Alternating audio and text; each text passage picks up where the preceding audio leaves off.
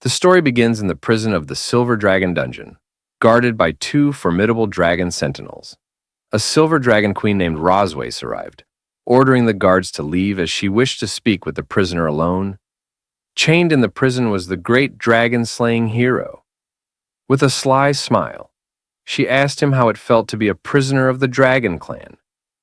His reply was simple. He wanted to die. Amused by his desire for a swift death, she approached him, touching his chin. It wasn't easy for he was both handsome and defiant. Slowly, she traced her sharp nail across his face, making a small cut, savoring the thought of adding more to mar his perfect features. He turned his head away, refusing to let her humiliate him any further. She could kill him or tear him apart if she wished. He only hoped she'd be quicker about it. Despite his great power, he had been betrayed by a villain, leaving him in this wretched state. The Dragon Queen licked the blood from his wound and suggested he join the Silver Dragon Clan. He mocked her, questioning if she was worthy of such an ally. Infuriated, she lashed out, whipping him with her tail. His body slammed into the wall with a resounding crash. Standing over him, she placed her foot on his chest, incredulous that a mere prisoner would dare insult her. This was no ordinary man. His name was Leon Cosmo, once the celebrated hero of humanity, praised by thousands. But now, broken and defeated, he could no longer believe in his former greatness. His dreams of wiping out the Dragon Clan and leaving behind a legacy for future generations had crumbled. The Dragon Queen sneered, telling him to accept his fate. He would die here. She pressed her foot harder into his chest, reminding him that any chance of a future filled with wealth and glory had vanished. Without an heir, he would leave nothing behind. Leon warned her not to underestimate humans. With a swift motion, the Dragon Queen wrapped her tail around his neck, thinking how stubborn he was. As she tightened her grip, she asked if he was ready to beg for mercy. But Leon remained calm, revealing that she had made two critical mistakes from the very beginning. First, he said, you should never have been alone with the most powerful dragon slayer. And second, you should never have tasted my blood. Suddenly, Leon activated a forbidden technique known as the blood curse. The Dragon Queen instantly released her hold on him, stepping back in shock. A strange sensation overwhelmed her, and to her horror, she felt an uncontrollable lust take over her body. She collapsed to her knees, trembling. Leon approached, his eyes cold and calculating. You will live the rest of your life in pain, he declared, a torment that will gnaw at your soul. Her desire intensified, and before she could think, she lunged at him, knocking him to the ground. Leon, taken aback, couldn't comprehend what was happening. The Dragon Queen, consumed by the curse, kissed him, causing him to blush. For the next hour, they were locked in a bizarre and heated encounter. Finally, the blood curse began to fade, and with it, her control over her body returned. She quickly pulled away, confusion and anger in her eyes. What have you done to me? She demanded. Leon calmly explained, the blood curse is a forbidden technique, one that can only be used once in a lifetime. When you tasted my blood, it created a bond between our souls. Once I die, the curse will cause you endless suffering. The Dragon Queen scoffed, still trying to make sense of the situation. If this curse takes effect after death, then why did this happen? She asked. Her cheeks flushed with embarrassment. Leon frowned. It seemed the curse had an unexpected side effect, one even he hadn't predicted. I thought the pain you'd feel upon my death would be the extent of it, he admitted. But apparently, there's more to the spell than I knew. Blushing, the Dragon Queen realized what this meant. Dragons were bound by strict codes of monogamy, and the bond created by the blood curse would doom her future. After Leon's death, she would be unable to take another mate, bear offspring, or explain to the Dragon Clan what had happened. Leon was surprised by the unintended consequences of the spell. The irony wasn't lost on him. She had mocked him for not having a successor, but now, neither would she. She launched into the attack, but Leon stopped her, saying, You don't need to do this. I'm going to die soon anyway. As his eyes began to close, he gave one final request, that the Dragon Queen live with hatred for him, and feel pain for the rest of her life. This was his curse as a human, his parting revenge. The Dragon Queen hesitated, holding back from delivering the final blow. Moments later, Leon breathed his last. She couldn't believe it. This mere human had taken his revenge in such a despicable way. But she wasn't about to let him have the last word so easily. Using her power, she marked Leon's chest with the emblem of the silver dragon. Leon Cosmo had once been a legend, a hero revered by all.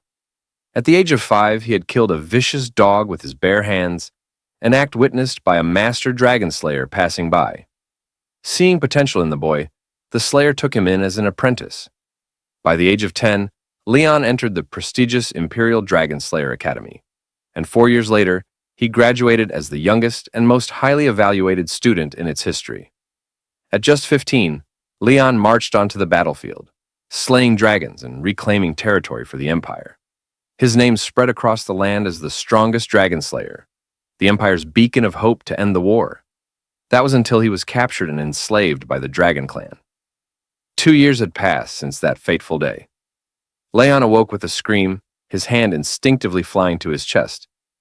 Gradually, his breathing slowed as he calmed down. Looking around, he found himself in an unfamiliar room. Confused, he wondered where he was, when suddenly the door opened. A small girl entered, and Leon was struck by her innocence and beauty. He blinked, trying to understand what was happening. Rising from the bed, he gazed at the girl. Her presence so pure he thought she must be an angel. Surely he had died and ascended to heaven after his immense service to humanity. But his assumption was wrong. "What's your name?" Leon asked, still in disbelief. The girl smiled sweetly. "Mewen." Though her response made him feel strangely happy, something about her was odd. Her hair, black and white, seemed unlike anything he'd ever seen. Mewen mentioned that her mother told her the name meant the moon, which left Leon confused. Did angels even have mothers? Introducing himself, Leon was startled when the little girl excitedly responded that Leon meant lion. Surprised, he asked how she knew that. She smiled and said it was what her mother had told her. Feeling a sense of unease, Leon asked, "What's your mother's name?" "Rosweiss," Mewen replied cheerfully. Leon froze. Hearing the name, he quickly pieced it together. He was her father. Mewen confirmed it with a joyful grin. Panic surged through him. How could this be possible? How could he have a child with Rosweiss? Just then, Mewen turned toward the door, where her mother stood, sending a chill down Leon's spine. "Mama! Daddy's awake!" Mewen called out, running toward her. Rosweiss's lips curled into a smile, but it wasn't the one her daughter imagined. Mewen assumed her mother was happy, since she visited him every day. But as Rosweiss stroked her daughter's head, she wore a wicked grin. "Go outside and play, dear," Rosweiss said sweetly. "Your father and I need to talk." Once Mewen left the room, Leon stared at Rosweiss in disbelief. "Is Mewen really our daughter?" "Yes," she confirmed, closing the door behind her with her tail. "She's our biological child." Leon's mind raced. "Why did you have the child?" he demanded. "Why did you save me?" Rosweiss revealed that Leon had been asleep for 2 years. She hadn't forgotten what he'd done to her, and she wasn't going to let it go. Leon's anger flared. He hadn't meant for any of that to happen. "We're different," he growled. "We can't coexist. I would have never touched you if things had been different." Seeing the torment in his eyes, Rosweiss's expression darkened. "Oh? It was torture for you, was it?" She wrapped her tail around his leg, yanking him onto the bed. Climbing on top of him, she tore his shirt open and, with a cold gleam in her eyes, activated a spell. She was going to carve her own dragon mark into him, binding him to her forever. Even though Leon begged her not to, Rosweiss touched his chest, and a glowing magic circle appeared. This mark was to become his eternal shame. From this moment on, he would be her prisoner, bound to her forever, unable to leave. When his companions saw the dragon tattoo on his body, they would believe he had betrayed them and surrendered to the Dragon Clan. Leon still couldn't understand why she was doing this. Revenge among the dragon race was a mystery that had baffled human scientists for years. Their vengeance was not just extreme, it was an inhuman, paranoid obsession beyond human comprehension. For the Dragon Queen, it wasn't enough to defeat him. She wanted him to live in shame and suffer humiliation for the rest of his life. As the spell took hold, Leon began to feel an overwhelming desire he couldn't control. For the Silver Dragon Queen, it was a great honor to break Leon, the greatest dragon slayer in human history, and make him her slave, her closest companion. Now that he was fully under the spell, she climbed on top of him, deciding it was time to make him hers in every way.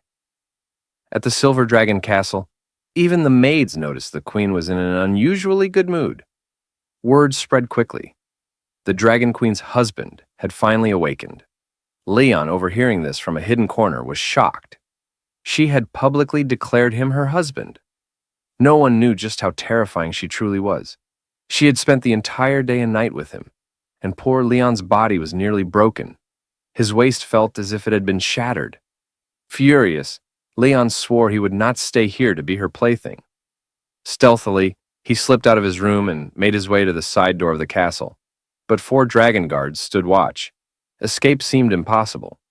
The castle was eerily quiet, with far fewer guards than there had been 2 years ago. Something was strange about all of this.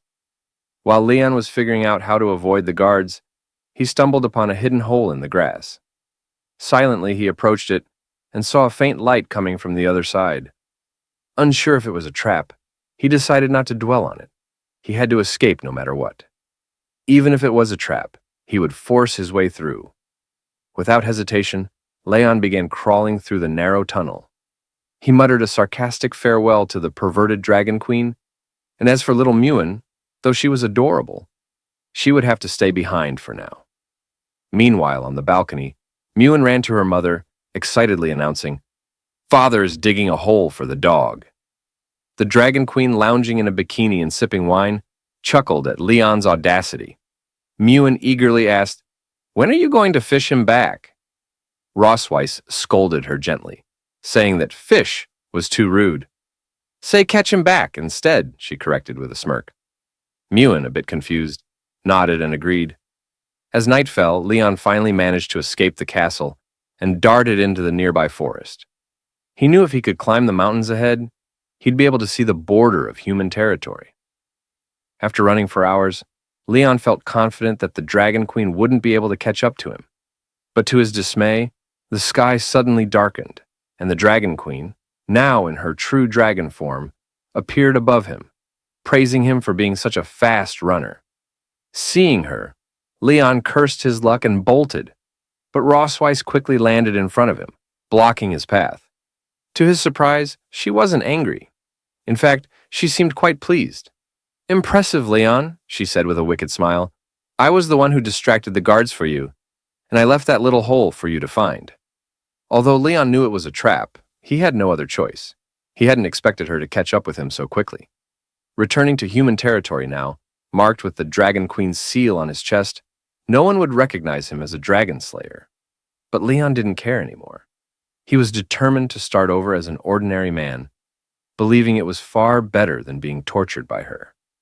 Seeing his defiance, the Dragon Queen spread her wings, furious that he didn't appreciate her kindness. She grabbed him with her claw, and together they soared toward human territory.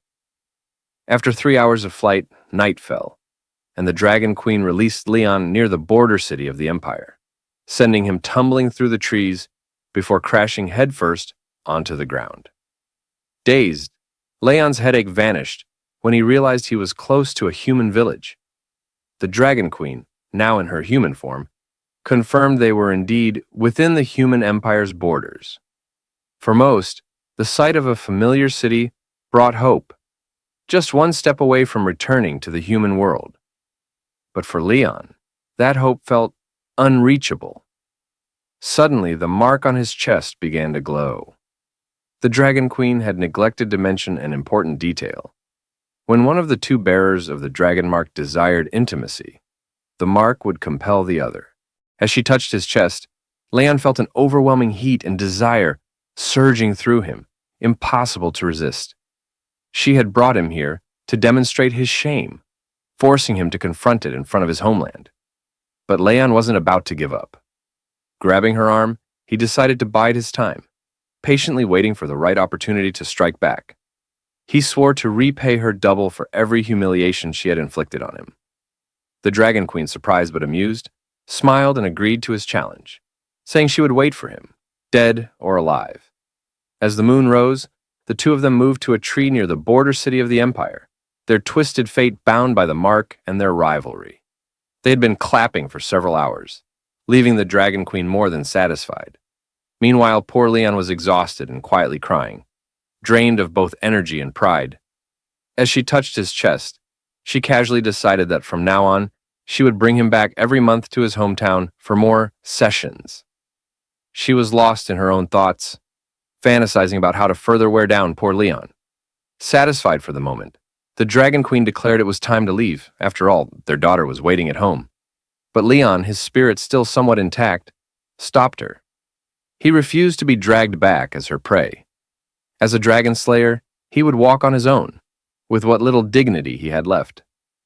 She raised an eyebrow, explaining that it would take 3 hours to fly back to the Silver Dragon Castle at her speed, while it would take a human like Leon 10 days, maybe even half a month to walk. Despite this, Leon stubbornly insisted on going on foot, asking her not to underestimate human endurance. Amused, the Dragon Queen smiled, intrigued to see how long he could hold out. After a while, Leon's steps became slower, his exhaustion clear. She silently followed him, waiting for him to admit he was too tired so she could scoop him up and fly. But Leon, though on the verge of collapsing, refused to admit defeat. Mocking him, she teased, "The only tough thing about you is your mouth." Just then, they spotted several knights from the Dragon Slayer army patrolling nearby. Leon's heart leaped with hope. These men could help him escape her grasp. But the Dragon Queen quickly sensed his thoughts, her aura turning deadly. She warned him with her eyes. If he called for help, she wouldn't hesitate to kill him. One of the knights approached, noticing their presence. "Are you lost?" he asked politely. Leon quickly lied, saying they were simply out for a walk. Deep down, he couldn't bear to involve innocents in his twisted situation. The knight, dismounting from his horse, introduced himself as the captain of the 47th Squadron of the Imperial Dragon Slayers. He pointed out that this jungle wasn't the safest place for a casual stroll due to the dangerous wildlife and species that roamed it. He kindly offered to escort them. Leon panicked, his hands shaking as he quickly thanked the captain for his kindness, insisting that they had learned some self-defense techniques and could handle themselves. In truth, he didn't want the captain to come any closer. The captain seemed to recognize Leon's face, which put the Dragon Queen on high alert. Her eyes narrowed and she subtly began to channel her power, preparing to eliminate the captain if necessary. Realizing the situation was spiraling out of control, Leon acted fast. He grabbed the Dragon Queen's hand and pulled her close to his chest, telling the captain with a nervous smile that he had been mistaken for someone else. He joked that he had such a common face. Even his wife, the Dragon Queen herself, sometimes mistook him for someone else. Leaning in, Leon whispered desperately in her ear, begging her to play along. He promised that if she helped him get rid of the knights, he would obediently return with her. Amused, the Dragon Queen decided to humor him. Both began to put on a convincing display of affection, with Leon holding her close in a mock display of love. The captain, clearly uncomfortable with the sudden outpouring of affection, smiled awkwardly and excused himself, no longer interested in disturbing their romantic moment. As soon as the knights were out of sight, Leon released the Dragon Queen, who was visibly irritated. Realizing his mistake, he quickly stepped back. "You were smart not to ask for help," she remarked coldly, "but let's get one thing straight. Just because we have a child together, that doesn't make me your wife." Leon, still catching his breath, responded, "I never intended to be your husband." The Dragon Queen smirked, satisfied with his answer. She turned to leave, reminding him they had a long journey ahead. But before they could set off, Leon suddenly felt a sharp pain in his hand, and moments later, he collapsed unconscious. Seeing this, the Dragon Queen sighed, amused by how fragile humans could be. Without hesitation, she transformed into her dragon form, gently picked Leon up in her mouth and tossed him onto her back. Taking his collapse as a silent plea for mercy, she spread her wings and flew toward the Silver Dragon Castle, pleased with how things had turned out. The next day at Silver Dragon Castle, Leon woke up to find little Mewen sitting beside his bed. Confused, he wondered how he had ended up back at the castle. Mewen cheerfully explained that her mom had brought him back. It didn't take long for Leon to realize that he had finally been captured like prey. Glancing at his hand, he noticed it was bandaged, with a neat little bow tied around it. Mewen proudly took his hand, explaining that she had done the bandaging herself, clearly hoping for praise. Leon smiled and gently stroked her head, realizing how different she was from what the dragonologists had said about her kind. Dragons were supposed to be fierce, raised in violence and blood from childhood. Yet, despite her dragon traits, Mewen showed no hostility. She treated him with the warmth of a daughter, leaving him to wonder if this was because she was a human-dragon hybrid. He patted her head affectionately, telling her how amazing she was. "Mewen, you're very cute," he said with a smile, then added teasingly, "But when you grow up, don't be like your mother." From the doorway, the Dragon Queen's voice cut in. "And what's wrong with being like me?" Leon froze, startled, realizing she had overheard him. Nervously, he tried to change the subject. Mewen, meanwhile, eagerly showed her mother the bandaged hand, explaining that she had followed her mom's instructions perfectly. The Dragon Queen remained cold, giving no praise. "That's what you should do," she replied coolly. Mewen simply nodded in understanding, used to her mother's strictness. Trying to lighten the mood, Leon patted Mewen's head again. "Why don't you go hide in the garden?" he suggested. "I'll count to 100, and then I'll come find you." Mewen's eyes lit up with excitement at the thought of playing hide-and-seek. As she ran off to hide, Leon glanced at the Dragon Queen, muttering to himself, "I'm definitely not like her mother." Then, he began to count as Mewen disappeared into the garden. Once Mewen left the room, Leon turned to the Dragon Queen and asked why she was being so hard on her. Sitting on the bed, she explained that all dragons were strict with their children from a young age to cultivate strong warriors.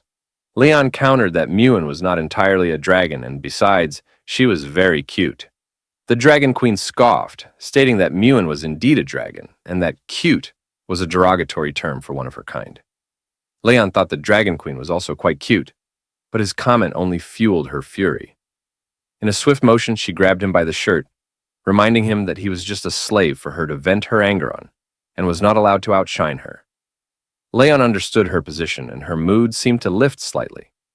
After all, she was the Dragon Queen of the Silver Dragon clan, burdened with many governmental matters. As a result, she entrusted him with the responsibility of taking care of Mewen. Leaning in close, she whispered in his ear that Mewen liked him. Feeling overwhelmed, Leon made his way to the fountain, wishing he could escape the responsibility of caring for children, especially as a dragon slayer. Suddenly, he spotted Mewen hiding behind a pillar, clearly underestimating his ability to find her. Pointing at her, he declared, "I found you!" But she remained still, prompting him to question whether she was upset. Apologizing for making her wait, he was taken aback when she suddenly took off running. Leon chased after her, asking, "Why are you running?" Mewen turned a corner, causing Leon to lose sight of her. For him, predicting the mood of a child was quite difficult. He no longer doubted why the Dragon Queen had entrusted him with the task of caring for the little one. Just as he was starting to worry, Mewen appeared behind him and wrapped him in a hug, leaving him surprised. Confused, he recalled that she had just run past him, but Mewen insisted otherwise, explaining that since her dad hadn't found her, she had gone out to look for him. Though still bewildered, Leon decided he must have seen things wrong. Mewen took him by the hand, urging him to follow her as she had something special to show him. Just then, another girl, resembling Mewen, emerged from behind her and watched them in silence. That day, once the fountains were turned on, little Mewen began to shake her head excitedly. She was painting some drawings and having the time of her life. Leon, sitting behind her, couldn't help but smile at the sight, feeling a wave of tenderness. Having a daughter felt good. For the first time, it seemed his soul had begun to heal. While Muin enjoyed herself, Leon clenched his fists and gritted his teeth, deciding it was time to escape the Dragon Queen's grasp. Just then, Muin ran toward him, eager to show him a family drawing she had made. Leon extended his hand with a cheerful smile, ready to praise her. But as he examined the drawing, shock washed over him. Muin had depicted two girls.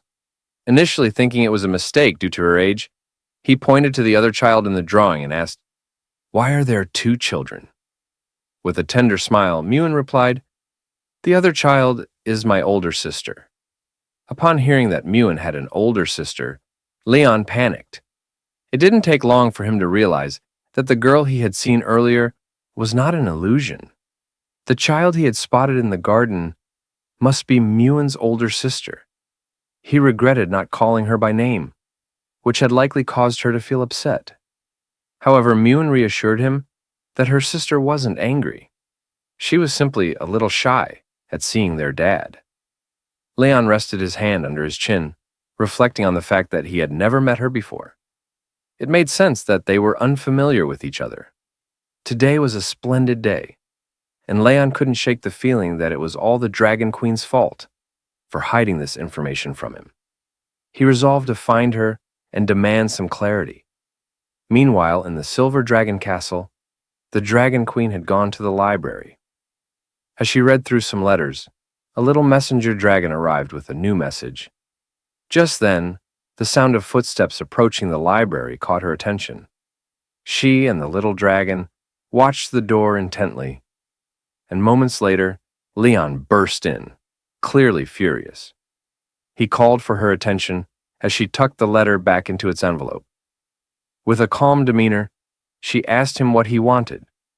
Leon stepped up to the table and explained that he had been playing with Muin and discovered that she had an older sister. He pressed her about when she planned to inform him of this other daughter. The Dragon Queen smiled, somewhat puzzled by his confusion at the revelation. Leon slammed his hand on the table with determination, thanking the Dragon Queen for her hard work. He hadn't expected her to have two children, and it was clear she had put in a tremendous effort.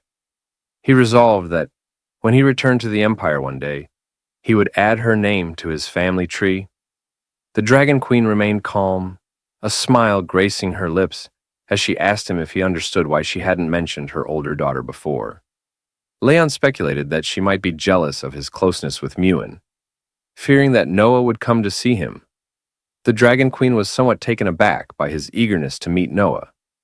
Unlike her, a cold and stern mother, Leon wanted to nurture a good relationship with his daughter. With a soft smile, the Dragon Queen decided to grant Leon's wish, but warned him to consider his choice carefully. As the hours passed and darkness began to settle, Leon headed to the kitchen, a smile stretching across his face as he started cutting some carrots. Today, he was determined to show the Dragon Queen how things should be done.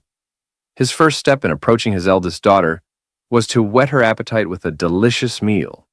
He set to work preparing a hearty meat stew with cream, a dish he often made during his time with the team. Everyone who had tried it claimed it was exceptional, and the sweet flavor was perfect for children. Using a spoon, Leon sampled the stew, savoring its rich taste. He hadn't forgotten how to cook, and as he clenched his fist in determination, he imagined Noah's smile as she declared that she loved the dishes her dad made. He believed that with this flavorful meal, he could win her over. As he stirred the pot, two maids watched him curiously through the window. One of them couldn't help but feel excited. Leon had just recovered from a serious illness, and for the sake of his family, he had taken it upon himself to cook. To the maids, Leon was the epitome of a good husband, one who genuinely cared for his home. Just then, the Dragon Queen and her two daughters entered the kitchen, with Muin eagerly greeting the maids. The Dragon Queen, wanting to create a more relaxed atmosphere for dinner, ordered the maids to take a break. They bowed their heads respectfully and replied, "Understood." As Leon prepared the food and set it on the table, he carried the steaming stew just as the Dragon Queen entered the dining area. Little Muin rushed toward him, drawn by the delicious aroma wafting through the air. With a smile, Leon said, "I heard you both enjoy meat. so I made a special stew and fillet just for you." He hoped that this meal would convey his affection to Noah. To his surprise, Noah seemed indifferent to the feast before her gaze wandering elsewhere. Leon was left in shock, confused by her lack of interest. The Dragon Queen smiled knowingly, and in that moment, Leon's frustration flared. He realized that the Dragon Queen had anticipated this reaction, which explained why she had been reluctant for him to meet Noah. It was their first meeting, and the Dragon Queen prompted Noah to introduce herself. Obediently, Noah replied, "I am Noah, the eldest daughter of the Silver Dragon Queen Rosways," proudly noting that she was 1 year and 2 months old. Dragons were a long-lived race, and young dragons matured much faster than human children. Leon approached her, extending his hand in greeting. "I'm your dad," he introduced himself, hoping to make a good impression. To his surprise, Noah seemed mesmerized by him. Yet he couldn't shake the feeling that her indifference was unsettling. He wondered why she appeared so distant, and whether she harbored any resentment toward him. Noticing the awkward tension, Mewan gently took Noah by the arm and whispered, urging her to engage in conversation so their dad wouldn't feel uncomfortable. But Noah's response stung Leon. "He seems very weak, and I'm not sure he's really our dad." Those words hit Leon like arrows, forcing him to confront the reality of his situation. It quickly became clear that he was facing the first crisis in his new role as Papa Leon. He wipes his face with a cloth, reflecting on the harshness of the situation, convinced that his daughter may actually be trying to challenge him. Despite the difficulties, he steels himself for what lies ahead. Noah firmly rejects something, her determined expression revealing her unwavering resolve. Whatever she is saying no to, it's clear she's standing her ground with conviction. The family sits around a table in an elegant dining room. The atmosphere is tense as they exchange subtle glances, with Miwan quietly seeking help. The twins sit side by side, their similarities apparent, yet their contrasting personalities show even in this quiet moment. Noah eats attentively while Miwan engages in conversation. Leon looks warmly at Noah, asking if she's enjoying the meal, his tone filled with care and curiosity. Suddenly, the peaceful atmosphere is shattered as Noah cries out, and Leon, sitting at the table, reels in shock from the unexpected outburst. Watching the scene unfold, Roswazek covers her mouth in amusement, clearly entertained by the chaos. Miwan, noticing her mother's laughter and joy, curiously asks why she's so happy. Leon joins in, laughing along with the others, expressing how being surrounded by family fills him with joy. Miwan excitedly asks if their father will join them for dinner every day, her face glowing with hope. But Noah, with a serious expression, quickly rejects the idea, making her stance clear. Puzzled, Miwan asks why her sister doesn't want them to eat together daily, struggling to understand her reasoning. Their mother calmly questions the urgency of joining a prestigious academy designed for dragons, wondering why her daughter is in such a rush. With confidence, Noah declares her desire to defeat even more dragon subordinates, her determination shining through. Meanwhile, Leon, wiping his face in disbelief, begins to realize she might even be planning to surpass him someday. Gently, he warns her about the dangers of battling fierce dragons, worried for her safety given her young age. Annoyed, Noah crosses her arms and insists she's not a child, much to her father's exasperation. Rosways agrees with her daughter's eagerness to start learning early, believing it will better prepare her to face dragon subordinates in the future. Turning to Leon, she asks if he has a specific reason for wanting to prevent their daughter's education, subtly challenging his concerns. Leon contemplates in frustration, realizing that if he continues to oppose her ambitions, his daughter will only grow more determined to challenge him. Finally, with a resigned sigh, he dismisses his concerns and decides to remain silent for now. Reluctantly, Leon acknowledges that he understands the situation, though he's visibly frustrated. In his mind, he envisions Rosways using the dinner setting as a psychological game, aiming to mentally overwhelm him. With a smirk, Rosways warns Leon to be cautious, as decisions about their daughter's future are made swiftly, leaving him visibly stressed. Noah is informed that the Academy's entrance exam is in a month, and her father will help her prepare during this time, to which she enthusiastically agrees. As the family dinner concludes, they playfully talk about how full they are, teasing each other lightheartedly. Rosways turns, calling out in a serious tone, catching the attention of someone nearby. Leon gestures to the table, pointing out that the dishes haven't been cleared, expecting some action. Rosways calmly replies that such tasks are best left to others, subtly dismissing his concern. Leon suggests that a proper family dinner should end with both husband and wife cleaning up together. He hints at whether Rosways truly wants to uphold a harmonious family image for the children, or if it's merely for show. The child eagerly awaits the elder's approval, her excitement unmistakable, as Rosways reluctantly agrees with a calm expression. The child, brimming with enthusiasm, declares her desire to help, her energy contagious as she eagerly reaches out, determined to be part of the action. Suddenly, Noah finds herself being pulled along in confusion, struggling to keep up with her sister's quick pace as the scene shifts to a quiet kitchen with dishes left in the sink. Rosways confronts Leon, asking pointedly when he plans to lend a hand. Leon crosses his arms and sternly reminds her of something he told her 2 years ago. Rosways, however, firmly asserts her refusal to deal with someone who has undergone rigorous training, her body radiating with power. Leon stands confidently, demanding to know Rosways' intentions with a sharp tone, reflecting on how he used to be easily manipulated.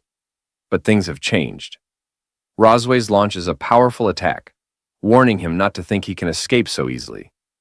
Leon catches her strike with a firm grip, standing his ground and asking with a smirk, "Who said I was trying to escape?" Rosways groans in pain, struggling to maintain her strength, while Leon taunts her for being unable to fight back, mockingly calling her a fallen queen. He smugly explains how the effects of the dragon's mark have weakened her, comparing her to a helpless kitten, as he reveals newfound knowledge from her tribe's ancient texts. Sensing her shock, he taunts her thirst for control. Rosways, stunned, questions whether he has ever truly been conquered. Breathing heavily, her face flushed with emotion, she demands her tail be released, indicating that she's being restrained. Leon, holding her tail, speaks in a calm yet menacing tone, accusing her of disrespecting his dignity since the day he awoke. His smug expression contrasts sharply with her shocked, vulnerable state, as she glares at him angrily. Rosways responds fiercely, refusing to submit and calling him a bastard. Her emotions boiling over, she challenges his dominance. She stares at him, clearly taken aback by his bold actions. Meanwhile, two maids gossip in the hallway, wondering if the queen and her family have finished their private time, their curiosity hinting at something unusual happening inside. Peeking into the kitchen, they're shocked to find it sparkling clean, as if someone had meticulously scrubbed every corner. The maids speculate whether the prince is responsible for the surprising tidiness. One of them, delighted by the spotless state of the kitchen, happily holds up a polished plate. Meanwhile, Leon stands silently, observing the situation with a calm yet focused expression. Holding Rosways tightly, he warns her to stay quiet to avoid discovery by the maids, mocking her fall from grace as she finds herself in a vulnerable position. The door to the room shuts firmly, and Rosways' eyes blaze with anger and determination, betraying her inner struggle against the humiliating circumstances. Leon smirks, tightening his grip on Rosways as he mockingly calls her his wife and suggests they get started. His expression shifts to a cold, determined gaze, showing his complete control over the moment. Rosways' eyes fill with helplessness and exhaustion, but she barely responds, seeming resigned to her fate. 3 days later, the scene shifts to a bright, majestic castle, standing tall under a clear blue sky. Two sisters stand by their father's bedside, worried as he hasn't woken up in 3 days. They wonder if he might be dead, but one of them calmly reassures the other to wait and see. Suddenly, Leon reacts as he's kicked in the face, groaning in pain from the unexpected hit. Noah, her foot still on his face, remarks that their father isn't dead yet. Startled and somewhat hurt, Leon questions if any child would treat their parent this way. As Leon regains awareness, He finds himself in bed with Miwan by his side, who eagerly reacts to his movement as if she's been waiting for this moment. With joy, Miwan announces that he's regained consciousness, while Noah sits nearby observing. Confused, Leon wonders when he even fainted. As he slowly sits up in bed, Rosways calmly offers to help Leon recall the events that led to his unconsciousness. A flashback reveals him being struck hard by Rosways. He remembers how the dragon mark on him became powerless after that night, triggering the painful moment when he was struck. Leon reflects on Rosways' ruthlessness, realizing her power is overwhelming and could have easily ended him if he had been any weaker. Still recovering, Leon sits quietly on the bed, watching Rosways, who has turned her back to him. He notes her beauty, despite her intimidating strength, and realizes she is a dragon over 200 years old. Miwan, noticing her father's stillness, wonders why he isn't moving, speculating that he is simply stunned by their mother's appearance, hinting at the awe she inspires. Rosways is caught off guard as someone abruptly strikes a nearby surface, drawing her attention. Her expression shifts in surprise. Leon reaches down to pick up a flower accessory from the floor and gently places it on Rosways, stating that it suits her. Rosways reacts with surprise at Leon's thoughtful gesture, questioning if he's ever done something like this for other women. Leon chuckles and explains that as a child, he used to comb his master's donkey, claiming he has some skill in it. Miwan looks up at Leon and innocently asks what a donkey is, catching him off guard. Smiling, Leon explains that donkeys are similar to dragons, but much smaller, stubborn, and make humming sounds when unhappy. He then imitates a donkey's behavior, amusing Miwan with his antics. Rosways watches intently, noting the similarity between a donkey's stubbornness and her own personality. Leon suddenly recoils in fear as Rosways strikes him, sending him reeling. He clutches his stomach, wincing in pain, but reassures Miwan that he's fine when she asks if he's okay. Rosways assigns the task of teaching the girls to write, declaring that Leon will handle it. Leon, taken aback, realizes he's been volunteered without any say. Miwan excitedly cheers that their father will teach them, while Noah confidently claims she already knows how. The two girls race off to the study room, eagerly discussing which colorful pens they want to use. Meanwhile, Rosways informs Leon that her sister's coming to visit, and that she doesn't want him appearing in front of her. Leon looks surprised, puzzled as to why he's being told to avoid the meeting, and voices his frustration about not being allowed to meet her family. Rosways reminds him that he is now part of the Silver Dragon clan and was in a coma for 2 years due to a mysterious illness. She explains that he has only recently woken up, emphasizing the complexity of his new situation. Rosways warns him that if he is ever forced to meet her sister, he must stick to the false identity she has crafted for him. Rosways emphasizes the importance of keeping up the story, and Leon listens intently, still processing the situation. With a serious expression, he acknowledges her instructions, respectfully addressing her as Your Majesty. After Rosways leaves, Leon questions whether he'll truly follow her orders, standing alone as he begins to plot ways to embarrass her in front of her sister. The scene shifts to the children's study room in Silver Dragon Castle, where Leon sits at a table, teaching Noah and Miwan to write their names. He demonstrates patiently, guiding them step by step as they watch attentively.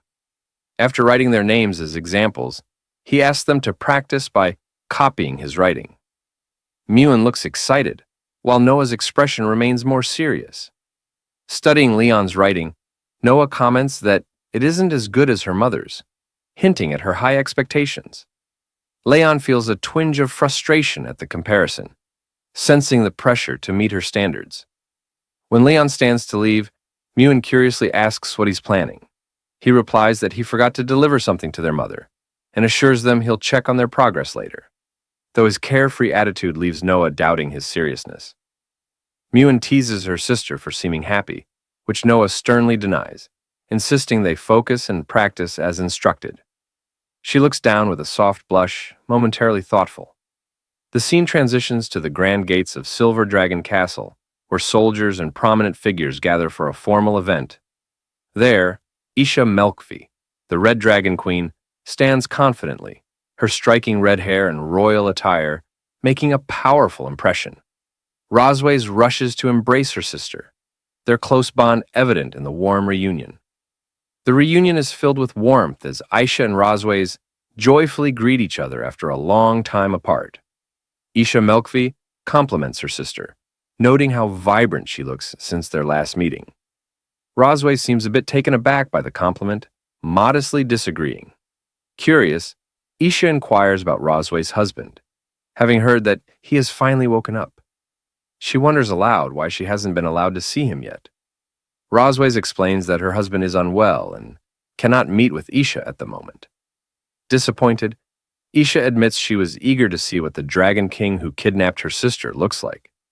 With a teasing tone, she hints at the dynamics of Rosway's relationship, suggesting that their quick marriage and child imply a strong bond.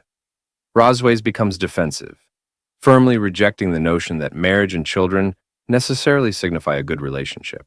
She firmly denies any attraction to her husband, both in the past and for the future. Aisha smirks, commenting on her sister's toughness, recognizing that her strong personality remains unchanged. Rosways cheerfully suggests they take a walk in the garden to chat, showcasing their strong bond. Aisha agrees, allowing her sister to lead the way. The sisters stroll together, smiling and enjoying each other's company. Meanwhile, Leon observes the two sisters from a distance using a telescope, recognizing Rosway's sister.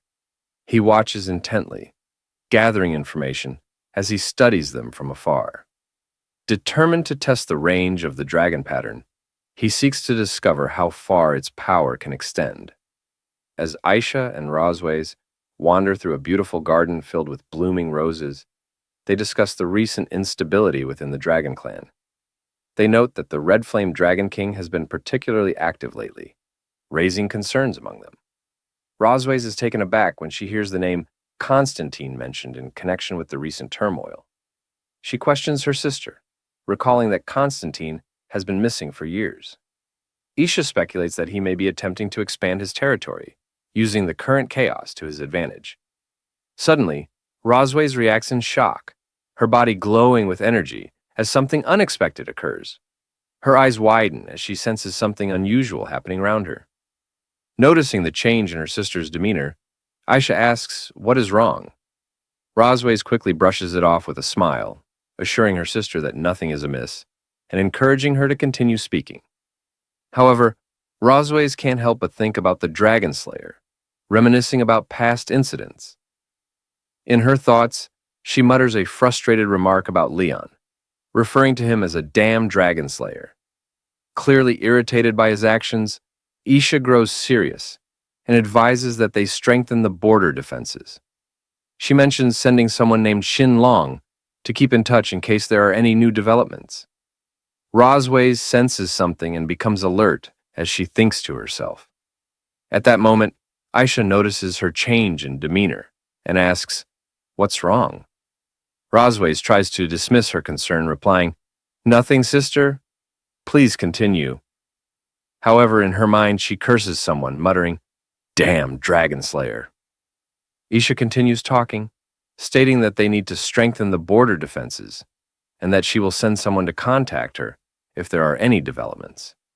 Amused by the idea of the dragon pattern, Aisha mentions how young people are casually playing around with it.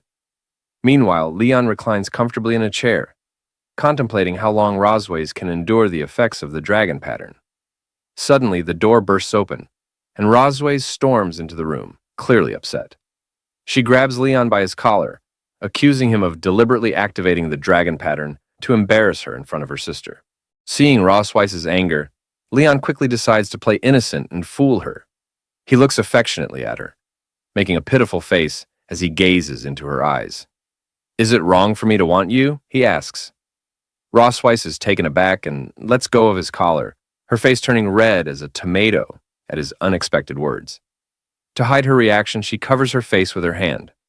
Leon smiles to himself, thinking with surprise that his act seems to be working. He wonders if, at the very least, she's disgusted with him now. Blushing, Rosways turns away and calls him shameless, reminding him that he's just a defeated prisoner who shouldn't be speaking such nonsense. She tells him to put away his dirty thoughts. Leon remains silent, smiling calmly, while Rossweiss glances at him with a flushed face, thinking, I came here to confront him, so why did his words throw me off?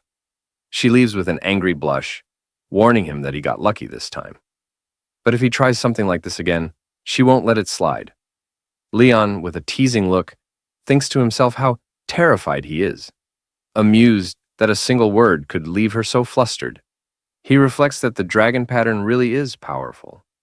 As he ponders, his face warms, and he realizes his heart beats faster whenever he thinks of her. Composing himself, he mutters, Cosmode, wake up. Stop thinking about nonsense. He reminds himself that the kids are still waiting for him to return. But it's clear that he and Rossweiss are beginning to feel something for each other, marking a new turn in the story. In the study room, Noah practices writing diligently, while Muen, slacking off, wonders aloud why Dad hasn't come back yet. The romance between Leon and Rossweiss begins to reach a new stage, adding twists and surprises to the plot. Later that night at Silver Dragon Castle, Aisha waves goodbye to Rossweiss, saying she'll head out tonight. Rossweiss, waving back, reminds her sister to be careful on the road. Aisha transforms into her red dragon form, playfully asking Rossweiss to let her meet her husband next time. Rossweiss agrees, promising they'll have more time to talk.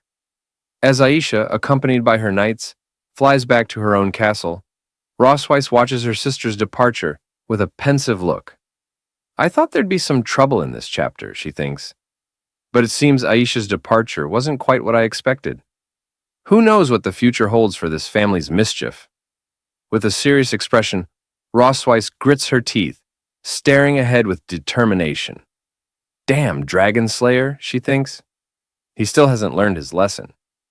She decides tonight will be different. Meanwhile, Leon, on the other side of the castle, sneezes repeatedly, wondering if someone's talking about him. He settles down to read the story of the young dragon as a bedtime story for Noah and Muen. As he reads, the girls drift off to sleep, looking absolutely adorable. Smiling, he quietly closes the book, gently tucking them in and whispering, Don't catch a cold. Leon slowly exits the room, taking care not to disturb his sleeping daughters. Just as he shuts the door, Rossweiss suddenly slams her hand against it with a loud thud, startling him. Her serious expression catches him off guard as she asks, Where are you planning to go? With an awkward look, Leon glances at her. Is your sister gone? He asks. With a sly smile, Rossweiss replies, We still have things to settle tonight. She grabs his collar, dragging him forward with determination. Leon protests, but she pulls him along, ignoring his resistance. In the Silver Dragon Queen's bedroom, Leon places a tub of hot water down with a loud clatter in front of her. The hot water's ready, he says, looking at her with a hint of exasperation. What do you need it for? Rossweiss stretches her legs out in front of Leon, looking at him with an air of superiority. I'm exhausted from walking all day, she says. Wash my feet. Leon stares at her, stunned. His expression shifts to serious disbelief as he takes in her request. Rossweiss, with a commanding look, adds, Enough with the nonsense, just do it. This is your punishment for today. Sighing in frustration, Leon removes her heels, thinking to himself, I'm a dragon slayer, and now I'm reduced to being a foot-washing servant for a dragon. As he looks down at her feet, he can't help but wonder just how many dragon slayers have fallen under them. Rossweiss notices him staring and frowns. What is he thinking, she wonders. A blush creeps onto her face as she begins to suspect he might have a strange fascination. Before she can say anything, Leon grins mischievously and plunges her feet into the hot water. Get down here, he says half playfully. The water is scalding, and Rossweiss immediately recoils, her expression shocked. She kicks him under the chin, shouting, It's too hot, you fool! Her kick sends him flying back, and Leon hits the ground, coughing up blood. With a cold, piercing look, Rossweiss steps onto his chest, pinning him down. You did this on purpose, didn't you? She asks icily. Trying to get back at me? Leon, his defiance undiminished, gives her an arrogant smile. Well, you're the one who demanded I wash your feet. Rossweiss's cheeks flush as she looks down at him. Seems you still haven't learned your lesson, she says, slowly dragging her foot down his chest. Her tone drops to a mocking whisper. I bet you never thought you'd end up beneath a dragon. As Rosweiss presses her foot down on his lower body, Leon feels a wave of conflicting emotions. His face flushes from her touch, and in a strained voice, he tells her to stop. He's torn between the humiliation of the situation and an odd sense of comfort. Rosweiss, smirking with a touch of arrogance, leans in. I'm curious, she says coolly. Just how long can you endure this? Leon, still flushed, glances up at her defiantly. I won't give in to this dragon's games, he thinks, steadying himself. With a sudden move, he catches her leg, and as he stands, he grins confidently. I've had pigs' trotters, cows' trotters, goats' trotters, but dragons' trotters. Now that's something new. Rosweiss's eyes widen, her face turning red as she asks, What are you doing? Without missing a beat, Leon playfully bites her leg, exclaiming, Tonight's snack, raw dragon claws. As Leon bites her leg, Rosweiss screams angrily, threatening to kill him. The next morning, Moon and Noah wake up. Noah is fully alert, while Moon is still half asleep. When Rosweiss enters the room, her leg wrapped in bandages, Moon notices and asks, Mom, why are you limping? Rosweiss brushes it off, replying, It's nothing. Meanwhile, Leon sports a bandage on his cheek. Noticing it, Moon turns to him, asking, Dad, why do you have bruises on your face? Mirroring Rosweiss's posture, Leon folds his arms and says, It's nothing. Moon, puzzled and curious, places her hands on her hips, staring at both Leon and Rosweiss with a questioning expression. Suddenly, an idea pops into her head, and her face lights up with excitement. You must have been playing some fun game without me, she exclaims, raising her hand. I want to play too. Noah, arms folded, watches her sister with a blank expression, silently observing the scene. Later, Leon and Rosweiss walk in the garden outside the Silver Dragon Castle. Both look away from each other, each lost in their own thoughts. One maid nudges another, pointing and saying, Look, the queen and the prince are on a date. The blue-haired maid giggles, adding, What a lovely couple they are. However, she then remarks that they seem a bit distant. The other maid watches them contentedly. Rosweiss and Leon continue walking in silence, the quiet between them stretching. Leon, watching Rosweiss from behind, wonders how things ended up this way. He thinks back, recalling how she had earlier suggested they take a walk together. Shocked, he'd asked why he should walk with her. Rosweiss had replied that it was his duty to keep up the appearance of family harmony for the sake of outsiders. In the garden, Leon glances at Rosweiss, sensing something unusual about her today. She's not typically this proactive, and he wonders what she might be planning. Meanwhile, Moon and Noah, hiding behind a nearby tree, observe their mom and dad. Moon mutters to herself that Dad is so clueless. He can't even hold hands.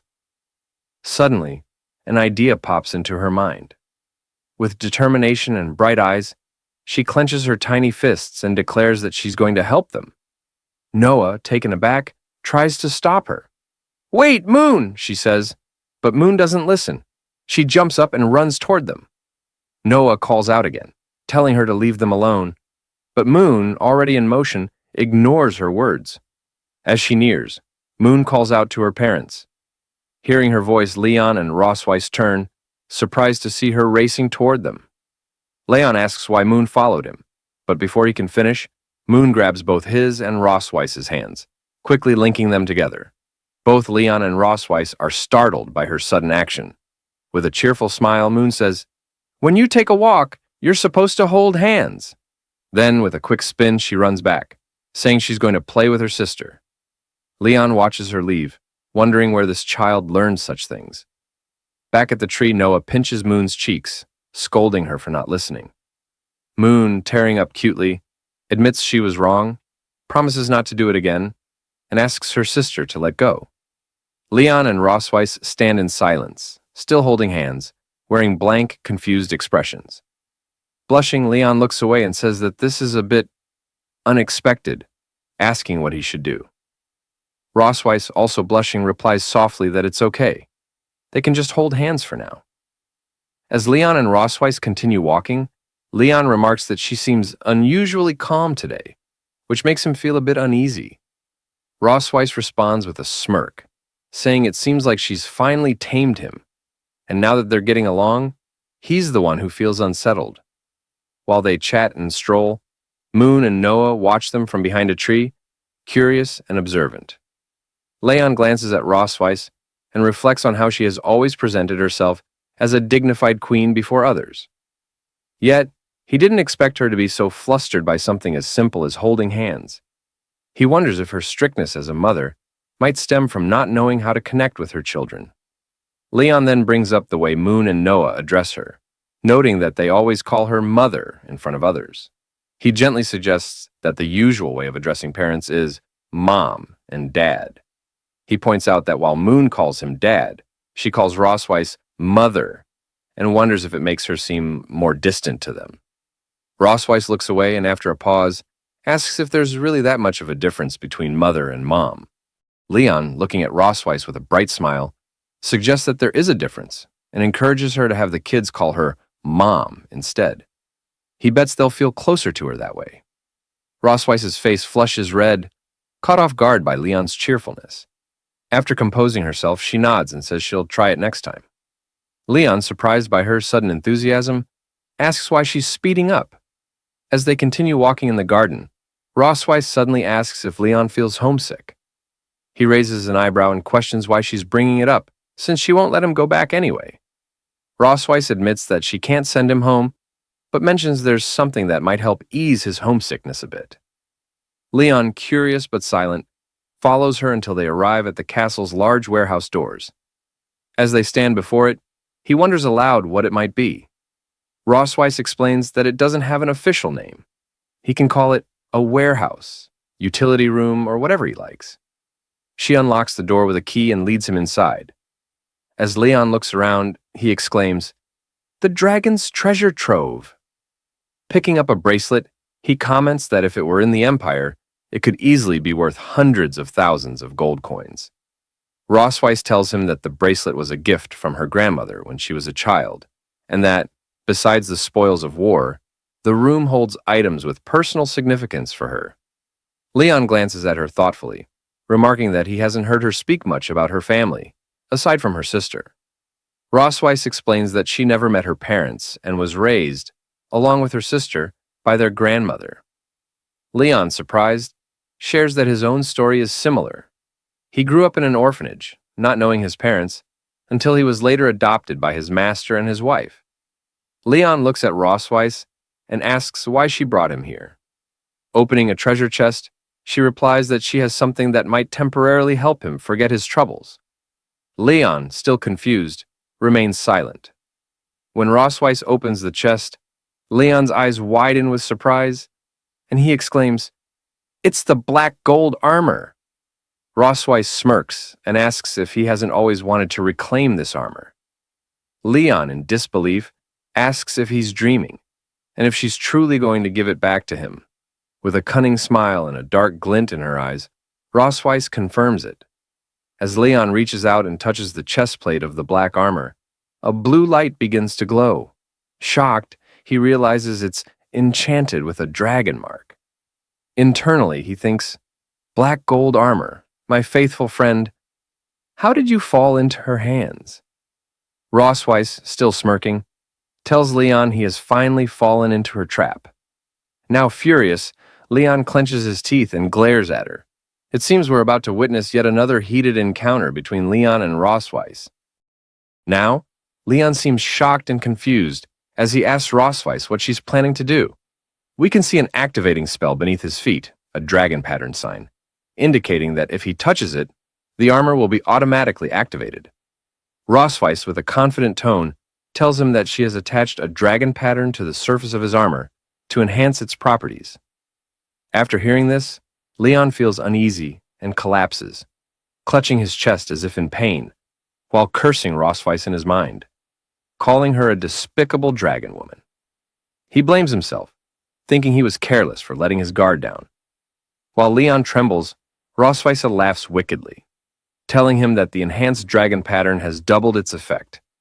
She touches his chain, addressing him as her "dear dragon slayer," and tauntingly asks if he can endure it. clearly mocking him. Leon, rendered helpless by the effect, softly calls her name Rossweiss, before suddenly collapsing. As he lies there, unable to move, he realizes with growing frustration that he's been completely tricked by Rossweiss. Desperately, he thinks, "Damn it, my body won't move," while an undeniable urge surges through him, stronger than ever. Seeing him in this vulnerable state, Rossweiss takes advantage of the situation, approaching him with both kindness and devilish intent.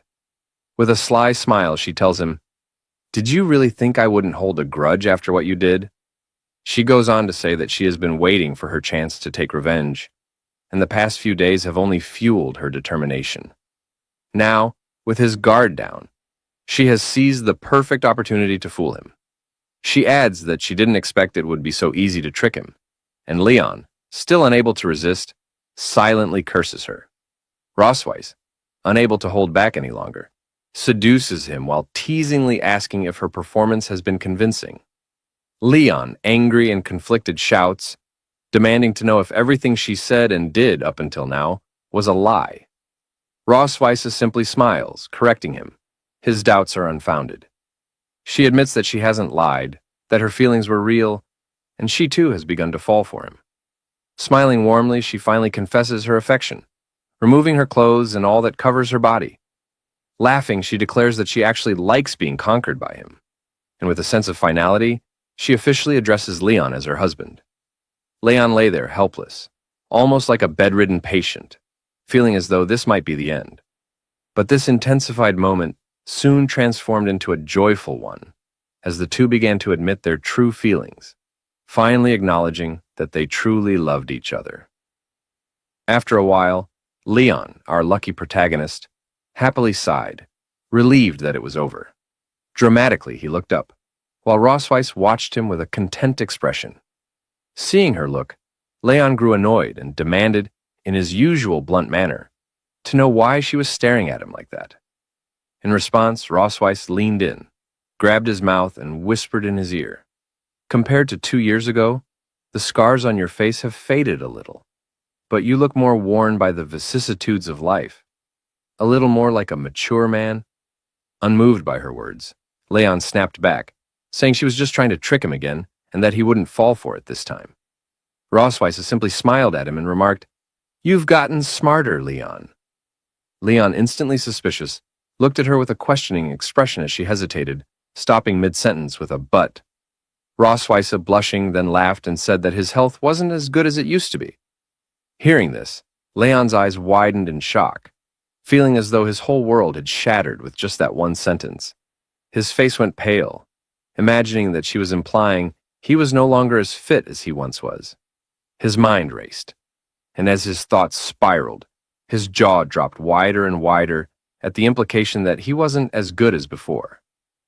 Finally, he let out a loud scream, overwhelmed by his own fears and wild imagination. The next day at Silver Dragon Castle, Leon appeared with dark circles and bags under his eyes. As he opened the door, he announced his arrival, saying, "I'm here." Entering the room, he found Rossweiss and Noah waiting inside. Rossweiss folded her arms and greeted him with a "Good morning," smirking and mockingly remarking, "It seems you didn't sleep well last night." Gritting his teeth in frustration, Leon replied that it was all because of what she had said. Laughing, Rossweiss teasingly claimed, "I don't remember saying anything at all."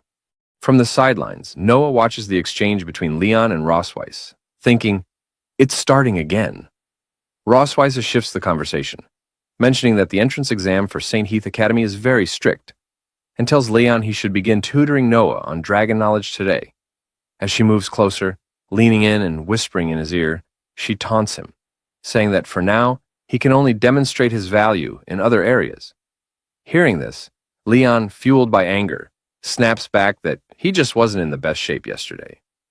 With a determined expression, he points a finger at Rossweiss and loudly declares that he'll make sure Noah passes the test. However, he adds that, in return, he wants something of equal value from her. Rossweiss smirks, saying she's willing to agree to his request, but warns that his demand can't be too excessive. Leon firmly replies that a promise is a promise. Laughing, Rossweiss walks away, telling him he should study hard. With a mocking tone, she calls him dear and warns him not to get too tired. Fueled by anger, Leon shouts after her, "That female dragon. She's done." Rosweiss waves dismissively as she walks away. Noah, observing the interaction, asks Leon why he quarrels with her mom. Folding his arms, Leon denies it, saying it's just their daily communication. Then, surprised, he asks Noah what she just called her mother. Noah replies, "Mom." Taken aback, Leon steps closer and asks if she was told to change to that name. He then inquires whether she prefers the old name or the current one. Noah, looking away with a slight blush, replies that she prefers the current one. Leon smiles brightly at her, saying he knew they'd love it. Surprised by her father's cheerful demeanor, Noah remains silent, simply looking at him. As she turns to leave, she asks when they can start studying. Leon, caught off guard, calls out to her, telling her to wait for him. Now, in the heart of Silver Dragon Castle, the night stretched out in eerie silence, but in the children's study room, a lone light flickered. Leon sat hunched over his desk, eyes locked on a stack of ancient Dragon Clan tomes, his mind deep in thought. The rest of the castle had long succumbed to sleep, including his children. Yet in the midst of this quiet, Rosweiss swept into the room. She raised an eyebrow as she spotted Leon, still engrossed in his books. "Oh, you're still awake this late?" she asked, her voice carrying that familiar blend of surprise and pride. Leon didn't even look up, instead tapping his temple with his pen, as if working through some complex puzzle. "Noah's quick to grasp concepts," he muttered, half to himself and half to Ross. "Typical teaching methods won't cut it for her. I need to design an entire curriculum. Key concepts, test questions. Looks like I'll be pulling an all-nighter." Ross's lips curled with pride as she stole a glance at their daughter, sleeping peacefully nearby. "Of course," she said, lifting her head and naturally her chest in an almost regal motion. "After all, Noah is like me." Leon smirked, finally looking up from his books to meet her gaze. "Is she, though?" he challenged, a glint of mischief in his eye. He stood up, stretching his tall frame with a flourish, folding his arms with dramatic flair. "I was the top dragon-slaying genius every year, you know," he declared, sounding almost as proud as Ross. "Top of my class in exams, undefeated in field training, awarded every scholarship they had. The school pretty much ran out of ways to praise me," Leon boasted, tossing her a smirk over his shoulder, as if daring her to top that. He leaned forward, eyes gleaming with a playful taunt. "So, Your Majesty, what were your accomplishments?" For once, Rosweiss looked stumped. Her dragon-slaying record spoke for itself, and there was no question about her military prowess. But academics? She faltered, her brow creasing in frustration. Had she underestimated him? This was Leon, after all, the same man she'd always assumed was all brawn and no brain. Her pride took a hit as she realized he might be sharper than she'd given him credit for. With a disdainful smirk, she countered, "So powerful, yet still my captive, aren't you?" Leon's face darkened. "Damn it, I only lost once," he spat back, his pride visibly wounded. A dragon slayer of his caliber, felled by none other than the Silver Dragon Queen herself, now reduced to a near constant cycle of defeat and exhaustion under her relentless watch. He slumped back in his chair, muttering bitterly, "One mistake, and now I'm stuck. Tiger in the plains, bullied by a dragon." Ross, smiling smugly at his brooding, leaned in closer, her voice laced with sarcasm. "Afraid of being ridden by a dragon, aren't you?" Suddenly her gaze fell on the bright yellow peppers, her eyebrows arching in suspicion. "What are you doing with these?" she asked. Leon blinked, as if just noticing them for the first time. "Oh, those?" he said with a casual shrug. "Brought them from the kitchen to help keep me awake." Ross's expression shifted from confusion to genuine concern. "Those are Dragon Clan yellow peppers. You're a human. There's no way you can—" But it was too late. Leon had already popped one into his mouth, chewing confidently, for all of 2 seconds. His face instantly turned as red as the fire in a dragon's belly. "So spicy," he gasped, his eyes bulging as his mouth became a molten furnace. He began pacing, patting his face and darting around the room, frantically searching for water. "Water!" Water! Ross, torn between sympathy and amusement, shook her head. Watching Leon scramble about, she couldn't help herself. She stepped forward and caught his face in her cool hands. Their eyes met and both froze. Leon's cheeks were blazing, though this time, perhaps not just from the pepper. Ross quickly looked away, clearing her throat in a half-hearted attempt at nonchalance. My hands are cool, she said, her voice casual, but not quite. It might help. As her fingers rested against his flushed cheeks, Leon's panic gradually melted into a strange, unexpected calm. Her touch was gentle, easing the pepper's searing heat in a way that didn't sting or shock, but soothed. He closed his eyes, letting the coolness of her fingertips wash over him, the burn slowly fading. Despite himself, Leon felt an unexpected sense of comfort from the simple gesture. Thank you, he murmured, reluctantly pulling back, though the warmth on his face lingered, now mixed with an undeniable blush. Ross dropped her hands and stepped back, her expression unreadable as she turned to leave. Get some rest, and try not to eat the peppers again, she said, sarcasm slipping in as she moved toward the door. Leon nodded, muttering a half-hearted, Yeah, got it. But his gaze lingered on her as she left. When she was gone, he groaned, fanning his cheeks, as if the memory of her touch might be hotter than the pepper itself.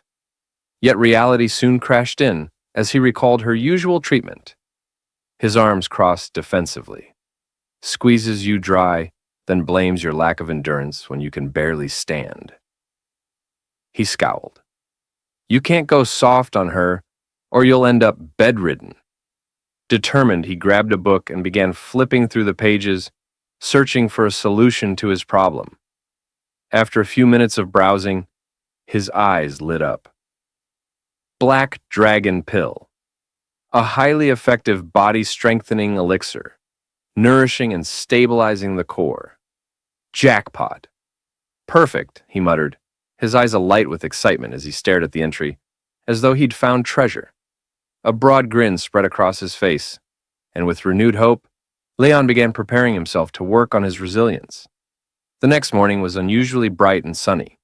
Outside the window, a pair of birds, one small and yellow, the other large and white, sat on a branch, chirping back and forth like they were deep in conversation.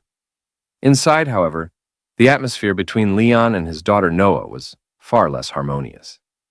He sat across from her, grading her test with a carefully suppressed grin. Noah, he began, trying to keep a straight face, I just finished grading the test you took. Out of a possible 100 points, care to guess what you got? Noah fixed him with her usual deadpan stare, her expression as unmoving as stone. 50. Leon snorted, pulling out the test paper with exaggerated drama. A whole 62, actually. You underestimated yourself. Noah's eyes narrowed as she stared down at her test, scanning the answers with a quiet intensity. Her small hands tightened around the paper and her brows furrowed ever so slightly. It was clear she wasn't thrilled with her score. Leon softened as he watched her, noticing how serious she was, mature even for someone her age. While her younger sister Moon was probably outside chasing butterflies or counting clouds, Noah had approached her studies with a tenacity that had surprised him. She could be so painfully hard on herself, almost like her mother. Reaching out, Leon placed a hand on her head, mussing her hair gently. For a first try, 62 is pretty impressive, kid. Noah glanced up at him, her cheeks barely coloring at the rare compliment. Thanks, she mumbled, a touch of pride slipping into her usually stoic tone. But just as Leon leaned in to offer more encouragement, he was struck by an unexpected coughing fit. He quickly turned away, wincing as he rubbed his throat. Sorry about that, he managed to croak, his voice rasping. His eyes watered slightly as the irritation settled in, and he immediately remembered the pile of yellow Dragon Clan peppers he had munched on the night before. Why, he wondered, did I think wake-up peppers were a smart idea? Just then, Noah's expression shifted, as though something had dawned on her. She reached into her pocket, rummaged around, and produced a small, round tin with dragon throat lozenges, elegantly scrawled across it. She held it out to him, her usual reserve still intact. Leon blinked, surprised. Is this for me? Noah's face didn't change, but there was a barely perceptible flicker of embarrassment in her eyes. Mom said to give it to you, she said, her voice just a little colder than usual, as if distancing herself from the kindness. A grin spread across Leon's face as he popped one of the lozenges into his mouth. The soothing mint cut through the scratchiness in his throat almost immediately. "Well, tell your mom thanks from me," he said, giving Noah a meaningful look. Like mother, like daughter, he thought, amused. Cold on the outside, but with small gestures of warmth that slip through when they think no one is watching. The lozenge melted away in his mouth, bringing welcome relief to his pepper-ravaged throat. Leon turned back to Noah, feeling his energy restored. "Now, where were we?"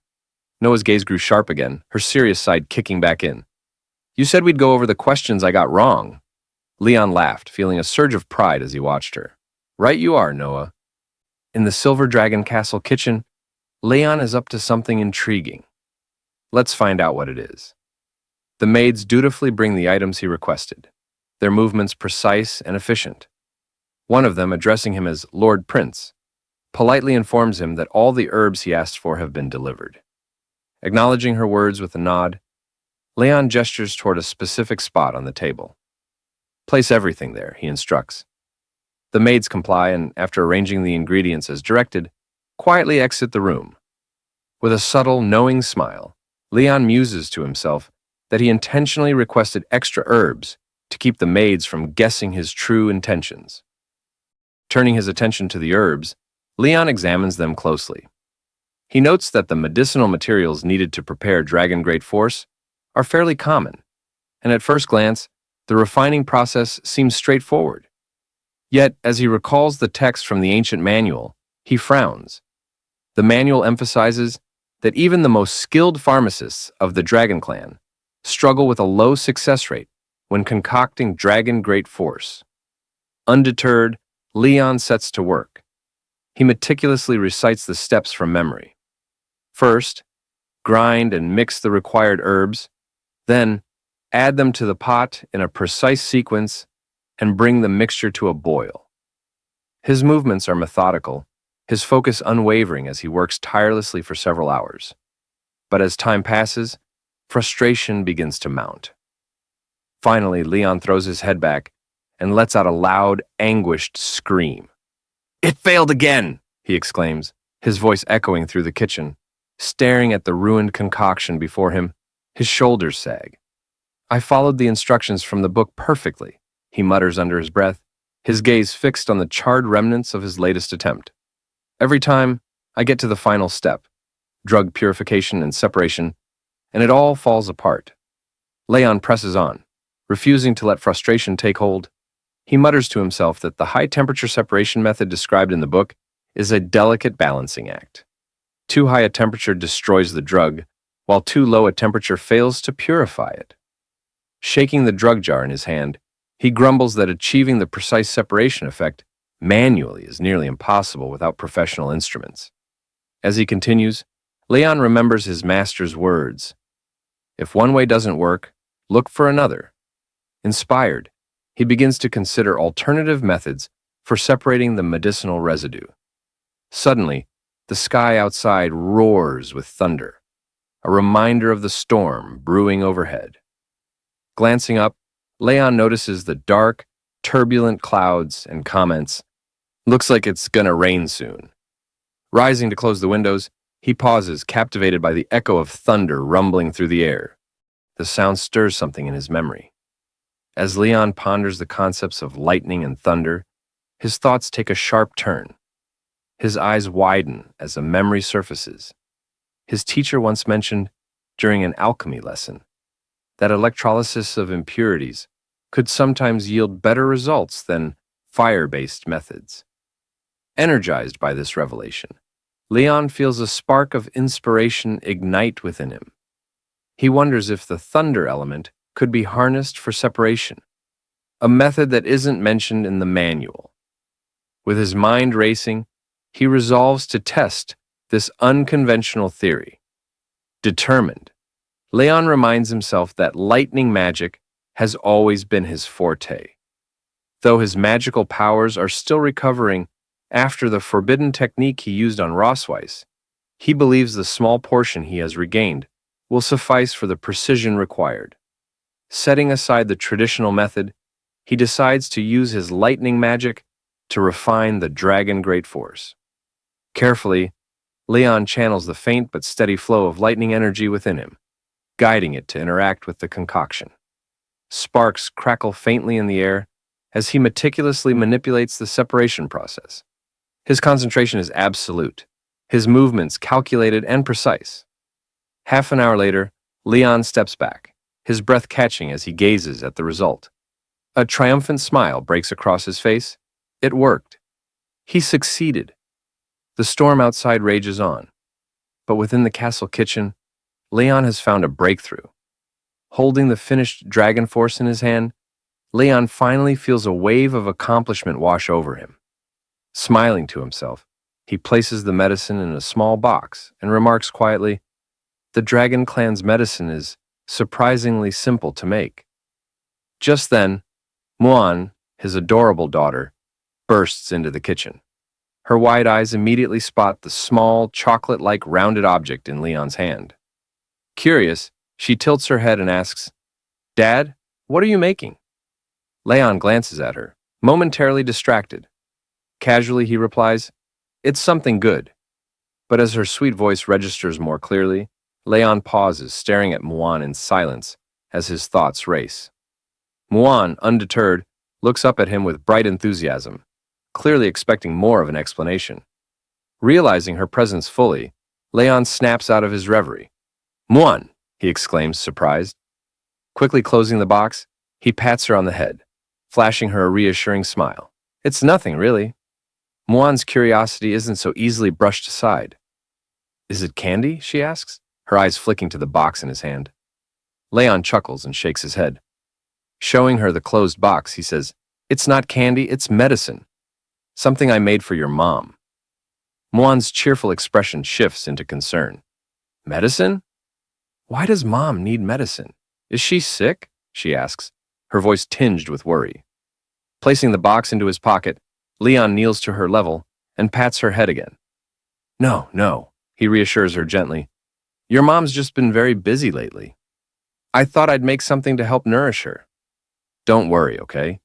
Internally, however, Leon smirks at his own deception, thinking, "Actually, this is for me. I'll need it to recover properly." Muan seems satisfied for the moment, but still looks at him earnestly. "Dad, you have to take good care of Mom, okay?" Leon smiles warmly at her. "Of course," he replies. "That's what a dad should do." But inwardly, his thoughts take a mischievous turn, his dark expression concealed behind his calm demeanor. "Once I've fully recovered, I'll definitely take very good care of her," he muses, a quiet chuckle escaping him. Stormy night with heavy rain and loud thunderstorms, Leon sits in his bedroom, absently tossing the medicine box in his hand. Though he successfully cultivated the dragon great force, he can't help but question whether the dragon clan's nutritional supplements might have adverse effects on humans. Catching the box midair, Leon frowns and mutters to himself that he'll have to set it aside for now. Rossweiss is surprised, almost incredulous, that Leon managed to create medicine in such a simple environment. Looking at him with her usual air of superiority, she extends her hand and, in an arrogant tone, demands, "What did you refine?" "Let me see it." Leon hesitates, his grip tightening on the medicine box. Meeting her gaze, he sighs and reluctantly hands it over. "Even if I refused, you'd just resort to violence and take it anyway," he mutters, a trace of exasperation in his voice. Rossweiss takes the box, examining its contents. A faint smile graces her lips as she looks at the dragon great force. "Impressive," she says. "You've managed to refine such a perfect dragon great force under these conditions." "Truly remarkable, Leon." "What's that saying? The man of letters and the man of arms?" Leon blinks, surprised. Internally, he marvels. She didn't mock me this time? Closing the box with a click, Rossweiss hands it back to him. "You can keep this," she says firmly, "but you can't take it." Leon catches the box, confusion etched across his face. "Why not?" he asks. Rossweiss locks eyes with him, her gaze steady. "As a tonic for the dragon race, the medicine is far too potent for a human body," she explains. Leon frowns, his expression darkening. Is it really that powerful? He asks, skepticism creeping into his voice. Her serious tone doesn't waver. Yes, it is. As a human, you cannot withstand its effects, she reminds him, her voice softening slightly. But Leon's pride flares. Pulling the dragon great force from the box, he smirks arrogantly. I've defeated countless dragon kings without the power of a dragon, he boasts. Why would I fear a single pill? Rossweiss's eyes widen in alarm as Leon forcefully swallows the pill. With a defiant grin, he declares, Courage is the hymn of mankind. Leon, Rossweiss shouts, her voice laced with concern. But the effects of the pill are immediate and devastating. A surge of power floods Leon's body, his senses heightening to dangerous levels. He clenches his chest, agony twisting his features as he collapses to his knees. You reckless idiot, Rossweiss yells, anger and worry blending in her voice. Do you know how rarely I use healing magic? She rushes to him, casting a spell to stabilize him. Let me try to break down the pill's effects, she says urgently. Leon, however, shakes his head, his darkened expression filled with determination. Gritting his teeth, he grabs her hand, stopping her mid-spell. Leon, don't move! Rossweiss pleads, her voice rising in alarm. But it's too late. Thunder and lightning erupt from Leon's body, engulfing him completely. Bearing the searing pain, Leon grits his teeth and manages to speak through the storm of energy. Rossweiss, he growls, his voice steady despite the agony. Look carefully. He meets her gaze, his eyes burning with resolve. This is the courage and determination of mankind. Despite her protests, Leon endures the excruciating effects of the dragon great force alone, his body crackling with raw power. The storm intensifies around him, and Rossweiss can only watch, stunned and helpless, as Leon endures the excruciating power alone. Thunder roars, and lightning dances wildly in the small space, illuminating Leon's figure in bursts of light. His screams echo through the room as the pain reaches its peak. Having pushed Rossweiss away earlier, she is unable to help him now. Shocked, she watches in awe and horror, her mind racing. Then, it dawns on her. Leon is using lightning magic on his own body.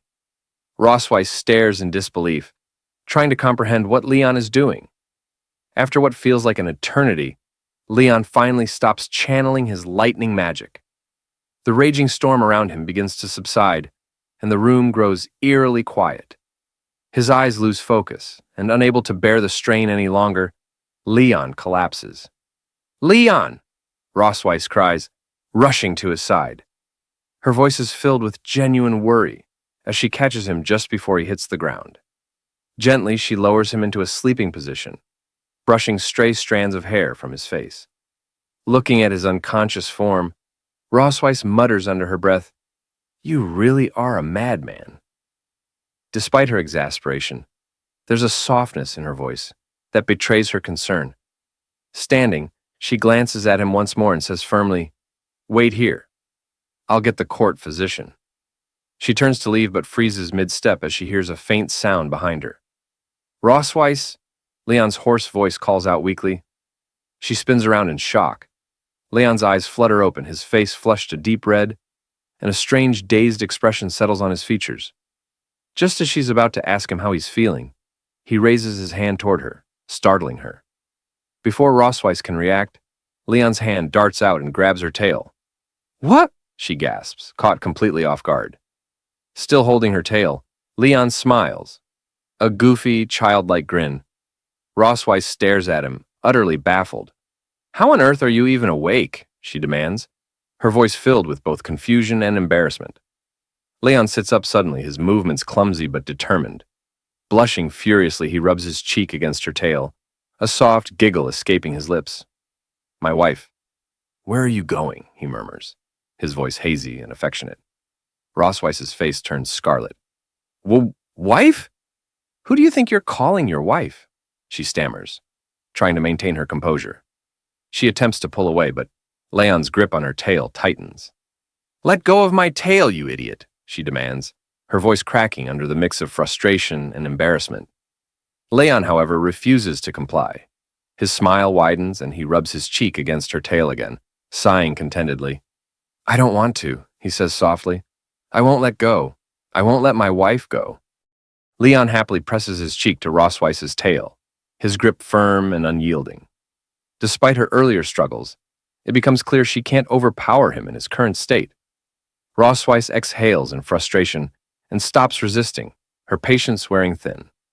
Meanwhile, Leon continues gleefully, singing an improvised wife, wife song as he rubs his cheek against her tail like a delighted child. Rossweiss's face twists into an expression of pure exasperation. She makes a long face, silently admitting her defeat.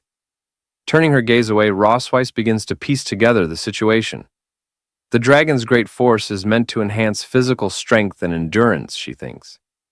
It shouldn't cause unconsciousness, or whatever this ridiculous behavior is.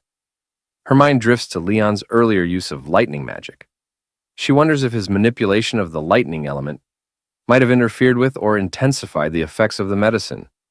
When she glances back at him, her cheeks flush as she takes in the sight of Leon, humming happily with his face buried in her tail. Idiot, she mutters under her breath, her voice tinged with embarrassment. Still, she reassures herself that despite his bizarre behavior, he doesn't seem to be in any immediate danger. Leon continues his antics, unabated, cheerfully singing his wife, wife song. Rossweiss sighs deeply, realizing there's no reasoning with him in this state. Resigning herself to the situation, she looks down at him and says, All right, I'm here. What's wrong? Just tell me already. Leon stops singing and looks up at her with a bright, flushed expression. His eyes shine with childlike excitement, and he boldly calls her wife again. Then, without hesitation, Leon smiles mischievously and declares, I want a second child. Rossweiss's face flushes a deep red, and she stumbles over her thoughts, the shock of Leon's sudden declaration sending a chill down her spine. Struggling to keep her composure, she glares at him, her blush intensifying. You haven't even properly taken care of the 2 children from my first pregnancy, she snaps, crossing her arms. And now you're already asking for another one? Forget it. But Leon is undeterred. Still gripping her tail like a stubborn child, he rolls around on the bed, his voice filled with exaggerated whines. I want a second child, he insists, his tone almost pleading. Come on, Rossweiss, is it really such a bad idea? Rossweiss groans, pinching the bridge of her nose in frustration. What did I do to deserve this, she wonders, weighing her options. Reluctantly, she realizes that trying to reason with him might only make the situation worse. Finally, she exhales a long sigh and mutters, Fine. Not just a second child. We'll have a third and a fourth, too, if it'll shut you up. Leon's eyes light up like a child being promised candy. With a triumphant grin, he exclaims, Really? Then you have to come back to my hometown with me. Yeah, Rossweiss replies, waving him off with a tired look. We'll go back once everything is settled here. Finally releasing her tail, Leon jumps to his feet and cheers, shouting, That's amazing! You're the best, Rossweiss! Watching him, Rossweiss shakes her head in disbelief, a mix of exasperation and amusement playing on her face. He's even more irritating than usual today, she thinks, though she can't help but smile faintly. Leon suddenly leans in close, his grin widening as he declares, My wife is the best! Before Rossweiss can react, he leans forward, clearly intending to plant a kiss on her cheek. Startled, Rossweiss's eyes widen. With lightning reflexes, she presses a hand to his face and firmly pushes him away. No taking advantage of the situation. Internally, Rossweiss wrestles with her thoughts, trying to figure out how to handle the absurd situation. She wonders anxiously when the effects of the dragon force will finally wear off. As Leon stubbornly continues his antics, Rossweiss's patience snaps, and she punches him squarely in the face, calling him an idiot. Leon lets out a small yelp, stumbling slightly from the blow. Rossweiss crosses her arms, glaring at him, but internally admits she couldn't hold back any longer. Leon clutches his chest dramatically after taking the hit, and Rossweiss's frustration quickly turns to panic. Rushing to his side, she kneels down and asks in a concerned tone, Are you okay, you fool? Leon's breath grows heavier as he grits his teeth, clutching his chest tightly. Wife, he groans, his voice trembling, I feel really uncomfortable. Suddenly, a bright glow emanates from the dragon mark on Rossweiss's chest, Her eyes widen in shock. "This isn't good," she mutters, her heart racing. Without hesitation, she unbuttons Leon's shirt to examine him. As the fabric parts, the dragon mark on his chest begins to shine with an intense light. Rosweiss furrows her brow, her mind racing. Why is the dragon pattern activating now of all times? She wonders, anxiety creeping into her thoughts. Before she can think further, Leon suddenly grabs her shoulders, startling her. With unexpected strength, he pushes her onto the bed, climbing over her and pinning her hands down. "Leon!" Rosweiss shouts, her voice a mix of anger and alarm. "You bastard, what are you doing?" Leon's breath is labored, his face flushed as if burning with fever. He looks into her eyes, his expression desperate. "Wife," he whispers hoarsely, I feel so hot all over. My chest, it itches." Rosweiss's face flushes crimson at their proximity, her heart pounding as she glares at him. Gritting her teeth, she thinks furiously, the dragon pattern, combined with the lightning element, has heightened his instincts. It's fueling his desire to reproduce. Before she can say or do anything, Leon's gaze shifts. His eyes lock onto her tail, and with a sudden movement, he grabs it. Rosweiss freezes in shock as Leon brings the tail closer, sniffing it with a dazed expression. "Leon!" she snaps, her voice trembling between anger and embarrassment. "Let go of my tail right now!"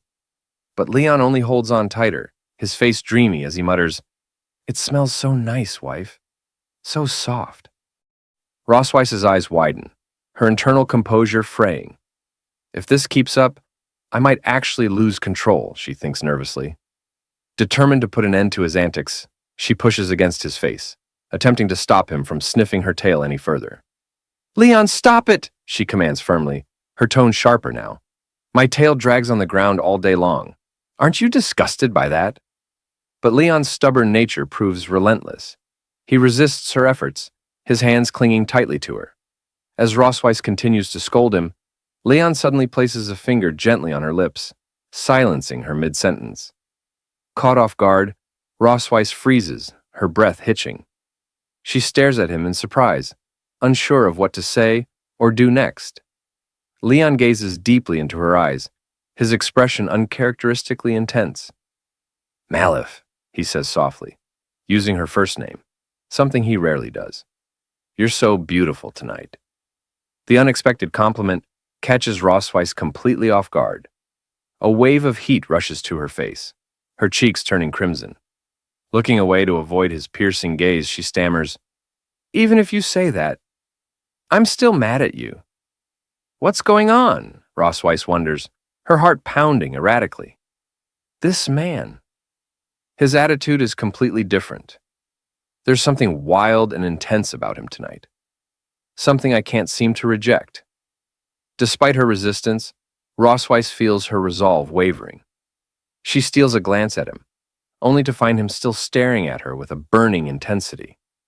Against her better judgment, a small part of her begins to feel anticipation. Leon, sensing her hesitation, leans closer, his voice low and persuasive. "Wife," he whispers, "can you help me? Please?" Rosweiss bites her lip, her mind a whirlwind of conflicting emotions. Finally, with her face still flushed, she mutters, "Fine, but tonight only." Leon's eyes light up with triumph as he pulls her into his arms, and the night stretches on, filled with the echoes of their fiery connection. At the Silver Dragon Castle the next morning, Leon slowly opens his eyes, the lingering effects of the dragon force finally subsiding. As his vision clears, he notices Rosweiss lying beside him in bed, her smirking expression aimed directly at him. "Awake, are we?" she asks with a teasing tone, her piercing gaze locked onto his. Hearing her voice so close, Leon bolts upright, his eyes wide with panic. "What? Rosweiss?" he shouts, staring at her in shock. "Why are you in my bed?"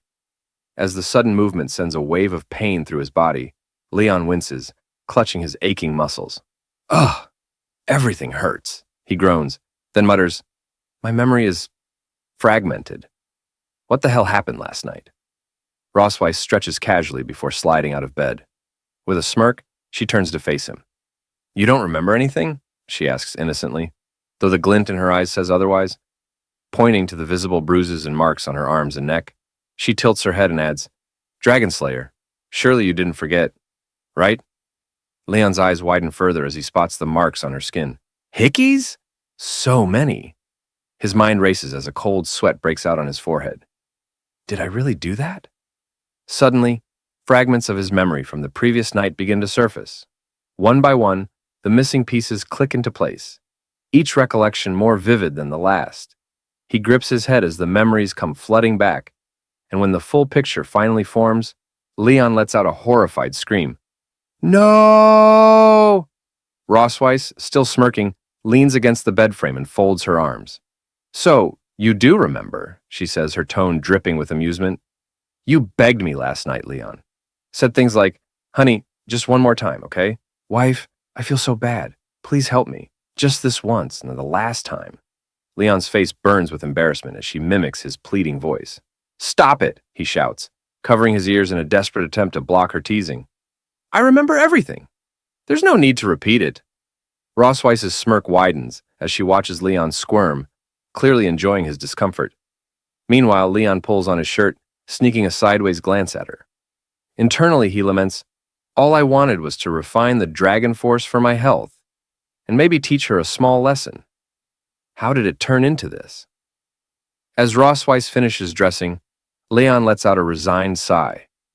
Looking at her briefly, he admits under his breath, "Maybe I went a little too far last night." Leon hesitantly asks Rossweiss, "Did I hurt you?" Rossweiss shakes her head with a calm demeanor. "It's fine," she replies, brushing off his concern. Folding his arms and adopting a smug expression, Leon looks at her and comments, "Well, now you should know whether I'm in good health or not. Next time, don't go doubting my abilities." Rossweiss's eyes narrow as she fixes an intense gaze on Leon. Her serious expression makes him shift uncomfortably. What's with that look?" Leon stammers, stepping back slightly. Without a word, Rossweiss closes the distance between them, her gaze unrelenting. Before Leon can react, she grabs his chin, leans in close, and, in a commanding tone, declares, "Dragon Slayer, I must say, I'm very satisfied with your performance last night. I hope you can keep it up in the future." Leon freezes, his face burning red as her words sink in. Internally, he screams, "What is happening? Have I somehow become her personal servant now?" Rossweiss steps back, her usual smirk returning, and changes the subject. "Now, about that bet," she says casually. The mention of the bet snaps Leon back to reality. His eyes narrow with suspicion as he studies her. "The bet?" he echoes, trying to mask his nervousness. A faint blush creeps onto Rossweiss's cheeks as she glances away. "Yes, the one where you insisted that the children should call me Mom. You said it would improve their affection for me. And, well, you won." Leon raises an eyebrow, a hint of pride flickering across his face. Rossweiss continues, her tone softer now. "So, have you thought about the request you'd like to make?" Scratching the back of his head, Leon hesitates before responding. With a rare, genuine expression, he says, "Actually, I have. I'd like you to send someone to the Empire to check on my master and his wife. I need to know if they're doing okay." Rossweiss's playful demeanor shifts as she considers his words, her expression growing thoughtful. Silver dragons aren't exactly known for stealth, but visiting someone isn't an issue," she replies. Hearing her response, Leon is overjoyed. His face lights up as he enthusiastically asks, "You're really okay with it?" In his excitement, he almost blurts out a casual, "Thank you," but catches himself, quickly straightening his posture. Clearing his throat, he coughs awkwardly to compose himself before speaking in a formal tone. "Thank you for your help," he says sincerely. Later, in the garden of the Silver Dragon Castle, Leon sits on a bench, his face pale and weary. Little Muan, noticing his restless expression, approaches him with a curious look. "Dad, are you sick?" she asks innocently. Startled by her sudden question, Leon jumps up nervously. Waving his hands in denial, he says, "What? No, of course not. Why would you say that?" Muan giggles, her laughter light and sweet. "Mom told me," she replies confidently. She said you took medicine yesterday. And she said men can never admit when they're sick. Hearing her words, Leon's expression darkens. Gritting his teeth, he fumes internally. That meddling female dragon. How could she say that to a child? Do I even have any dignity left? Muan tilts her head, looking at him with genuine concern. But you still don't look well, Dad. Is it because the medicine didn't work? Or maybe you didn't take enough of it? Leon sighs, crouching to her level and placing his hands on her small shoulders. Muan, he says gently but firmly, it's rude to ask too many questions. As Leon tries to steer the conversation away, Muan suddenly gasps. Dad, your mouth is bleeding. Clinging to him with wide, teary eyes, she pleads, Dad, I can't live without you. Please don't die. Leon, his heart melting at her words, gives her a warm smile. Patting her head gently, he reassures her. Daddy's really fine, Muan. I promise he's doing just fine. At least that's what he tells himself.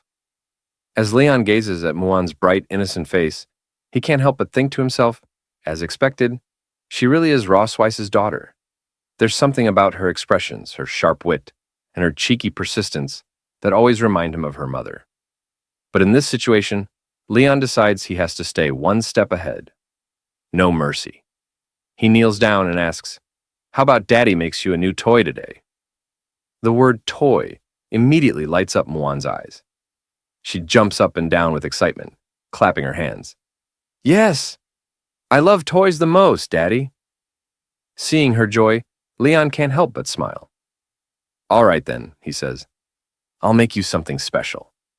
After some thought, he decides to create a Rubik's Cube, a toy he remembers from his own childhood. Sitting down with determination, Leon gets to work. Using his alchemical skills and a bit of mechanical ingenuity, he carefully crafts the cube. Once it's assembled, he takes his time painting each face with bright, vibrant colors. When the paint finally dries, Leon holds up the finished cube, his face glowing with pride. Here you go, Mon, he says, showing it to her. This little toy is called a Rubik's Cube. You can twist it however you like. Want to give it a try? Mon's eyes widen with amazement as she eagerly takes the cube into her hands. Turning it over, she examines it curiously before starting to twist the sides. Her face lights up with delight as she figures out how it works. Leon watches her with a soft smile, feeling a warm sense of satisfaction. Who would have thought those alchemy mechanics lessons would come in handy for babysitting? He muses.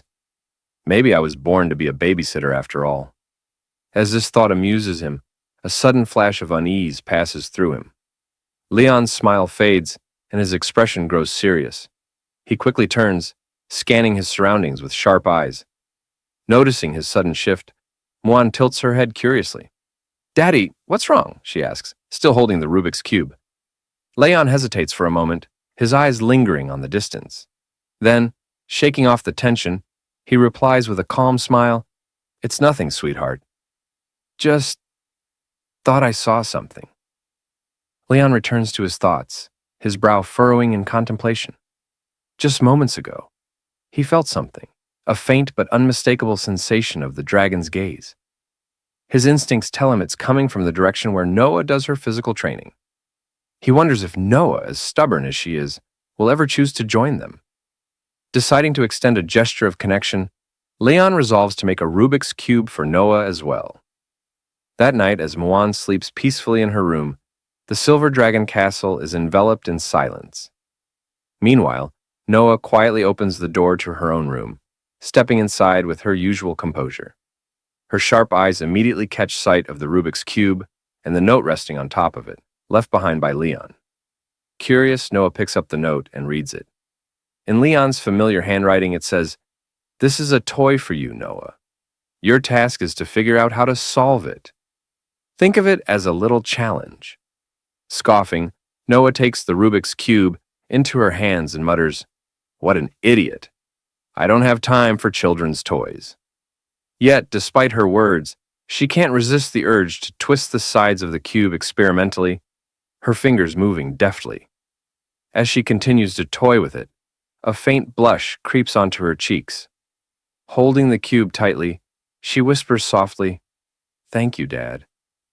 To Noah, the Rubik's Cube isn't just a toy. It's a rare token of her father's affection. something she instinctively treasures.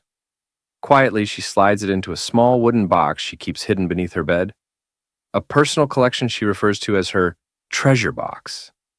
Unbeknownst to Noah, her younger sister Muan has been watching her secretly from the doorway.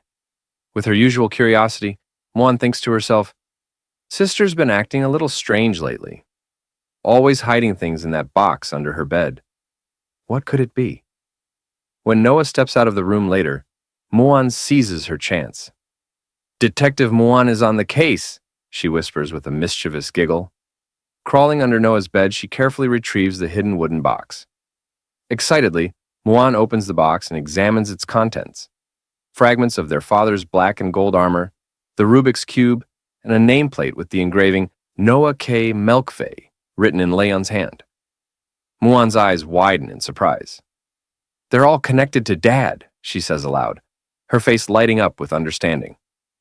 "So, that's why Noah's been so secretive." Just as she pieces it together, a shadow falls over her.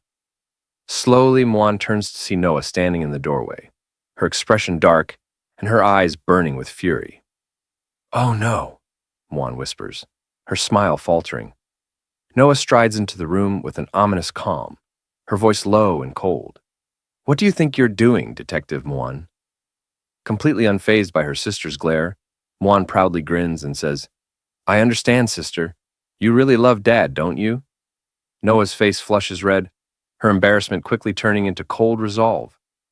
Without a word, she ties Muan up, silences her with a piece of cloth over her mouth, and retrieves her precious treasure box. Leaning down to Muan, who struggles fruitlessly, Noah smirks and says, "No peeking, got it?" Meanwhile, at St. Heath Academy, an elite institution among the Dragon Clan, the standards for student admission are famously rigorous. The Academy evaluates not only individual potential, but also the family's harmony and adherence to dragon ideals. It firmly believes that whether a young dragon hatches from an egg or is born live, only a loving and harmonious family can nurture a dragon to embody the proper virtues. As such, St. Heath Academy only accepts students from such families. To uphold the image of a perfect dragon family, the Silver Dragon Queen Rosweiss devises a plan, a family outing to Sky City, complete with a wholesome family photo. Sky City, a bustling hub in the dragon realm, is alive with parent dragons frolicking with their children. Amid the lively atmosphere, Rosweiss arrives in her magnificent dragon form, her scales gleaming like polished silver as she soars gracefully through the skies. The family follows, awestruck by her commanding presence. Finally, Muan, ever the playful one, slides gleefully down her mother's back. Leon, standing below with his arms extended, calls out, "Slow down, Muan! I'll catch you!" With perfect timing, he grabs her mid-slide, holding her securely in his arms. "Gotcha," he says with a warm smile, lifting Muan effortlessly. As the scene unfolds, Noah watches silently with her signature cool demeanor, arms crossed, observing the family interaction without a word. Rosweiss, having landed gracefully, shifts back into her human form. Muan, full of curiosity, looks up at her father and asks, "Daddy, why didn't you turn into a dragon just now? I really want to see you as a dragon." Leon freezes at the unexpected question. His smile stiffens as he awkwardly laughs, scratching the back of his head. Internally, he's panicking. "Dear daughter, Daddy is great at slaying dragons, but turning into one? You'd better forget about it." Before he can come up with a plausible excuse, Noah fixes her sharp gaze on him and coldly asks, "So, is it that you can't transform? Or you won't?" Leon feels the weight of her words and falters, completely caught off guard. He looks back and forth between Noah and Rosweiss, hoping for a lifeline. The pressure mounts as both daughters await his answer. Sensing his discomfort, Rosweiss steps in with a composed smile and says, "Your father's body hasn't fully recovered yet, so he can't transform into a dragon for the time being. Rosweiss promises the children that Leon will show them when he recovers." Muan, her face full of concern, looks up at her father and says earnestly, "Daddy, you have to get better soon." Leon smiles at her reassuringly, patting her head. I'll do my best, Muan, he says. But inwardly, he thinks to himself, it's impossible. Absolutely impossible. Rosweiss quickly changes the subject, clapping her hands to gather their attention. All right, everyone, let's head into town. We have things to do today. Muan bursts with excitement, dashing ahead down the bustling street. Noah, look! There are so many dragons here, she exclaims, her voice filled with wonder. Noah, ever composed, follows at a steady pace and warns her younger sister, Slow down, Muan. Don't run off too fast. As the two girls move ahead, they catch the attention of the dragon citizens. Many pause to admire the siblings, their gazes filled with curiosity and adoration. Meanwhile, Rosweiss and Leon walk behind them. Leon's expression darkens, and his body begins to tremble ever so slightly. He doesn't say a word, but Rosweiss notices immediately.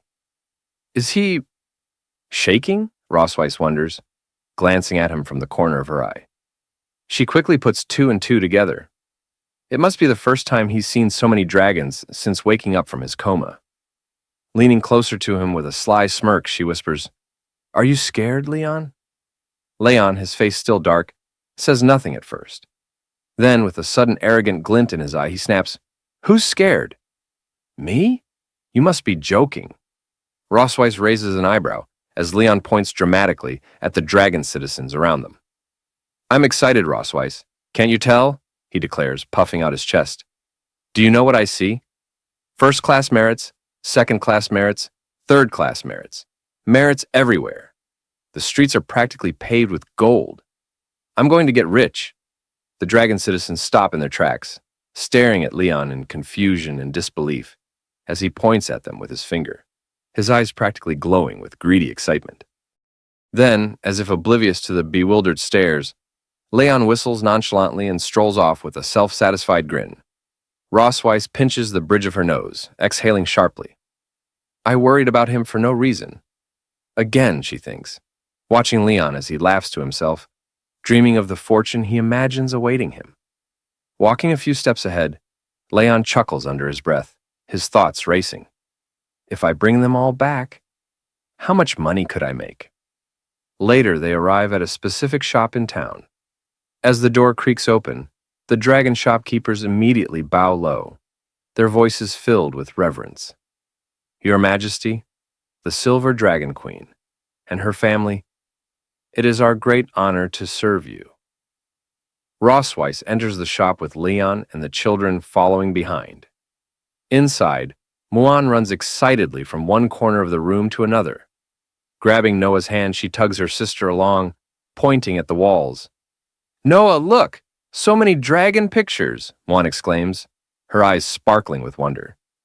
Noah remains silent, her stoic demeanor unchanged. Meanwhile, Leon leans closer to Rosweiss, his curiosity getting the better of him. Aren't you the Silver Dragon Queen? He asks in a low voice. Why did you come to the store to take photos yourself? Shouldn't someone else handle this? Rosweiss gives him a side glance, clearly unimpressed. The Dragon King of a tribe can only command members of their own tribe, she explains. The dragons of Sky City, however, do not belong to any specific tribe. They're independent. Leon smirks, clearly enjoying himself. So, basically, your queenly status doesn't hold much weight here, huh? Before he can blink, Rosweiss stomps on his foot with her sharp high heels. Leon yelps in pain, hopping on one leg as he clutches his throbbing foot. Rosweiss, with a sweet yet dangerous smile, replies, Well, in any case, I'm taller than you now. The head shopkeeper chuckles nervously at the exchange before stepping forward and bowing. It's truly an honor to have the Silver Dragon Queen and her family here. To take a family photo for Her Majesty is a privilege beyond compare. Rosweiss straightens up, flipping her hair with a confident smile. Everyone says my photography skills are top-notch among the dragon tribe, she boasts. It's your great fortune that we successfully scheduled this appointment. As they speak, the head shopkeeper glances toward Leon and asks hesitantly, What about Her Majesty's husband's tail? Should it be included in the photo? Rosweiss waves the question away. He's not fond of showing his tail, she says with a casual shrug. Let's pick a tailless suit for him instead. Her words trigger a memory and she smirks as she recalls the incident earlier at the Silver Dragon Castle. Before they left for Sky City, she had presented Leon with a custom-made silver dragon tail decoration, asking him to wear it. Leon's reaction, however, had been immediate and dramatic. "Absolutely not," he had exclaimed, taking several steps back as if the tail were cursed. "I'll never wear that thing. Even if I die, it's about my dignity."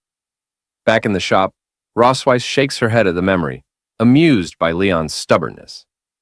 The head shopkeeper, unaware of the backstory, simply nods and gestures for Rossweiss to move to another area to try on her outfits. Meanwhile, on the other side of the shop, Muan skips around with infectious excitement. "I want to wear a pretty dress," she chirps cheerfully, her enthusiasm lighting up the room. After a while, Muan and Noah emerge from the changing room in their new dresses, both looking stunning for the family photo. Shortly after, Leon steps out wearing a crisp white suit. His polished appearance is a stark contrast to his usual casual demeanor.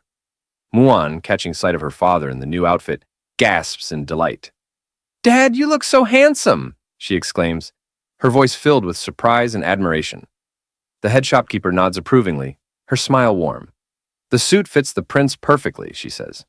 "I imagine he must have been quite popular in his youth." Leon raises an eyebrow, clearly pleased by the compliment. "You really think so?" he replies with a smirk. "Honestly, the last time I wore something this formal was at my school graduation ceremony." He then turns his attention to Noah, catching her off guard. "What do you think, Noah?" he asks. Noah, momentarily surprised by the question, glances at him before quickly looking away. A faint blush dusts her cheeks as she mutters, "You look quite handsome." Grinning brightly at her response, Leon pats both Muan and Noah on their heads affectionately. "And your dresses are adorable too," he adds with a genuine warmth that makes both girls smile. Just then, Rossweiss steps out from the dressing room, dressed in a breathtaking gown that perfectly complements her elegance. For a moment, everyone is left speechless. Leon, his jaw dropping slightly, stares at her in awe. It's undeniable. Rossweiss looks absolutely stunning. Rossweiss, noticing his dumbfounded gaze, smirks and tilts her head. "What's wrong, Leon?" she asks with playful curiosity. Leon quickly snaps out of his trance, looking away and scratching the back of his head awkwardly. "Nothing, it's just... that dress suits you," he mumbles, his voice barely audible. Hearing his unexpected compliment, Rossweiss blushes faintly and averts her eyes. "Well," she says, trying to sound nonchalant, "I think it would look even better if you had a tail." Leon's expression darkens at the comment. Internally, he screams, "I will never wear a tail, not in this lifetime." The head shopkeeper steps in, her cheerful voice cutting through the tension.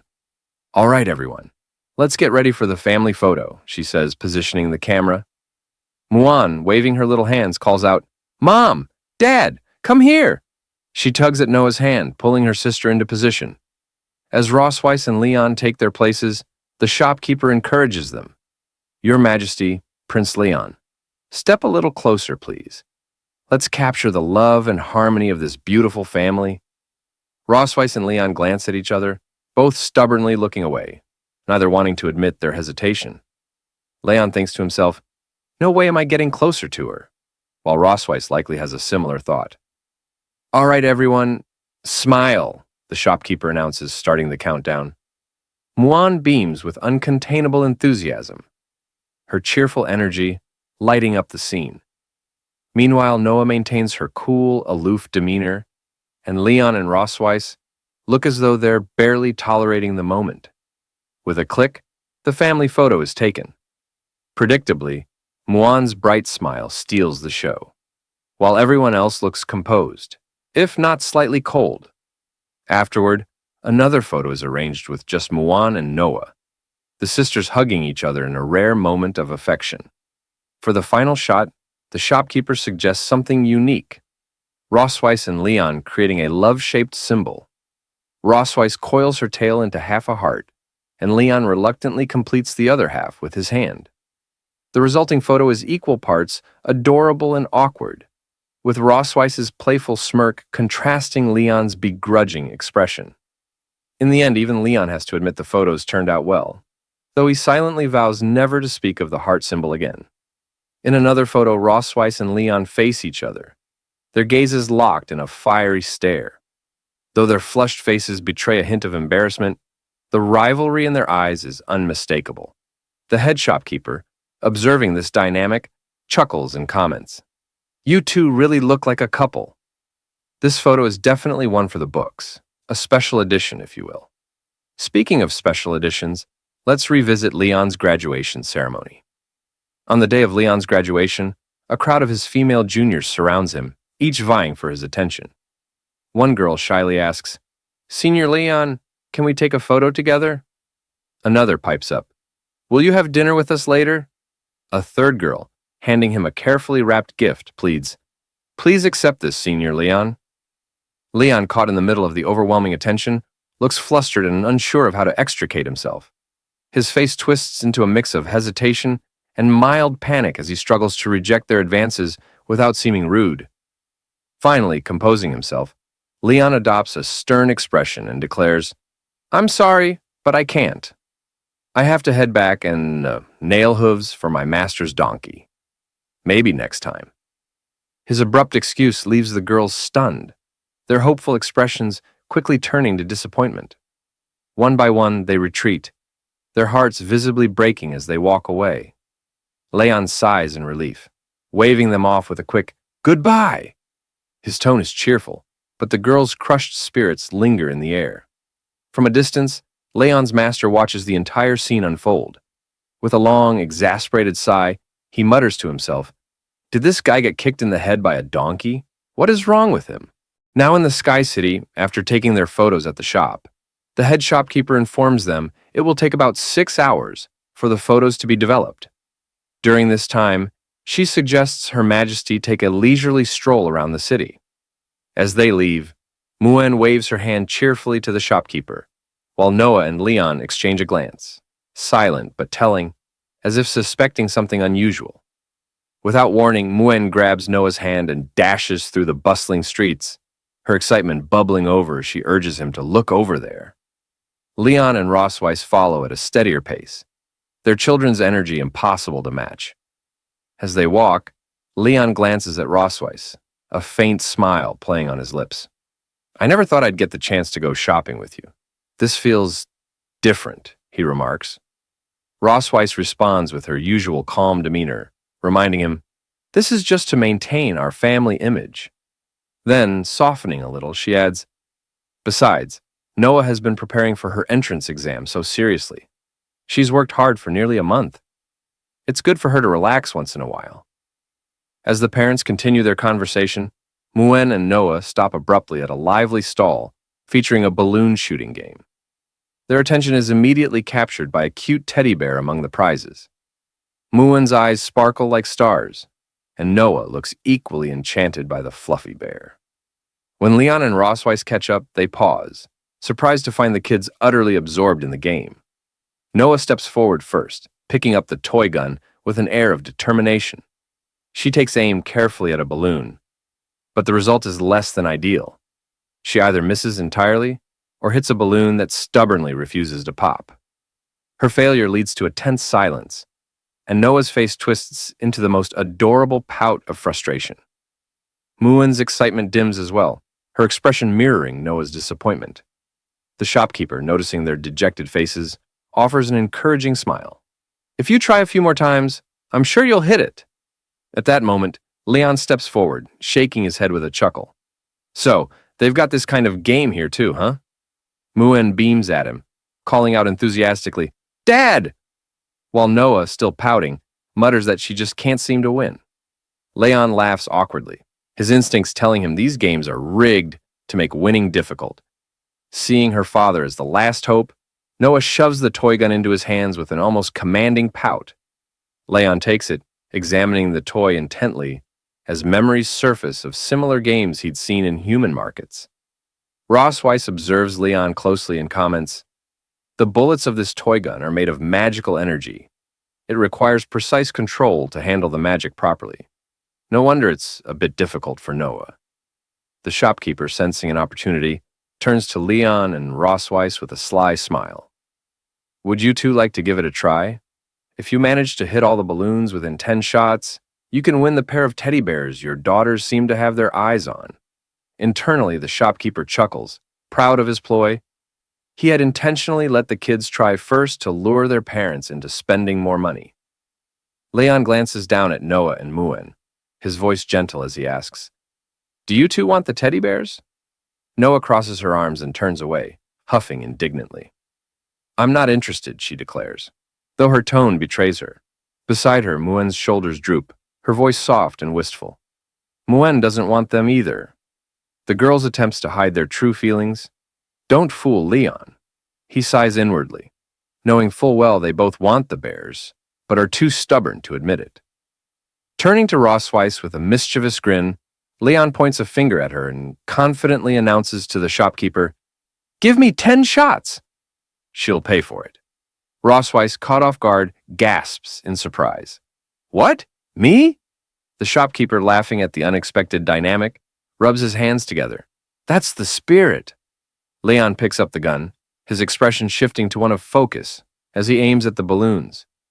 Memories of his training days at the Dragon Slayer Academy flash through his mind. "It's been a while since I've held a gun," he thinks to himself, the weight of nostalgia settling briefly on him. Meanwhile, Rossweiss begrudgingly hands over the gold to the shopkeeper, who accepts it with a quick and cheerful, "Thanks." Leon lines up his first shot and fires. Miss He fires again. Another miss. Shot after shot. The results are the same. He fails to hit a single balloon. The shopkeeper smirks, satisfaction blooming in his chest. He had tampered with the gun's settings, making it nearly impossible for anyone, regardless of their skill, to succeed. Leon, however, isn't ready to give up. He taps the gun lightly, his brow furrowed in thought. "What's going on?" he murmurs, scanning the weapon for flaws. Sliding his left hand casually into his pocket, he takes a deep breath and aims again. This time, his movements are smooth and calculated. One by one, the balloons burst with each shot. The shopkeeper's smirk vanishes, his jaw drops, and his eyes widen in disbelief as Leon flawlessly hits all 10 targets. Spinning the gun nonchalantly in his hand, Leon shrugs and remarks with a smirk, "Guess I just needed to test the sights first." Didn't expect to hit them all after that. The shopkeeper stands frozen, his mind racing as he silently wonders how anyone could pull off such a feat. Rossweiss, with a soft smile, compliments Leon, saying, "Not bad." Muen, her cheeks slightly flushed with admiration, clutches her teddy bear and exclaims cheerfully, "Dad is amazing." Noah, also blushing faintly in surprise, chimes in, "Dad is so sharp." Pretending to be impressed, the shopkeeper reluctantly hands over the pair of teddy bears, his smile forced as he exclaims, "That's awesome!" While handing over the prizes, he mutters internally, "Just take them and leave already." Leon accepts the teddy bears with a warm smile and thanks the shopkeeper graciously. Then, turning to his daughters, he kneels and hands one bear to Muen and the other to Noah, saying with a gentle tone, "These are for you." Muen, overjoyed, hugs her teddy bear tightly and beams up at him.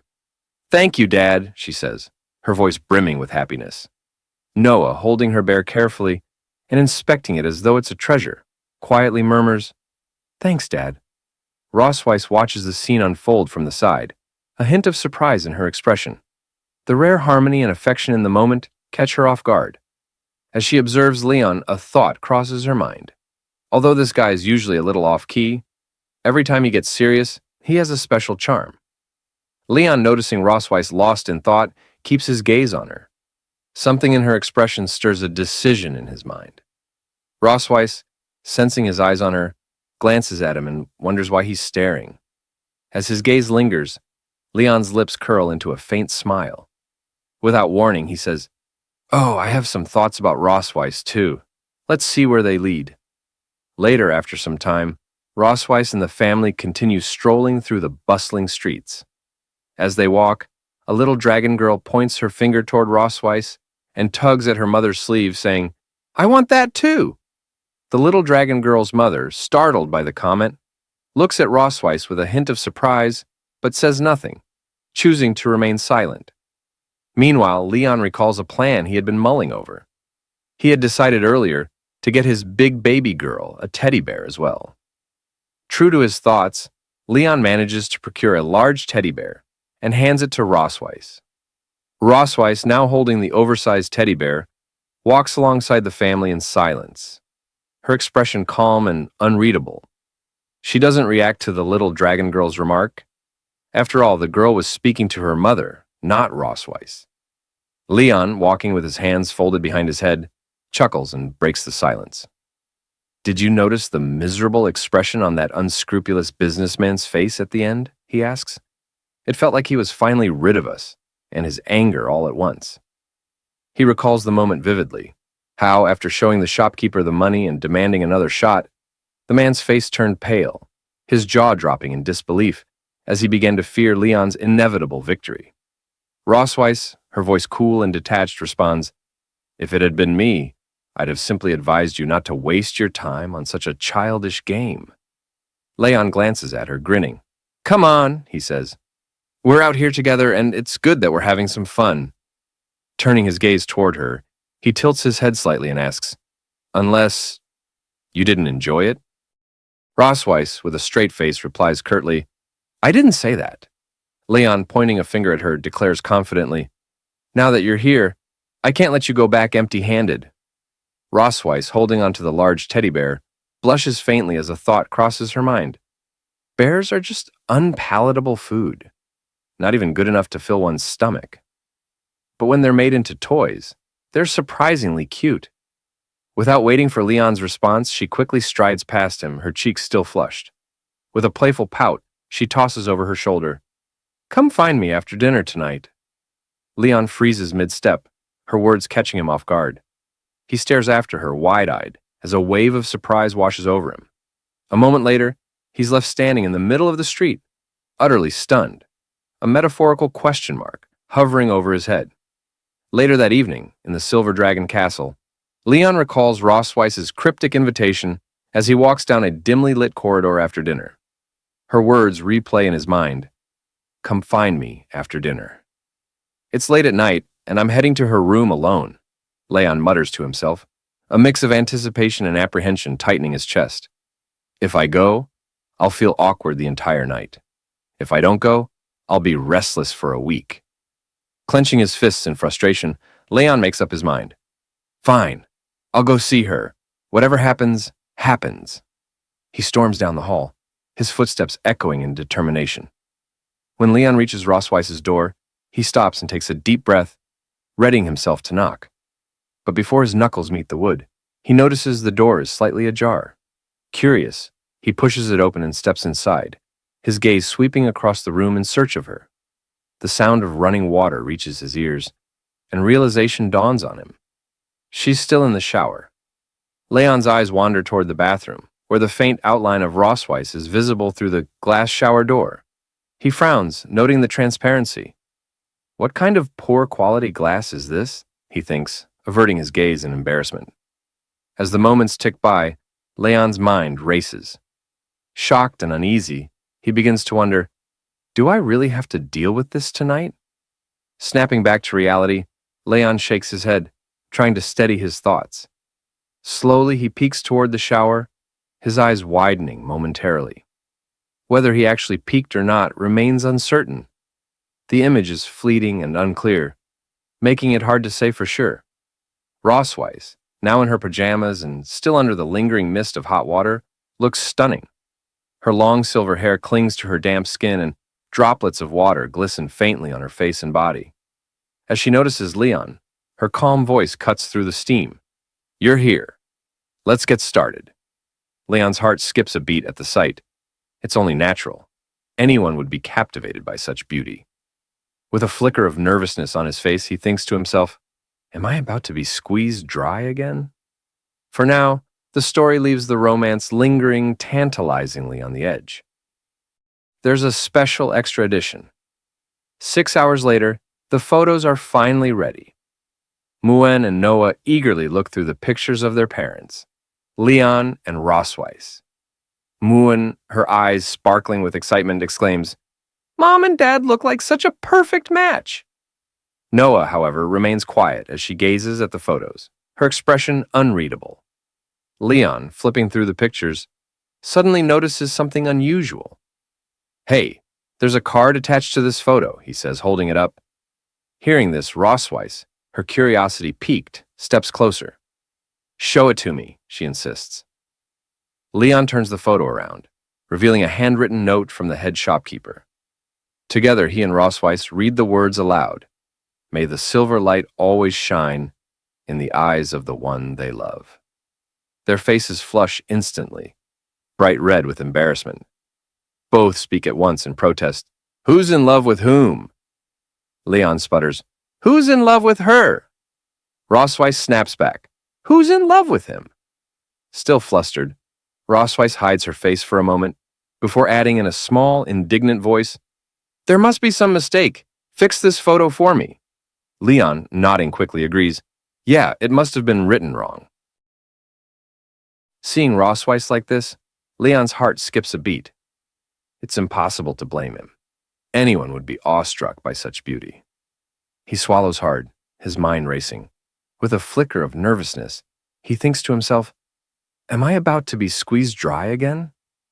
Rosweiss steps out of the shower room and, without missing a beat, asks, Where would you like to do it? The living room or the balcony? Leon freezes, her words catching him completely off guard. His face turns bright red as panic sets in. Stammering slightly, he nervously replies, The balcony? That's not good, right? I mean, people might see us. That would be embarrassing. Rosweiss, casually glancing into the mirror and adjusting her damp hair, responds with an air of indifference. The living room is fine then, it makes no difference to me. Leon exhales deeply, feeling trapped by the situation. Finally, with a dramatic sigh, he clenches his fists and yells, Fine. Come on, do it. He lies back on the sofa, his teeth gritted and eyes tightly shut, bracing himself for whatever's about to happen. Rosweiss, noticing his odd behavior, raises an eyebrow. What are you doing? She asks, her voice laced with amusement. Leon cracks one eye open, his face flushed. Aren't you going to, do it? He blurts out. Rosweiss, now sitting on the opposite sofa with her legs elegantly crossed, lets a sly smile creep onto her face. Mr. Casanova seems quite eager, she teases. Then, with a calm but playful tone, she adds, But tonight isn't suitable. Let's do it another day. Her words hit Leon like a bolt of lightning. He sits up abruptly, his face a vivid shade of crimson. What? He exclaims, utterly mortified. Rosweiss smirks, clearly enjoying his reaction, as Leon buries his face in his hands, silently vowing to get even for her teasing one day. Rosweiss places a paper on the table that she had been holding earlier. Leon, quickly sitting up on the sofa and coughing awkwardly, asks, What's this? Rosweiss adjusts her posture and explains, These are test questions from St. Heath Academy, used to evaluate viviparous families in the past. The questions focus on the partner's living habits, personalities, and shared experiences. She sets down more papers and continues, We need to get these answers right in advance. If we can't respond properly later, it could affect Noah's admission evaluation. Leon picks up the paper, skimming through the questions. With a skeptical look, he comments, These are like questions from one of those cheesy couples' tacit understanding games. Rosweiss raises an eyebrow. Cheesy or not, they're important. Leon shrugs and continues, They're asking about stuff like your partner's favorite color, a phrase they often say, where you went on your first date, or which book they like to read. Really? Looking up from the paper, he calls out, All right then, Rosweiss. What's your favorite color? Black, she replies with a calm expression, then asks, What about you? Silver, Leon answers without hesitation. Their eyes lock for a moment, an unspoken realization hanging between them. The intensity of their gaze grows, and suddenly both of them become self-conscious. Their faces flush red as they quickly turn away, awkwardly brushing off the moment. It's just a coincidence, Rosweiss mutters, glancing to the side. Yeah, just a coincidence, Leon agrees, scratching the back of his head and looking in the opposite direction. Snapping back to the task at hand, Rosweiss clears her throat. In any case, we need to test how well we know each other. Fine by me, Leon replies, grabbing a pen. The two begin filling in the answers, their focus shifting entirely to the task. A short while later, Leon leans back and declares, I'm done. Rosweiss finishes moments after and nods. Let's check the scores. They swap papers to review each other's answers. When the tally's complete, Rossweiss scores 45 points, while Leon scores 58. Leon smirks, leaning back smugly. Looks like I scored higher than you. Seems like I know the queen better than she knows me. Rossweiss narrows her eyes at him, hiding her slight embarrassment. Don't get too full of yourself. Next time, I'll do better. Leon chuckles, savoring his small victory, as Rossweiss silently vows to outscore him in their next test. Hearing Leon's words, Rossweiss becomes visibly irritated, her cheeks puffing out as she makes a cute, pouting face. Glancing at her score, she feels a mix of frustration and surprise. I didn't expect him to notice even my small habits, she thinks. The way I sit or how I position my tail to feel most comfortable. He must be more observant than I thought. One question catches her attention.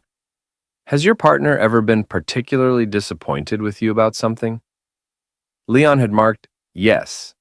However, Rossweiss herself answered no. Looking at his response, she sighs inwardly.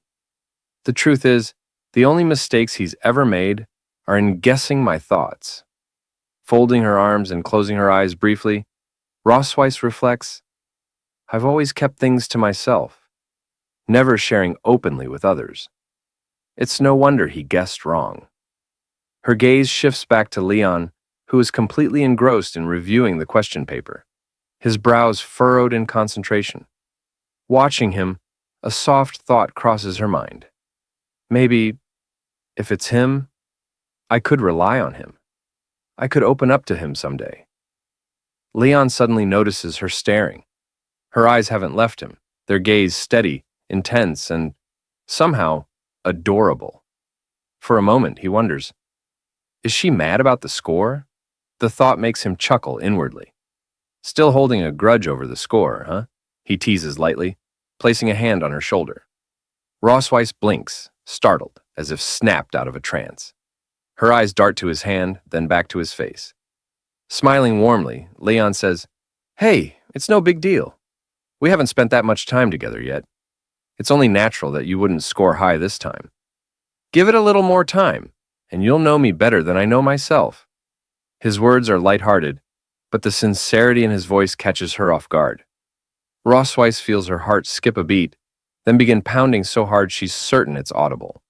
She clutches the question paper, trying to steady herself as an unfamiliar warmth spreads through her chest. What's wrong with me, she wonders, her face flushing as she struggles to meet his eyes. Embarrassed, she quickly slams the question paper into Leon's face and, blushing fiercely, demands that he stop talking nonsense and write down his correct answers. Leon, still staring at her, asks with a teasing smile if she really got this question wrong. He points out that she had previously said she'd never been disappointed in him. Rossweiss, flustered, denies it, but then adds, If I must point out something, it would be the lack of dragon great forces last time. Leon smirks and teases, From now on, I'll make dragon great force pills my meals. Don't regret it later. With a sly smile, Rossweiss replies, I'm looking forward to it. The scene shifts to the night before the entrance exam. Leon reviews the question paper and nods in satisfaction. After a week of hard work, our average score on the test questions is over 80. If we perform normally, there shouldn't be any problem with the family assessment. Rossweiss, utterly exhausted, collapses onto the bed without responding.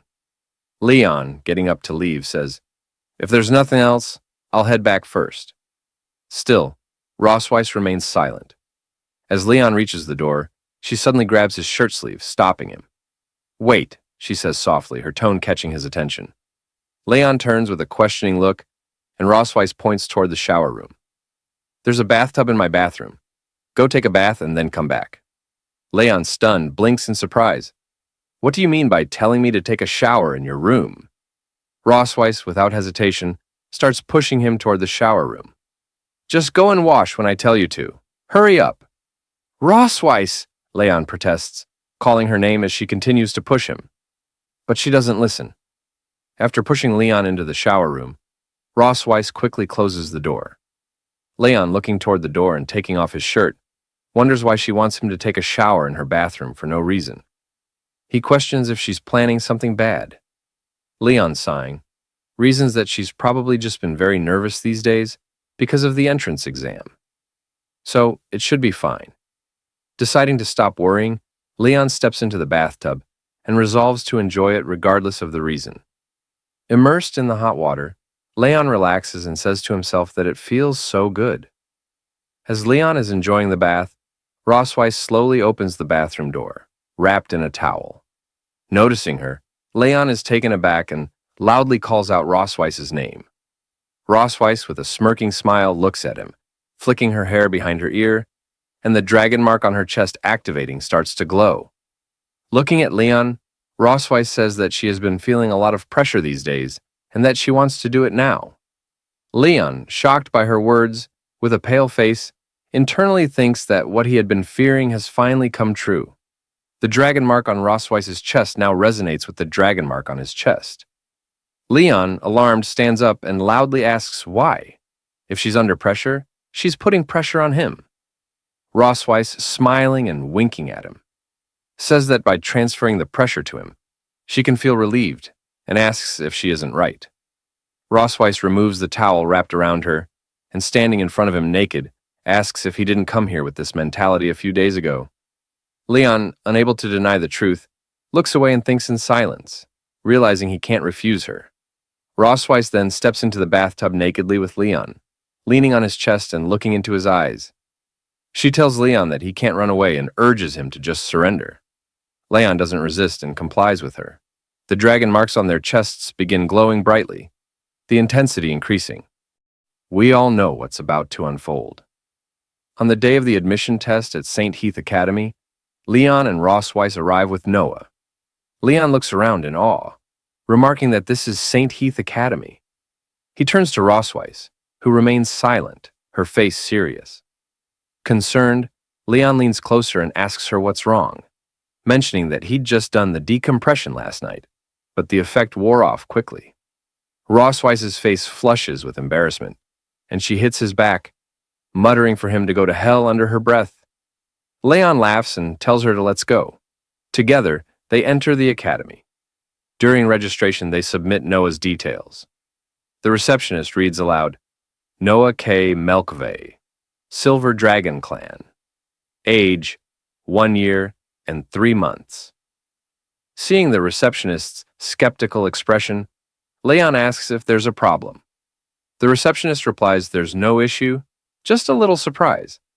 She explains that while the Academy's minimum age for young dragons to enroll is 1 year, most of the young dragons are around 4 to 6 years old.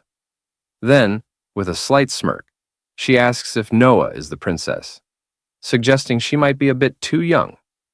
Rossweiss, her face serious, responds that Noah is very smart and that her age is no issue. They respect her decision. The receptionist nods and tells them to proceed. She informs them that a special staff member will escort Noah to the written test, while the accompanying parents will need to go to the 4th floor for a home assessment. On the 4th floor in the meeting room, Leon and Rossweiss sit with the academy staff. Rossweiss, holding Leon's hand and leaning close with a smile, whispers and asks, based on his experience, if he thinks the 3 people there are easy to deal with. Leon, looking at them with a straight, uninterested face, whispers back that they look easy to kill. He reflects that the person he was before being captured by her would have easily taken their heads in 50 rounds. Leon, his face twisted in anger and radiating killing intent, grits his teeth and tightens his fist, whispering to Rossweiss that if they dare prevent Noah from attending the academy, he will meet them with a sword. The 3 academy staff, sensing the intensity of his killing intent, think to themselves that he must be an imposing parent. One of them, an older man, introduces himself as Walter Wilson, the vice principal of St. Heath Academy, and explains that he will be responsible for their assessment today. With a calm demeanor, the vice principal reassures them not to be nervous, urging them to simply relax and answer their questions. Rossweiss, forcing a polite smile, nods in agreement. Leon, also wearing a strained smile, silently notes that this old man doesn't seem as simple as he appears. wondering if something strange might be about to unfold. The vice principal then asks if they remember when their wedding anniversary is. Rosweiss and Leon exchange a glance, realizing that this question was anticipated. Back in the Silver Dragon Castle bedroom, Rosweiss had once told Leon that if anyone ever asked about their wedding anniversary, they needed to have a prepared response. After all, they hadn't officially married yet, and she had become pregnant before they could tie the knot. Leon, recalling her suggestion, thinks for a moment and says that if he had to choose a day that left a deep impression on him, it would be that day. Rosweiss, understanding his train of thought, completes his statement by saying it was the year 1733 of the creation calendar. Back in the interview, both Rosweiss and Leon confidently state that it was May 25th.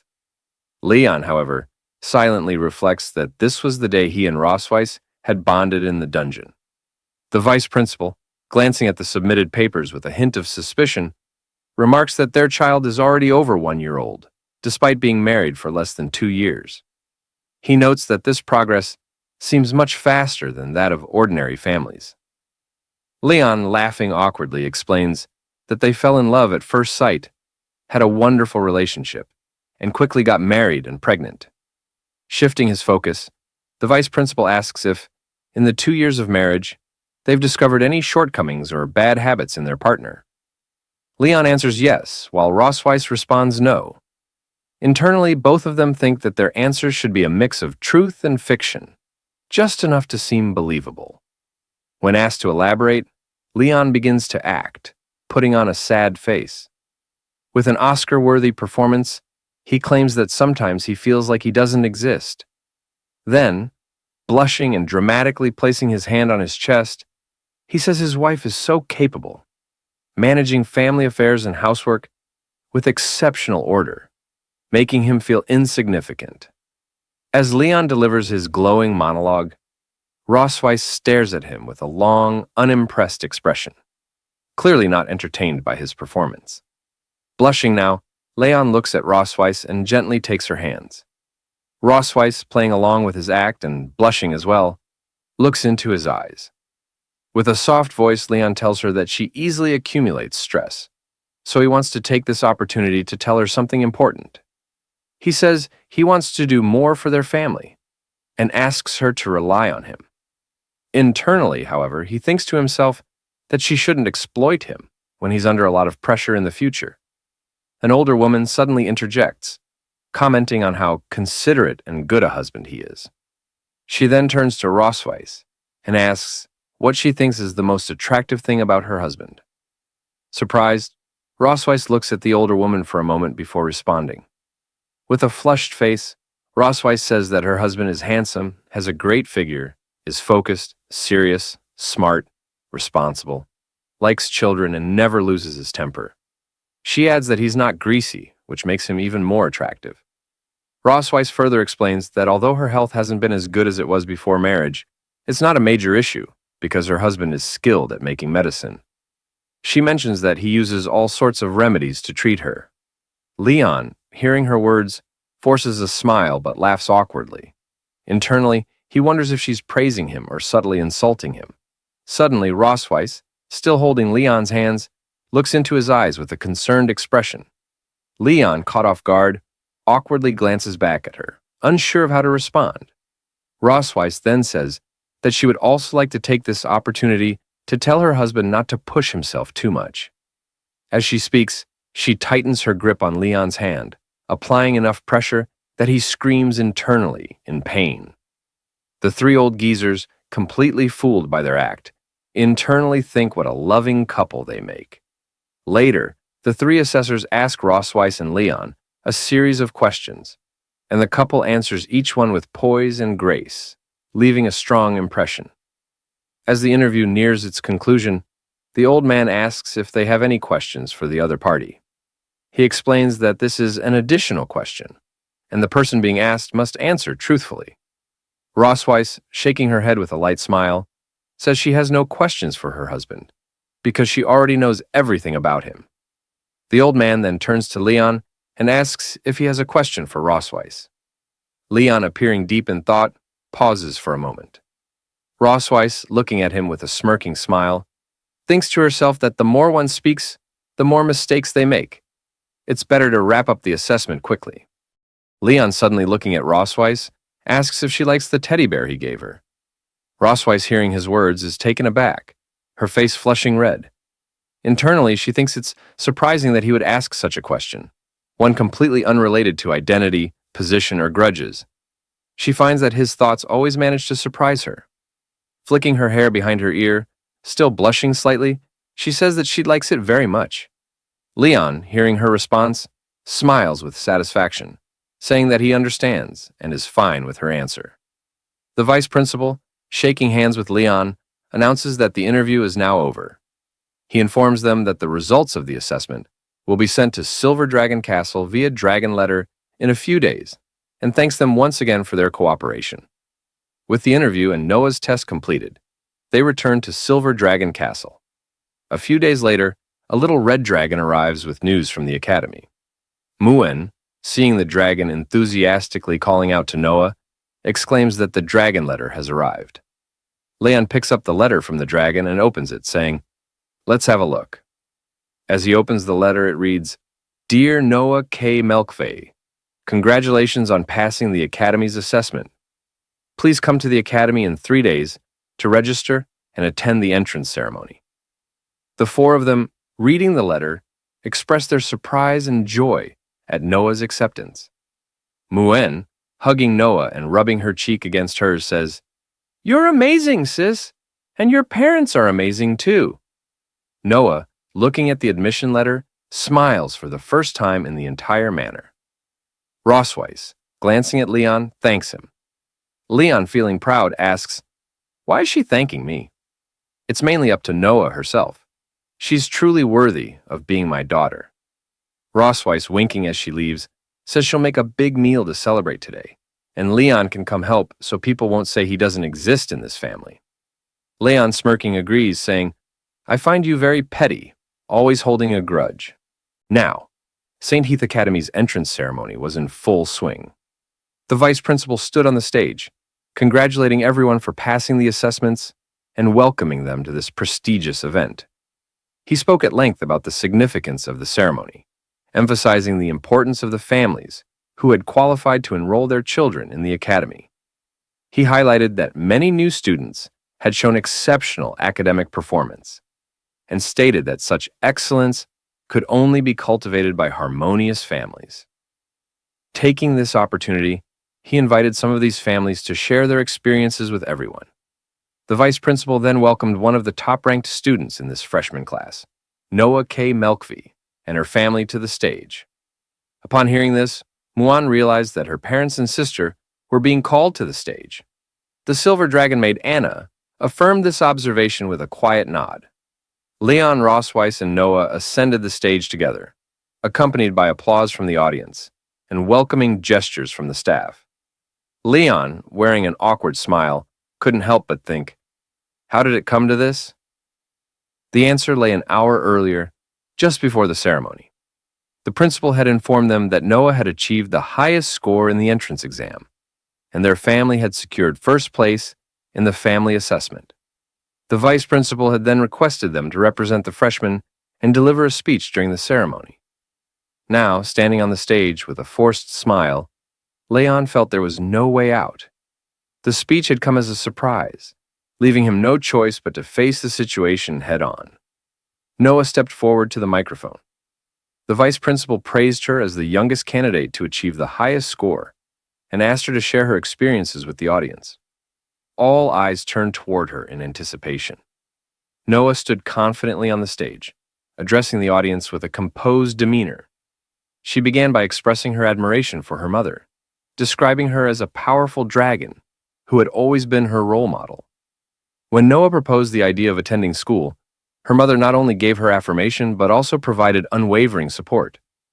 As she spoke, Rossweiss glanced at her with a light smile playing on her lips, clearly proud of her words. Noah continued, shifting her attention to her sister, Muan. She shared how her sister had always been there for her, a constant source of encouragement and love. Muan, listening from the audience, looked at Noah with enthusiastic and hopeful eyes. deeply touched by her sister's gratitude. After a brief pause, Noah let out a small sigh. On stage, Leon's thoughts wandered as he wondered whether she would mention him. Then, Noah continued, her voice softening as she approached the topic closest to her heart. She declared that the person she wanted to thank the most was her father. She explained how he had reviewed material with her every day, and often stayed up late into the night preparing resources for her studies. It was his dedication and effort that enabled her to stand where she was today. Hearing these heartfelt words, Leon was overwhelmed with emotion. Tears of joy welled up in his eyes as he softly called out Noah's name. Touched beyond words, Noah concluded her speech with a polite thanks to the audience before stepping back from the microphone. The vice principal, visibly moved by her words, remarked that Leon must truly be an exceptional father for his daughter to hold him in such high regard. Seizing the moment, he suggested that Leon give Noah a kiss to show his fatherly love. The suggestion left Leon momentarily stunned. His thoughts raced as he looked at the vice principal, wondering what could possibly have prompted such an idea. A sense of dread crept in as he considered the potential chaos that could unfold if he followed through. His gaze shifted to Noah, recalling how just a month ago she hadn't even allowed him to touch her without complaint. The idea of her permitting a public kiss seemed far-fetched. Leaning slightly toward her, he whispered that they could settle for a simple hug instead. Noah, however, looked away, a faint blush creeping onto her cheeks. Her voice was barely audible but firm as she told him to hurry up, finish the kiss, and put an end to the socially excruciating ordeal. Leon stared at her, stunned by her sudden change of tone. Her unexpected compliance left him at a loss for words, and he found himself softly uttering her name in disbelief as the moment unfolded. Hearing Noah's words, Leon decided to act with heartfelt resolve. Gently, he leaned forward and planted a fatherly kiss on her forehead. The gesture was simple yet profound, reflecting his deep affection and pride for his daughter. Muan, watching from the audience, couldn't contain her excitement. She jumped eagerly, declaring her desire to kiss her sister as well. However, Anna, ever vigilant, intervened, reminding Muan that, as a royal, she couldn't disrupt the ceremony by rushing onto the stage. Muan reluctantly settled back, casting a longing glance at Noah. Meanwhile, Ross Weiss exhaled in relief, thankful that the spotlight hadn't turned to her. Noah's face turned a deep shade of red at the unexpected display of affection. Leon noticed her reaction and offered her a soft smile, his expression radiating warmth. The vice principal, visibly moved by the scene, remarked on the strength of their family bond. He noted that truly excellent dragons never forget to show gratitude to their loved ones. The Melkvi family, he added, exemplified what a real family should be like. However, what came next left everyone stunned. The vice principal, with an air of cheerful oblivion, dropped an unexpected remark, revealing that he had kissed his own daughter in similar moments of pride. Then, as though inspired by his own example, he turned to Leon and suggested that, as a model of a loving couple, Leon should not forget his wife. Leon and Rossweiss were both taken aback, their expressions frozen in shock. Leon's teeth clenched, and his fists tightened as he stared at the vice principal, his anger barely contained. Rossweiss, on the other hand, seemed overwhelmed. Her face paled momentarily before she instinctively withdrew, unable to find the words to respond. Leon's thoughts surged with frustration. This old dragon is getting far too ahead of himself. I should have dealt with him during the assessment. Yet, as his gaze shifted to Noah, his resolve softened. This is her moment, her most important entrance ceremony. No matter how infuriating the situation, I won't let it overshadow her achievement. Steeling himself, Leon addressed Rossweiss with an air of mock enthusiasm. My dear wife, he said, his voice deliberately loud enough for all to hear, come now, aren't we the happiest and most harmonious family? Surely we must show everyone that we are. Rossweiss, caught off guard by his sudden declaration, flushed deeply. Her usual composure faltered as she glanced at him, her embarrassment unmistakable. The audience watched with amusement, the tension on stage blending into an unexpected display of familial affection. Rossweiss, her face flushed crimson, whispered softly, asking if Leon truly intended to kiss her in front of hundreds of dragons. Leon, maintaining his calm demeanor, assured her that there was no way he would go that far, not with Noah and Muan watching. He urged her to cooperate with him in this delicate moment. With a deep blush coloring her face, Rossweiss muttered that the whole situation was unbearably embarrassing. Leon, determined to move forward, closed the distance between them, gently wrapping his arms around her. His movements were slow and deliberate as he leaned in, his thoughts wandering. Though they had shared a bed and held hands many times before, they had never kissed, except for that one brief moment 2 years ago. Rossweiss, her heart racing, could only wonder why Leon appeared so calm, as though the weight of the moment didn't affect him at all. She told herself not to mind it and, accepting her fate, closed her eyes, bracing for the kiss she expected on her lips. But as she waited, Leon's lips never found hers. Instead, he kissed her gently on the cheek. Rossweiss's eyes opened in confusion, her expression a mixture of surprise and curiosity. She touched her cheek, still warm from the kiss, unable to hide the blush spreading across her face.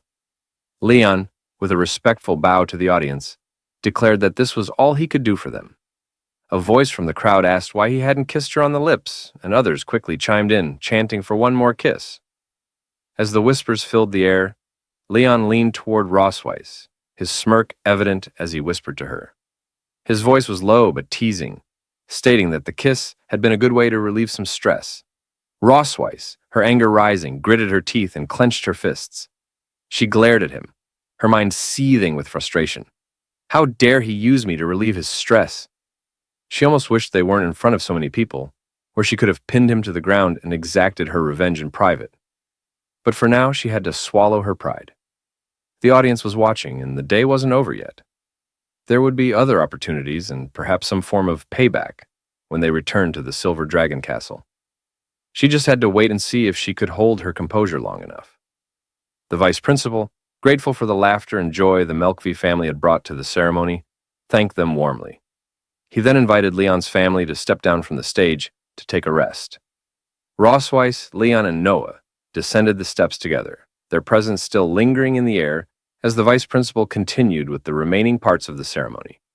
The entrance ceremony proceeded, and eventually it came to an end.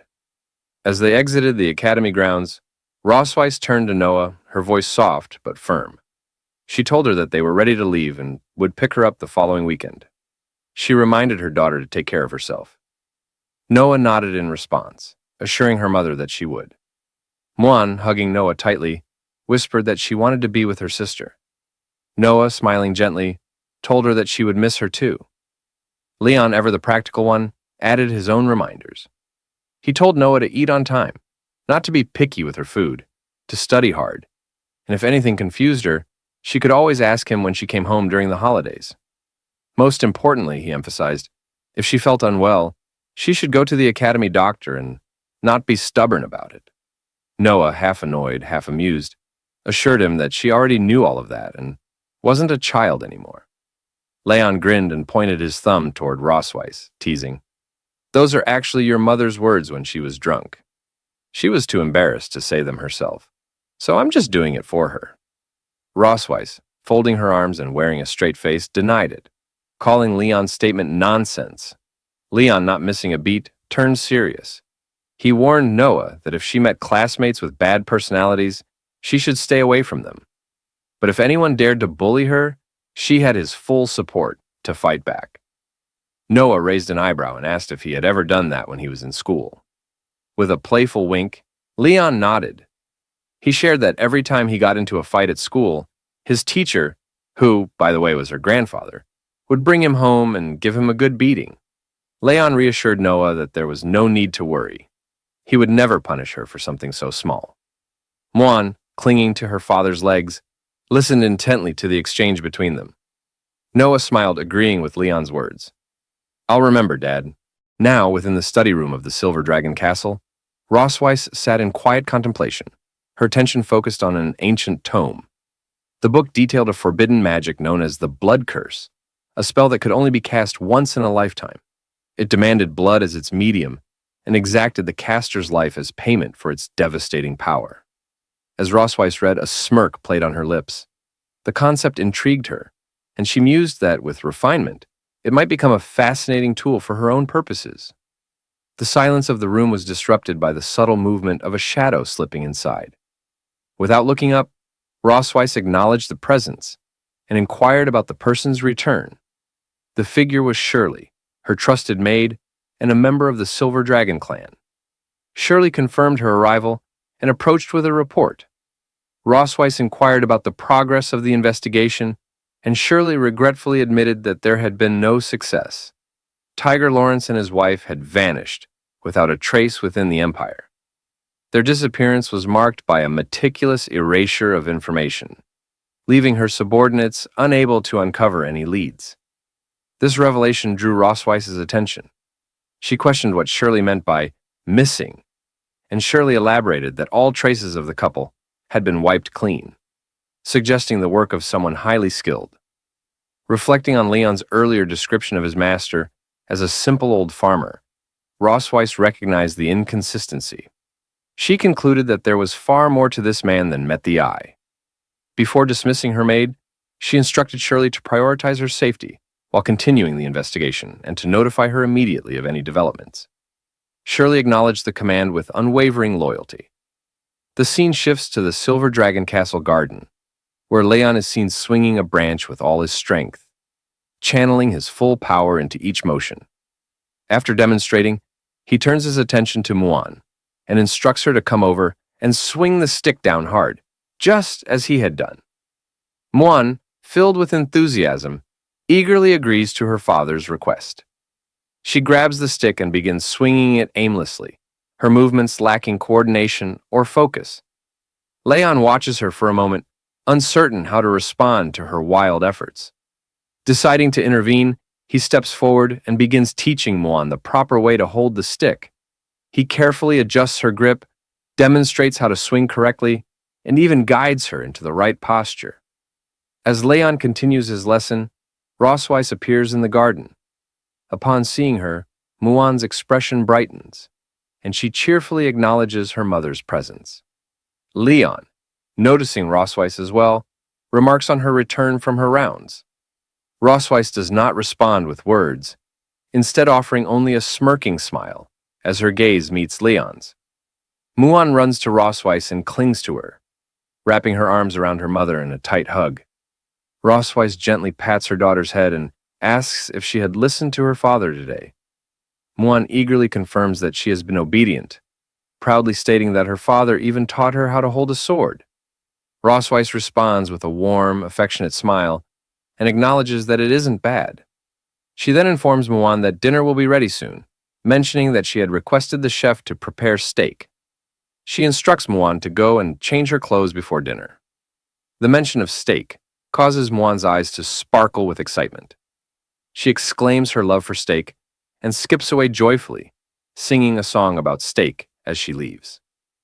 Anna, who had been nearby, follows her little highness and guides her toward the castle. Leon and Rosweiss stand together, watching Muan until she disappears from view. As the moment passes, Rosweiss turns to Leon, about to speak, but before she can say anything, Leon swings the wooden stick at her with sudden speed. The motion takes Rosweiss completely by surprise. She's caught off guard, freezing as the stick comes to an abrupt halt just near her throat. Rosweiss, with a cold expression and a smirking smile, questions Leon's intentions, asking if he has finally decided to attack her. She states that, in the Silver Dragon Castle, pointing a weapon at her is an act of treason, punishable by death. Leon, hearing her words, calmly responds, pointing out that it is merely a branch, and questioning if the queen truly considers a branch a weapon. Rosweiss, unfazed, reminds him of his past as the strongest dragon slayer, emphasizing that even a branch in his hands could be used as a lethal weapon. She ends her statement by asking if she is wrong in her assumption. To her pointed remarks, Leon doesn't respond directly. Instead, he sighs and withdraws the branch. Leaning closer to Rosweiss, he remarks that if she wanted to praise someone, She should do so properly and questions why she chooses to be so sarcastic. Rossweiss, folding her arms, retorts that she hasn't praised him at all. Leon walks toward a nearby bench, placing his hands behind his head as he moves. He mentions that he wanted to scare her, but admits it would be pointless if she wasn't afraid. Rossweiss, watching him, calmly counters, stating that she doesn't believe he could harm her with a twig in his current state. Shifting the conversation, Rossweiss mentions that Noah had written to her the previous day, saying she was doing fine and asking them not to worry. As Rossweiss and Leon sit on the bench, Leon looks at her in surprise and asks if that was all Noah had written. Rossweiss denies this, explaining that it was rare for Noah to take the initiative to write back, but she had done so to reassure them of her safety. Leon agrees, commenting that in this regard, Noah is very similar to Rossweiss. Looking at the sky, Leon reflects on Noah's nature. He mentions that she always maintains a stern demeanor, making it difficult to discern her thoughts. However, he adds that if one finds the right approach, it is still very pleasant to get along with her. Rossweiss, also gazing at the sky, remarks that Noah actually admires Leon. She explains that Noah has a typical dragon mentality. She admires strength and is drawn to the powerful. Turning her gaze to Leon with a faint smile, Rossweiss continues, saying that in Noah's eyes, he has become a top student, someone to look up to. She even mentioned that she plans to win many first places at the academy because she never wants to lose to him.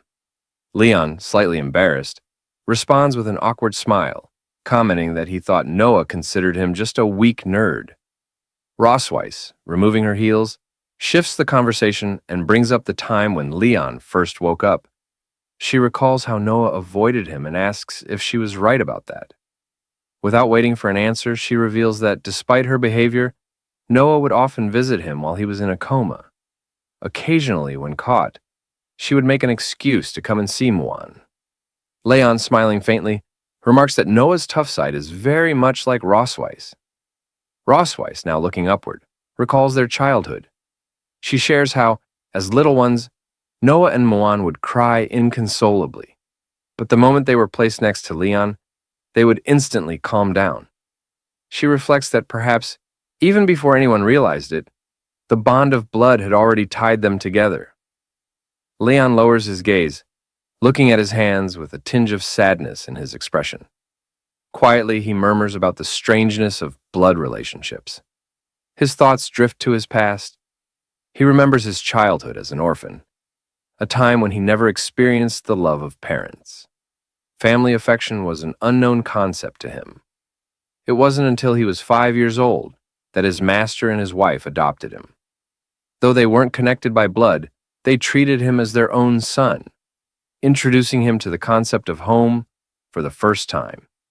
Yet, even amidst this warmth, he occasionally felt a sense of loss, a quiet void lingering in his heart. Leon, sitting in silence, reflects on his past with a sad expression, longing for a time when his master and his wife had been his real parents. His mother, sensing his sorrow, gently patted his head and reassured him, telling him that one day he would become a father to someone else. Leon, uncertain and with a hint of doubt, asked if he would truly become a father. His mother smiled warmly and confirmed, saying that his future children would be his blood, the family he would love, protect, and give everything for. Pulled back to the present, Leon clenched his fist, the words his mother had spoken echoing in his mind. He affirmed to himself that they were indeed his most cherished family members now. As Leon pondered, Rossweiss watched him closely and asked what he was daydreaming about. She then suggested they should head back.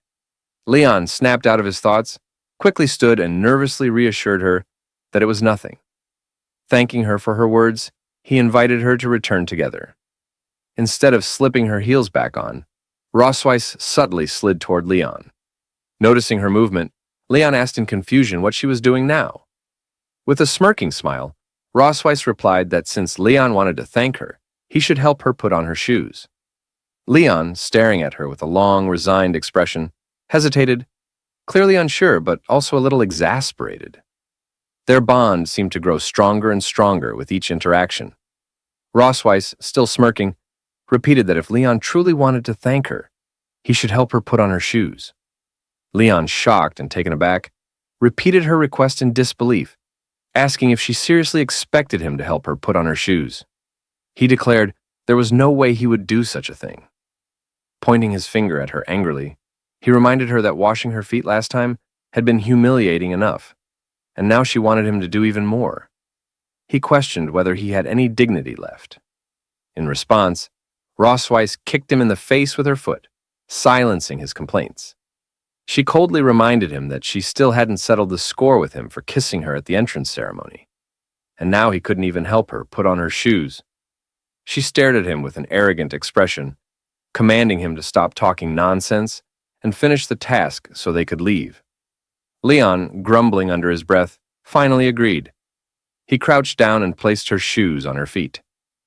As he did so, Rossweiss smirked, commenting that despite his earlier reluctance, his movements were surprisingly quick. Leon retorted that it was true. Putting shoes on her was far easier than putting shoes on a donkey. The moment the words left his mouth, Rossweiss's expression darkened. She gritted her teeth in anger and glared at him. Without hesitation, she attempted to kick his head again. This time, however, Leon anticipated her move. Smiling, he bent backward, swiftly dodging her kick as her leg flew past his face. He immediately stood up and darted off, mocking her as he ran. He shouted back that as long as he ran fast enough, she wouldn't be able to catch him. Rossweiss stood there, clenching her fists and glaring at his retreating figure. Her thoughts simmered with fury as she resolved that no matter how fast he ran, it wouldn't save him from what awaited him that night. We don't exactly know how things unfolded that night, but we can imagine what might have happened. A few days later, Leon, Rossweiss, and Muan waited outside. Rossweiss and Leon noticed something and turned their gaze to the sky. Muan, filled with excitement, pointed upward and signaled for them to come closer. A massive dragon flew over them with great speed. Its immense size caught Leon's attention, and he observed it in surprise, noting that it was several times larger than Rossweiss's transformed form. The dragon approaching them was the Leviathan, a giant dragon renowned for its size and endurance. Rossweiss, watching the Leviathan, remarked that despite its massive size, it was not particularly powerful. Its exceptional endurance and stable emotions made it an ideal transporter for the dragon clan. Leon then asked what she meant by emotionally stable. Rossweiss explained that a Leviathan, due to its calm temperament, would never lose its temper, even once, throughout its thousands of years of life. For this reason, the Academy often employed them to transport baby dragons. As they continued observing, the Leviathan released Noah onto the ground. She landed gracefully and turned to Rossweiss to announce her return. Rossweiss welcomed Noah warmly, her gaze softening at the sight of her daughter. Muan quickly rushed to Noah and hugged her tightly, expressing how much she had missed her. Noah, with a slight blush on her face, looked at Leon and tried to speak to him, but her words faltered, breaking mid-sentence. Leon noticed her hesitation and thought to himself that she still wasn't accustomed to calling him Dad. Leon and Rossweiss, holding their daughter's hands, walked inside together. On the way, Leon expressed his happiness at Noah's return, mentioning that he and her mother had prepared many of her favorite dishes to celebrate her homecoming. After heading inside the Silver Dragon Castle, Noah presented her test papers to Leon and Rossweiss. She began listing her achievements one by one. For basics of alchemy machinery, she had secured first place with full marks. For Introduction to Magic, Young Dragon Edition, she achieved first place with full marks. Again, for Introduction to Magic, Young Dragon Edition, she achieved first place with full marks. For History of the Dragon Clan, Young Dragon Volume, she maintained her streak, earning first place with full marks. As she detailed her results, Rossweiss smiled proudly while looking over the papers, her admiration evident. Beside her, Muan observed with bright, curious eyes, captivated by her sister's accomplishments. However, when Noah hesitated slightly, her voice grew softer as she mentioned the last subject. For all-round physical fitness, she had only scored 95 points and didn't get first place. She apologized for the shortcoming, looking slightly dejected. Rosweiss, still feeling immensely proud, reassured her daughter in a soft and gentle tone, saying there was no need to apologize because her performance was already incredibly impressive. Muan, agreeing with her mother, wholeheartedly held Noah's hand and expressed her support. In her heart, her sister was the best, no matter what. Meanwhile, Leon took the test papers and examined them carefully.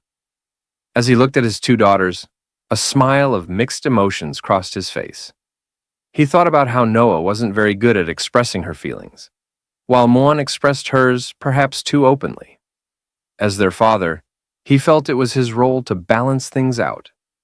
After reviewing the all-round physical fitness test paper, Leon commented on the results. He noted that activities like running, bench pressing, and pull-ups were all basic physical training. Considering that Noah was competing with young dragons, who were only 4 or 5 years old, it was natural for her physical fitness to fall slightly behind theirs. Then, showing the paper to Noah, Leon pointed out that she had won 9 out of 10 actual combat matches, giving her the highest winning rate in the class. This, he explained, demonstrated her superior strategy and fighting skills, despite not being as physically strong. He encouraged her not to worry about being third, reassuring her that she would have plenty of opportunities to surpass them in the future. Hearing her father's words, Noah nodded in understanding. She then mentioned that her mother had told her that father had been the top student in every subject when he was in school. Leon then explained that when he first entered school, he wasn't at the top of the class. However, he gradually rose to first place through sheer hard work and perseverance. With a reassuring smile, Leon told Noah that she still had plenty of time and shouldn't let one mistake get her down. He believed she could do better. Determined, Noah clenched her tiny fists and nodded, understanding his words. Muan, full of enthusiasm and curiosity, asked her parents who would win if Dad fought Mom, given how powerful Dad is. In response, Leon and Rosweiss placed their hands on their chests, each confident in their own answer. Leon, with certainty, said it would be him, while Rosweiss declared it would be her. The two of them exchanged glares, the tension between them rising as their rivalry sparked. Leon, chuckling, recalled his combat training, boasting that no one could match him in hand-to-hand, weapon, or magic combat. He insisted, of course, that he was the better fighter. Rosweiss, folding her arms and narrowing her eyes, responded with a smirk. While she hadn't won as many honors in the academy as Leon, she focused on winning the key games. We might suspect this could be a little white lie given Rosweiss's expression, but they would see about it. The rivalry between Leon and Rosweiss ignited further as they stared at each other, their competitive spirits fully engaged. As Rosweiss teased Leon, asking if it was because he had never managed to beat her that he married her, she implied that he had been captured by her. Their conversation is filled with hidden meanings, especially since the children are present and listening. They have to hide the past. Leon, with a smirk, responds that it was actually because she failed to beat him, referencing their time in the dungeon. Leon says that because of that, they have 2 lovely daughters, Muan and Noah. Suddenly, Leon and Rosweiss dash out of the room. Rosweiss, not missing a beat, suggests they go outside and have a fight. Leon, eager to demonstrate his strength, agrees, saying he's been wanting to show it for a long time. Muan and Noah awkwardly watch them before running after their parents. Noah grabs Muan's hand and runs to catch up with them.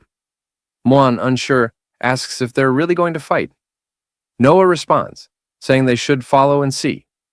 Outside the Silver Dragon Castle, Leon and Rosweiss begin warming up, preparing for their match. Meanwhile, Muan and Noah sit on a bench to observe. Muan says that she's also very curious about who is stronger, Dad or Mom, asking if her guess is right.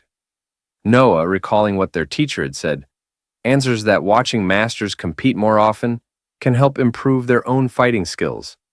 With a mocking tone, Rossweiss looks at Leon and suggests that his body probably hasn't fully recovered enough to fight her yet.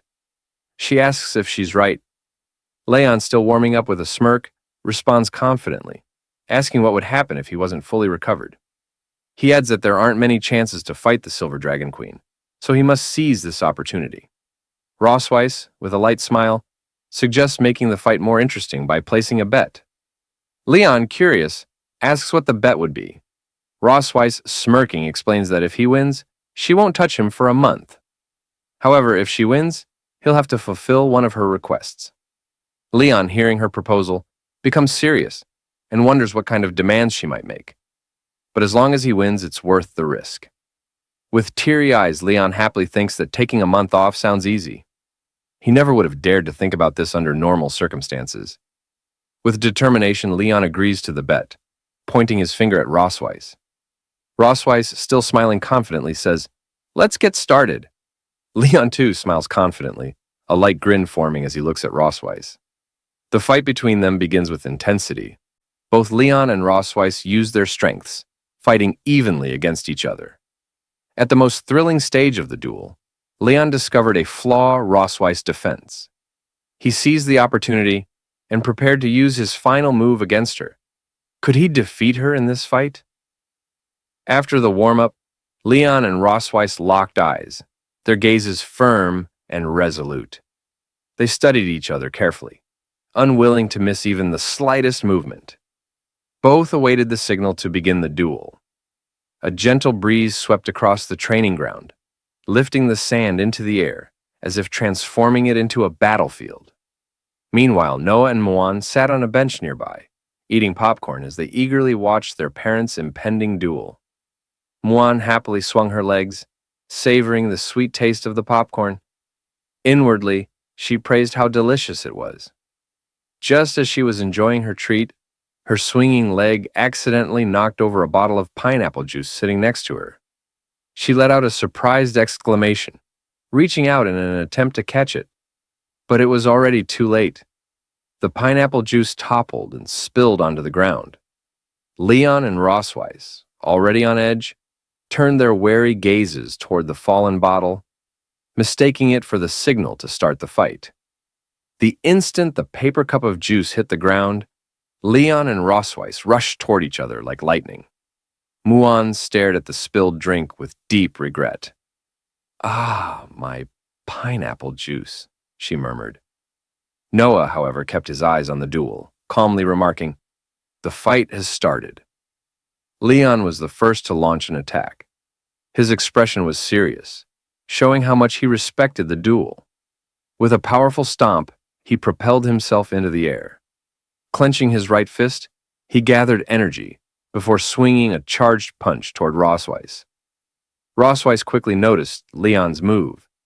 She crossed her arms in front of her chest to defend herself, planting her feet firmly to stabilize her stance. Leon's punch, charged with immense energy, slammed into her crossed arms. Though Rossweiss successfully blocked the blow, the impact cracked the ground beneath her feet, revealing the sheer power of Leon's attack. Rossweiss seized the moment when Leon left an opening. With precision, she extended her tail from below, aiming to sweep it toward his chin. Leon, sensing the danger from below, braced himself, gritted his teeth, and leaned back with all his strength, narrowly dodging Rossweiss's attack.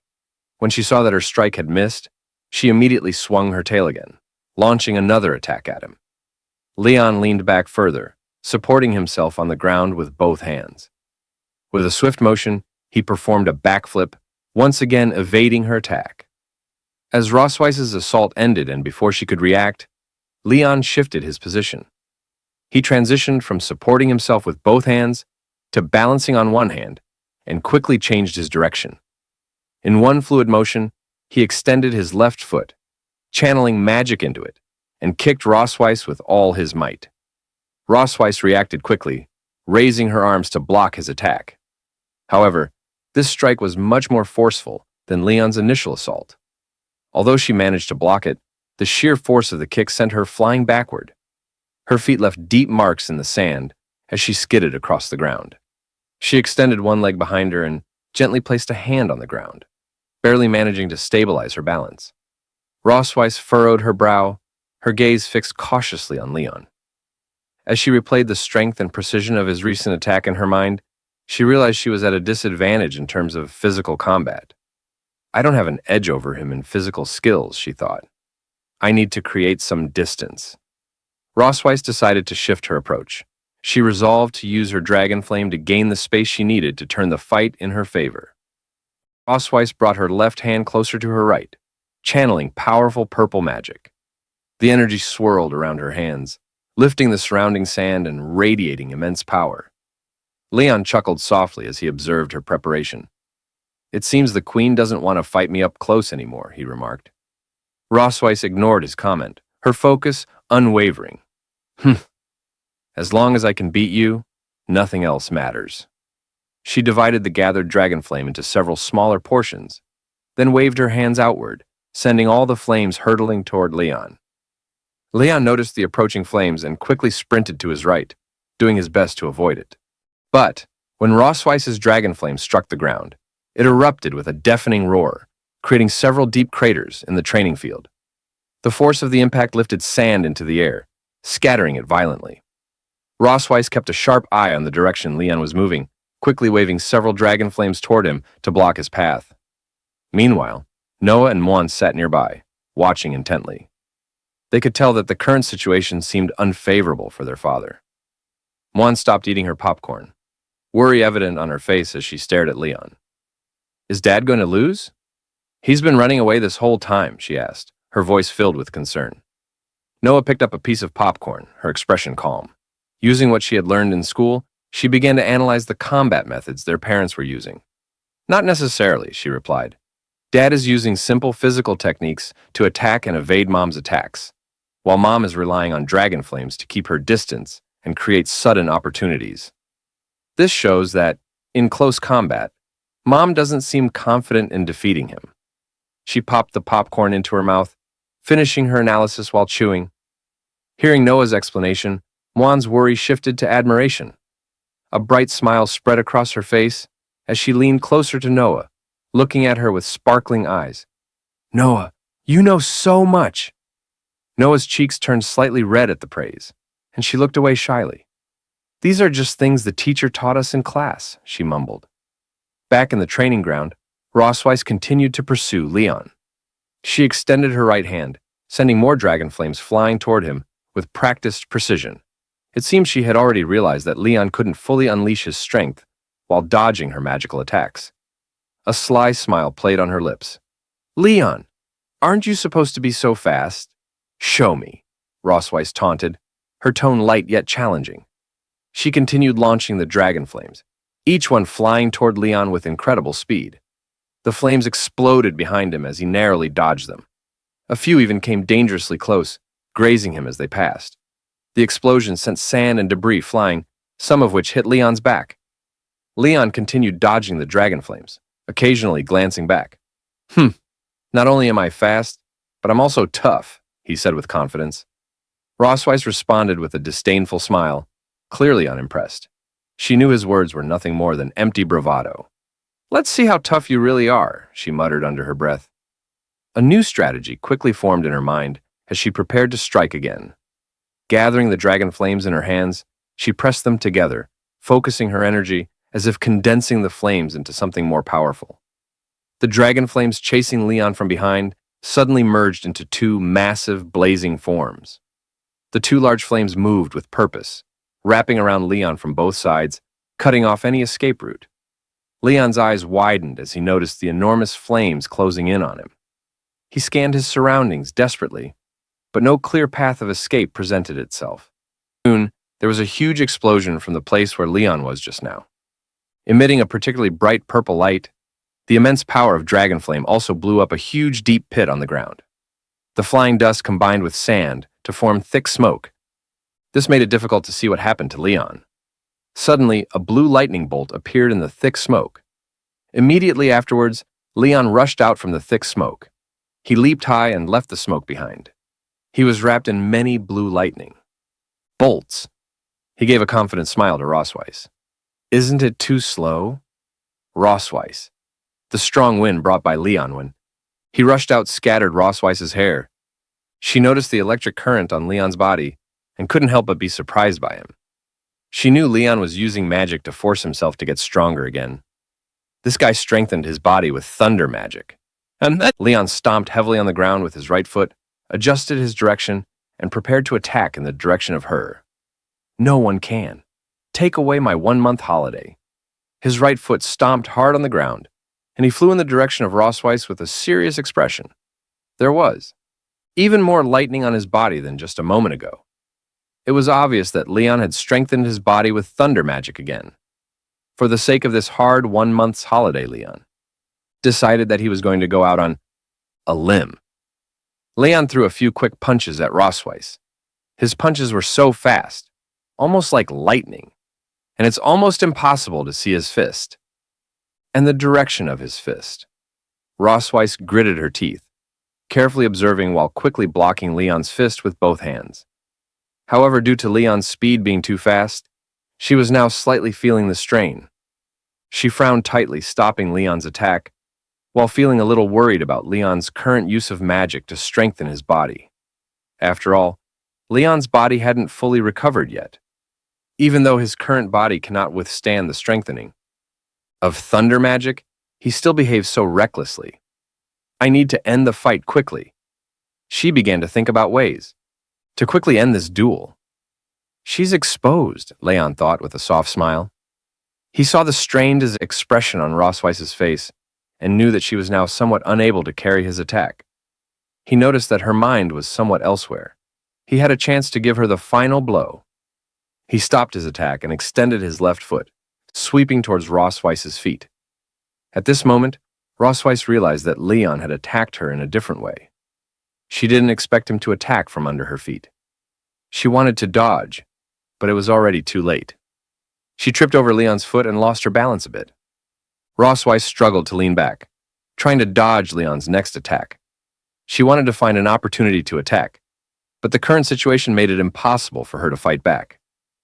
Leon gathered all the thunder magic onto his right fist and extended it towards Rossweiss. He looked at her firmly with a confident smile on his face, as if expressing to her that the victory was determined. I won. Rossweiss was originally going to lean back and then find a chance to stand firm, blocking Leon's punch towards her. However, due to Leon's sudden attack on her, she was unable to maintain balance. Her hand reached into the air, and she was about to fall to the ground. As Leon was about to deliver the final blow, he noticed that she was unable to defend herself and risked getting hurt, so he immediately stopped attacking. Leon restrained his thunder magic and reached out to grab her. He pulled hard and pulled her back in his direction. As she was about to fall, after pulling Rossweiss up, they changed their standing direction. Leon placed his hand on her waist and supported her to prevent her from losing balance again. He held her firmly in his arms. Rossweiss's twin peaks touched Leon's chest. She felt the warmth coming from him, which made her feel a little tempted. This scene seems like a plot from a romance novel. Leon and Rossweiss's faces were both flushed. They all looked at each other affectionately. Leon slowly approached Rossweiss. Rossweiss said softly, "Leon." Just as Leon was immersed in what seemed like a romantic atmosphere, Rossweiss quietly extended the dragon. Flame gathered in her hand to Leon's chest. It was then that Leon sensed something was wrong. He lowered his head and saw that his chest had been burned by dragon flame. "Ah, it's burning." Leon looked nervously at the burning dragon flame in his chest and shouted loudly. He immediately let go of Rossweiss and tried to extinguish it with his hands. But the dragon flame seemed to be getting stronger and stronger. Leon was somewhat at a loss about this. Suddenly, Leon discovered a problem. Although it was burned, he didn't seem to feel his chest hot. Huh? This fire doesn't feel that hot? He lowered his head and saw that Rossweiss's dragon flame had slowly begun to disappear. The fabric on the chest was only partially burned, leaving some burnt marks. Rossweiss looked at him seriously. She was dissatisfied with his attitude. "Just now. The fight is not over yet. How can you distract yourself?" Hearing the loud explosion of dragon flame landing on the ground, Noah and Muin put down their snacks and walked over. Due to the smoke just now surrounding Leon and Rossweiss, Mom, who won in the end? Although Leon doesn't want to admit it, the fact is right in front of him. He had no reason to defend himself, so he had to admit defeat. He pouted and said finally, I am careless. I lost this time. Rossweiss closed her eyes and softly praised him. I have to admit that you are indeed very strong. You don't have enchanted armor or handy weapons. You can fight me like this just by relying on your physical skills. Before you, no one had ever been able to. Do it. Leon clenched his fists and said to her with some reluctance, isn't that right? If I fight with all my might, I can definitely beat you. Since Rossweiss has won against Leon, must meet her demands. Rossweiss gave him a sly smile. Now that you've admitted defeat, don't forget our bet. Rossweiss's words were like a sharp arrow, piercing straight into Leon's body.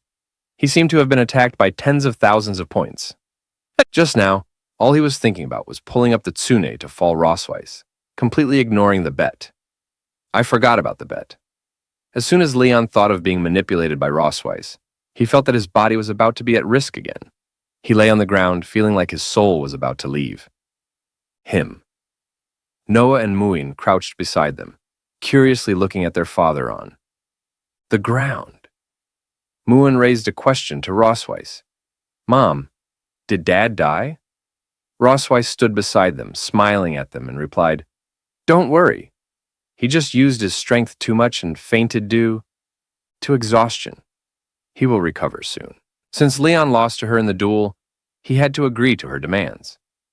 So, that night in the children's room of the Silver Dragon Temple, Leon sat with his daughters, his voice soft but firm. He told Noah that after he left, she would need to take good care of Muan. Since Muan was still young and far less aware than her older sister, it was up to Noah to watch over her. Then, turning to Muan, he gently reminded her to listen to her sister and not make things difficult for her. Both girls listened quietly to their father's instructions, their expressions calm and attentive.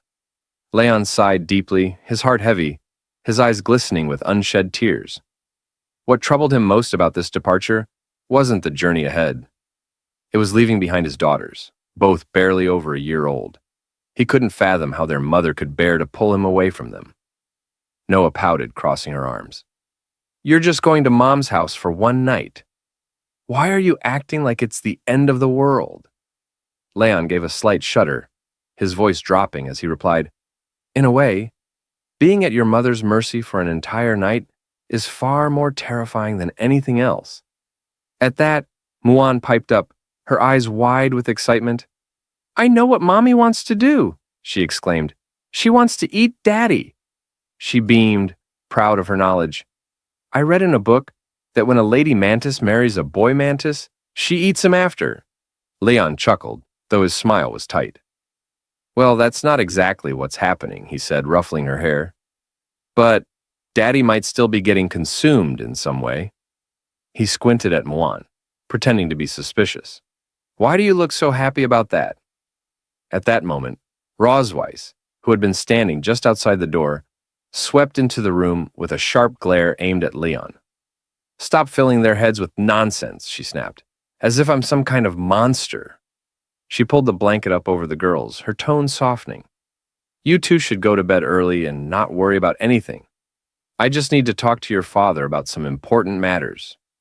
Leon flinched slightly at her words. Important matters? He muttered under his breath. What kind of important matters could she mean? Rossweiss, catching his tone, raised an eyebrow. Probably the mysteries of the universe, she said dryly. Leon grumbled, The origins of life? Rossweiss rolled her eyes. No, the deeper secrets of the world. Grinding his teeth, Leon muttered under his breath, You mean the intricacies of the human body? With an exasperated sigh, Rossweiss grabbed his arm and tugged him toward the door. I've had enough of your rambling. Hurry up and follow me. Leon hesitated in the doorway, glancing back at his daughters. I still have some final words for them. He turned to Noah and Moan, his eyes softening. Remember, I will always love you, no matter what. As the door clicked shut behind their parents, Moan frowned and whispered to her sister, "What do you think Mom and Dad are going to do?" Noah shrugged, pulling the blanket tighter around them. "I don't know," she mumbled. "Let them figure it out themselves. Silly adults." Meanwhile, in the queen's bedroom of the Silver Dragon Temple, Rosweiss sipped from a glass of wine, her eyes glinting with amusement as she watched Leon's growing unease. She smirks and asks, "Aren't you going to join me?" Leon abruptly shakes his head, firmly refusing. Rosweiss pauses for a moment, her eyes gleaming with mischief. Then she says, "I remember you once promised to fulfill any request of mine if you lost to me." Her voice is smooth, almost teasing. "But now, not only do you refuse to drink, you seem reluctant." Leon replies curtly, "I don't feel like drinking." But inside, his thoughts are racing. "I need to keep my composure. I won't let her dictate the night." Before he can finish the thought, Rosweiss cuts in, her voice soft but deliberate. "Actually, I was hoping you'd win." Leon narrows his eyes, suspicion flickering in his gaze. "Why?" Rosweiss chuckles, the sound low and knowing. "Because if you had won, I'd owe you a month off. You could have used that time to recover, and everything would have been much more enjoyable." She teases him with a sly smile, her words hanging in the air. Leon huffs, his frustration bubbling to the surface. "Then why didn't you just let me win today?" Rosweiss shakes her head slowly, her gaze never leaving his. "Because," she murmurs, "I thought of a more interesting way to spend the evening." Without breaking eye contact, she lifts the bottle and slowly pours the dream wine onto her chest. The crimson liquid slides down her skin in delicate, shimmering trails. Leon stiffens, his breath catching, his mind momentarily blank as he watches the red liquid trickle down her skin. Rosweiss tilts her head, a smirk playing on her lips. "What I like most," she murmurs, "is how you refuse to give in, even after losing to me." Leon swallows hard, unable to tear his eyes away from her.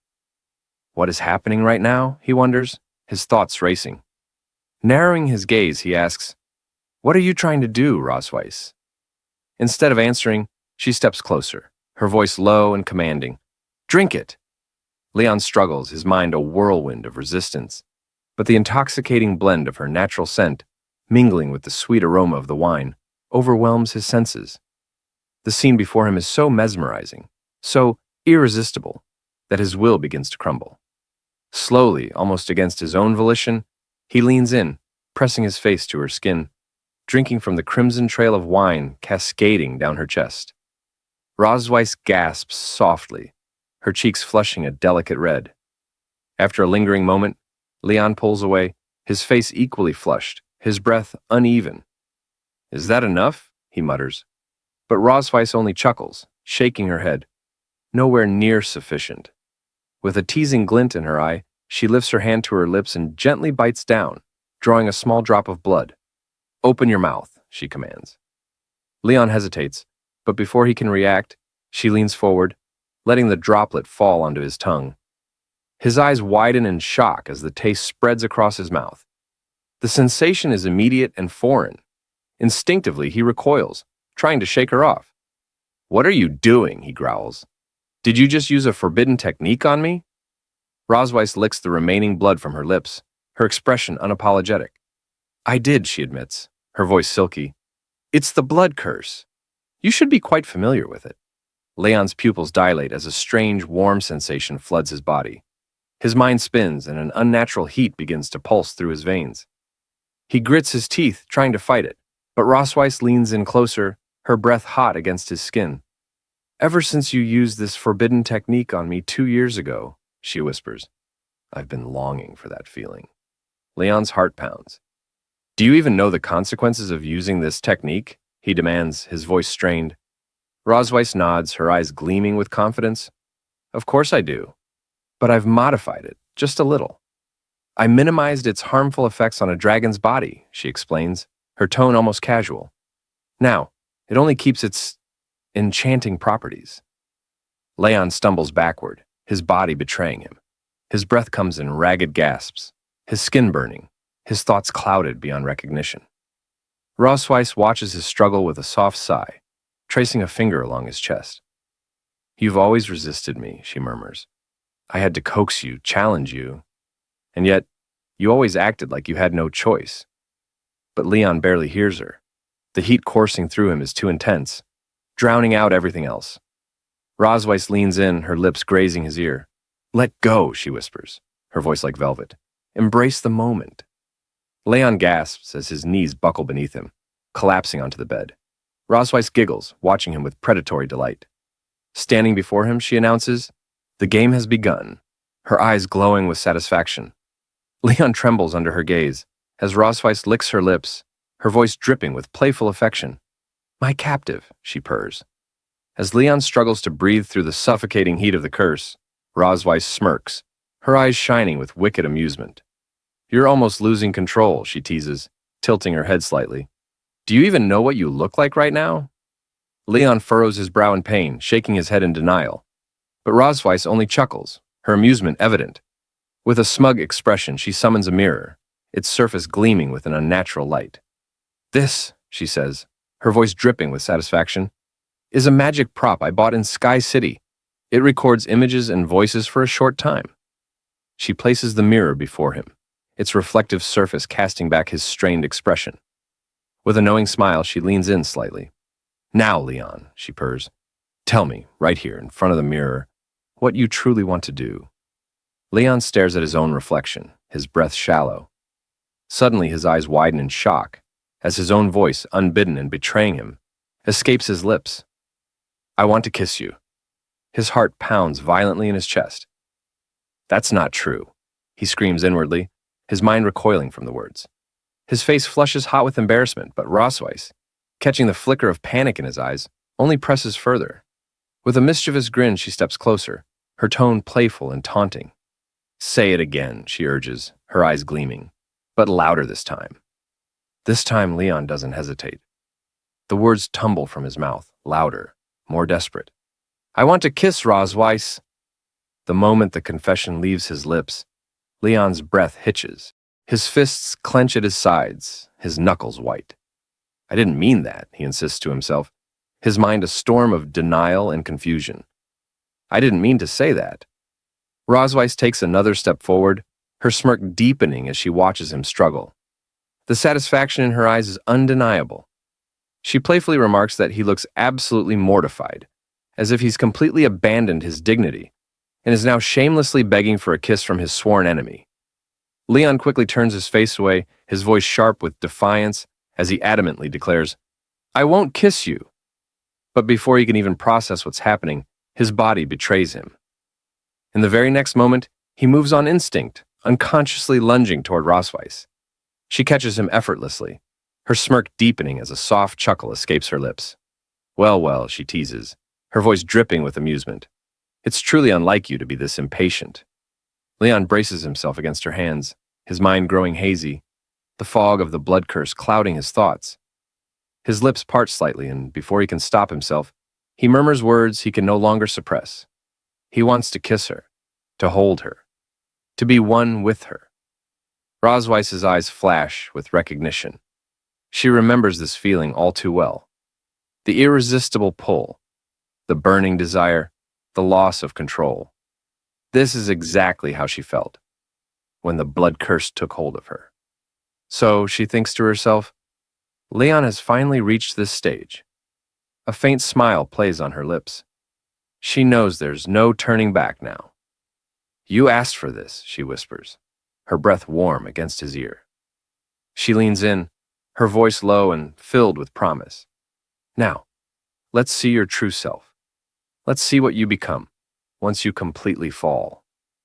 The night unfolds in a blur of heat and shadows, their wills entangled, their pride stripped away. By the time morning arrives, Leon groans, his body aching as he slowly blinks awake. His head throbs with the weight of what transpired. He clenches his fists, his mind clouded with fragmented memories of the night before. A wave of frustration crashes over him as the realization settles in. I fell for it again. He grits his teeth, cursing the blood curse for forcing him to discard his pride, his dignity as a dragon slayer, and making him succumb to Rosweiss's control once more. The shame coils tightly in his chest, heavier and more suffocating than ever before. Beside him, Rosweiss, the very culprit behind his downfall, sleeps soundly, her breathing steady, her posture relaxed, as if she doesn't have a single care in the world. She looks completely defenseless, a stark contrast to the chaos she left in her wake. Leon's hand moves unconsciously toward her face, his fingertips brushing against her cheek. But the moment his skin meets hers, he snaps back to reality, jerking his hand away. "What am I doing?" he questions, his heart pounding. "Why did I touch her?" he convinces himself. "I only wanted to wake her up. Nothing more." But even as he repeats the thought, doubt gnaws at the edges of his mind. Then he pauses. Why hasn't she reacted? Narrowing his eyes, he mutters, "Don't tell me you're pretending to be asleep." Leaning in, he pokes her forehead gently. "Hey," he says, his voice a mixture of irritation and lingering confusion. "Stop pretending." He shakes her gently, his voice firm as he orders, "Wake up." His brow furrows in frustration. She's usually so self-disciplined, he thinks. Why is she still asleep? A flicker of concern creeps into his mind. Could she be under the influence of the blood curse? He knows all too well that the curse's effects vary, depending on the victim's physical resilience. When he'd first fallen prey to it, he'd been on the brink of death. The curse had nearly claimed him, dragging him into a coma that lasted 2 agonizing years. Even now, he doesn't fully understand how he managed to survive. But Rosweiss? She's not just anyone. She's the Dragon Queen, strong, healthy, and nearly indomitable. Even so, Leon muses, she'll probably be unconscious for about a week. As the realization sinks in, a smug smile curls at the corners of his lips. This is perfect. A week might not be enough time for an ordinary human to escape her reach, but Leon isn't ordinary. Not when he's equipped with the black gold armor. Leon quickly gets dressed, gathers his belongings, and decides that with the help of stamina recovery potions and pills, running at full speed should be enough to get him back to the human realm. He grins, confident in his plan. By the time Rosweiss wakes up and realizes he is missing, it will already be too late. He laughs loudly, but as the thought settles in, reality hits him. It has been 2 years since he left the Empire. He has no idea what the situation is like over there now. Setting the potion back down, Leon frowns, realizing there are still too many unanswered questions about his capture back then. Returning rashly would be too risky. He decides it's better to be cautious. Besides, he has already asked Rosweiss to investigate the Master's current situation. Maybe I should wait for her news. More importantly, he has to think about his daughters. As he glances out the window, watching them play, Leon's thoughts soften. He reminds himself that he cannot abandon them now. A small smile creeps onto his face as he realizes the truth. Despite everything, he still has to stay in the Silver Dragon Castle. After all, he hasn't taken his revenge on Rosweiss yet. That evening, as Noah and Muan enter the room, they grow increasingly worried that their mother is still not waking up. Muan calls out to her, asking if she's okay since she has been asleep all night. Noah turns to Leon suspiciously, narrowing her eyes before questioning him about what he did last night. Under Noah's intense gaze, Leon starts to feel nervous. Quickly, he tries to excuse himself, saying that they were simply chatting on the balcony. He hurriedly adds that the cold wind must have made her sick, attempting to shift the blame onto the weather rather than raising any suspicions. Turning to Anna, he asks, "It's not that big of a deal, is it?" hoping for reassurance. Anna responds calmly, telling them not to worry. She explains that the temple physician has just examined Her Majesty and confirmed that aside from being slightly weak, everything else appears normal. She then states that she will handle the clan's affairs in Her Majesty's stead for the time being. If His Majesty has nothing else to address, she continues, I will take my leave and begin my work. Leon, seemingly relieved by her words, nods and tells her to proceed. After Anna exits the room, Muan approaches Rosweiss, gently placing her hand on her mother. With a soft voice, she pleads for her to get better soon, promising that she will never make her angry again. Muan gazes at her mother's sleeping face, guilt shimmering in her eyes. She regrets every moment she might have upset her. Meanwhile, Leon stands quietly by Rosweiss's bedside, his eyes scanning her body. He notices the sheen of sweat glistening on her skin and realizes he'll need to wipe it off later. As this thought crosses his mind, Noah, who has been silently observing him, frowns. She catches the strange flicker in his expression and immediately feels something is off. Her voice sharp with suspicion, she confronts him. "Are you planning something?" she asks bluntly, narrowing her eyes. "Are you trying to do something to Mom while she's unconscious?" Leon straightens slightly, his lips twitching into an uneasy smile. "You're overthinking it," he replies calmly. "I just want to take good care of her." Noah studies him intently for a moment, her sharp gaze not easing. After a tense pause, she sighs. "If that's really the case, then fine." She turns to Muan, her tone softening. "Come on, Muan, let's go. We'll come back and see Mom again tomorrow." Muan glances back at Rosweiss one last time, her small voice filled with quiet affection. "I'll come see you again tomorrow, Mom." Then, with a final wave to their father, both girls leave the room, their footsteps fading down the hall. Now alone, Leon remains by Rosweiss's side, his gaze lingering on her peaceful, vulnerable figure. After a brief pause, he exhales and starts pondering his next move. Finally, he decides to fetch a basin of water and a cloth to wipe away the sweat beading on her skin. He recalls applying medicine to her earlier and worries she might catch a cold if left like this. As he gently wrings out the cloth, he thinks to himself, when Rosweiss wakes up, she better not misunderstand my intentions. Looking down at her, Leon notices something unusual. Rosweiss, who usually flaunts her large, elegant tail with pride, now lies so weak she can't even move it. The sight makes him sigh softly. With care, he begins to wipe her body, his movements slow and deliberate. Once he's finished, he hesitates. Should I change her clothes too? The thought lingers, but practicality wins out. His eyes wander around the room until they settle on a nearby cupboard. Curious, he opens it and is immediately taken aback by the sheer number of outfits crammed inside. He thinks to himself that with so many outfits, it should be fine to pick something he likes. He begins rummaging through them, tossing clothes around as he searches for something suitable. Eventually, he selects a few outfits, off-shoulder dresses, boat-neck tops, and elegant gowns. But as he looks at them, he frowns, realizing he has a problem. How should he deal with her ears? Suddenly, he has an idea. Maybe I can use Rosweiss's hair to shape something resembling ears. He proceeds with this thought, but as he finishes, he finds himself feeling oddly embarrassed. Before him, Rosweiss is now dressed in a bunny girl cosplay outfit. He hadn't expected it to suit her so well, and yet, here she was. Seeing her like this, he feels an unfamiliar heat rise within him. Just then, the dragon mark on his body suddenly activates, sending a jolt through him. Startled, Leon stares down at the glowing mark and mutters in disbelief, "Why did the dragon pattern suddenly light up?" A memory flashes in his mind. Rosweiss had once explained that if one of the two people with the dragon seal had that kind of desire for the other, the dragon pattern would react. Realizing the implication, Leon's face turns bright red. He screams internally, trying to suppress the turmoil within him. How could I have such thoughts about Rosweiss while I'm completely sober? He desperately convinces himself that it must be the revealing outfit's fault.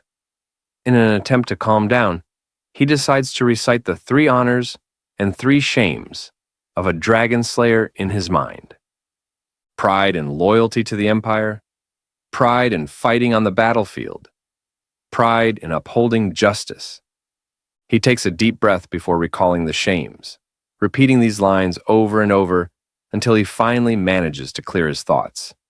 However, as he reflects on what just happened, he sighs, realizing something dangerous almost occurred.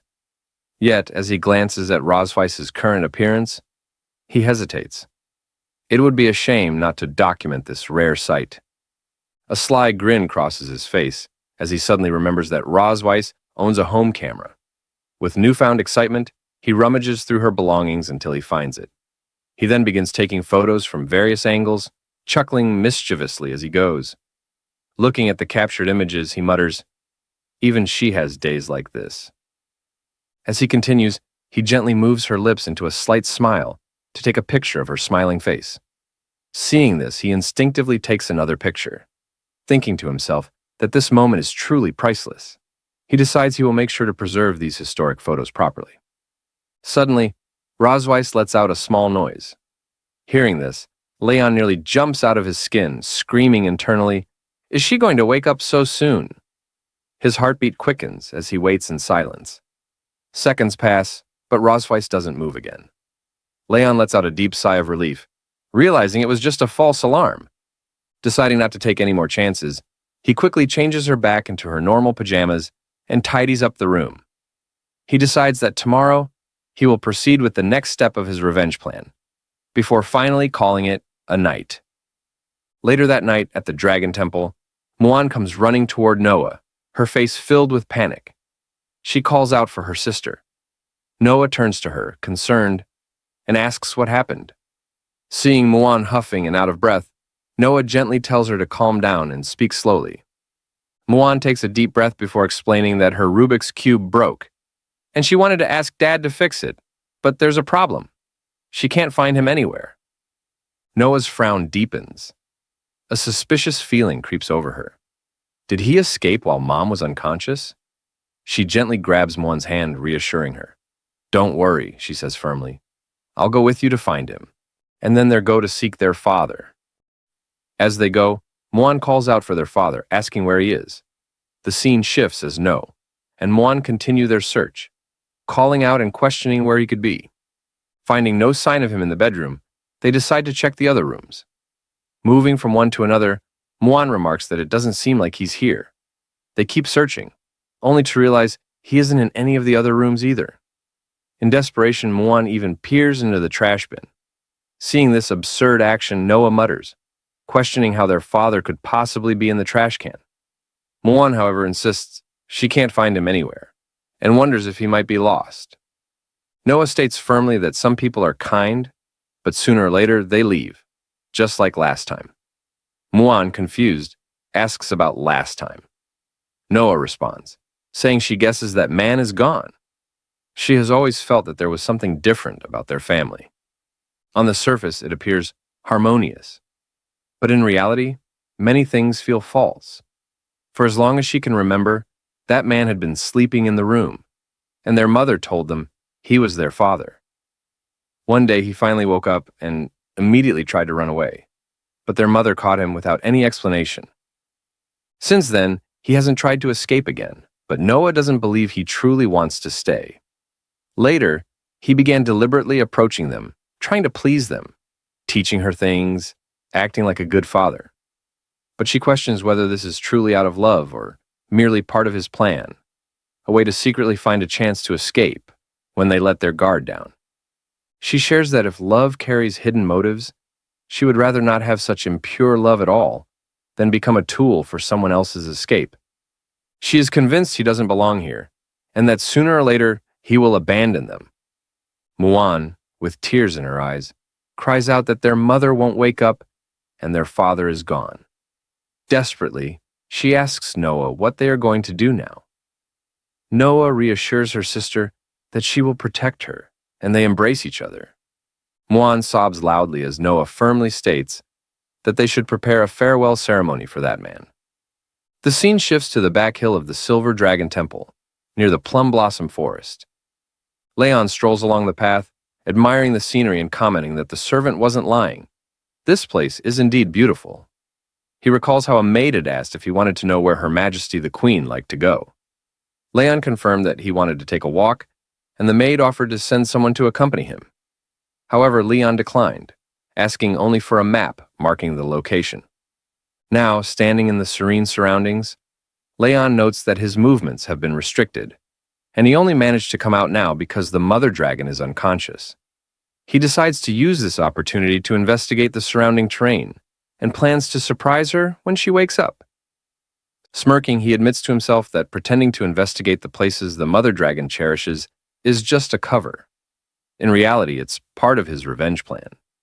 His true intention is to take advantage of her weakness when she wakes up and humiliate her in the place she holds dear, just as she humiliated him in front of his hometown. He walks up to a massive tree, noting that it's thick enough for what he has in mind. Examining the soil, he mutters that it isn't soft enough, and that it would be nice to cover it with flower petals when the time comes.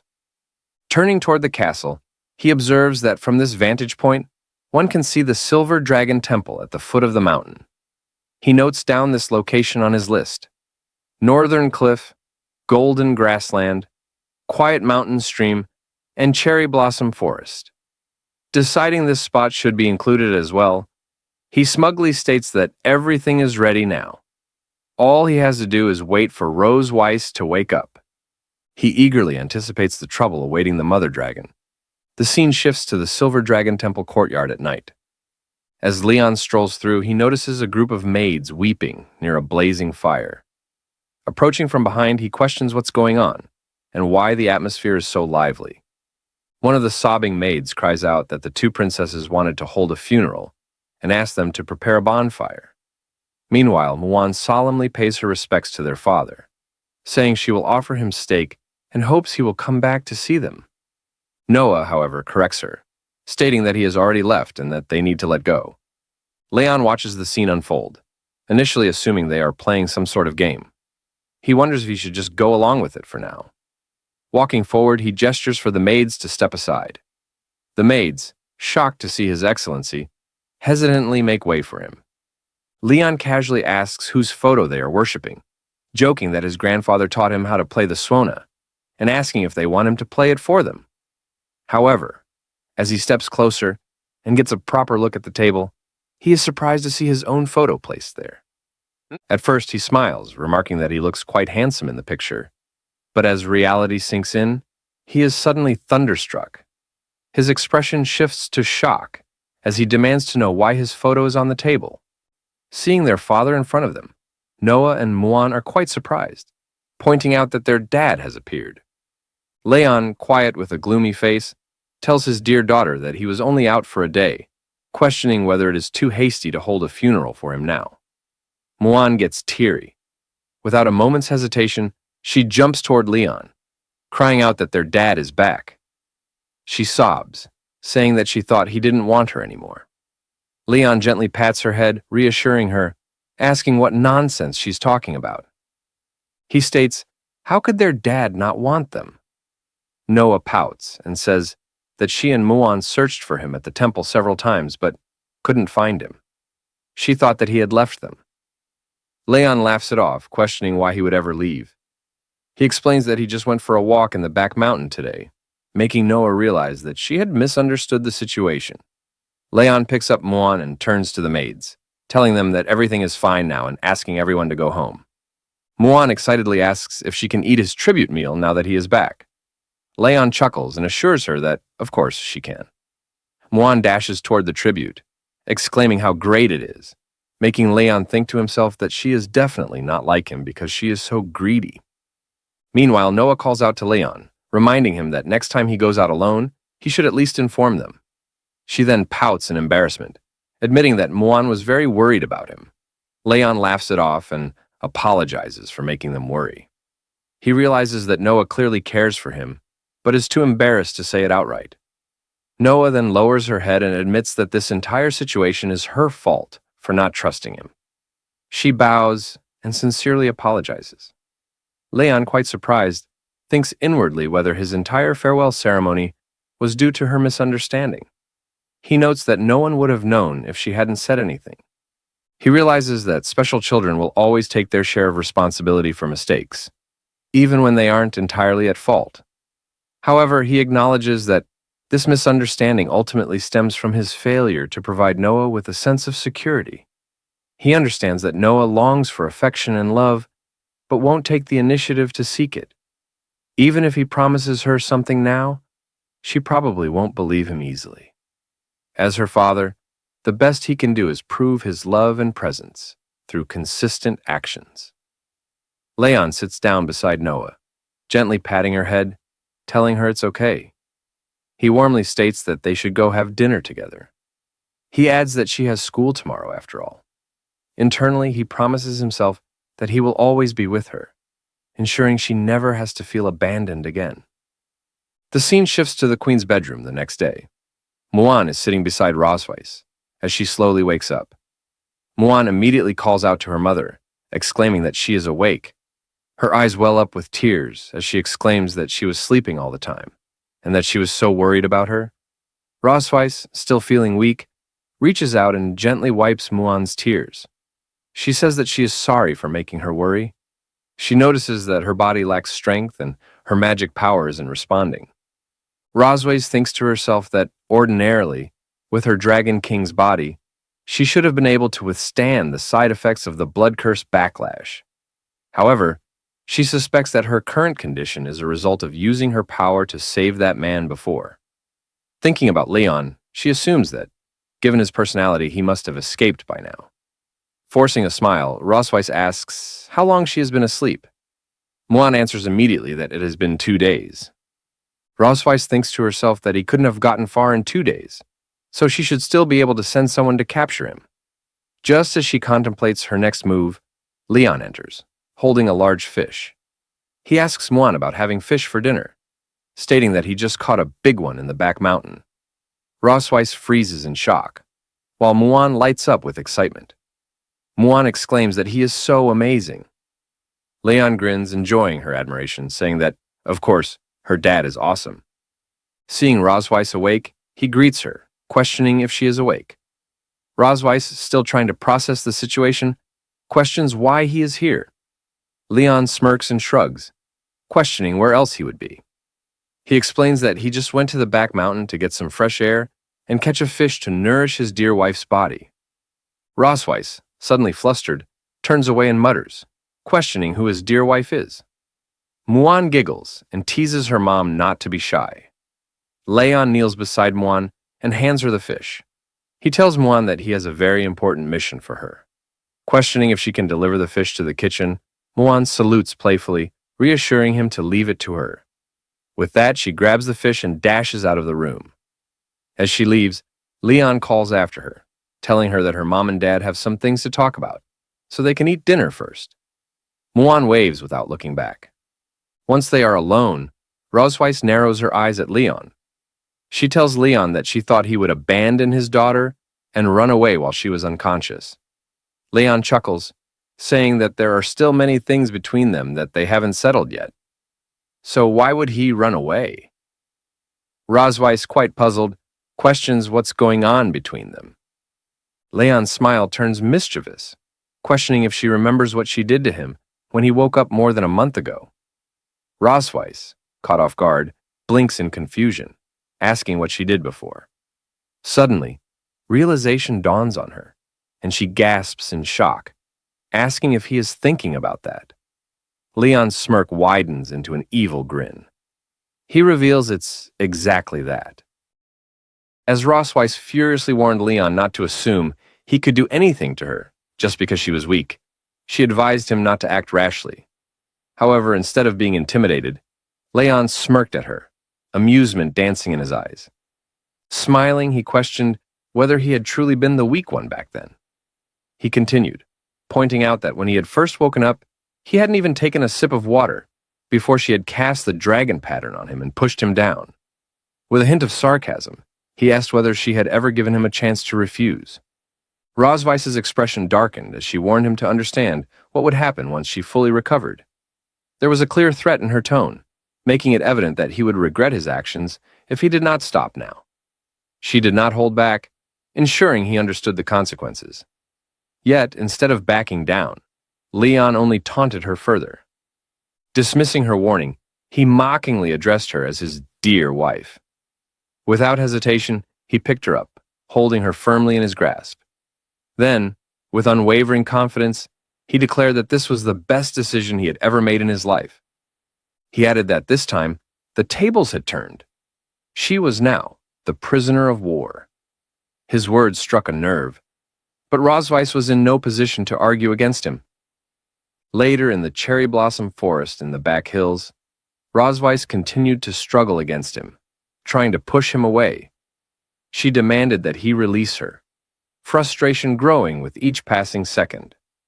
However, Leon remained composed, merely warning her not to move. He cautioned that if she struggled too much, she would fall.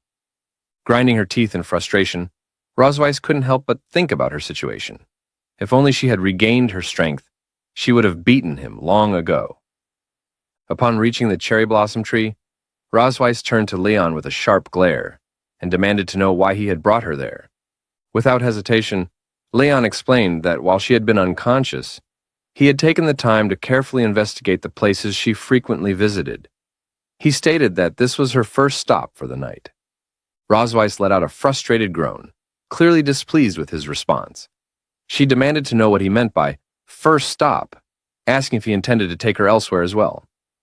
Without directly answering, Leon pointed to a specific location in the distance. He explained that it was her temple, and that, from this vantage point, she had a complete view of it. His voice carried a deeper meaning, making it clear that this moment was about more than just sightseeing. Rosweiss narrowed her eyes, immediately suspecting his true intentions. Without hesitation, she asked if he wanted revenge for his hometown. Activating his dragon pattern, Leon met her gaze and affirmed her suspicion. He stated that treating others in their own way was not a privilege exclusive to her dragon clan. Rosweiss suddenly felt a strange sensation as her dragon mark resonated. Her body weakened and she realized her energy was draining rapidly. The feeling was unsettling, and she struggled to maintain her composure. Meanwhile, Leon continued speaking, stating that, although he was human, he possessed a strong sense of revenge and ritual. He urged her to look ahead carefully, to take in the sight of her palace. He reminded her that all her pride and dignity originated from that place. Yet now, she found herself in a position where she could do nothing but allow him to manipulate her. Without warning, Leon pushed Rosweiss down, causing her to lose her balance. He then asked how it felt to be humiliated by a defeated dragon slayer. His voice was laced with mockery as he leaned closer, licking her back in a taunting manner. The action made Rosweiss huff in embarrassment, and she instinctively tried to resist. However, her body reacted involuntarily, making it difficult for her to fight back. A sudden idea crossed her mind, and she quickly coiled her tail around Leon's arm, attempting to catch him off guard. Leon was momentarily surprised, realizing she still had enough strength to fight back. However, his amusement remained as he observed her reaction. Rosweiss gritted her teeth and warned him that while he was in control now, he should enjoy it while it lasted. She made it clear that once she had the opportunity, she would take even more brutal revenge on him. However, Leon simply laughed in response, dismissing her words. He told her not to speak to him about the future, as he always lived in the present. He then stated that the night was still long and that the carnival of revenge had only just begun. The scene shifted to the next morning in the Silver Dragon Queen's bedroom. Leon laid Rosweiss down gently before lying beside her with a sigh of relief. He thought to himself that he had finally returned. Exhausted from tossing her around to different places all night, he reflected on the events that had transpired. As he observed how soundly she slept, he mused that she seemed quite satisfied with the evening. However, the thought made him flinch. Hadn't he come here for revenge? He groaned, shaking his head, trying to push away any conflicting thoughts. He reminded himself that she had fully experienced the humiliation of being pinned down by the dragon slayer she despised the most. With that in mind, he reassured himself that his revenge had been successfully carried out. Determined to leave before the maids awoke, Leon decided to return to his room. He acknowledged that their relationship was not one where they could sleep in the same bed until dawn. However, just as he was about to move, Rosweiss unconsciously reached out and held on to him, taking him by surprise. Trying to clear his thoughts, Leon reasoned that when people slept, they instinctively sought warmth. He reminded himself that this was simply a natural instinct of all living beings, and that he shouldn't let it affect him. Yet, as he lay beside her, holding her hand, he found himself thinking that it was much warmer there than returning to his cold bed in the other room. A small smile formed on his lips, as he decided to stay where he was, at least for a little while longer. The next morning, as birds chirped outside, Muan entered the room, attempting to wake her mother. She questioned whether her mother was still asleep, jumping toward her in an effort to rouse her. Urging her to get up, she pointed out that the sun was already shining. Still drowsy, Rosweiss, half asleep, asked Muan to go play with her father instead. Complying, Muan moved toward her father, shaking him in an attempt to wake him. She stated that the sun was shining on his back. Leon, still immersed in sleep, responded drowsily, commenting on the warmth and requesting to rest a little longer. Observing them, Muan frowned, voicing her frustration. She pointed out that the two of them were hugging so tightly that she had no idea whom she could play with. As she pondered, she realized it was the first time she had seen her parents being so affectionate. However, something seemed strange to her.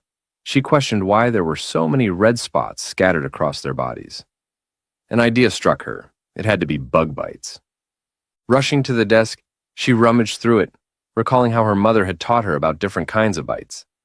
She reasoned that if someone had been bitten by an insect, there was always a cream available for treatment. Triumphant, she assured herself that there was no need to worry. Since her sister was away, she would be the one to take care of them. With enthusiasm, she applied the ointment to both Rosweiss and her father, doing so quite cheerfully. After some time, Rosweiss finally called out to wake her husband. As Leon stirred, he immediately sensed something odd. Feeling a strange sensation on his face, he noticed that his entire body was covered in unusual markings. Dazed, he turned to look at Rosweiss's face, and upon seeing her condition, he burst into laughter. Rosweiss, puzzled by his reaction, questioned what was wrong with him. At that moment, Muan excitedly admitted that she was responsible. She explained that, after seeing the numerous red marks on both of them, she had assumed they had been bitten by bugs, prompting her to apply medicine. Both Rosweiss and her husband were left speechless, feeling a mix of embarrassment and disbelief. He reflected on the situation, concluding that some things were indeed better left unknown. However, Muan remained cheerful, proudly claiming that she had done an excellent job. Her father, playing along, praised her efforts, agreeing that she had done well. Muan, feeling even more confident, promised that next time she would help apply the medicine again. At that realization, both Rosweiss and her husband exchanged a glance, silently vowing to ensure the door remained locked in the future. Sometime later, as Rosweiss was resting, Leon attempted to feed her.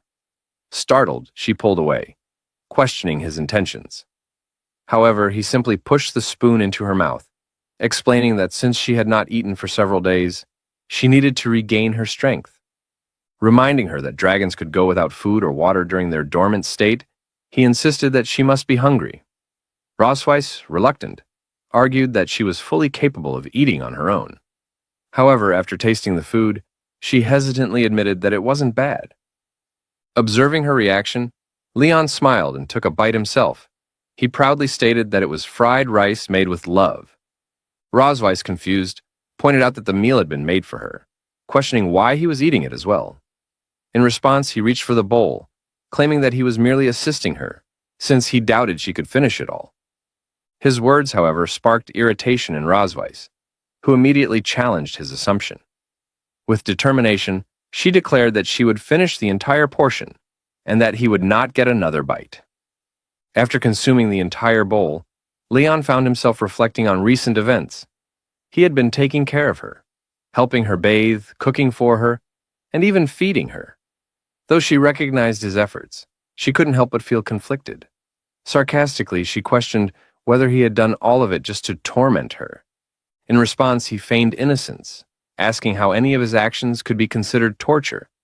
Instead, he insisted that it was all loving care from a devoted husband. His words, however, only fueled her frustration. As he exited the room laughing, he called out, reminding her to see him in the morning. Rosweiss, clenching her fists, cursed under her breath. She muttered that he truly lived up to his reputation as a damned dragon slayer, always finding ways to irritate her. In frustration, she slammed her fist down beside the bed with all her strength. However, as her hand collided with the surface, An unexpected force surged through her body. Startled, she noticed something strange. As she examined her surroundings, realization dawned upon her. Her strength had returned. Meanwhile, in the kitchen, her husband hummed to himself, feeling content. He delighted in the fact that Mother Dragon had yet to recover fully. With a mischievous grin, he mused that he still wanted to play around with her for a few more days. However, at that moment, he remained blissfully unaware of the seriousness of the situation that was about to unfold. In the castle, as Anna entered Ross Weiss's room, she called out to Her Majesty, informing her that the liquid medicine prescribed by the doctor would help her regain her strength. As she placed it down, Ross Weiss responded that her body had already recovered, making the medicine unnecessary. Anna attempted to convince Ross Weiss otherwise, but her attention was drawn to the broken wall. Noticing her gaze, Ross Weiss explained that she had failed to control her strength earlier and planned to have someone repair it the next day. Anna acknowledged this with a nod and turned to leave, but before she could step out, Ross Weiss called out to her again. With a slightly embarrassed expression, she hesitated before asking Anna not to inform Leon that she was still recovering. Hiding her face behind a book, Ross Weiss admitted that she wanted him to take care of her a little while longer. Anna, surprised by the request, giggled before assuring Ross Weiss that she understood. Meanwhile, Ross Weiss smirked smugly, remarking that Leon's peaceful days would soon be over.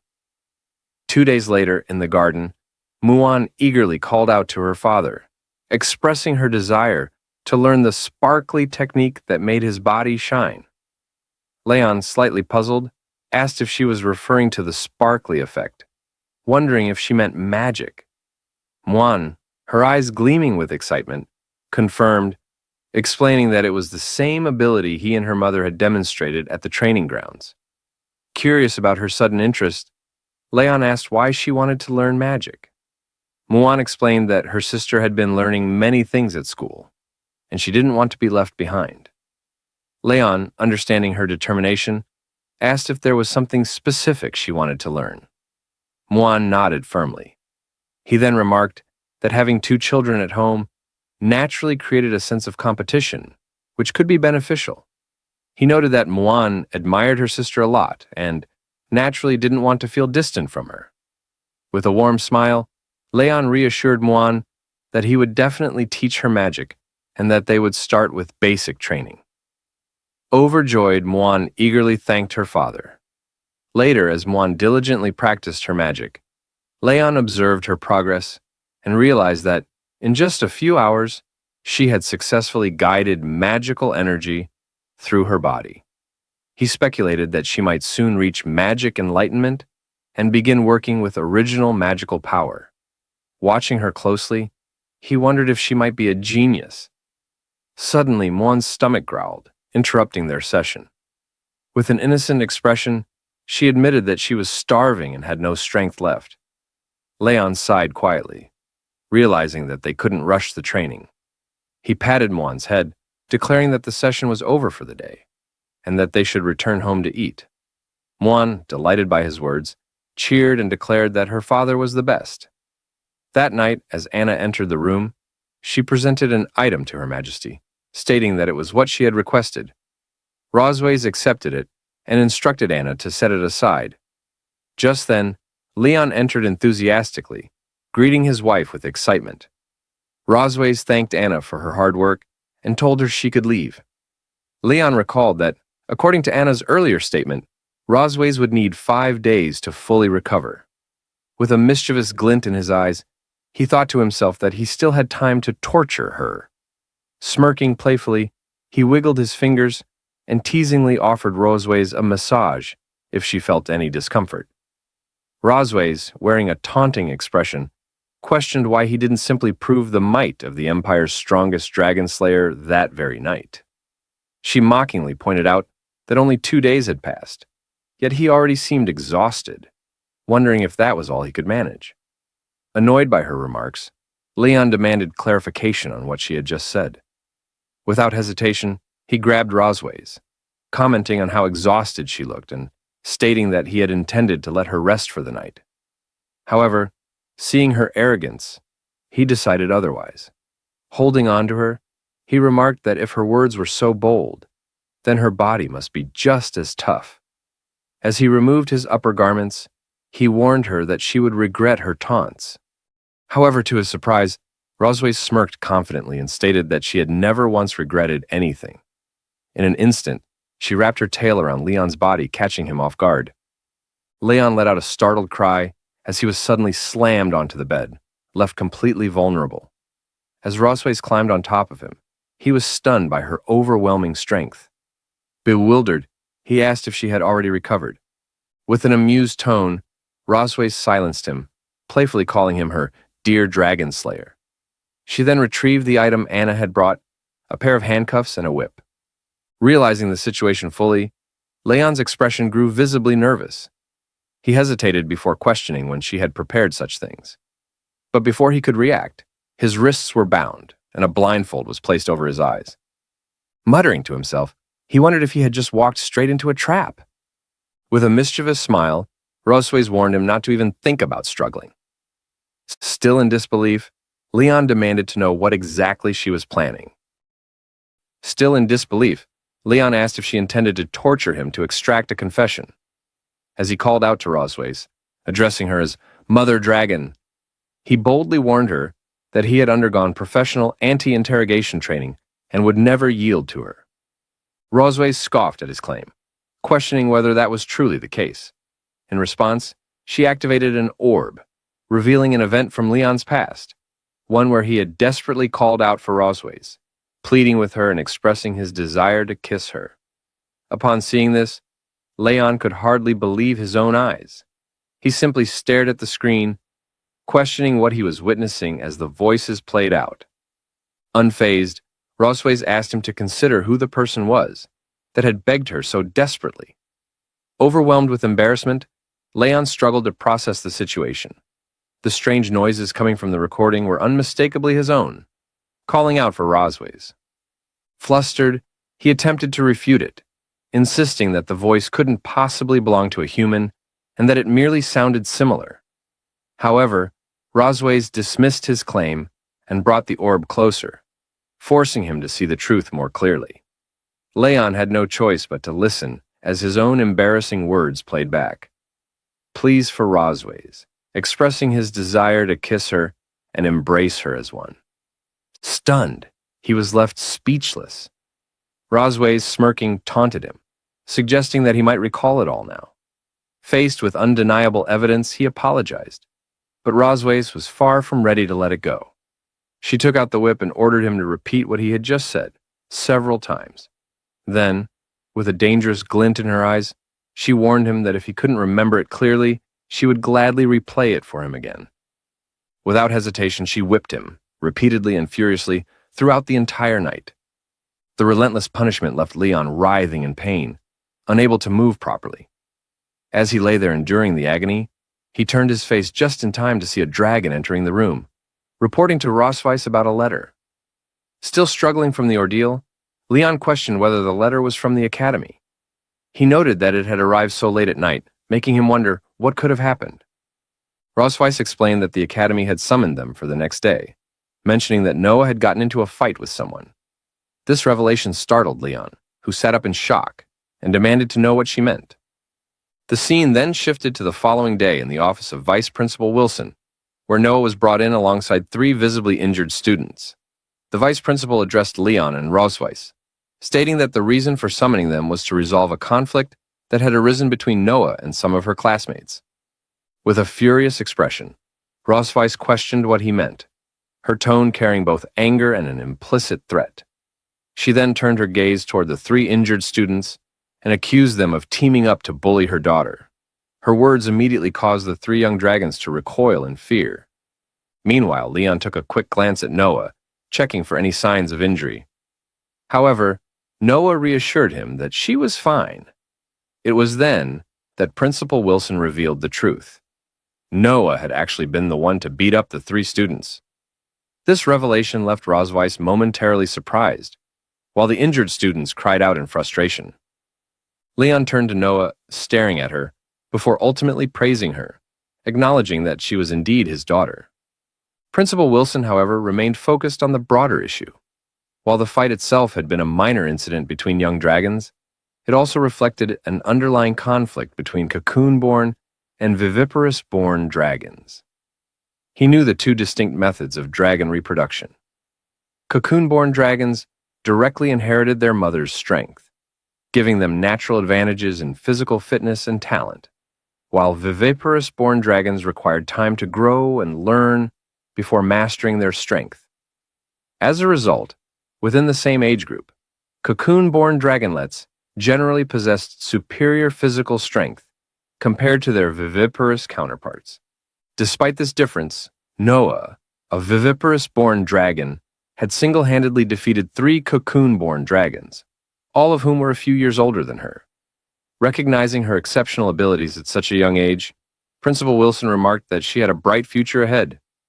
Just as the discussion continued, the door burst open. A red dragon entered the room, scoffing as he declared that he had heard his son had been involved in a fight. He dismissed the matter as trivial, stating that he was willing to cover the medical expenses. However, his nonchalant attitude quickly changed when he turned to his companions and saw their children injured. The red dragon then called out for his son, demanding an explanation for how he had been beaten so badly. The 3 injured students rushed toward their fathers, crying out pitifully. Meanwhile, Rosweiss whispered to Leon, identifying the red dragon as a member of the Red Flame Dragon King's faction, Constantine's clan. She explained that everyone from the Red Flame Dragon clan was known for being arrogant and domineering, making it difficult to communicate with them.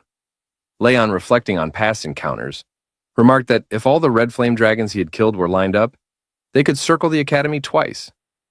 The Red Flame Dragon parent, unfazed by the situation, turned his gaze toward Rosweiss and questioned who she thought she was. He scoffed at the notion of her being the queen of the Silver Dragon clan, expressing disbelief that a queen would fail to discipline her own child, allowing her to bully other dragons. His words carried a clear implication, that the Silver Dragon clan was not as strong as the Red Flame Dragon clan, and that they only dared to instigate young dragons to pick fights with his son. Hearing this, Rosweiss's expression darkened. She glared at him and demanded that he repeat himself. However, the Red Flame Dragon showed no fear, even going so far as to threaten that if Rosweiss and Leon did not apologize to his son that day, they would not be allowed to leave through the doors. At that moment, Leon smirked and remarked that the real question was, who should be afraid of whom? His hands, he added, had been itching for a fight anyway. Just before the situation could escalate further, Vice Principal Wilson quickly intervened. He addressed the parents in a firm tone, urging them to remain patient and listen to his recounting of the events. Wilson then proceeded to explain what had happened the previous night. According to his account, in the cafeteria, Lowell and 2 other classmates had an argument with Noah. During the altercation, Noah's plate had accidentally collided with Lowell, staining his clothes. Later that night, on the way back to the dormitory, the 3 students had cornered Noah in the backyard and engaged in a physical conflict. Upon hearing this, Wilson turned to the injured students and gave them a chance to add any details. However, intimidated by the situation, they hesitated and ultimately remained silent. Just then, Noah stepped forward. With a confident expression, she addressed the vice principal and stated that she had something to add. As Principal Wilson asked her to continue, Noah explained that, first of all, it was Lowell who had deliberately provoked her in the cafeteria, and the incident of knocking over the plate had been purely accidental. She further clarified that the second incident had occurred in the backyard of the dormitory where she encountered them again. Lowell and his group had rushed toward her first, startling her, which led to her unintentionally breaking his arm in self-defense. Glaring at Lowell, she demanded that he confirm her version of events. Startled, Lowell instinctively retreated behind his father, ultimately affirming the truth of her words. His father, noticing his reaction, questions why he appears so frightened of her. Leon intervenes, directing his words toward Noah. He remarks that, despite her justification, he believes she handled the situation incorrectly. As Noah glances at him, he continues, advising that if she ever encounters a similar situation again, she should aim for the knee instead. Noah, confused, inquires about the reasoning behind such advice.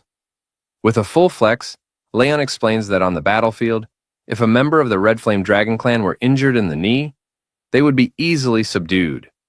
As expected, she acknowledges the advice and assures him she will take it into account in the future. The Red Flame Dragon, growing increasingly frustrated, turns to Principal Wilson and demands if he has just heard what transpired. He expresses outrage that Leon would openly teach his daughter to bully his children. He insists that for students with violent tendencies like this, mere apologies are insufficient, and that expulsion is the only appropriate response. Principal Wilson, maintaining his composure, urges patience, explaining that the decision regarding Noah's expulsion lies with St. Heath's College. Furthermore, he points out that multiple students have reported Lyle's behavior, stating that he frequently bullies the viviparous dragons. Additionally, witnesses from the cafeteria the previous night confirmed that Lyle had been the one who deliberately instigated the confrontation. The Red Flame Dragon, unable to contain his anger, exclaims in disbelief. He reiterates that his daughter physically assaulted his son, yet the Academy not only refrains from punishing her, but instead accuses his son of provocation. Leon interrupts him, questioning whether he has any shame. He asks why the Red Flame Dragon is making such a fuss when his son was beaten, especially since he had been overpowered by a 1-year and 2-month-old child. The Red Flame Dragon, refusing to let the point go, insists that his son's age should not be a concern. Meanwhile, Leon shifts his gaze toward Lyle, who, caught off guard, blurts out that he is 7 years and 10 months old. Suppressing a laugh, Leon mockingly states that if he were in such an embarrassing position, he would dig a hole 1,000 feet deep and bury himself, ensuring that this incident remained a secret for eternity. Flinching in both annoyance and humiliation, the Red Flame Dragon's frustration intensifies. He directs his anger toward Leon, labeling him a coward who does not even have the courage to reveal his tale.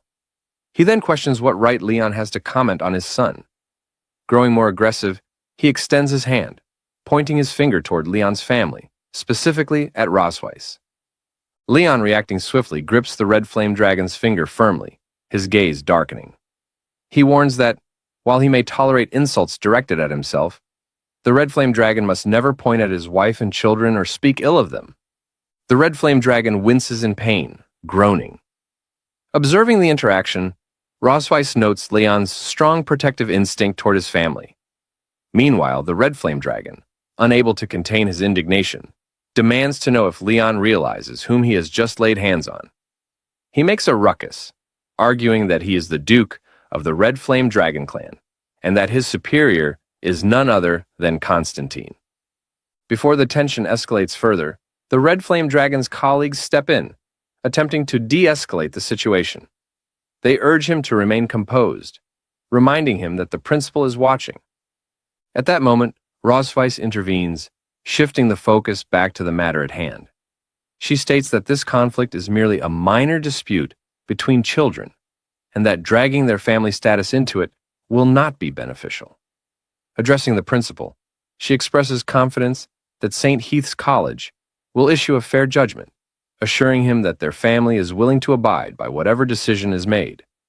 Principal Wilson nods in acknowledgement, recognizing the wisdom in her words. He then turns to the Red Flame Dragon, questioning whether he truly intends to escalate matters within the school premises.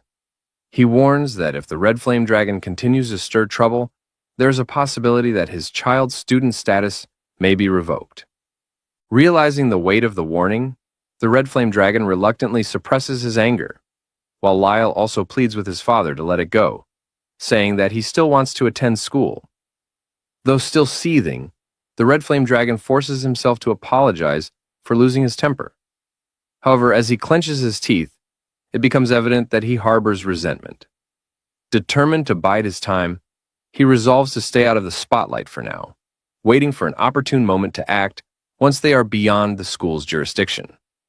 Principal Wilson then delivers the final verdict. He acknowledges that in Lyle's case, the primary fault lies with him, as he had initiated the conflict. However, he also states that Noah's response was excessive, even if it had been in self-defense. He orders her to return to her classroom and receive verbal guidance from her class teacher. Additionally, she's instructed to reflect seriously on her actions. As a consequence, all 3 students, including Lyle, are required to write self-reflections, which must be submitted to their respective class teachers for evaluation. Furthermore, they will be assigned class hygiene responsibilities for the following week. Afterward, outside, Noah bids farewell, stating that she will return to the classroom. As she leaves, Leon waves at her and reminds her that if she ever faces such provocation again, she must ensure she targets the knees first. Unbeknownst to him, Principal Wilson had silently approached from behind, his presence sending a chill down Leon's spine as he calls for him. Turning around abruptly, Leon, flustered, nervously asks if the principal has any further inquiries, secretly hoping that his last statement had gone unheard. Principal Wilson, however, appears unfazed. He states that despite the few times they have met, he has always been curious about one thing. Leon's tail has never been visible.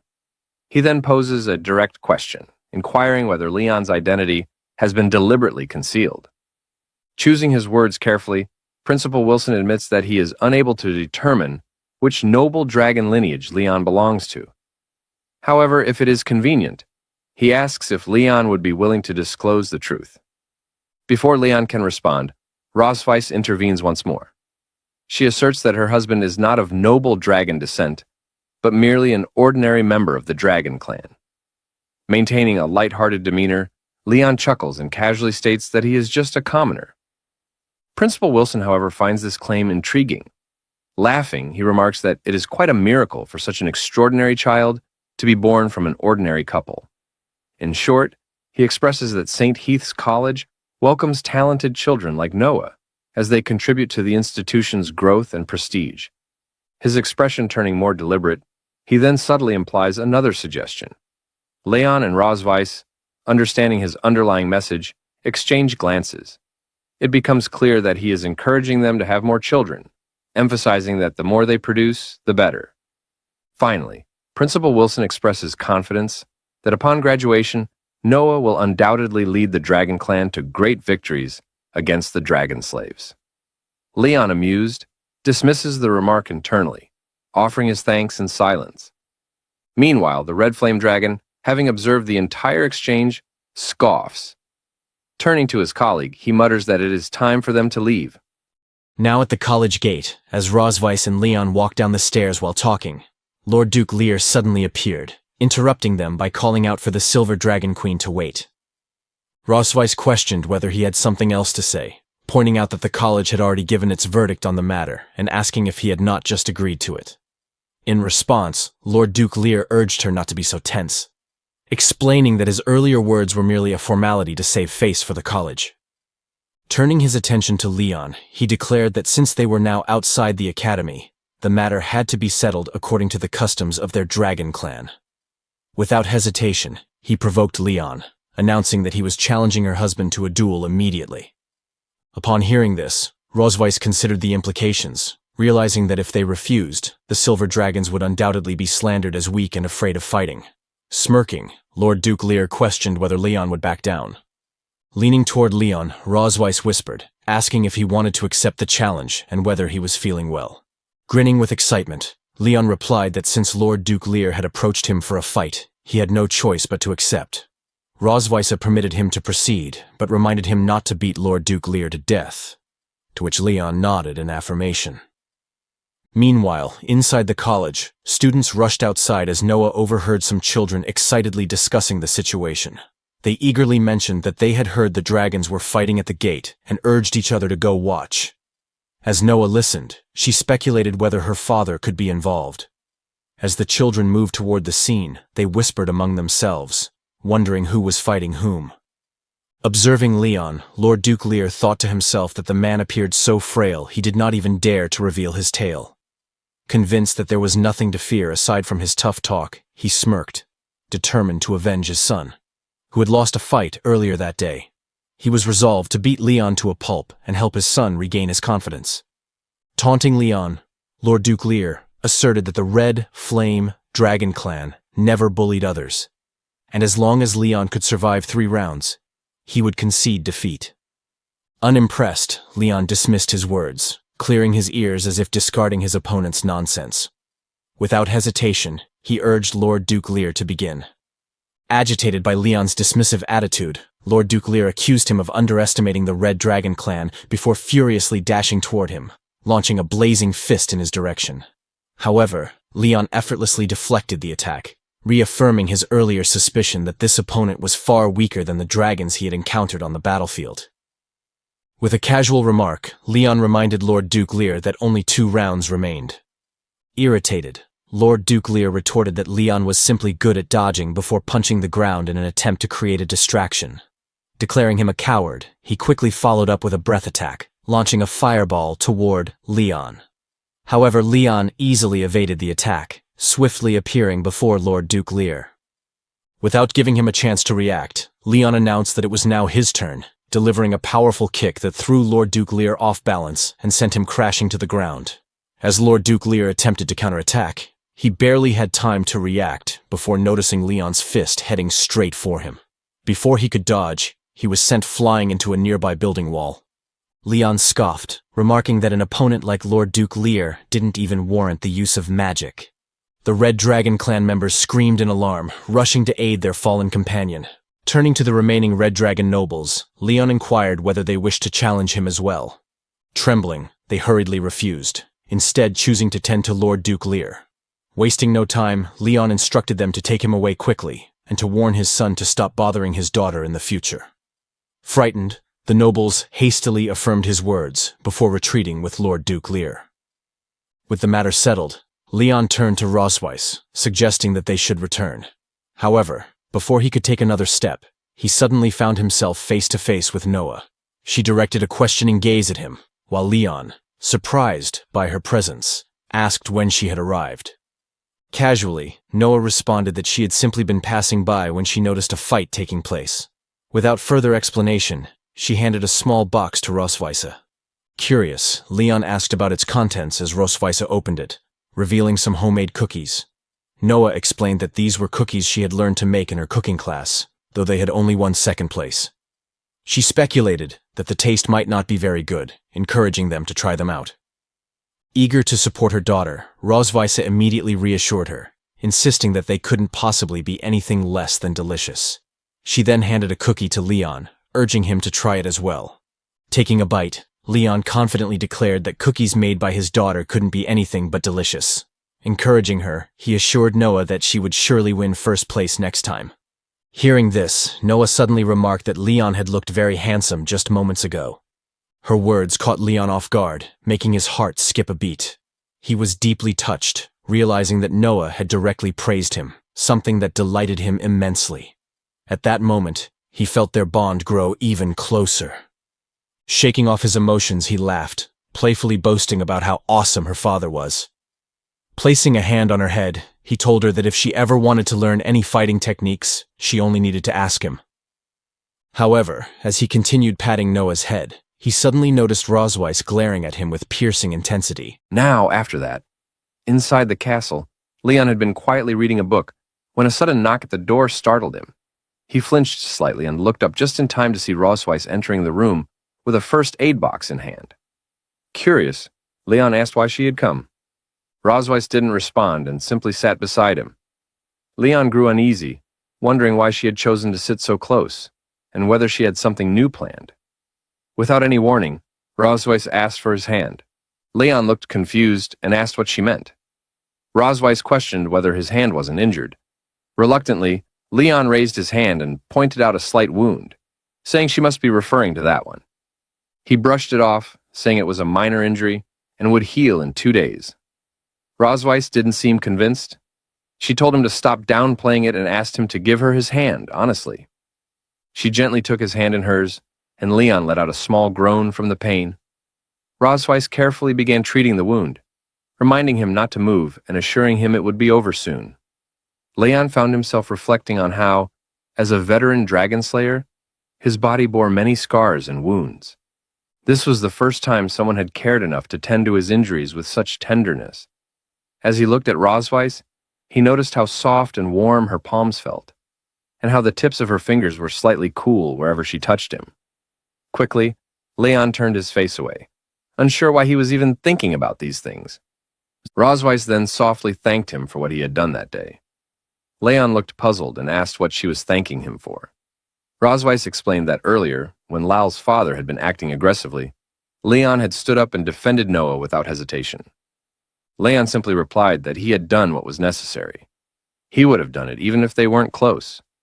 In the eyes of others, she was still his wife, and he felt a duty to protect her. He awkwardly added that it was all for Noah.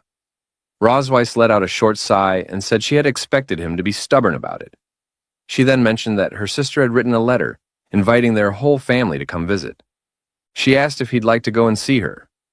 Leon hesitated and questioned where her sister lived, clearly not sounding interested in the idea. But Rosweiss reminded him that they still hadn't resolved everything. This made Leon nervous, and he quickly agreed, asking why they shouldn't just go. Later on, Rosweiss, in her dragon form, flew across the Red Dragon clan's domain, eventually landing where her family lived. Leon got down with Muan and Noah. He nudged Muan awake just as Aisha came running over. She hugged Rosweiss, smiling as she commented on how impressive her dragon form still looked. After Rosweiss transformed back, Aisha clung to her and complimented how good she looked, even after returning to her human form. Rosweiss chuckled and said the transformation was still a bit itchy.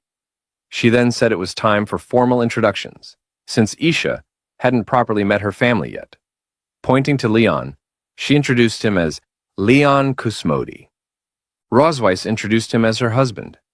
Aisha greeted him warmly and said she was glad to finally see him awake. Rosweiss then introduced her daughters, Muan and Noah. Aisha looked at the children, guessing that the one standing in front was Muan and the one behind was Noah. Muan confirmed her guess, saying her aunt had gotten it right. Aisha said Rosweiss had described them exactly that way in her letter. She bent down to Noah, asking if she wanted a hug too.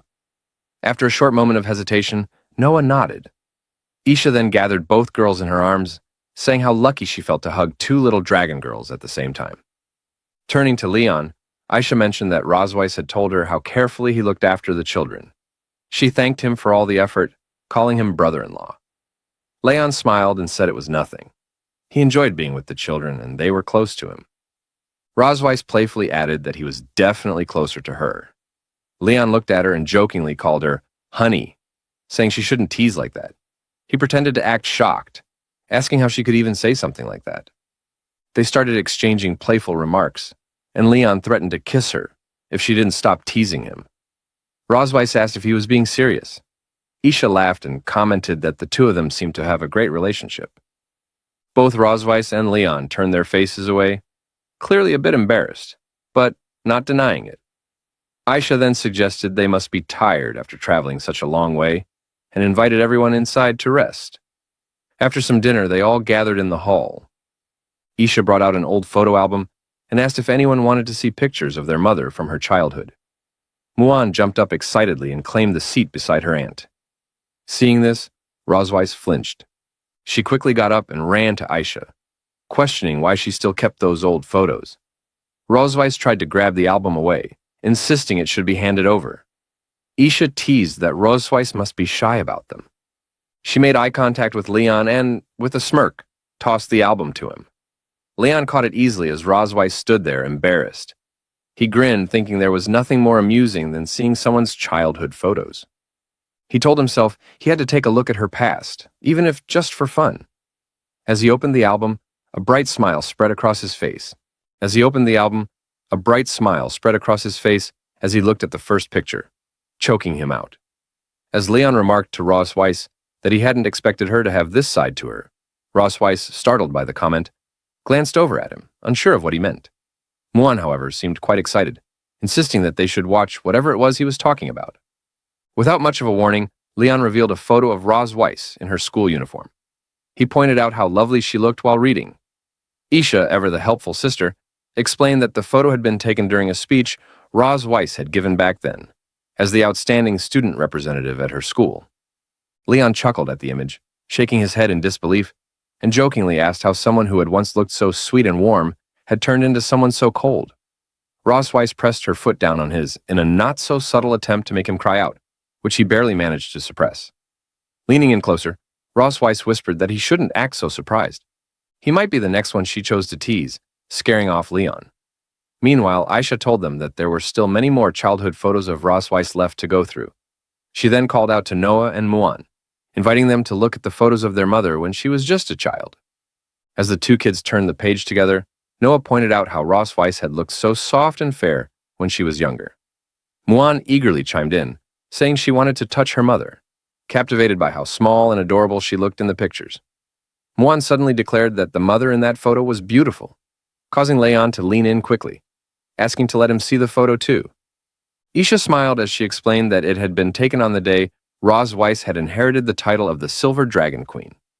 Leon chuckled and teased Ross Weiss, saying she looked quite handsome in the image, while Noah pointed to the final page of the album, noting that they had reached the end. But Muan, still interested, expressed disappointment that there were no more photos left and said she wished there were more to see. Before anyone could close the album, Ross Weiss reached for it, saying that since they had finished looking, it would be best to put it away and keep it stored safely. However, Aisha stopped her and pulled out one last item, a crystal-like object. Holding it up, she asked Ross Weiss if she remembered what it was. Ross Weiss's expression shifted immediately to one of worry, her voice rising as she called out to her sister, asking her not to show it. Leon, however, had already straightened up with interest. He recognized the object right away, calling it a photo stone. Aisha nodded and said it could reveal a moving image, which caught the kids' attention.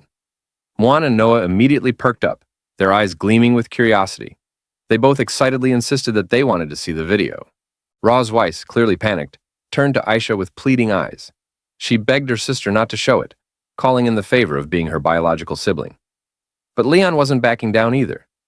He joined the plea, calling upon his status as her brother-in-law and insisting they deserved to see it, while he inwardly thought that Ross Weiss must be hiding something shameful inside that video. Aisha, amused by both their reactions, decided to settle the situation with a compromise. Since it was Leon's first visit to their home, she reasoned that they should listen to him this time. Next time, they would listen to Ross Weiss. That verdict delighted Leon, who chuckled at Ross Weiss's growing frustration. She gritted her teeth and swore to herself that this would be the last time she ever brought him here. As Aisha activated the photo stone, a bright image began to play. Ross Weiss's eyes widened in horror. She scrambled to cover Leon's eyes, insisting he wasn't allowed to look. Leon, taken aback, asked what it was all about. The video played out with a younger version of Aisha, asking Ross Weiss what criteria she would use to choose a spouse in the future. Clearly flustered by being on camera, Ross Weiss told her sister to stop filming because it felt too strange. But Aisha kept insisting, telling her not to be shy. Eventually, Ross Weiss gave in. She explained that first and foremost, her future husband must have better grades than her. Ideally, he would have won many first-place awards. He must be responsible and, importantly, not hate children.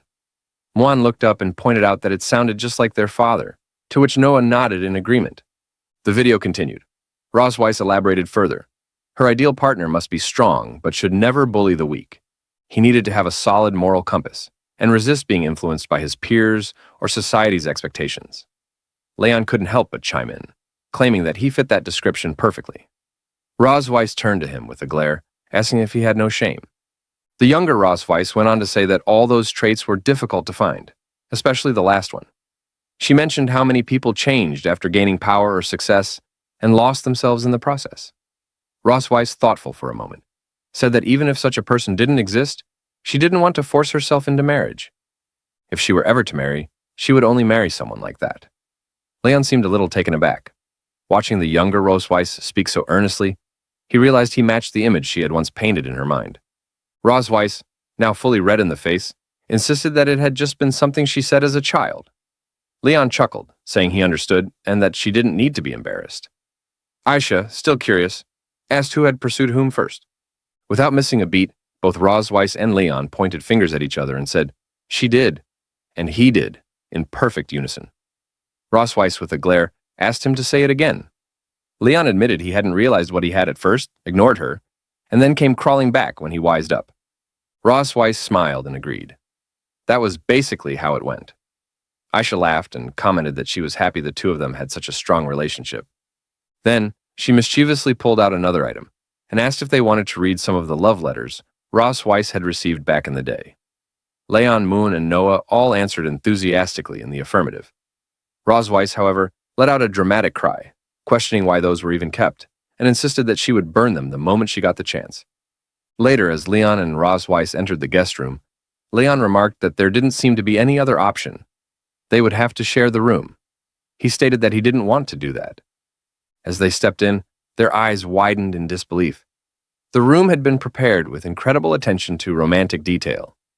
A luxurious water tub filled with rose petals sat on one side, and the bed was decorated with roses shaped into a heart. The atmosphere screamed romance. Both of them stared, speechless. As Rosweiss was quite surprised upon seeing the room, she asked Aisha what was going on, while Leon slapped himself in disbelief. Aisha winked at Rosweiss, saying she had specifically prepared a guest room for them, and mentioned they would stay there for the next 2 days. Rosweiss, clearly embarrassed, asked if there were any other rooms, but Aisha hushed her, asking why couples acted so shy. Leon, watching everything unfold, thought he was terrified, since the dragoness's sister clearly could not be underestimated. Her intent seemed to be to lock up the 2 extinct species, let them go into heat, breed offspring, and complete the task of revitalizing the species. As Leon turned his face, wishing to escape from the fear bubbling inside him, Aisha grabbed his shoulder with a firm grip, her sharp glare landing directly on him, and asked where he was planning to go. He tried to laugh it off, mentioning how his daughters might be missing him, so he would go check on them for a moment, but Aisha casually waved it off, assuring him there was no reason to worry about the children. She had made preparations in advance, giving them another room where they should be having a great time by now. Just before leaving, she threw another wink toward Rosweiss, reminding her that they both should stay here and enjoy a proper rest. Once she left, both Rosweiss and Leon let out a deep sigh of relief, their shoulders loosening a little. Rosweiss commented that it looked like they had no choice but to sleep in that room for the night. Leon replied with a groan, saying he hadn't expected her sister to be so devious. Rosweiss admitted her sister had always been like that, and if he stayed around longer, he would understand it for himself. When Rosweiss curiously opened the wardrobe, her eyes widened in shock as she saw erotic outfits decorated with shiny details. She quickly shut the wardrobe, her face flushing, and stammered that the room only contained a bed and a bathtub, so Leon would have to sleep in the bathtub. Leon stood still, expression blank, and asked why he should sleep in the bathtub. He added that he had already checked and noticed the outlet had been deliberately blocked. He figured her sister was absolutely determined that they both sleep in the same bed. The tub had been filled with steaming hot water, seemingly to stop anyone from attempting to rest inside it. As he climbed onto the bed, he mentioned how the mattress felt a bit different compared to a regular one. Curious, he wondered if it might be a waterbed. He bounced on it joyfully, commenting on its softness, clearly enjoying the sensation, and added how elastic it felt, while Rosweiss, still embarrassed, looked at him and teased him quietly. Leon, refusing to miss the opportunity, declared he wouldn't let her enjoy such a comfortable bed all by herself. Rosweiss turned her face away and muttered that they should sleep together. Leon, taken aback, hesitated for a moment and questioned her sudden change in behavior. He asked whether she had something wicked in mind. Rosweiss, holding back a burst of frustration, raised her voice and asked if he would sleep or not. Narrowing her eyes while holding a whip in her hand, she warned him that maybe they could try out all the toys hidden inside the closet. At that moment, Leon's face turned pale, and he strongly refused, clearly frightened. Rosweiss rolled her eyes and said she would take a bath, warning him not to peek. Leon asked who would even try to peek. Not buying a single word, Rosweiss kicked him out of the room, saying she didn't trust him one bit. She told him to wait outside for a while and return later. As Leon stepped out, he whistled softly, muttering how it wasn't like he hadn't seen it before, and joked that he was simply tired of it now. Not long after, he found Aisha sitting nearby, sipping wine. Aisha, spotting him, asked why he had come out and why he looked annoyed. Leon explained Rosweiss was taking a bath, and he stepped out to get some fresh air. Aisha offered him a drink, asking if he would join her. Leon nodded. She handed him a glass, saying it was the wine Rosweiss always preferred. He thanked her and took a sip. Aisha leaned back slightly and shared that she and Rosweiss used to drink here sometimes and chat for hours. Leon remarked that they must have shared a close relationship. Aisha nodded, adding that she had watched Rosweiss grow up and had spent the first 50 years of her life by her side. When Rosweiss left to become the Silver Dragon Queen, their conversations turned into letters. It was through those letters that they kept track of each other's lives and safety.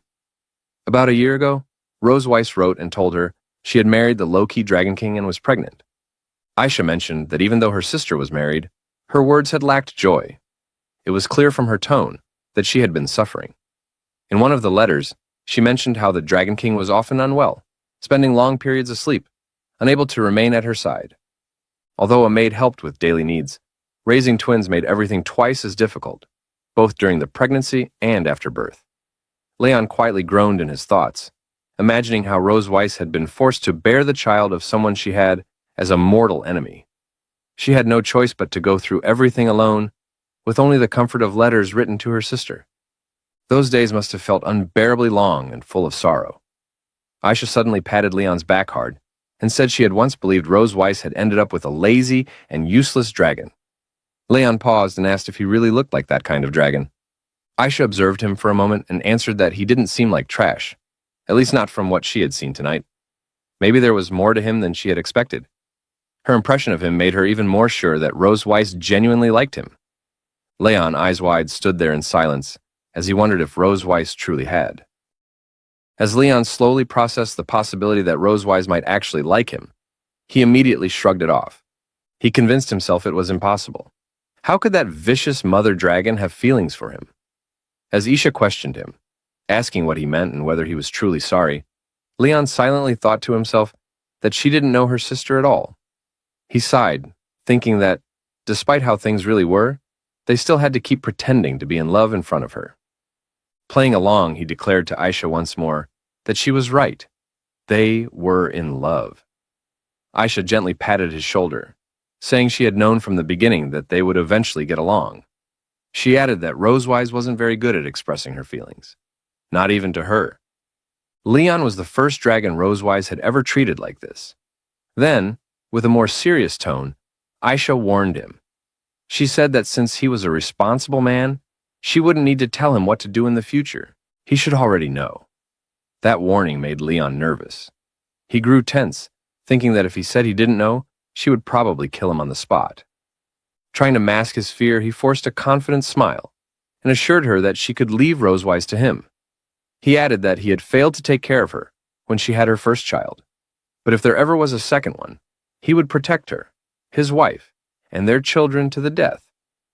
Aisha narrowed her eyes and sized him up, then let out a sigh and said he had better be serious about it. She gave him a push, telling him to stop showing off, to go back quickly, and not to keep Rose Weiss waiting. As Leon turned to leave, he received a call from Aisha. He answered, asking if there was anything else. On the other end, with a mischievous smirk in her voice, she told him not to feel restrained tonight, mentioning that the soundproofing in the room was actually very good. Leon froze at her words. His mind blanked for a moment as he processed what she meant. When it finally hit him, his face turned red with embarrassment, and he shouted a quick thank you before rushing off. As Leon sneaked into the room and found Rose Weiss asleep, he walked closer, believing she had already fallen into a deep sleep. A small smile appeared on his face as he thought, at least tonight, he wouldn't have to deal with her suffering. Even though they were supposed to be enemies, he had to admit, she looked genuinely beautiful when she was sleeping. But then something strange caught his attention. He frowned, wondering what he was sensing. His eyes widened when he saw a soft glow coming from her chest. His heart started pounding. Could it be that the dragon pattern had activated? But then he shook his head, realizing that the dragon pattern on his own body wasn't resonating. Something didn't add up. Confused, he leaned in closer to take a better look. Suddenly, Rose Weiss greeted him casually. Leon jumped in shock, then quickly got angry, yelling at her. He demanded to know why she had hidden a light bulb under the quilt, and scared him half to death. Amused, Rose Weiss replied that she had found the item among some small toys on the hanger, and thought it was interesting, so she brought it in to amuse him. She smirked, teasing that, judging from his over-the-top reaction, he didn't seem to think it was a pity. Leon grumbled and brushed it off. He got into bed and pulled the blanket over himself, saying he was going to sleep and didn't want to talk to her. Rose Weiss chuckled and told him not to regret it later, especially if he ended up attacking her in the middle of the night. Just then, as Rose Weiss accidentally knocked against the bedside table, a spider dropped down from the ceiling and started swinging in front of her. She immediately froze, horrified, and let out a loud scream. Startled by the sound, Leon sat up and asked what had happened. But before he could finish speaking, Rose Weiss dashed toward him, hugging him tightly and crouching down in fear. She trembled, muttering that there was a spider. Leon thought back to earlier that day, when he had flipped through her old photo album and remembered a childhood picture of Rosewise crying because of a spider. He wondered if this fear was a leftover trauma from her past. Leon laughed confidently, saying it seemed even the mighty Silver Dragon Queen was scared of something. He let out a sigh and walked over to where the spider was, saying there really was nothing he could do with her like this. He offered to catch it for her. Rosewise, still hiding behind him, urged him to hurry up. As he reached for the spider, he suddenly felt something strange. Holding it in his hand, he paused. A thought crossed his mind. Could it be that? As Leon fully examined it and tried to pass the toy spider to Rosewise, he explained that it was just a harmless toy, and there was absolutely nothing to be afraid of. However, the moment Rosewise laid eyes on the spider up close, a scream of terror escaped her lips. Without hesitation, she surrounded herself with a defensive aura, firmly declaring that whether it was real or fake, it needed to be destroyed. Seeing her reaction, Leon quickly took the spider back and tried to calm her, assuring her that he would throw it outside. True to his word, he tossed the spider out, then turned back with a smile, announcing that the spider had been taken care of, and that it was finally time to sleep. Rosewise, still visibly shaken and utterly embarrassed by her reaction, struggled to make eye contact. Leon, on the other hand, suspected that this was another clever design orchestrated by her sister to reveal Rosewise's fearful and vulnerable side. It appeared to have worked perfectly. As Rosewise stood silently, trying to regain her composure, she quietly stated that she would sleep on the inside of the bed and suggested that he sleep on the outside, asking if that would be all right. Leon replied warmly, telling her there was no problem and that she could sleep wherever she wanted. With that, they lay down beside each other. After a moment of silence, Leon turned slightly and, in a calm tone, asked whether she was still scared. He gently suggested that if she was, she could hold his hand while sleeping. Rosewise, clearly caught off guard, scoffed in response, muttering that if he was offering, then she would go along with it. Without looking at him, she reached out and lightly held onto his pinky finger. Leon, puzzled by the gesture, questioned how he was supposed to feel safe holding just one little finger. Rosewise, visibly flustered, asked how else he was supposed to hold it. Then, as Leon tried to take her whole hand, she corrected him, called him an idiot, and showed him how to hold it properly. Eventually, they interlocked their fingers, holding each other's tightly. Rosewise turned her face to the side, feeling heat rise to her cheeks. Her thoughts spiraled as she wondered how someone could hold her hand so casually. Was she the only one who felt awkward in this moment? She tried to calm her mind, reminding herself that she was the Silver Dragon Queen and must take responsibility for her actions. It was just hand-holding, after all. There was nothing to be embarrassed about. Leon broke the silence again, curiously asking why her hands were always so cold. Rosewise replied that she was simply born with a cold body. He then asked if she was nervous, questioning why her palms were so sweaty. Rosewise, now completely red in the face, argued that it was his hands that were sweaty. Meanwhile, her thoughts drifted elsewhere. She had noticed the calluses and tiny scars on Leon's hands, marks left behind from years of holding a sword. Though rough, his hands radiated warmth. Where their interlocked fingers touched, it felt as though electricity was flowing through her skin. The sensation left her heart pounding uncontrollably. Leon suddenly brought up her earlier comment about Mates' selection criteria, asking what she truly meant by it. Rosewise brushed it off, explaining that it had just been a joke from over 100 years ago and not to take it seriously. When he asked what her current standards were, she stated flatly that she had none. With the conversation tapering off, they both tried to fall asleep, though neither one succeeded. Leon lay in silence, screaming internally, unable to fall asleep. He opened one eye slightly, trying to see whether Rosewise had already dozed off. As his thoughts raced, he repeatedly shifted his pinky ever so slightly, wondering if it would be all right to move his hand a little more. Slowly, he began to move his fingers. Rosewise, still wide awake, felt the movement and thought to herself that this guy was absolutely doing it on purpose. She peeked toward him, silently questioning how a captive dared to touch his master like that. Determined not to lose, she decided she would touch back. And she did, rather firmly. Leon, surprised, asked what was going on and why her hand kept touching him. Their bodies ended up pushing closer beside each other, his hand brushing along her thighs and shoulders. In that brief contact, Leon felt the softness of her skin. It was warm and delicate. A strange sensation swept over him. There was something almost wild about the feeling. A hunger, foreign yet familiar, began to grow inside him. Both of them swallowed hard as they realized how close they had gotten. Their hearts raced, and when they met each other's eyes, they understood. There was a shared desire. Neither one spoke it, but both of them felt it. A silent nod was exchanged. Without saying a word, Leon pulled the blanket over them and leaned in closer. Carefully, he positioned himself above her, their breaths mingling as the space between them disappeared. He whispered softly that just for tonight, they would do it. They would. Rose Weiss called out for Leon with an alluring smile, dressed in her whale-mannered clothes.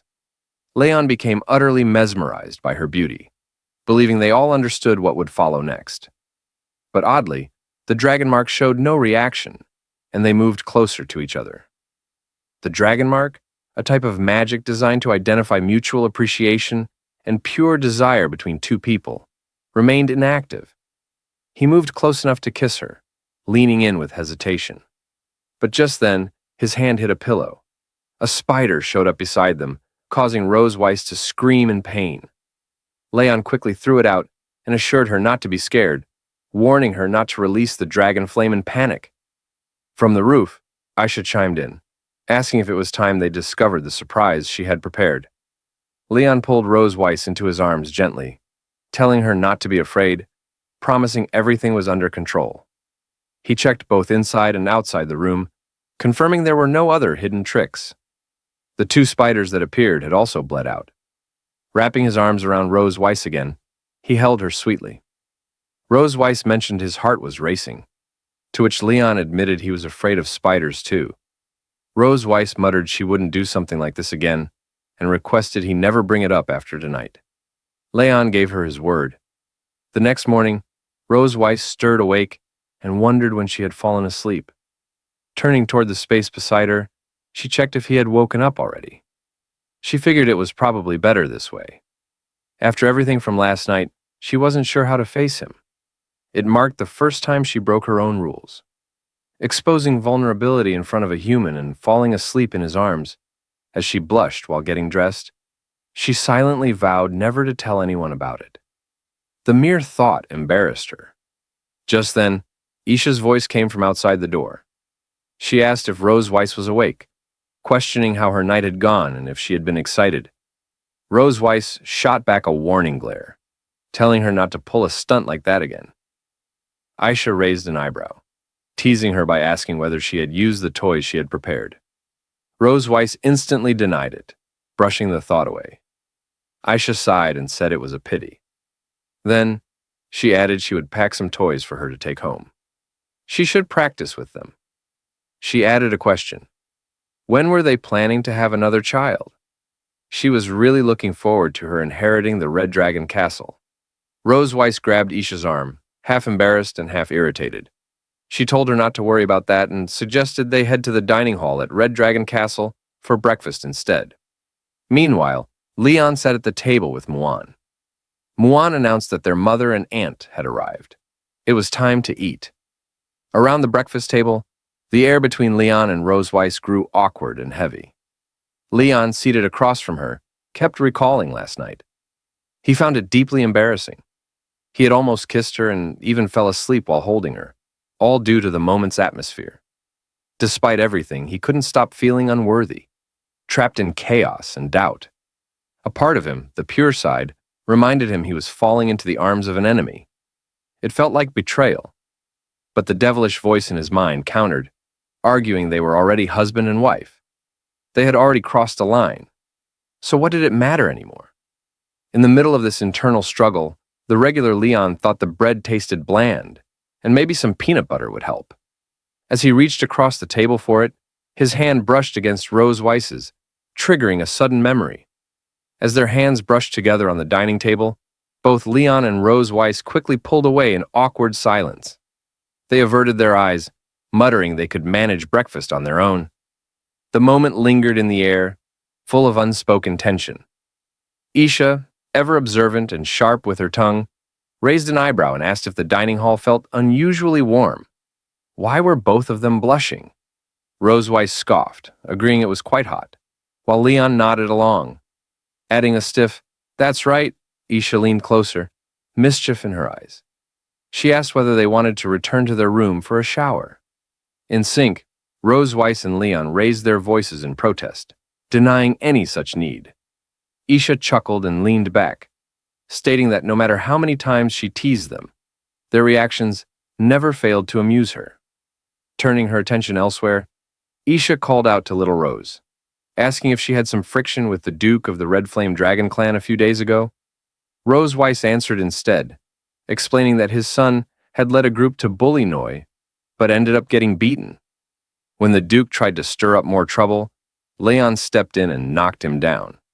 Leon let out a hearty laugh, remembering how that person had collapsed from just a single punch.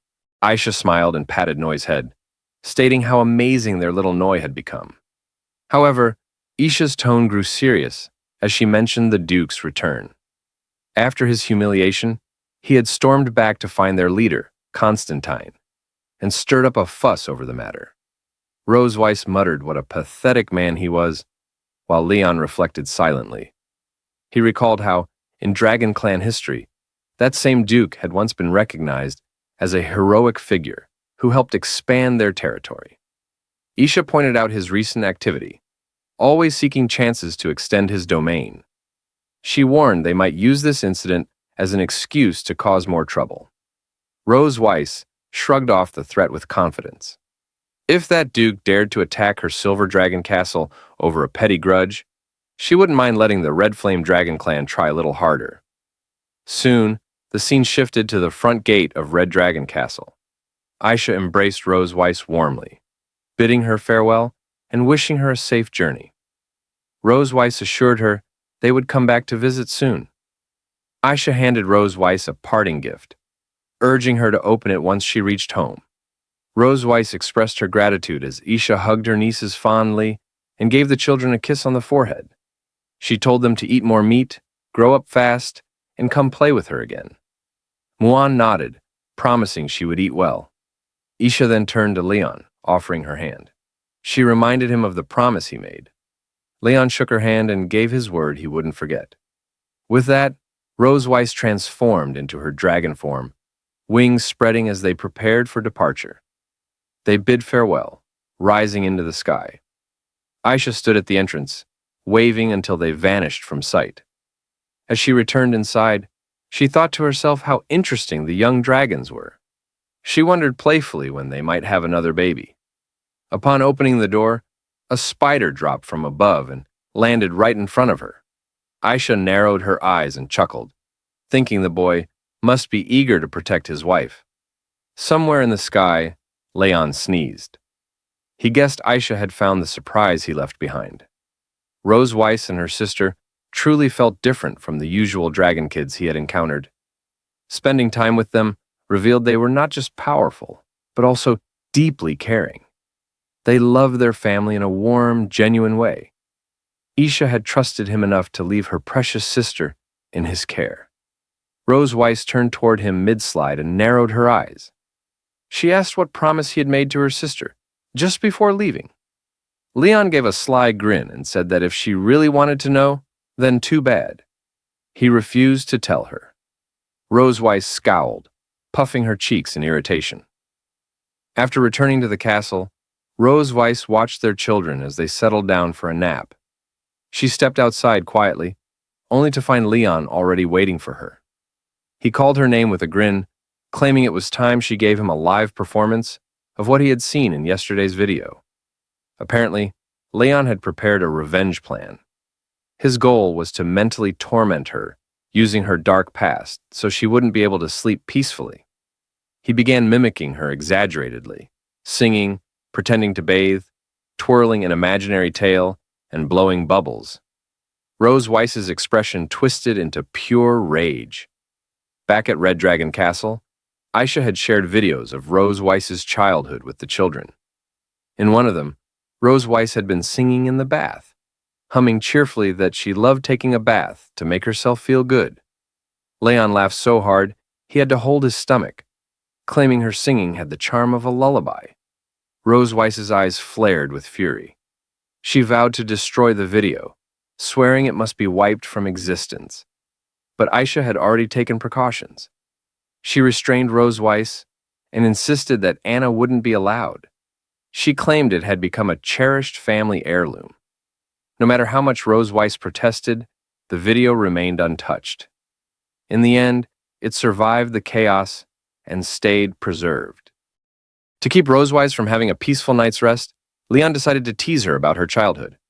He mimicked the way Rose Weiss used to take showers as a kid, even singing the same silly song she used to hum back then. Watching her grow increasingly speechless with rage amused him greatly. With a smirk, he leaned in, one hand pressed against the wall, and began to mock her. "You're really stupid." At that moment, Rose Weiss lowered her head in silence, her hands curling into tight fists at her sides. Leon's joke had clearly enraged her, but she didn't explode in fury or lash out with insults. Instead, she held the storm inside, forcing herself to stay composed. The anger burned hot in her chest, but she swallowed it down slowly, choosing control over chaos. After a few tense seconds, she lifted her head, her gaze narrowing into a cold, sharp squint. Her voice, though calm, carried a dangerous edge as she spoke to Leon, each word dripping with restrained fury. "It seems like you're quite bored, Leon." Then, without warning, Rose Weiss placed a firm hand on Leon's shoulder and slammed him against the wall. The sheer strength behind the motion stunned him. He didn't even have time to react before his back hit the cold stone surface. Her brows were tightly furrowed and her piercing gaze locked onto his face, radiating fury. The pressure of her grip began to intensify, her hands steadily tightening on his shoulder like a warning. From her reaction alone, it was clear Rose Weiss was furious, and the consequences of provoking her were no small matter. Leon's expression shifted, his brows dipped slightly, his mouth opened as if to speak, but no words came out. A cold sweat formed on his face. He was clearly rattled. One glance at her eyes told him he'd made a serious mistake. For now, he didn't dare move a muscle. "Should we continue doing what we didn't do last night?" To Leon, Rose Weiss looked like the embodiment of wrath itself. Her eyes seemed to glow with a fierce red glint, and her usually elegant silver hair now hung in wild, disheveled strands around her face. She clenched her left fist tightly with her right hand, producing a low, ominous sound that sent a chill down his spine. Every twitch of her fingers screamed one thing. She was aching to deliver a hard, satisfying punch straight to his face. At that moment, Leon realized with dreadful clarity that his joke had gone far beyond the line. The atmosphere was thick with tension, and the look on her face left no room for doubt. He was in serious trouble. He stared at her wide-eyed and silently muttered to himself, "She-Dragon is angry. I'd better run away first." Noticing that Rose Weiss was still seething and momentarily distracted by her own fury, Leon seized the opportunity. Without hesitation, he turned on his heel and darted away, slipping out of her reach and making a beeline for his room. It took a second for Rose Weiss to register what had happened, but once she did, her expression darkened even further. Realizing that Leon had fled, she stormed after him, her footsteps quick and heavy. She stopped just outside his door, her voice rising with anger as she shouted after him, "Stop!" Leon sprinted toward his room's door, throwing it open and rushing inside. Just as he reached out to close it, a sudden hand shot into the doorway, stopping the door from shutting. Startled, he barely had time to react. He hadn't expected Rose Weiss to follow him so quietly and run so fast. Her grip on the door was iron tight, preventing it from closing any further. Then, from somewhere behind the door, a deep, almost sinister burst of laughter echoed through the room. Leon's heart raced as Rose Weiss slowly pushed the door open wider, peering through the narrow gap at him, standing defenseless inside. A cruel smile curled at the corners of her lips as she fixed him with a cold, heavy gaze and spoke in a low, threatening tone. "I'll give you 10 minutes. After you take a shower, come to my room. Tonight, Miss Melky will teach you what happens if you provoke me with dark history." Rose Weiss frowned deeply, her gaze sharp and unwavering as she stared intently at Leon, delivering her command with unmistakable authority. The weight of her presence pressed down on him. The unique, commanding aura, befitting a queen, radiated from Rosewise, filling the room with oppressive intensity. Leon felt utterly helpless. A cold premonition settled in his chest. If he obeyed her order, he knew he would face the same painful ordeal as before. Yet if he refused, the punishment could be even harsher. Before he could gather the courage to respond, Rosewise slammed the door shut with a force that echoed down the entire corridor. The heavy sound lingered in the air long after she had hurried away, her footsteps fading into the distance. Leaning against the closed door, Leon stood frozen, speechless. After a long moment, he closed his eyes and brought his hand up to his mouth, slapping it lightly several times in frustration. Bitter curses escaped his lips as he scolded himself for the trouble his careless joke had caused. Why does my mouth have to be so annoying? At last, Leon fully grasped the consequences of his careless joke. It had landed him in serious trouble. Stopping his frustrated self-smacks, he lifted his head and vividly recalled the furious expression on Rosewise's face the moment she heard his words. The memory sent a chill down his spine. Suddenly, a spark of an idea flickered in his mind. It seemed he had thought of something that might just help him turn the situation around. I didn't expect her to react so strongly, but this precisely shows that dark history is very effective for her. Leon crossed his arms firmly over his chest, deep in thought as he considered how best to retaliate against Rosewise. A victorious smile slowly spread across his face, as if he had just uncovered a clever and effective strategy to strike at her. His plan was to dredge up embarrassing moments from Rosewise's childhood, those private, vulnerable memories that would shame and humiliate her. He knew such a blow would shake her emotionally, and he could already picture the look on her face when her defenses cracked. Though he understood that her emotional breakdown would come at a price, enduring harsh physical punishment himself, he saw it as a sacrifice necessary for the greater cause of dragon slaying. In his mind's eye, Leon imagined a dramatic scene, standing atop a cliff, waves crashing fiercely against jagged rocks below. Draped in a flowing blue cape, he struck a bold, fearless pose, his hand raised defiantly against the storm. This was his resolve. He was willing to do whatever it took to seek revenge. His expression softened with sadness as he clenched the fabric of his shirt tightly in both hands. He recalled how every time he launched a plan against Rosewise, she retaliated fiercely, spending the entire night venting her wrath on him. It left him feeling drained, as if his very body were being emptied of strength. Yet, despite the toll, he pushed those worries aside. For the sake of his plan, he could no longer afford to care. Muttering quietly to himself, he accepted the pain as a necessary cost. It's okay if my body breaks down. As long as it can make the Silver Dragon Queen uncomfortable, I am duty-bound. At that moment, Rosewise was showering in her room. Behind the translucent curtain, her slender legs were faintly visible, gently tapping the tiled floor in a relaxed rhythm. The warm water cascaded slowly over her thighs, sending a comforting mist through the bathroom. Her head and body were lathered with fragrant shower gel, bubbles dancing and swirling across her skin like tiny clouds. After covering herself in soft foam, she switched the shower head to rinse away the suds. She tilted her head back, welcoming the soothing warmth as it streamed over her hair and shoulders. A soft smile curved her lips as she raised her hands to wash her hair, humming a gentle tune that floated lightly through the steamy air. The anger that had once burned in her eyes seemed to have melted away, replaced by a quiet calm, and even a subtle anticipation for Leon's arrival. Throughout the castle, most rooms had already fallen into darkness for the night. Only Leon's and Rosewise's chambers remained lit, glowing softly in the silence. Yet Leon, still proud and confident in his clever revenge plan, had no idea what awaited him next. Long after finishing his shower, he stepped into Rosewise's room, confidence still high. But as the minutes ticked by, 10, then more, he saw no sign of her being emotionally shaken or embarrassed by his prank. Instead, the sharp crack of a whip sliced through the air, echoing ominously throughout the room. The harsh sound was unmistakable. Rosewise was punishing him again. Leon's heart sank. He couldn't endure this kind of treatment any longer. He couldn't help but shout loudly. Leon screamed, "Don't! Don't be too harsh, Rosewise." At this moment, Leon had already put on his pajamas and was lying on Rosewise's bed. He wore a very uncomfortable expression. He furrowed his brows, then opened one eye to look up. He felt like his body was being tortured. The person doing the torturing was none other than Rosewise. Rosewise had changed into a tight-fitting outfit that showed off her slim and pretty figure. She wore black suspender socks that added to her bold look. The top two buttons of her shirt were undone, revealing the tight clothing underneath and the shape of her chest, which moved slightly as she did. She wore round, red-framed glasses that gave her a smart but playful look. In one hand, she held a leather whip and gently played with its tip using the other hand.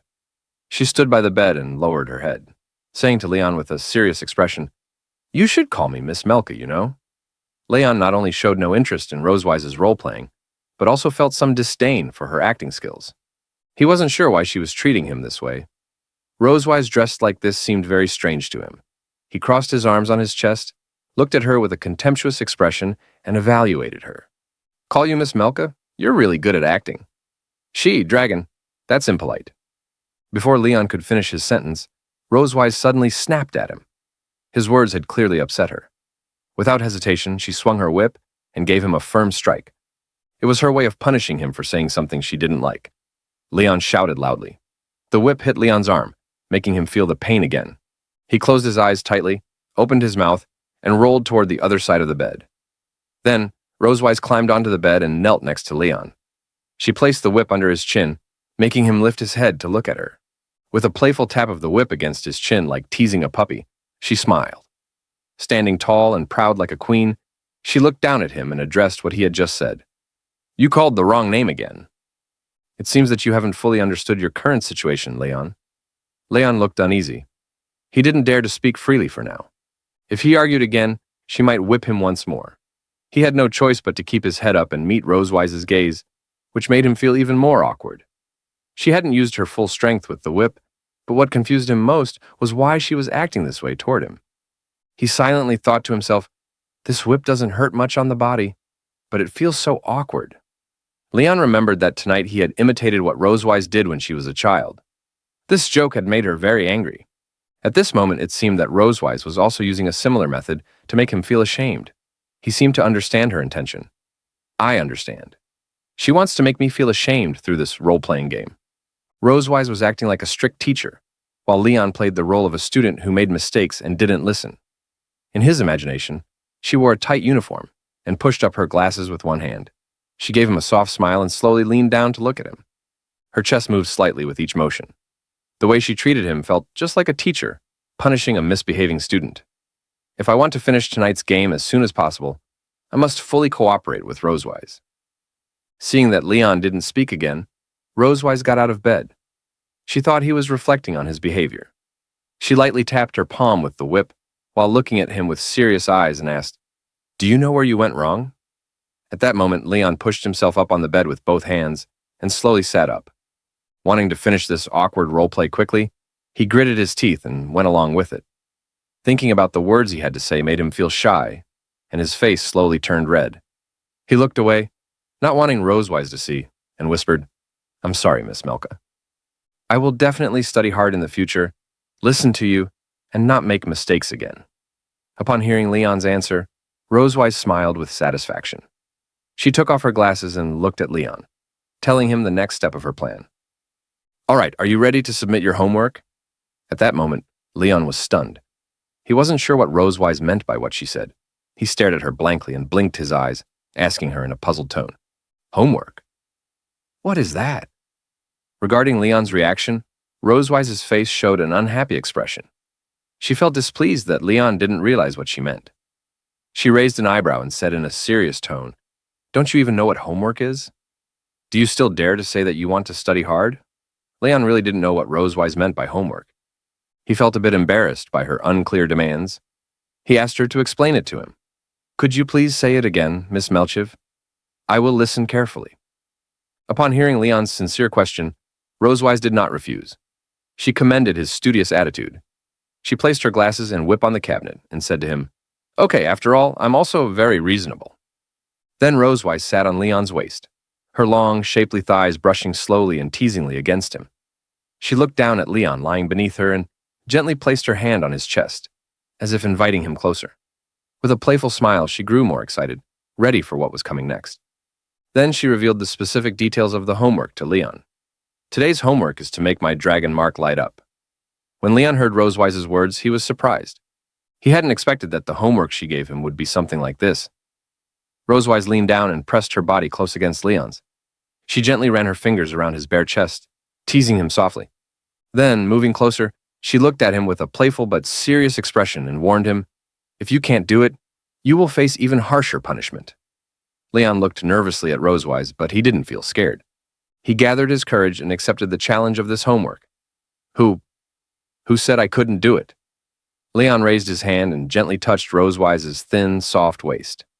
He started in a familiar spot, then slowly moved his hand up along her waist, exploring other parts of her body. As he touched her more and more, Leon felt his own body growing hotter. He breathed in sharply, his face flushing bright red. He knew Rosewise's body very well. After all, during the past few nights when she had let out her emotions, he had slowly become familiar with every part of her. He thought confidently, "We have experienced countless nights." It seemed Leon had touched a very sensitive spot on Rosewise's body. Suddenly, her whole body trembled. She lifted her head and stretched her neck, closing her eyes tightly while blushing deeply. She tried hard to hold back her voice and not cry out. Rosewise felt a warm, pleasant sensation spreading through her. She wanted to push it away, but also wanted it more than anything. The feeling was so strong, she almost felt like fainting.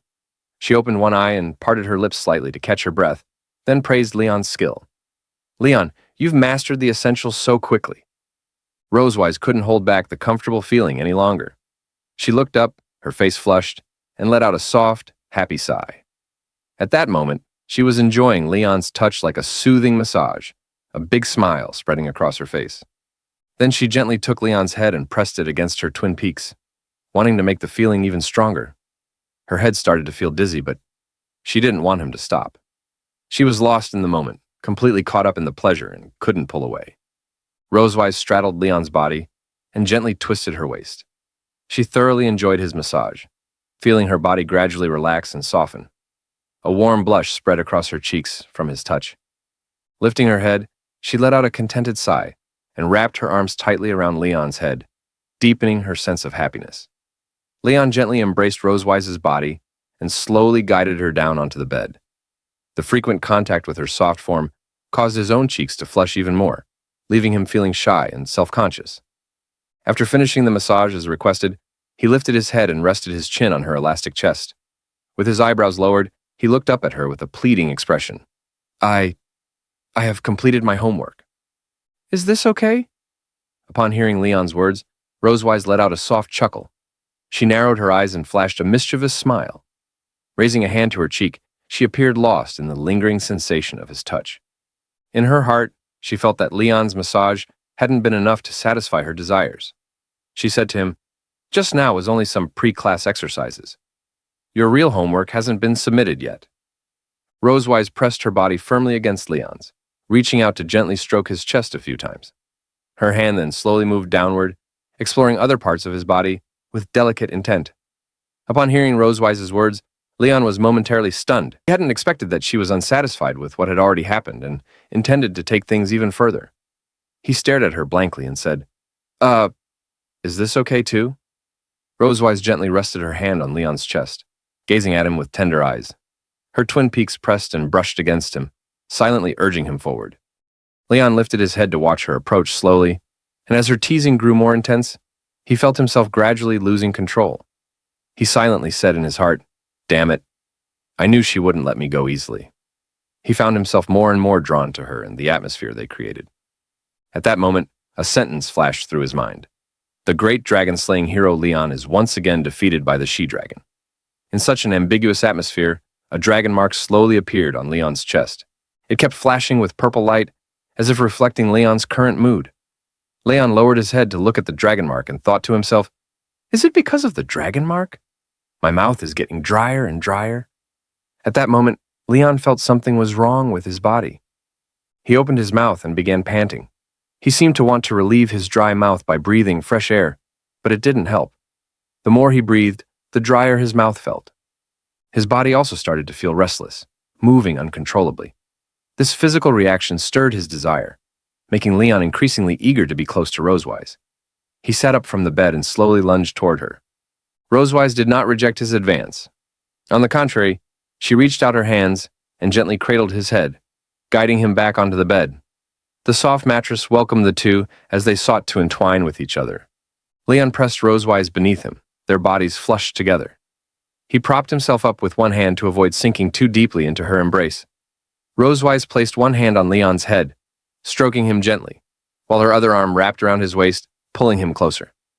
Leon rested his head on Rosewise's neck and took a deep breath. Her scent sent waves of excitement through his body. He then gently kissed her neck and the surrounding skin. How could Rosewise resist such stimulation? The blush on her face deepened. She lifted her neck and let out a contented sigh. Leon, you're a bad boy, Miss Melchi.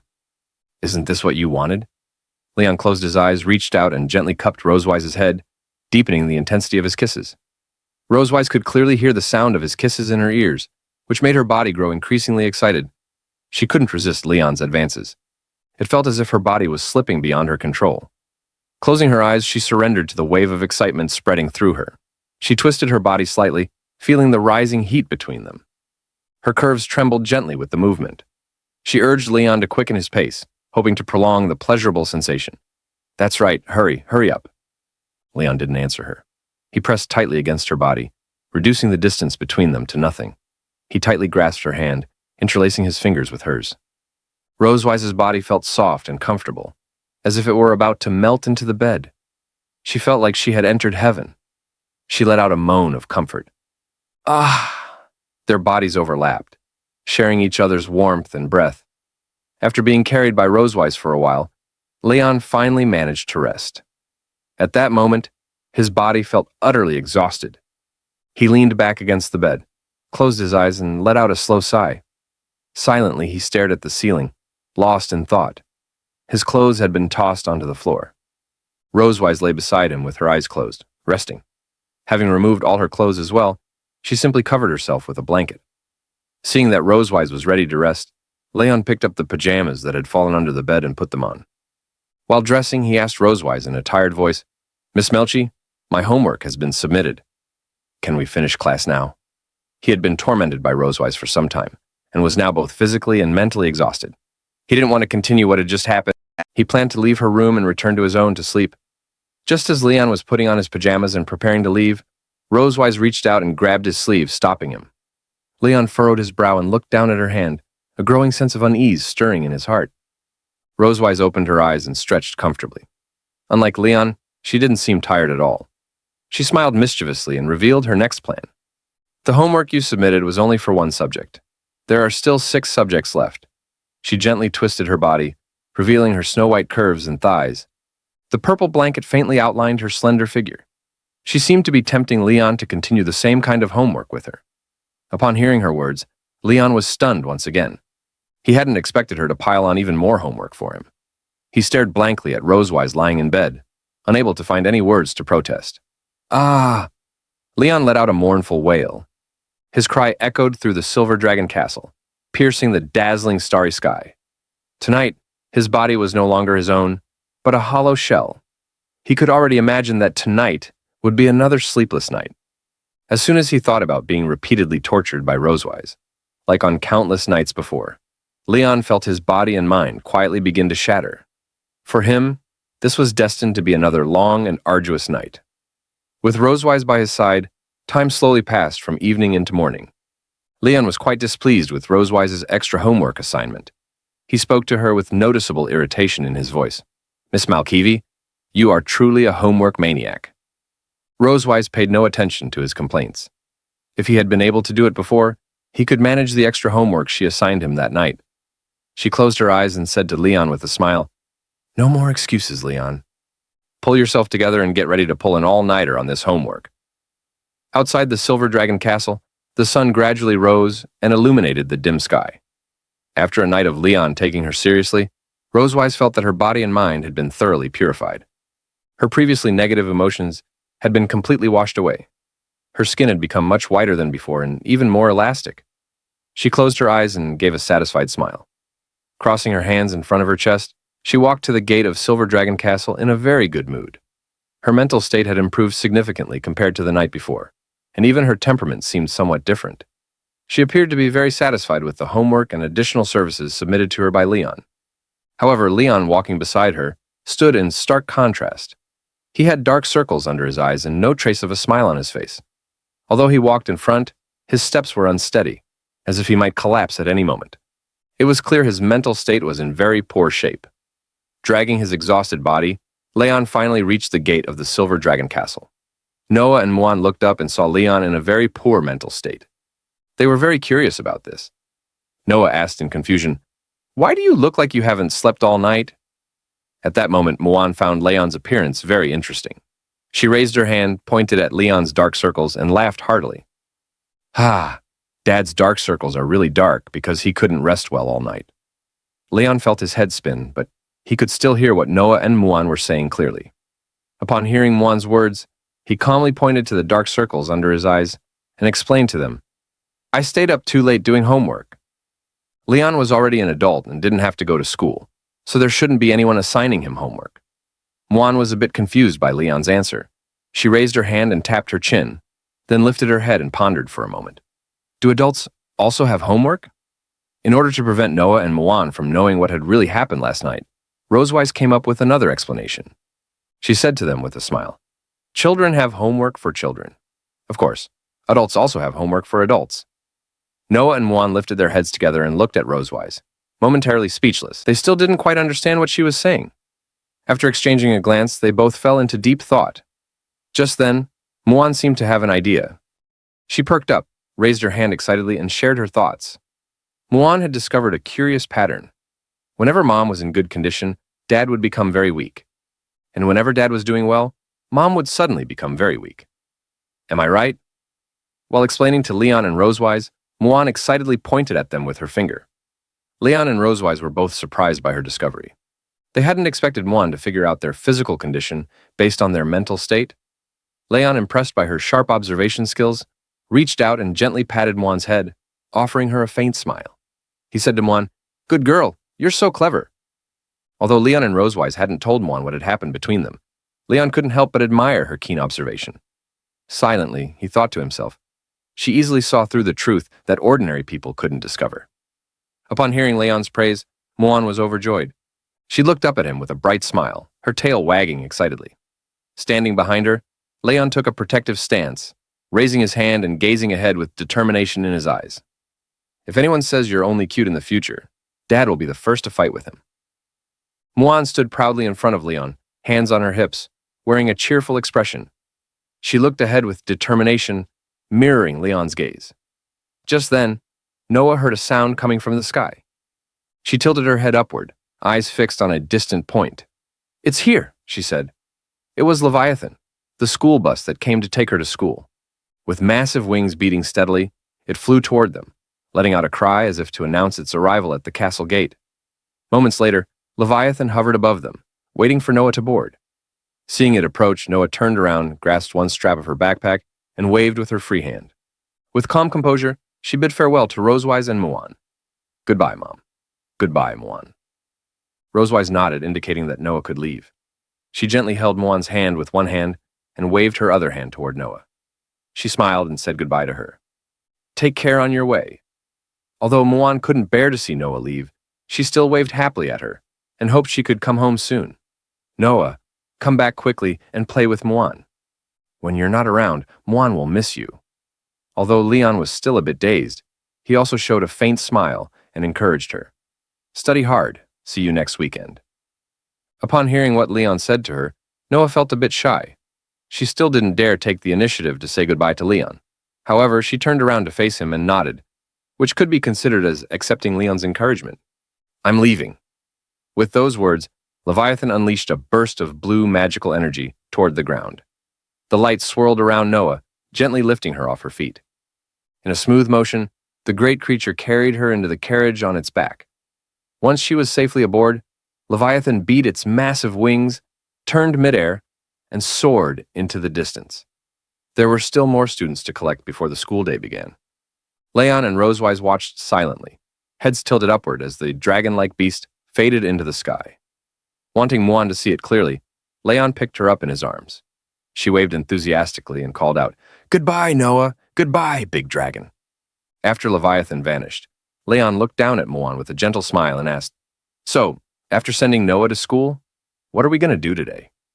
Muan didn't respond right away. She tapped her chin thoughtfully and tilted her head, lost in silent reflection. "Dad always looks weak and Mom seems worried," she thought. Muan had begun to notice how often Leon seemed tired or distant. If things continued this way, she feared his health would suffer. A quiet resolve grew inside her. She glanced up at Leon with determination. Noah is not here. I want to urge Dad to exercise and become stronger. Leon, noticing her intense expression, blinked in confusion. Before he could ask, Muan hopped down from his arms, grabbed his hand, and tugged him forward with excitement. Dad, let's go for a run at the training ground today. Leon was surprised but didn't resist. He wasn't sure what had sparked this idea in her, but he nodded anyway. Okay. From behind, Rosewise watched them go. A slight smile touched her lips as she thought to herself, it seems quite interesting. Leon and Muan arrived, also in sportswear. They began stretching. Leon demonstrated warm-ups while chanting, and Muan observed and copied his movements. Though the exercises were a bit tough due to her height, Muan kept trying to match Leon's rhythm. She asked, Dad, why do we need to do this? Leon smoothly switched to another stretch. He placed his right hand on his left and twisted, explaining the importance of warming up before exercise. He told her stretching relaxes muscles, improves flexibility, and reduces injury risk. Muan followed along, closing her eyes and focusing. She responded, I know. Count me in. Rosewise, adjusting her gloves, approached in sportswear, ready to join the training. She wore a white vest, blue pants, and proper running shoes. Her hair was tied in a high ponytail for ease of movement. Her outfit looked light and mobile. Anna, the headmaid, quietly followed. Muan beamed with joy upon seeing Rosewise. With clenched fists and hopeful eyes, she asked, Yeah, is Mom running with us too? Rosewise approached. She bent slightly, one hand on her waist, and gently patted Muan's head. With a smile, she said, That's right. Give it your best. I won't go easy, she added. Muan cheerfully responded. Muan won't go easy on Mom either. Leon nearby frowned slightly. He doubted whether Rosewise's body could handle it. He warned her, You sit in the office all day. Don't sprain your ankle. But Rosewise just smiled confidently, arms open. She remembered their last training ground duel. She teased, Last time, I still won. Leon crossed his arms in frustration. You barely won. I wasn't serious, he snapped. Rosewise grinned. If you're not satisfied, let's go again. Muan got excited remembering their last match. Yeah, Dad and Mom, fight again. Leon quickly crouched and covered Muan's mouth. No talking about violence and fighting, he said seriously. He clearly didn't want a rematch.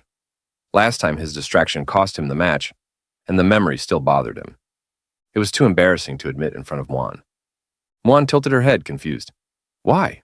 Can't Dad beat Mom? Leon was stunned. He didn't expect her to question his strength like that. How is she already breaking people mentally at her age? He thought. Refusing to admit defeat, he closed his eyes and muttered, That's because I let her win. Rosewise drew a starting line in the sand with her tail. Standing nearby, she had heard everything. She turned to him. Still won't admit it? How about we see who lasts longer, she challenged. Leon stood, clenched his fist, and accepted. Fine, let's settle it. He looked determined. Leon, Rosewise, and Muan walked to the starting line. Leon did final stretches. Rosewise stared ahead confidently. Muan stood strong beside them, fists clenched and gaze steady. I won't lose either, she declared. They bent down and took their starting positions. Anna raised her hand and called out, Ready! Go! They launched forward immediately. A cloud of dust exploded behind them. Muan sprinted ahead with light, graceful steps. Leon and Rosewise followed close behind. Leon glanced at her long tail. He smirked. Doesn't that tail slow you down? But Rosewise ran effortlessly and calmly. It helps me balance. Something you don't have, she replied. Muan had already pulled far ahead. Leon and Rosewise kept a steady pace. Rosewise teased again. You could grow a tail too. Leon understood the jab, focused straight ahead, and began speeding up. I don't need a tail to beat you, he said confidently. After 2 laps, Muan couldn't hold on anymore. Her shaking hair made it clear she was exhausted. She slowed down, walked to the bench, and sat, bracing herself with both hands. Closing her eyes tightly, she panted hard. Her young body clearly wasn't built for long-distance running. Struggling to catch her breath, she said in a broken voice, Muan can't run anymore. Anna walked over and knelt beside her, handing over a bottle of pineapple juice she had prepared in advance. She gently stroked Muan's head and smiled, praising her. Your Highness already did very well. Seeing her favorite drink, Muan lit up. She took the juice and drank it in big gulps. The sweet flavor slowly eased her thirst. On the field, Leon and Rosewise were still running, neither giving in. Sand and dust kicked up behind them as they raced. Rosewise gradually pulled ahead. Anna looked toward the two and encouraged Muan, "Let's cheer for Her Majesty and the King." Watching Rosewise pick up speed, Leon began to feel pressured. Breathing heavily, he focused on her figure ahead. The silver dragons are naturally fast. I don't stand much of a chance in a foot race, but once I'm at the starting line, I can't back down. Suddenly, Leon pushed harder and started closing the distance. I'm a dragon slayer. I can't lose like this. Determined, Leon furrowed his brow and glanced at Rosewise. He couldn't lose again, not like last time. With a loud shout, he rammed into her, refusing to fall behind. A dragon slayer never gives up until death. Rosewise wasn't backing down either. She bumped him back, and they raced at full speed, pushing one another to go faster. Neither wanted to be outdone. The sun began to set, casting golden light across the training ground, as if watching the duel unfold. 20 minutes later, the race ended. Leon collapsed, arms spread, lying flat on the ground. He couldn't even speak, gasping for breath, drained of all strength. He had given it his all just to beat Rosewise. She approached him, still looking energetic. Smiling as she looked down at him, she bent slightly. "So? Do you concede?" Leon refused to admit defeat. Still gasping, he muttered, "No, no." Rosewise giggled. "No? Then do you want to get up and keep running?" She tucked a lock of hair behind her ear, her figure swaying slightly. Leon's pathetic state amused her. Just moments ago, he was full of bravado. Now he couldn't even get off the ground. Rosewise had clearly won. Leon, covered in sweat, frowned at her words. He wasn't willing to believe this was all he was capable of. Still panting, he wiped his face. "Give me 2 days," he said, "and I'll beat you." Rosewise squatted down, resting her chin on her hand as she studied him with interest. "With a human body like yours? I don't think even 2 years is enough." She wagged her tail in amusement. Leon's frustration boiled over. He glared. "Who says I can't do it?" Rosewise stepped closer and playfully poked his face with her tail. Leon scowled but lacked the energy to react. Grinning mischievously, she said, "So, Mr. Leon, our defeated challenger, can you perform now?" She added teasingly, "I love bath time. It keeps me fine." Leon was stunned, speechless. She still remembered his joke from that night. This race was clearly her payback for that joke and the homework session she had put him through. Pushing himself up, Leon glared at her. "If you keep holding grudges like this, one day it's going to backfire." Rosewise walked away, her back to him. She was clearly pleased with her victory. "Thanks, I'm good at holding grudges," she said with a smile. She waved to Muan. "Come on, sweetie, Dad's too weak. I'll do the rest of the training with you." Muan lit up. "Yeah, Mom, wait for me." She sprinted over to Rosewise, thrilled she'd join her. Rosewise took her hand and led her to the other side of the training field. Muan suddenly remembered something. She turned back with a happy grin and called out, "Dad, your body's too weak. You need to exercise more." Leon froze. Speechless, he stood in place, Muan's words cutting deep. "Even she thinks I'm weak?" His image in front of Muan shattered. He clenched his fists in frustration. With a loud shout, he called after them, "Fortune ebbs and flows! Don't underestimate your dad's body." Rosewise held Muan's hand and walked forward, chatting and smiling. Muan looked up at her mother, excitedly talking about their next plans. Neither of them seemed to hear, or pretended not to hear, Leon's desperate cry behind them. It was now dinner time. After the competition, Leon, Rosewise, and Muan returned to Silver Dragon Castle. They changed into fresh clothes and headed to the dining room. The table was filled with dishes, steak, broth, small desserts, all looking so delicious they made one drool. Muan picked up a spoon, scooped up a chunk of meat, and carefully held her other hand beneath it to catch any dripping juice. With a cheerful smile, she offered it to Leon. "Dad, say ah." Leon followed her lead, opened his mouth, and ate the meat. He slumped on the table like a deflated balloon, eyes closed, slowly savoring the flavor. The race had drained all his energy. "Ah, Dad," Muan said. Sitting beside him, Muan panicked when she saw he was chewing the spoon too. She reached out to take it back. Meanwhile, Rosewise calmly ate her food. Seeing Leon so drained, she chuckled. "Those old bones aren't getting any younger. Don't push yourself next time." Muan quickly removed the spoon from Leon's mouth. He looked displeased at Rosewise's comment and responded with a tired voice. He was still sore from how Rosewise had worn him out the night before, which left him too weak to perform today. It's because of last night's homework. If I hadn't stayed up so late, I could have beaten you today. Rosewise let out a soft chuckle, then put down her utensils and crossed her arms. Oh. Then, do you want more homework tonight? She said with a teasing smile. What? Leon suddenly sat up, surprised. He couldn't believe what he'd just heard. His fatigue vanished instantly. He had no desire to be tortured by her again. Thinking fast, he hugged Muan and pressed her face to his. I made plans with Muan tonight. I need to tell her a story, he added quickly. Muan blinked, confused. She didn't remember such a plan and asked innocently, Dad, did we have this appointment? Leon felt cornered. If Rosewise realized he was just avoiding her, she might assign even more homework. Forcing a smile, he awkwardly replied, We didn't earlier, but we do now. Rosewise seemed to pick up on his nervous reaction. She found it amusing, but didn't call him out directly. After finishing her food, she stood and smiled at them. Don't stay up too late. Get some rest, she said kindly. Then she left the dining room. Leon sighed in relief.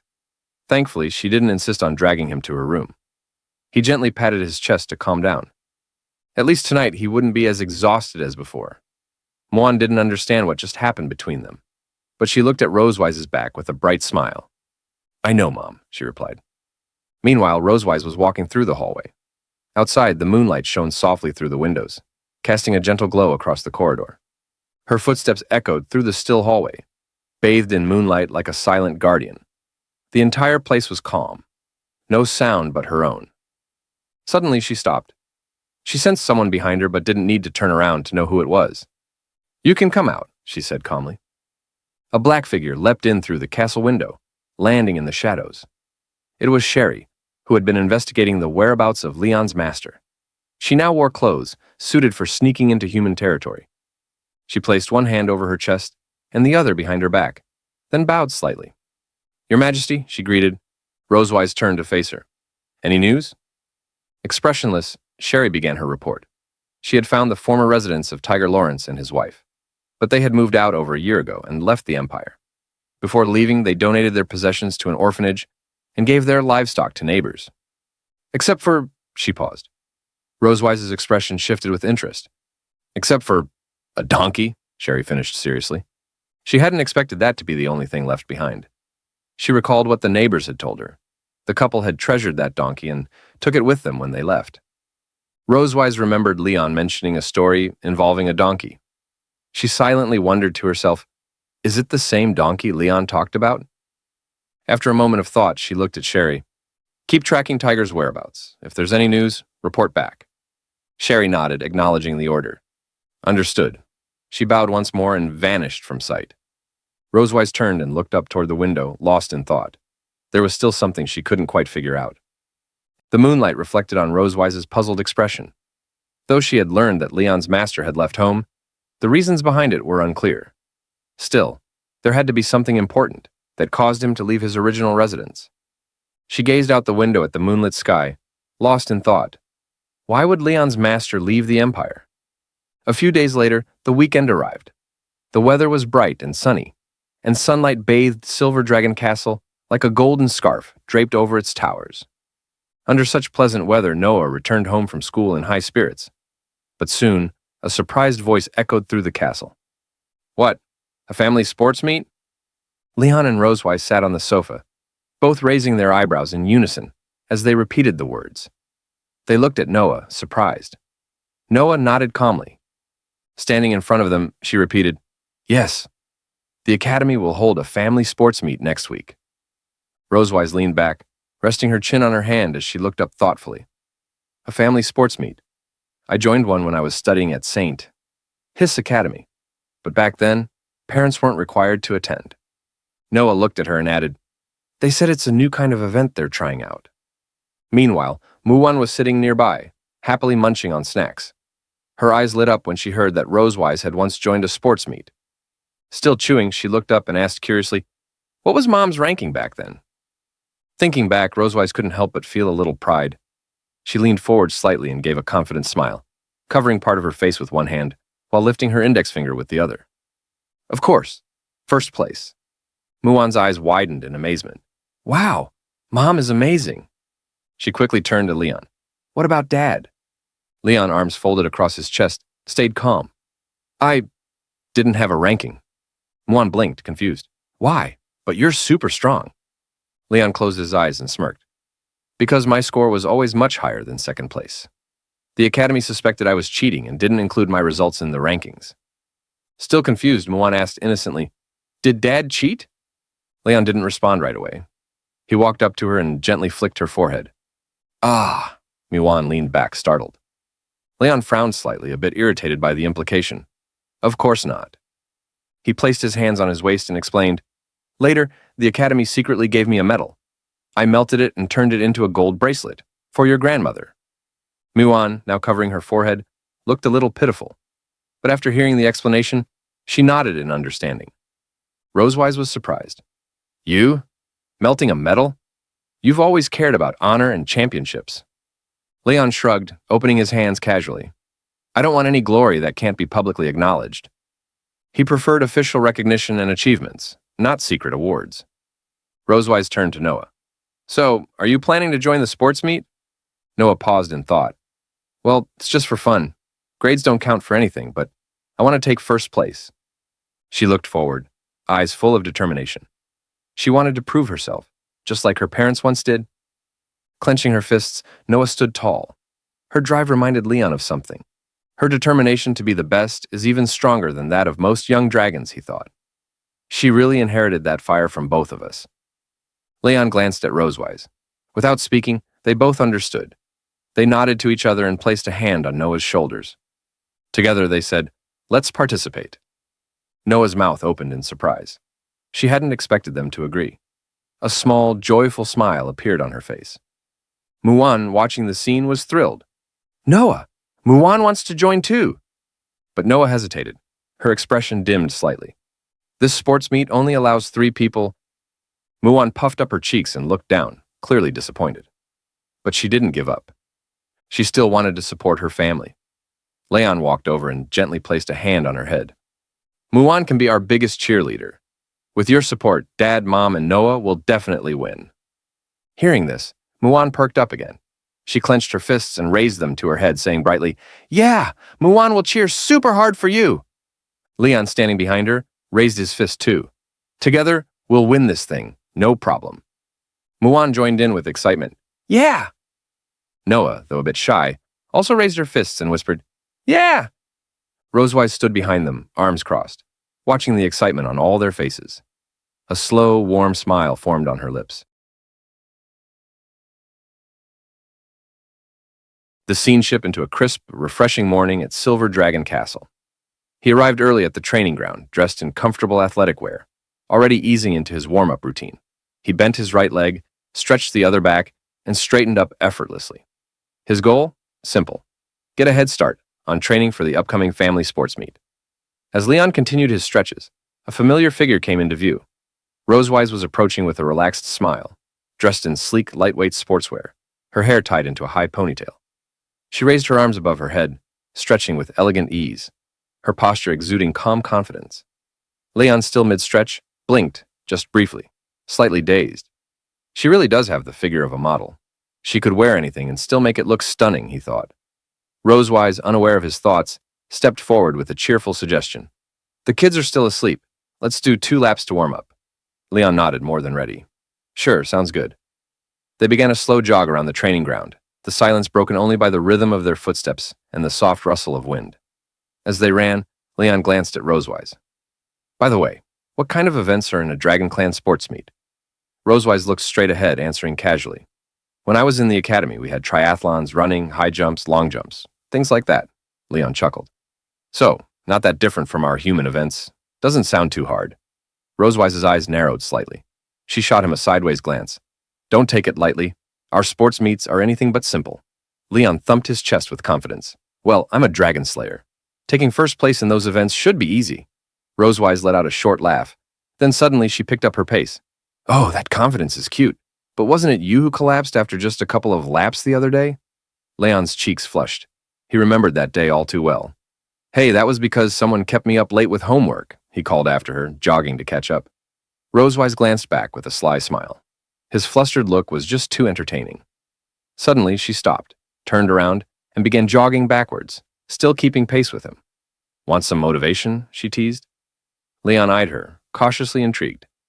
Rosewise raised a single finger, her expression playful but firm. If our family wins first place, I'll give you 1 week of rest. No training, no lessons. Just peace. Leon's eyes widened.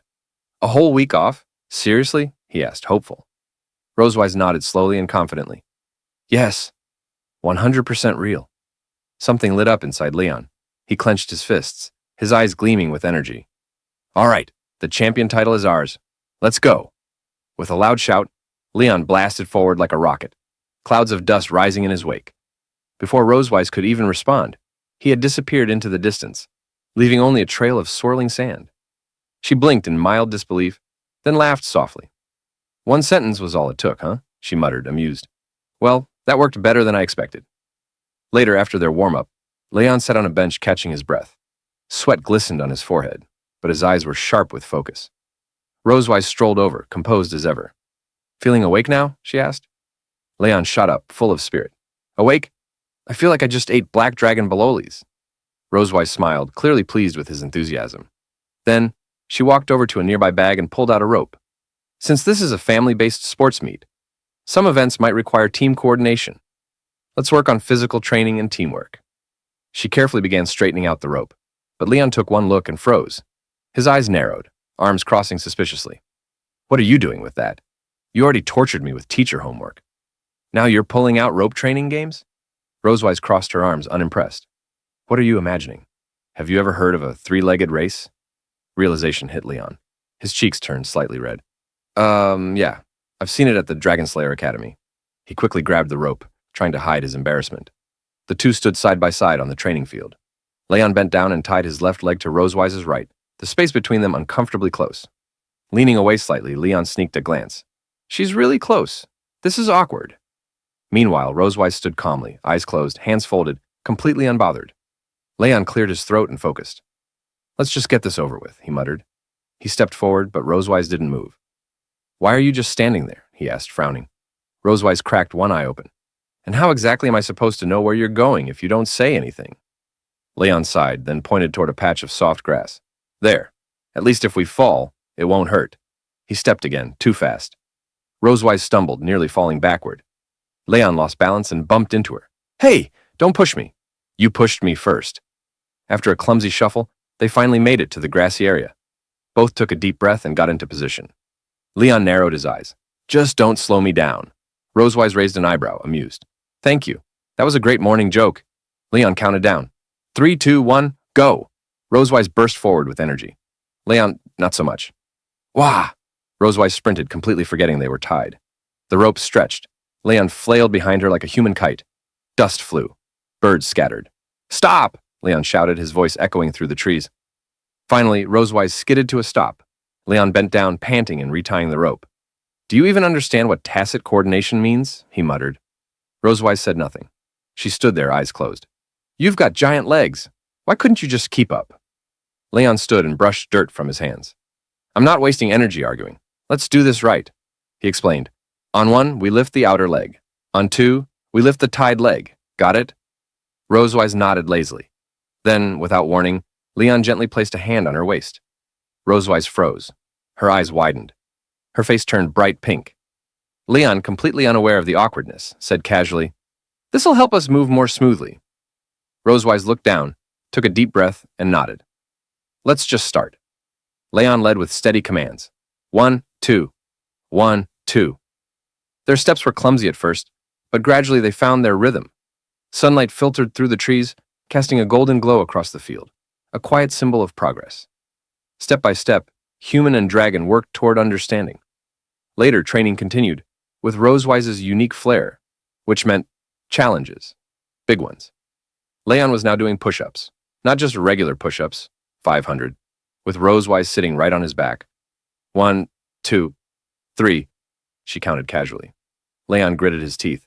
You really enjoy this, don't you? When Leon was on the verge of collapse, Rosewise changed tactics. She lay on the ground beneath him, voice teasing. Don't give up. or you'll fall right on top of me. Leon's eyes widened. His arms shook violently. Absolutely not. He held on with his last ounce of strength. Finally, done. Leon collapsed onto the ground, panting like he'd run through 3 time zones. His soul looked halfway out of his body. Rosewise stood above him, hands on hips, beaming with pride. Congratulations, you've survived today's training. 500 push-ups, completed. With her hands on her hips and a soft breath escaping her lips, she watched her daughter race into the distance. There wasn't a hint of fatigue on Rosewise's face, only quiet pride. The energy she'd unleashed moments ago still hummed in her limbs. Compared to the gasping runners bent over around her, Rosewise looked almost untouched by the exertion. A few competitors glanced her way, their breaths broken between words. Why is that dragon so fast? I'm exhausted already. Meanwhile, the live broadcast continued on the massive screen, following the race's shifting dynamics. The spotlight was now on Noah and Dean, runners number 8 and 11, both charging toward the 3rd relay point. Noah kept her gaze ahead, lips pressed in focus, running with everything she had. But Dean, older and with longer legs, was steadily closing the distance. His stride was smooth, confident, and full of quiet intent. Then, with a burst of power, Dean surged past her. He glanced sideways with a grin, tossing a playful taunt behind him. Bye-bye, short-legged dragon. Noah's eyes widened. A flicker of frustration passed over her face. She clenched her jaw and pushed harder. I'm not letting this advantage go, she thought. Mom gave me a head start. I can't waste it. Sitting in the audience, Mwan recognized the purple blur passing by. Her sister. She jumped up, flower balls waving wildly, and shouted at the top of her lungs, Noah, come on, you can do it! At the commentary desk, Pineapple turned excitedly to Duncan. Dean clearly has the upper hand. Age, height, experience. Will Noah be able to keep up? Duncan simply sipped his tea, his smile unchanged. Until the final moment arrives, he said with a knowing tone, the outcome remains unwritten. The 2 racers rounded the final bend of their leg, neck, and neck.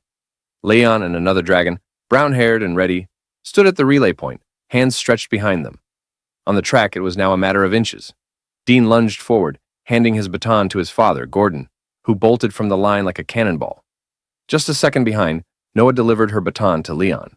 He grabbed it firmly, barely breaking stride, and launched forward to chase down the advantage. Pineapple's voice rose with intensity.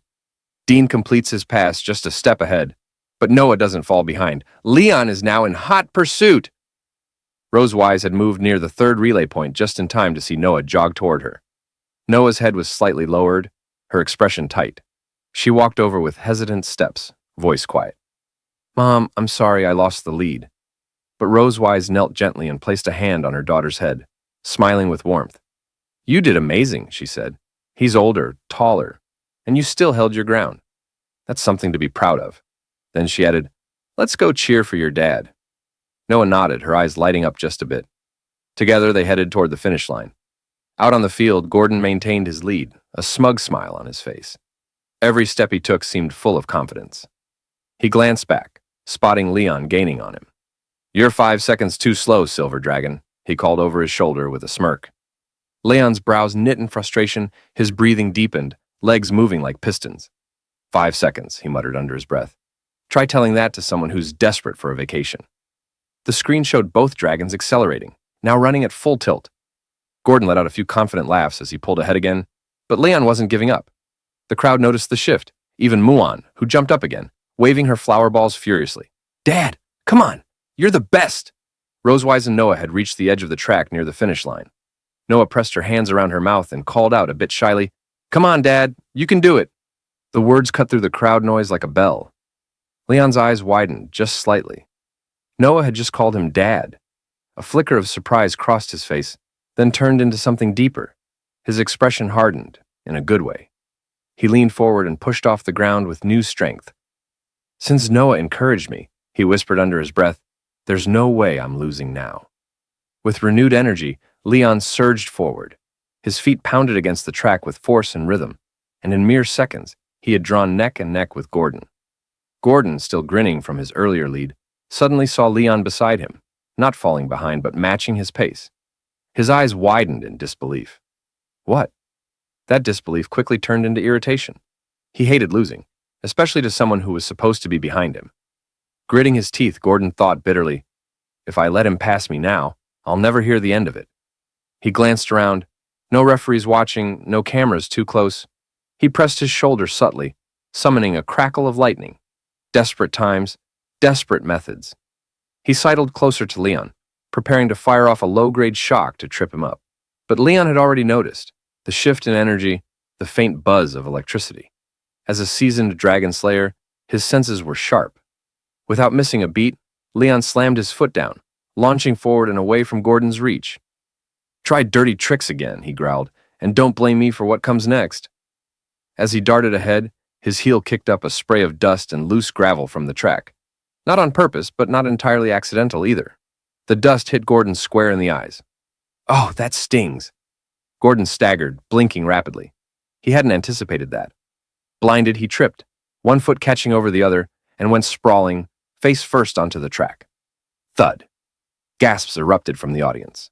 With no one in his path now, Leon shot forward like an arrow, arms stretched wide as he charged through the red ribbon at the finish line.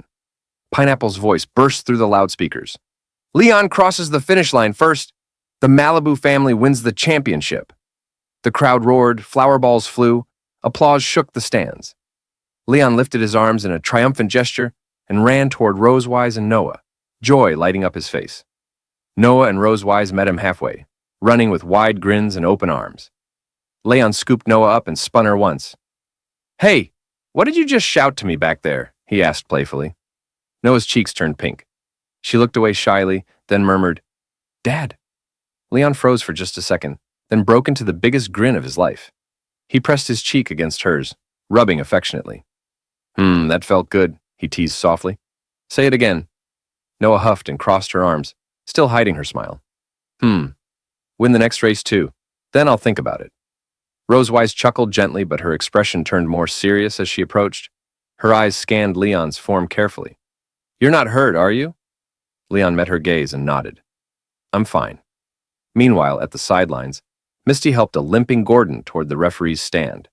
His uniform was stained with dirt, and his pride clearly more bruised than his body. Dean rushed up, concern written all over his face. Gordon, still fuming, pointed angrily toward Leon. Referee, I'm filing a complaint. He fouled me. He threw sand in my eyes. Leon crossed his arms, expression flat. Really? That's what we're doing? He replied dryly. Then, without missing a beat, he pointed right back. He tried to zap me with lightning mid-sprint. You'll find traces of magic on his shoulder. Gordon froze. The confidence on his face vanished. The referee stepped closer, raising an eyebrow. Is that true?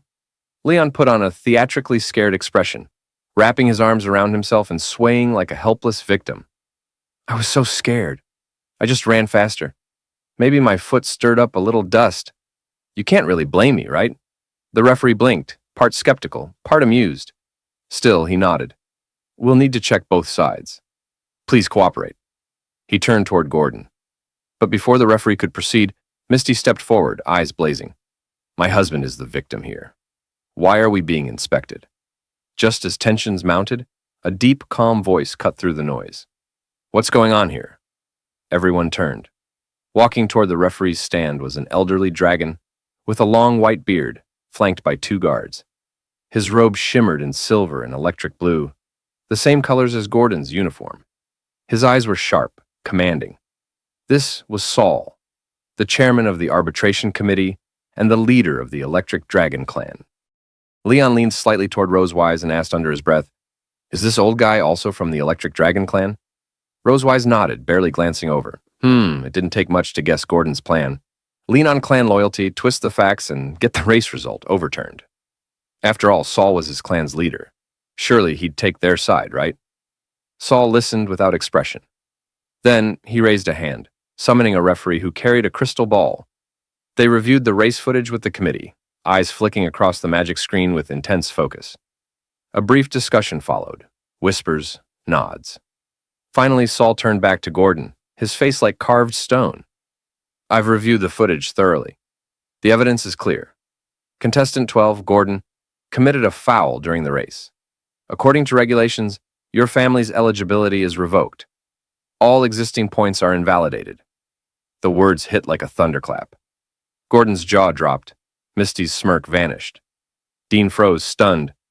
Gordon stepped forward, his voice cracking. What? Chief?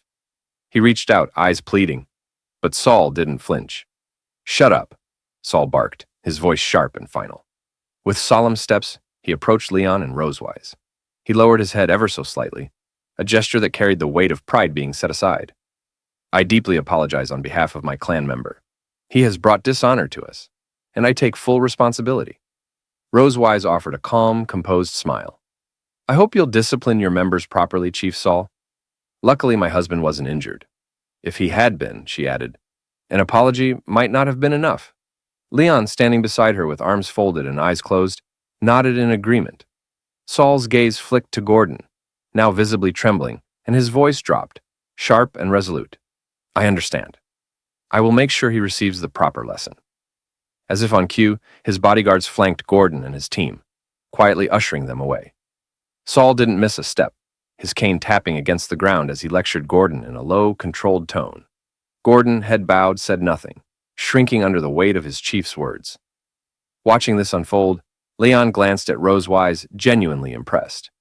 Wow, my wife is so generous. Rosewise turned slowly. Her expression did not scream amusement. Wait, wife? Who told you to call me that so casually? Leon smirked. Just complimenting you. Back at the announcer's booth, the ever-energetic Pineapple raised the mic. Ladies and gentlemen, the family relay race has concluded. Let's move on to the next set of competitions. The broadcast smoothly shifted across various arenas. In the young dragon field, Noah was midair, soaring up to bite a donut dangling high above. With a clean chomp, she landed like a pro. 50 family points secured. Over in the adult division, Leon and Rosewise were strapped together for the three-legged race. Their rhythm was perfect. Years of coordination and maybe a few arguments had paid off. While other dragons stumbled and toppled, Leon and Rosewise dashed across the finish line, picking up another 50 points. Next came a trivia challenge called Beating Around the Bush. Sitting side by side, holding their answer paddles, they crushed question after question, their teamwork shining through. Another 25 points in the bag. Then came family food sharing, a test of blind trust, literally. With a ribbon covering her eyes, Rosewise grabbed a bowl of noodles and fed Leon. Somewhat aggressively, Leon could only close his eyes and chew through it like a true warrior. A nearby dragon gawked in disbelief. By now, the crowd was electric. The sun reached its peak. Shining like it too was cheering them on. Slightly out of breath, Leon and Rosewise supported each other as they arrived at the final event, Cooking of Love.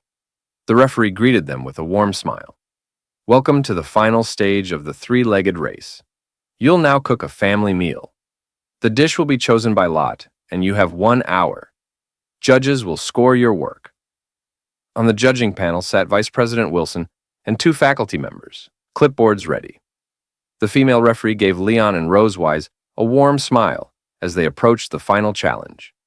She lifted the microphone with practiced grace and announced the rules, a playful glint in her eye. During the cooking, you may not untie the rope on your ankles. Let this love be conveyed to each other through the rope. Leon and Rosewise blinked at her. Goosebumps. Immediate. They exchanged a glance, somewhere between disbelief and, did she really just say that? Still tied together from the previous leg, they made their way, awkwardly in sync, to the lottery table.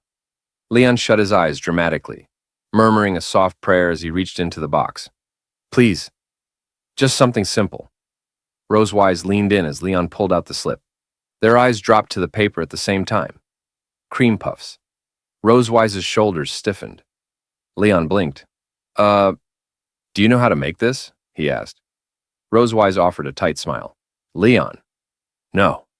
Sensing their silent panic, the referee kindly stepped in again, reminding all participants that recipe instructions were provided. Armed with a step-by-step guide, Leon and Rosewise shuffled over to the kitchen station. Aprons on, ropes still tied, expressions determined. They were ready, or so they hoped. Leon fired up the small stove and poured milk into a saucepan. All right, he muttered, reading aloud. Pour milk. Add butter. Rosewise? Butter. Rosewise snapped into action, digging through the supplies and handing him a neatly wrapped piece. Here. The rhythm had barely begun when a thunderous cheer erupted across the arena. Leon paused. Rosewise glanced up. They turned to the giant screen, and there she was, Noah, their daughter, standing poised in the center of the balloon battle royale. From the commentator's booth, Pineapple's voice was buzzing with excitement. 4 dragons remain, 2 from the Claw Dragon clan, 1 ice dragon, and 1 silver dragon. Contestant 8, Noah. On screen, Noah stood alone, her balloon tied securely to her back. Surrounding her, 3 much larger young dragons, with unmistakable intent in their eyes. It was a textbook ambush. One of them sneered, "You might as well give up." But Noah didn't budge. Her eyes stayed sharp, her stance light. She waited. Then, movement. 2 clawed dragons lunged. With a swift pivot, Noah planted her hand and side-slipped between them. Before they could blink, her fingers jabbed forward. Pop! Pop! 2 balloons gone. The crowd gasped, then erupted in cheers. Not missing a beat, Noah launched toward the last opponent. The ice dragon barely saw her coming. Another quick bend, another pop, and it was over. Noah K. Melvick, champion of the Balloon Battle Royale. Even Pineapple could barely contain her excitement. She's the youngest in the Young Dragon division, and she just took down all 3 on her own. In the stands, little Muan jumped up proudly. "That's my sister," she shouted to anyone who'd listen. Back at the cooking station, Leon let out a proud laugh as he stirred the milk. "Knew she could do it. That's my girl." Rosewise smirked and tapped her nose smugly. "Of course, she takes after her mother." Leon turned to her, smiling, but then his gaze paused. "Wait, you've got something. Here." He leaned in and gently wiped a bit of flour off the tip of Rosewise's nose. Her cheeks immediately colored with a soft blush. Where?" she mumbled, suddenly a little shy. What neither of them realized was that their little moment had just been caught and broadcast on the big screen for the entire arena to see. From the commentator's seat, Pineapple nearly squealed with delight. "Oh my goodness, look at that! What a loving couple!" Rosewise and Leon froze, their hands still mid-motion. From the commentator's booth, Pineapple nearly leapt from her seat. "In the heat of the culinary showdown, they still don't forget to take care of each other," she beamed. "Everyone, please give it up for this lovely couple from the Melvick family of the Silver Dragon clan." Down at the judges' panel, Vice Principal Wilson adjusted his glasses. He'd seen countless dishes over the years, but this moment caught his attention. He nodded thoughtfully. "A true family dish," he remarked, "shouldn't just be about flavor or presentation. It should reflect care and shared spirit." Pineapple picked up the mic again, her excitement spilling into her voice. "Let's give a warm round of applause to this exemplary dragon couple." And the crowd delivered. Loud, thunderous clapping echoed throughout the entire stadium. The applause rolled like a wave across the field. On the receiving end, however, Leon and Rosewise stood frozen in place. Leon, waving half-heartedly, leaned sideways to whisper, "Which dragon must I slay to end this sports meet early?" Rosewise replied through gritted teeth, still smiling at the crowd, "Kill all the witnesses. Clean sweep." Minutes later, a tray of perfectly golden cream puffs sat proudly on their table. The shells were crisp, round, and generous. The aroma alone made stomachs grumble. The judges leaned in, visibly intrigued. "Oh," Duncan muttered as he and another judge scooted closer. Leon and Rosewise presented their work confidently. "This is cream puff," Leon said, raising a hand with showmanship. "Please enjoy." Vice Principal Wilson took a puff with a fork, examining it like an ancient artifact. Then he took a bite, a satisfying crunch. His eyes lit up. He nodded with delight. Crispy shell, smooth filling, balanced sweetness. Very impressive. Then, with a curious smile, "You must make these often at home?" Rosewise hesitated. She looked at Leon, then casually nudged his arm. "Your turn." Leon caught the cue, flashed a diplomatic smile, and replied, "Yes, my wife loves cream puffs. We often make them at home together," which was only half true. In Leon's mind, a vivid scene took shape Rosewise in a fitted apron, whisking cream at the kitchen counter, licking a dollop off her finger and teasing, "Oops, got cream here." He blinked hard and shook the image out of his head. "Puffs are pure," he reminded himself. "Only my thoughts are not." Rosewise glanced at him, mildly alarmed by his sudden trance. Wilson chuckled. "Sounds like your home life is very colorful." He leaned in again.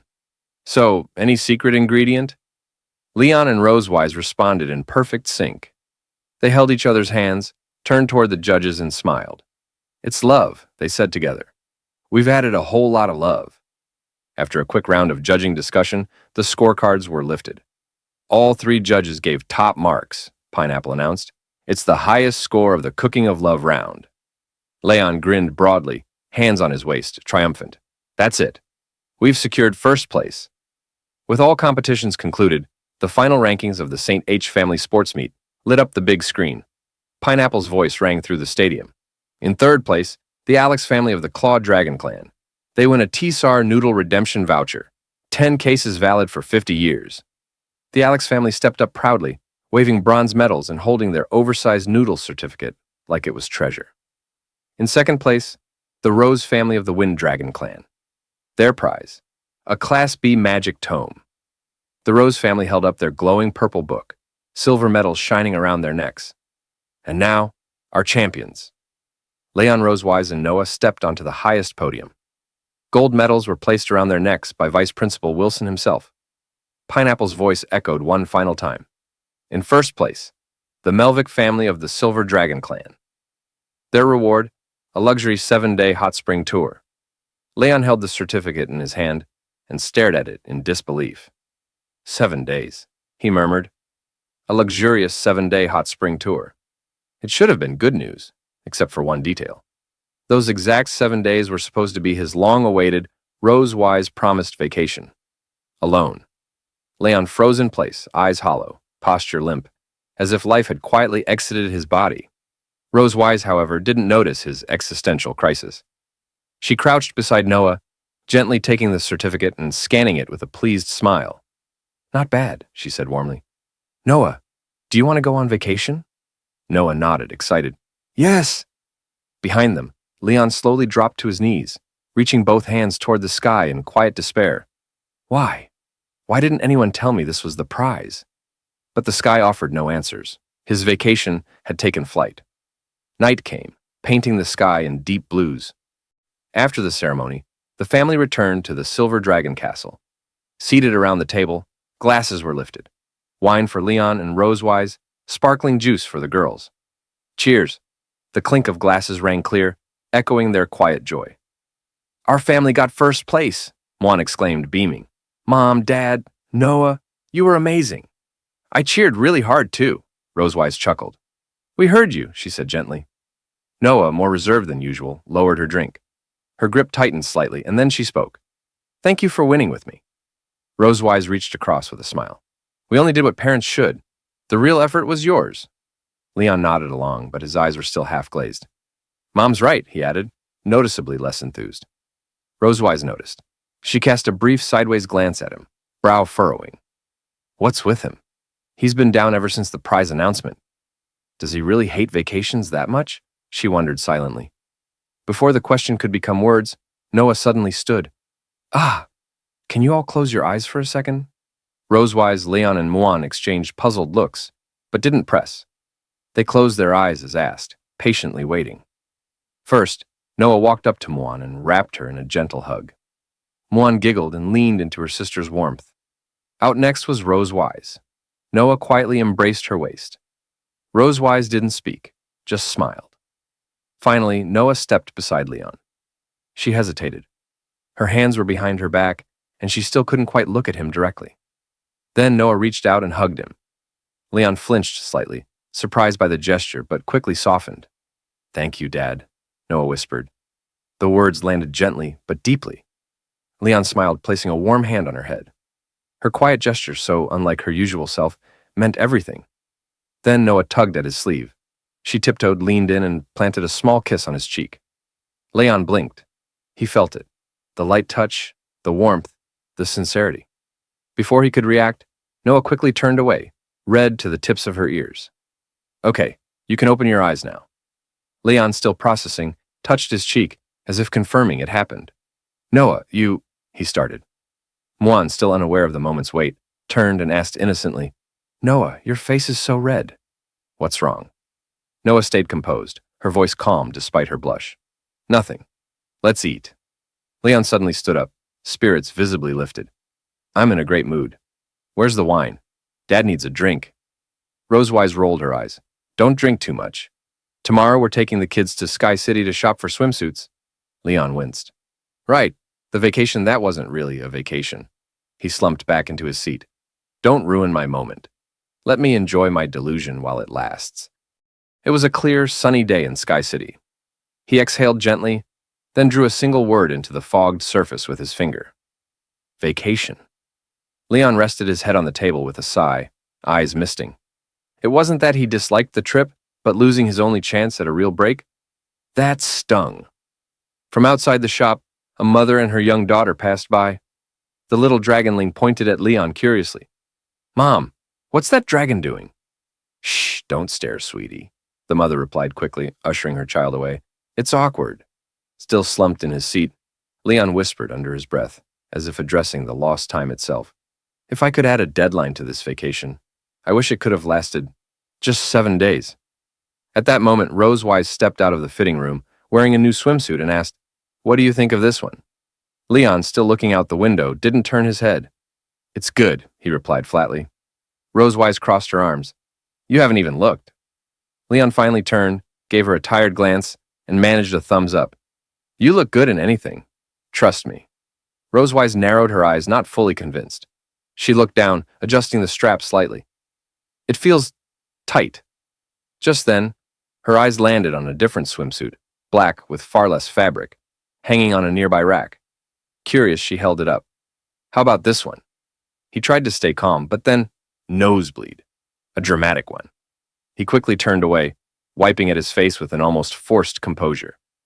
I don't think it's suitable. Rosewise sighed gently and returned the swimsuit to the rack. I thought you'd like it. Anyway, I already picked mine. We're mainly here to find yours. As if on cue, the store clerk approached with 2 small swimsuits in hand. One pink, one yellow, and held them up for Noah and Muan. Muan lit up with joy. Noah, though a bit shy, smiled softly.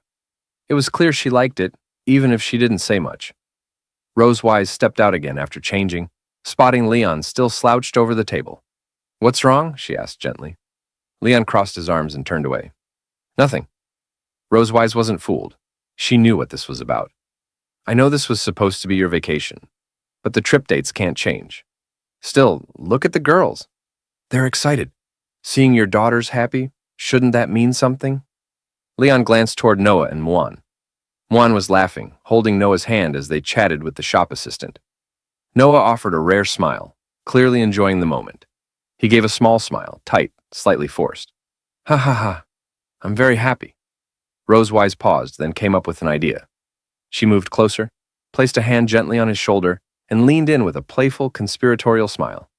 What if I promise not to touch you for all 7 days? Leon's eyes widened, a beat of silence. Leon stood still, eyes narrowed at Rosewise. I don't believe you, he said bluntly. Hands on me? You're probably planning to touch wherever you want. Rosewise, unfazed, casually raised 3 fingers in her tail, like a pledge before a celestial court. I swear on the reputation of the Silver Dragon Queen. He narrowed his eyes, thinking it over, and finally exhaled. All right, it's settled then. Suddenly, Rosewise closed the distance. But if you can't hold on, don't blame me. Are you kidding? He said confidently. I'm a dragon slayer. I'm not going to touch you without a reason. Rosewise smiled, finding no further argument, and let the matter rest. The next morning, the group, Leon, Rosewise, and their 2 daughters, Noah and Muan, arrived at Flowing Cloud Valley, their hot spring getaway.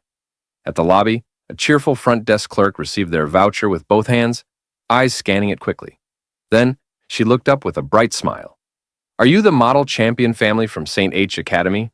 Rosewise nodded politely. Yes. Model family? He muttered internally, unimpressed. That's definitely the vice principal's idea. Noah and Muan, meanwhile, were captivated by a large aquarium in the lobby. Colorful fish swam between miniature rock castles, glowing gently under soft lighting. Muan pointed excitedly. Wow, Noah, these fish look delicious, Noah replied calmly. They're not for eating. Back at the counter, the clerk handed 2 room cards to Rosewise. These are your keys. Rosewise thanked her, but Leon's brow furrowed. Only 2 rooms? He asked. Is something wrong, sir? The staff member asked politely. Leon's thoughts spiraled. If the girls were in one room, that meant he'd have to share with Rosewise again, a scenario he'd been trying to avoid. If you prefer, the clerk offered, we also have a honeymoon suite. Leon cut her off quickly, face already flushed. No, that's not necessary. Resigned to his fate, he followed the others toward the elevator. Rosewise signaled the girls. Let's go, Noah, Muan.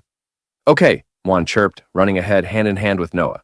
The front desk clerk bowed slightly. Enjoy your stay. The girls dashed out first once they reached their floor, laughter echoing through the hall. Rosewise smiled softly, watching them. Leon, however, wore a far gloomier expression. He stared at Rosewise's back, already calculating escape routes. Trying one last time, he caught up to the girls. Hey, Noah, Muan, would you like to stay in Dad's room? Muan clung to Noah's arm and replied without hesitation. No, I'm staying with Noah. Auntie Aisha said kids and adults need private space. No disturbing. She wagged her finger, mimicking Issa's tone with surprising accuracy. Leon froze, stunned. Muan, you've just sealed your father's fate. Noah chimed in gently. I can take care of Muan now. You can enjoy your time together. Leon stood silently, eyes closed in despair. Noah, thank you for being thoughtful. But you really don't have to be this thoughtful. Rosewise, observing his collapse from behind, covered her mouth with a quiet chuckle. She walked over and handed the girls their key card. Here, this is for your room. Call us if you need anything. I know, Mom, Noah said as she took it. Muan practically bounced on her feet. Come on, Noah. Let's open the door. Leon watched them disappear down the hall, then lifted his hand with melodramatic sorrow. The kids are all grown up now. They don't need me anymore. Rosewise turned back, dangling the room card in front of him with a teasing smile. Well, why are you still standing there? Let's go. In the stands, Muan sat beside Anna, both holding pom-poms, their excitement barely contained. When Muan spotted familiar figures stepping onto the field, she jumped up. Dad! Mom! Noah! Come on! She yelled, shaking her pom-poms with all her strength. Anna joined in, equally animated. Their support added a cheerful rhythm to the growing roar of the audience. To help narrate the event, a dedicated commentary booth had been set up. With a bright smile and her headset in place, the commentator addressed the crowd. Hello, everyone. I'm Pineapple, your favorite commentator. I'll be guiding you through all the excitement today. She continued, Our first event is the family relay race. Each team has 3 members, including at least 1 current student. The total distance is 3,000 Viec meters. Fastest family wins. As she explained, participants began arriving at the track in colorful uniforms. Among them, the Electric Dragon clan stood confidently in brown sportswear, warming up with big smiles. Just then, the referee, wearing a crisp red uniform, raised a hand and called out, Time to distribute number plates. Each family sent 1 person to retrieve their team's numbers. Noah, quick and composed, returned with 3 cards, 7, 8, and 9. Mom is first, I'm second, and Dad, you're third, she said as she handed them out. Rosewise took her number with a smile, nodding at Noah. But when Noah turned to Leon, her voice softened. Her gaze flickered for a moment. She looked slightly flustered, as if she had almost called him something else. Can you be the third one? She asked shyly, handing him the card. Leon accepted it with a warm smile. Of course. Noah turned her head quickly, pretending to be indifferent. But the subtle blush on her cheeks spoke louder than words. Leon glanced at her, his thoughts quiet. Did she almost call me Dad just now? I wouldn't mind hearing it again. The referee called out again, urging runners to take their positions. Rosewise adjusted her number plate and turned to Leon. Noah, the race is starting. My place is here. You two should head to the next zone. Leon nodded silently, his eyes calm but determined. Even without words, Rosewise understood and nodded back with the same resolve. She held her baton and gave it a small twirl before pointing toward Noah. Don't be nervous. I'll make sure you get this baton first. Noah responded with a confident nod. Leon and Noah then walked together to the second relay point. They didn't talk along the way, both lost in thought, but there was no tension, only quiet focus. At the second relay zone, the referee reminded the next runners to gather. Leon gently helped Noah stick her number plate in place. I'll be waiting at the third point. Be careful, all right? Noah nodded calmly. Then Leon held out his fist and smiled. How about a bit of encouragement? Noah looked at him, startled at first, then glanced away shyly. Still, she raised her little fist and bumped it gently against his. Okay, she whispered. Their smiles met briefly, quiet but genuine. The moment was small, yet full of warmth. The distance between them had shrunk, if only a little. All first runners, please take your positions. Rosewise stepped forward, joining the others on the starting line. She crouched down, baton in hand, eyes fixed forward. In the stands, Muan stood up again, waving her pom-poms. Mom, you can do it! The referee stepped forward, his hand raised high as magical energy gathered at his fingertips, glowing like tiny stars ready to burst. In his other hand, he held a silver horn. "Take your positions. Ready?" His voice echoed across the track. Then, with a sharp flick, the referee launched a glowing fireball into the sky. It soared upward and, with a pop, exploded into a burst of golden sparks. The relay race had begun. In a blink, the runners shot forward. Rosewise surged off the line like silver lightning, her feet pounding against the track with focused power. At the commentary booth, Pineapple leapt up, her voice vibrant and animated. "Look at lane 7! Rosewise from the Silver Dragon clan is taking the lead early." But wait, the 10th contestant is closing in. That's Misty from the Electric Dragon clan. On the track, Rosewise could feel the presence behind her. She glanced to the side. There, in brown sportswear, Misty was narrowing the gap, her eyes locked ahead with steady focus. Back at the second relay point, Leon watched the live screen, eyebrows slightly raised. Didn't expect anyone to match Rosewise's speed. A dragon beside him, arms folded and eyes closed, gave a proud chuckle. "Of course, that's my wife," he said with smug calm. "You silver dragons aren't the only ones who can run fast." Leon shot a look sideways, tightening his lips slightly. The smugness reminded him of certain electric dragon soldiers he'd faced before. Slippery, quick, and always ready to bolt the moment things got tough. His thoughts were interrupted as Pineapple's voice picked up again. "Oh, Misty is now pulling ahead. She's just overtaken Rosewise and is now leading by nearly 2 body lengths." On screen, Misty leaned forward, legs kicking with precision. Her acceleration was sharp. Electric, even. Rosewise narrowed her eyes. She wasn't done. On the commentary stage, Pineapple turned to an elder seated beside her, Chairman Duncan, silver-haired and sipping tea with practiced calm. "Chairman Duncan, which of the two, silver or electric, do you think will complete the first baton pass first?" He smiled gently. "Until the final moment arrives, anything can happen." Back at the sidelines, the proud electric dragon next to Leon smirked. "Looks like this is over already.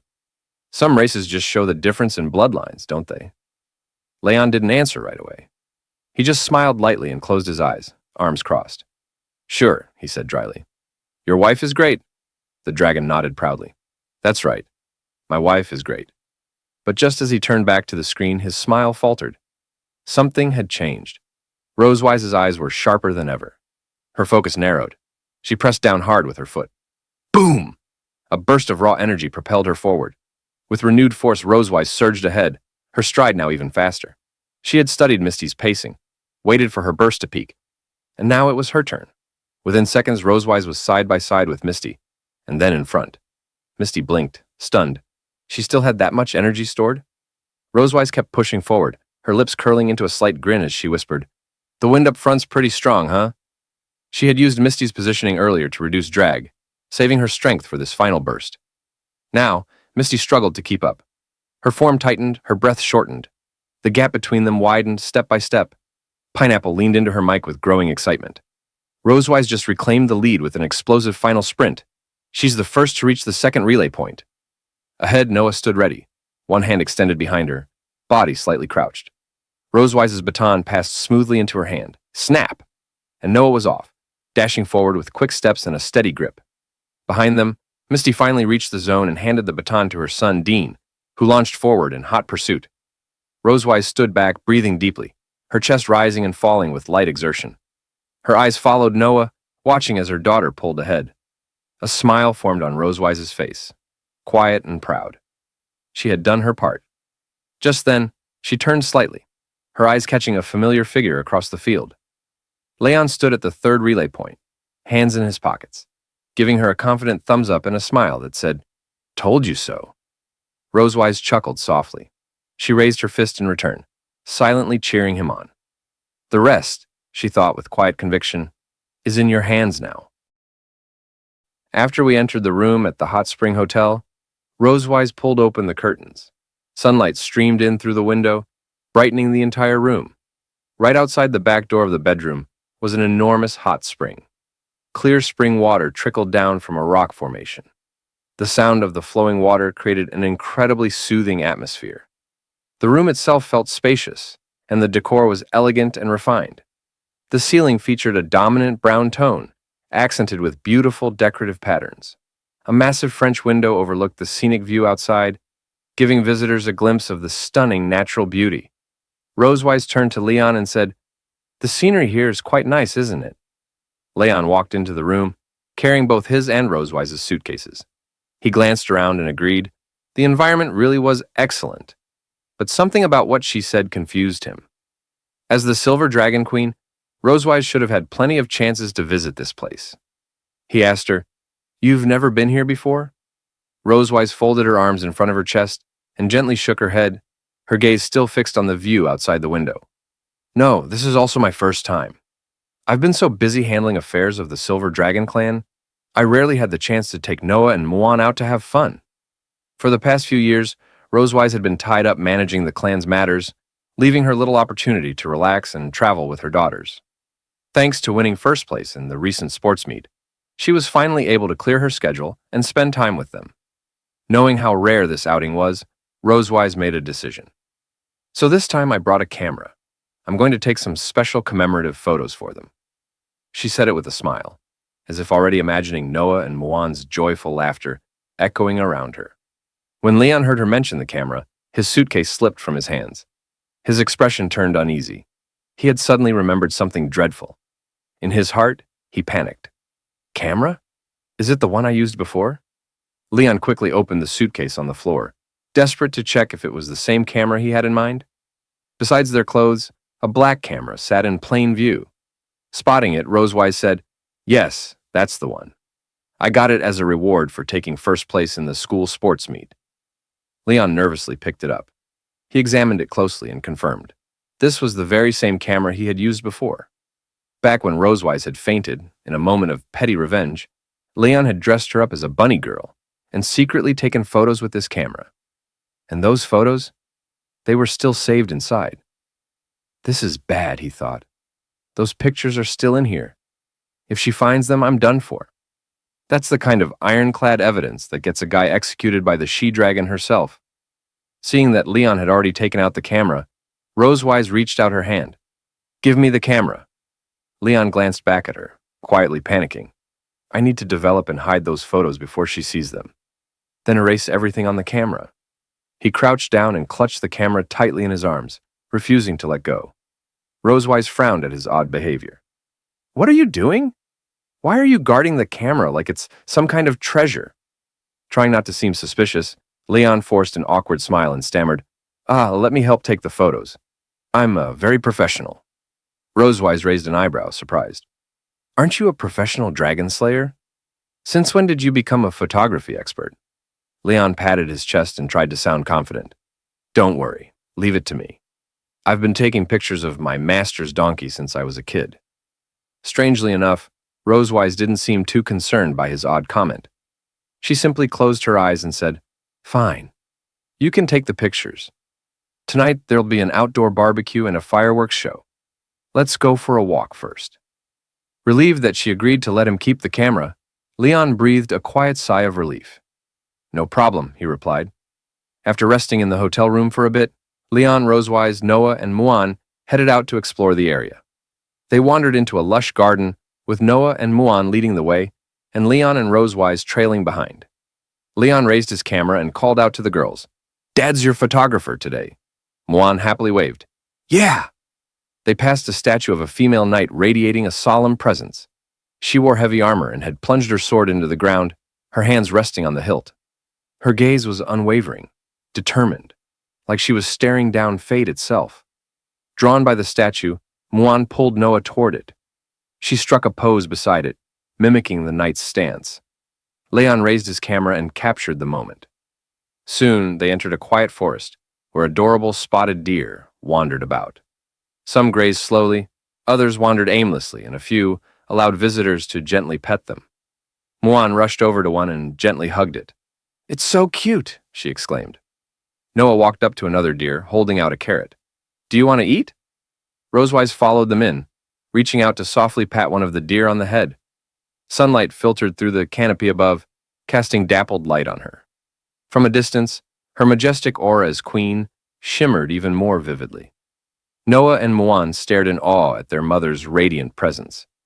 "Mom is so beautiful." After spending some time with the deer, the family left the forest and soon came across an amusement park. Outside the amusement park stood several rows of doll machines. Muan's eyes lit up with excitement. She pointed and exclaimed, "Mom, let's play that!" Inside the machine were colorful plush toys of all shapes and sizes. Rosewise inserted a coin and focused intently on the claw. Her serious expression showed she meant business. Muan stood beside her, cheering her on. "Mom, go for it." Leon watched Rosewise's intense expression. He quietly raised the camera and whispered in his heart, "Nice face." Before long, Rosewise successfully snagged a doll with the machine. She turned to Leon with a joyful smile and exclaimed in triumph. He seized the moment, capturing her rare and radiant smile perfectly through the lens. Leon glanced down at the picture he had just taken. It was flawless. Rosewise walked over to Leon's side. She leaned in slightly and looked at the photos on the camera screen, a flicker of surprise in her expression. She said to him, Your photography skills are actually pretty good. I thought you'd make me look terrible." She hadn't expected Leon to capture her expression so well. Leon seemed a bit flustered by Rosewise's sudden closeness. After all, he didn't want her to see certain photos in the camera. He replied, Don't underestimate me." After exploring so many places, Noah and Muan began to feel a bit tired. They mentioned wanting something cold to drink. Leon quickly agreed. He headed off to a beverage shop inside the amusement park. However, due to the crowd, he had to line up with other tourists. While waiting in the queue, Rosewise suddenly appeared beside him and stood in line. Leon looked over, puzzled by her actions, and asked, "What are you doing here? I can queue up by myself." Rosewise averted her gaze, not meeting Leon's eyes, and mumbled softly, "Not worried, just, you'd be bored." At that moment, she lowered her head to look at the teddy bear she held in her hands, the same one she had just won from the claw machine. But as she looked at the little bear, her expression turned hesitant. She said to Leon, "This..." Leon noticed her hesitation and asked, "What? Is it for me? Last time, in Sky City, you gave me one, didn't you?" Rosewise closed her eyes and extended the teddy bear toward Leon. She turned away again, avoiding eye contact, her cheeks gradually flushing with embarrassment. The teddy bear was slightly larger than her palm. It wore a little purple dress with a red bow around the collar. It smiled up at Leon, as if silently hoping he would accept it. Upon seeing the bear, Leon couldn't help but laugh. Compared to the large teddy bear he had given Rosewise before, hers was much smaller. He reached out, took the bear from her hands, and joked, "The one I gave you is the Bear King. Yours is just a little bear." Rosewise's expression darkened at once. Clearly unhappy with his response, she glared at him and clenched her fist. She hadn't expected Leon to mock the gift she had shyly given him. With an angry huff, she reached toward Leon, trying to snatch the bear back. "You don't want it? Fine, then. Do you know how hard it was for me to catch that doll?" Her tone was sharp and upset. Leon hadn't expected her to take his teasing so seriously. He quickly hid the little bear behind his back and tried to explain, "I didn't say I didn't want it." While Leon and Rosewise waited in line, Noah and Muan sat on a bench in the amusement park, taking a break. Muan swung her legs idly and looked toward the direction Leon and Rosewise had gone. She muttered, "Dad and Mom are so slowed. When will Muan finally get to drink pineapple ice?" Noah sat with her eyes closed, resting. Hearing Muan's complaint, she slowly opened her eyes and looked at her sister. "Actually, sometimes I envy you, Muan." Muan blinked, surprised. She turned toward Noah and asked, "You envy me? Why?" Noah didn't look back. She lowered her gaze to her shoes, her expression filled with quiet longing. Her legs swayed gently as she spoke. "I envy that you can talk to Dad and Mom about anything, without holding back." Muan tilted her head, confused by Noah's words. As daughters of Leon and Rosewise, both of them had always been free to say whatever was on their minds, happy or sad. She replied, "But Noah, you can do that too." Noah gently shook her head. "No, I can't. I've grown up now. I can't just say whatever I want anymore." Her voice carried a seriousness that didn't suit her age. She stared ahead, her tone mature and restrained. So different from Muan, who could still act spoiled around their parents. But does Noah really seem like a child who can shoulder everything? In truth, she isn't. She wasn't always like this. As the older of the twins, by just 20 minutes, Noah had been just like Muan at birth, a baby who cried for her mother. They had lain together in their warm crib, and whenever either felt discomfort, they cried out, calling Rosewise to their side. They grew up carefree, surrounded by their mother's gentle care, learning about the world and gathering knowledge step by step. Whenever they weren't crying, Rosewise would pull a storybook from the shelf and cradle both Noah and Muan in her arms. She read them stories with warmth and animation, even though they were too young to understand her words. Still, the twins listened with rapt attention, eyes fixed on the pictures and their mother's loving face. In their eyes, Mom was the most powerful being in the world. Rosewise would always smile at them as she read, clearly cherishing every moment spent with them. Until one day, Noah saw something that changed her. She saw her strong, beautiful mother sitting beside their father's bed, lost in thought, her expression filled with quiet pain. It was the first time Noah realized that even someone as powerful as Rosewise had a soft, vulnerable side. She had walked past Leon's room and glanced in. Rosewise was seated by his bedside. Leon was unconscious, and Rosewise looked completely different from her usual self. That sorrowful look, so foreign to Noah, cut into her heart. Rosewise sat there silently, clenching her teeth as she stared at Leon. She didn't say a word, but there was something unwilling in her gaze. And at that moment, a thought took root in Noah's heart. If I grow up a little faster, maybe I can help lighten Mom's burden. From then on, a desire to protect her family quietly bloomed within her.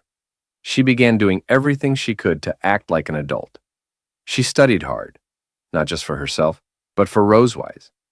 Noah even walked while reading, holding the book up as she tried to digest its content faster. Though much of it was still beyond her age, she never let fear stop her. She pushed herself to grow, to become independent and mature, striving for excellent results. When Rosewise saw Noah's perfect report card, she smiled with genuine pride and reached out to stroke her daughter's head. Seeing her mother's joy, Noah's heart swelled. To keep that smile on Rosewise's face, Noah continued working harder, growing stronger, so that her mother would never again have to show the same painful expression as that day. After listening to Noah's story, Muan closed her eyes, trying to process it. But after a few moments of thinking, she still couldn't quite grasp the depth of what Noah meant. She waved her hands and said, Muan doesn't really get all that complicated stuff, but Muan also envies Noah. Noah blinked, caught off guard. What? You envy me?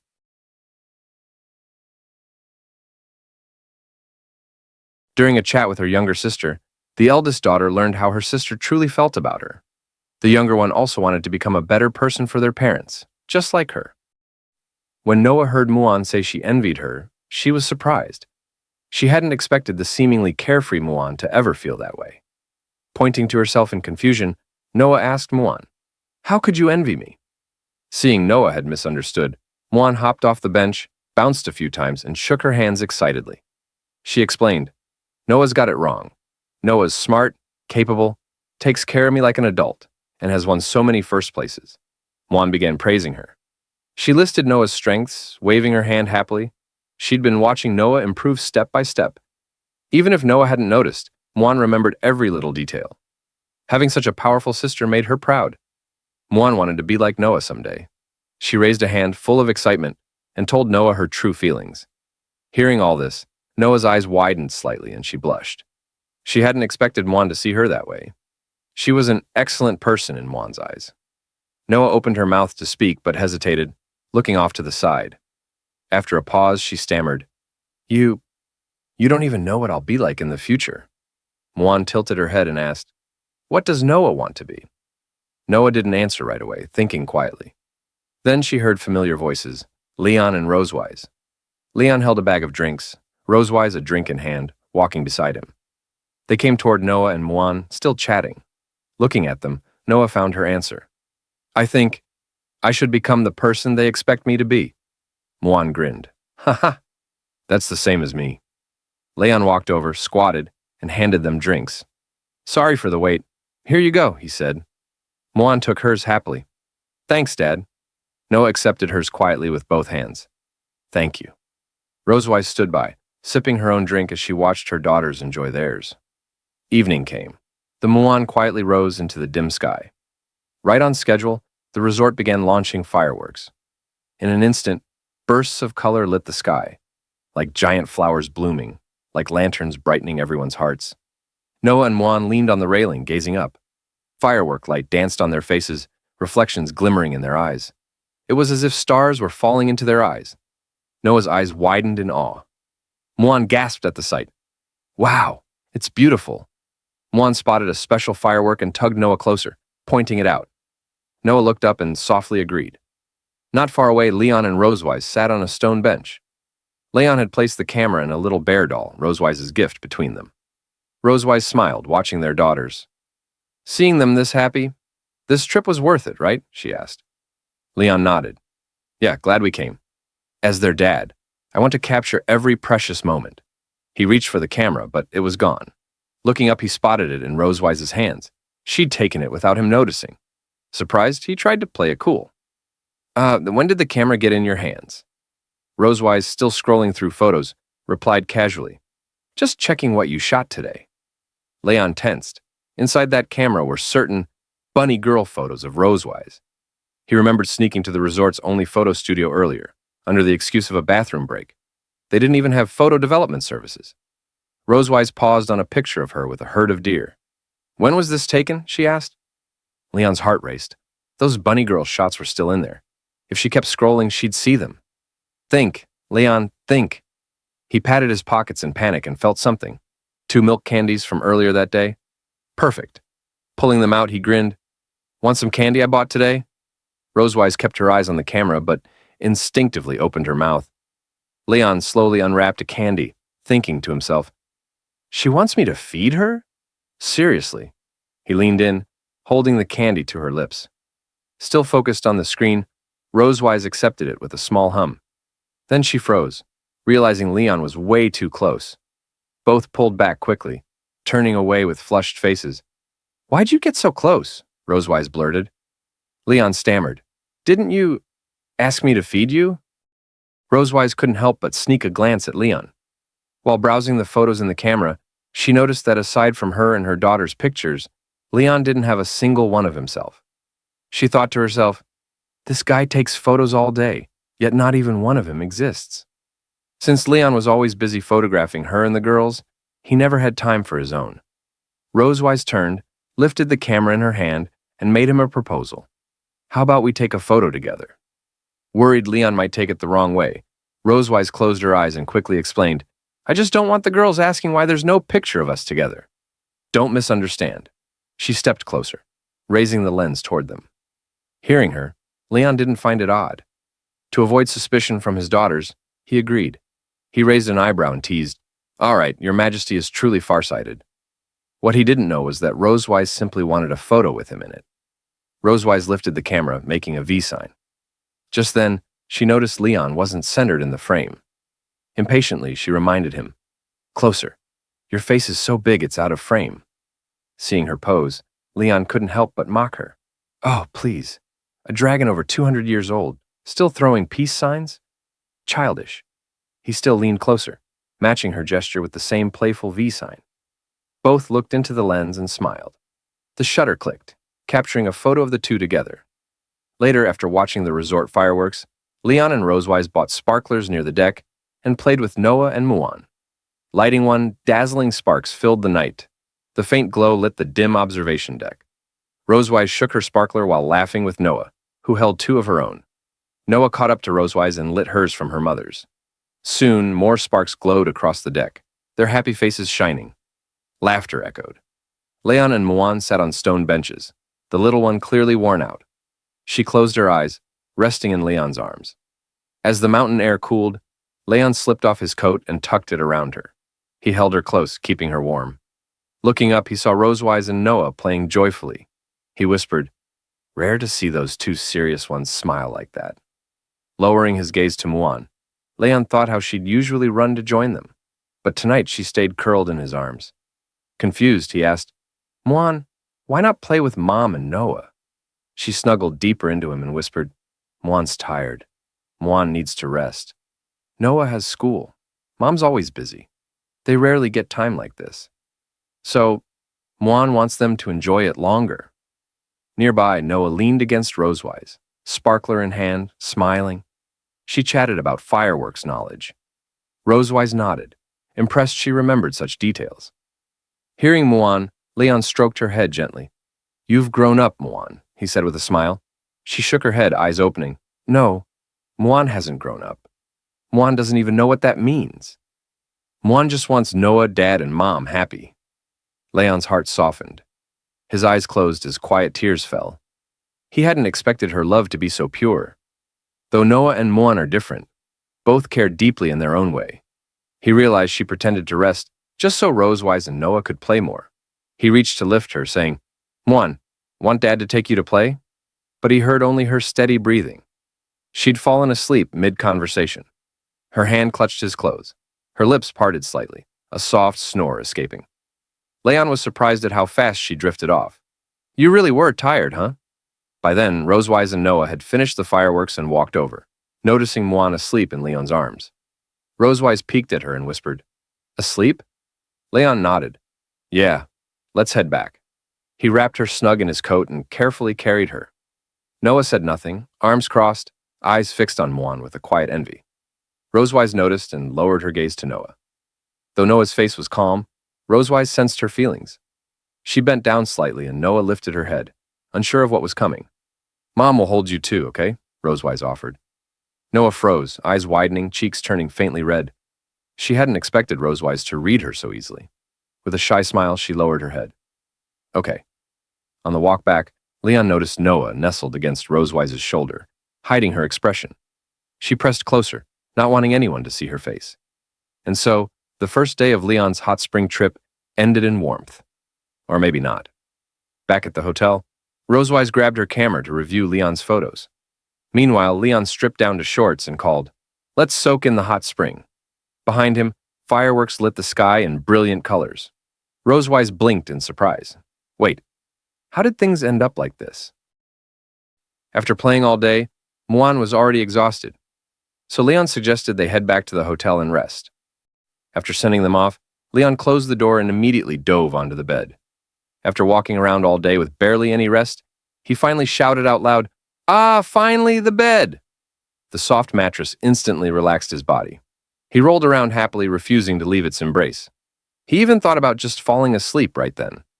Rosewise walked up to the bed and teased him with a smile. So, planning to sleep with me tonight? After all, this is a double bed. If they wanted to rest, they had to share it. Hearing that, Leon quickly raised his head, looking at her with slight irritation. Of course not.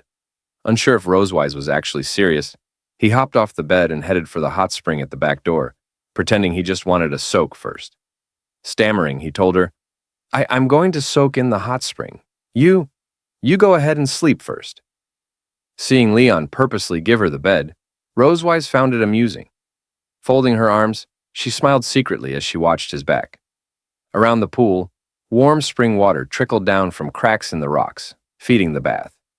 The gentle gurgling sound eased the mood, while steam floated up into the night air, giving the place a mysterious charm. Leon slipped into shorts and got into the spring. The temperature was just right. The moment he sank in, all the day's fatigue melted away. Completely relaxed, he leaned against the rocks, eyes closed, savoring the bliss of the hot spring. Ah, what a fulfilling day. Then he remembered. He still hadn't figured out how to deal with Rosewise about sharing the bed. Looking up at the sky, he pondered. If I want a peaceful vacation, I have to avoid sleeping in the same bed with that she-dragon. What excuse should I use later? Just then, the back door slid open, and Rosewise walked in. Leon froze in surprise. Why wasn't she resting? Instead, she came straight to the hot spring. As she entered, Leon hugged himself nervously, not wanting her to see him like that. What? What are you doing here? He blurted. Rosewise rolled her eyes. She wasn't planning anything strange. Casually, she said, Why so jumpy? I'm not going to do anything to you. Running her hand through her hair, she added, The finale of the fireworks is about to start. I've got nothing else to do. I'm heading downstairs to take pictures. Where's the camera? She wanted to capture the fireworks as souvenirs of their trip. At the word camera, Leon stiffened. Nervously scratching his face, he glanced behind him. To keep her from discovering the secrets inside, he had hidden it under his coat on a chair by the spring. But Rosewise's sharp eyes immediately spotted it. Oh, so you brought it here, she said. Leon panicked. She found it way too quickly. Rosewise stepped behind him and grabbed the camera. I'll just take this. Leon's eyes widened in shock. His chest tightened with tension. If she sees what's in there, my secret's done for. I can't let her take it. He swore silently. She must not take that camera. Otherwise, all his hard-earned blackmail material of the she-dragon would be gone. Thinking fast, Leon came up with a desperate move. He stood up and shouted, "Wait! Let's soak in the hot spring together!" Just then, the fireworks finale lit up the night sky. Colorful explosions bloomed overhead, painting the darkness like a field of radiant flowers. Rosewise turned her head, surprised at his sudden outburst. The fireworks were too loud. She didn't hear him clearly. She set the camera down and raised a brow. "What?" Embarrassed, Leon coughed and pretended to be serious. "I said, it's rare for us to come here. Let's enjoy the hot spring together." Rosewise blinked, clearly surprised. Then, with a soft chuckle, she smirked playfully. "Well, I did prepare a super charming swimsuit. You'd better not lose your composure." Leon froze, beads of sweat forming. He forced a smile, pretending confidence. After speaking, Rosewise immediately entered the room and closed the back door. She drew the curtains and started changing clothes inside. Seeing that Rosewise wouldn't be coming downstairs to use the camera for now, Leon felt a bit relieved. But at the thought of what might happen next, he couldn't help feeling helpless.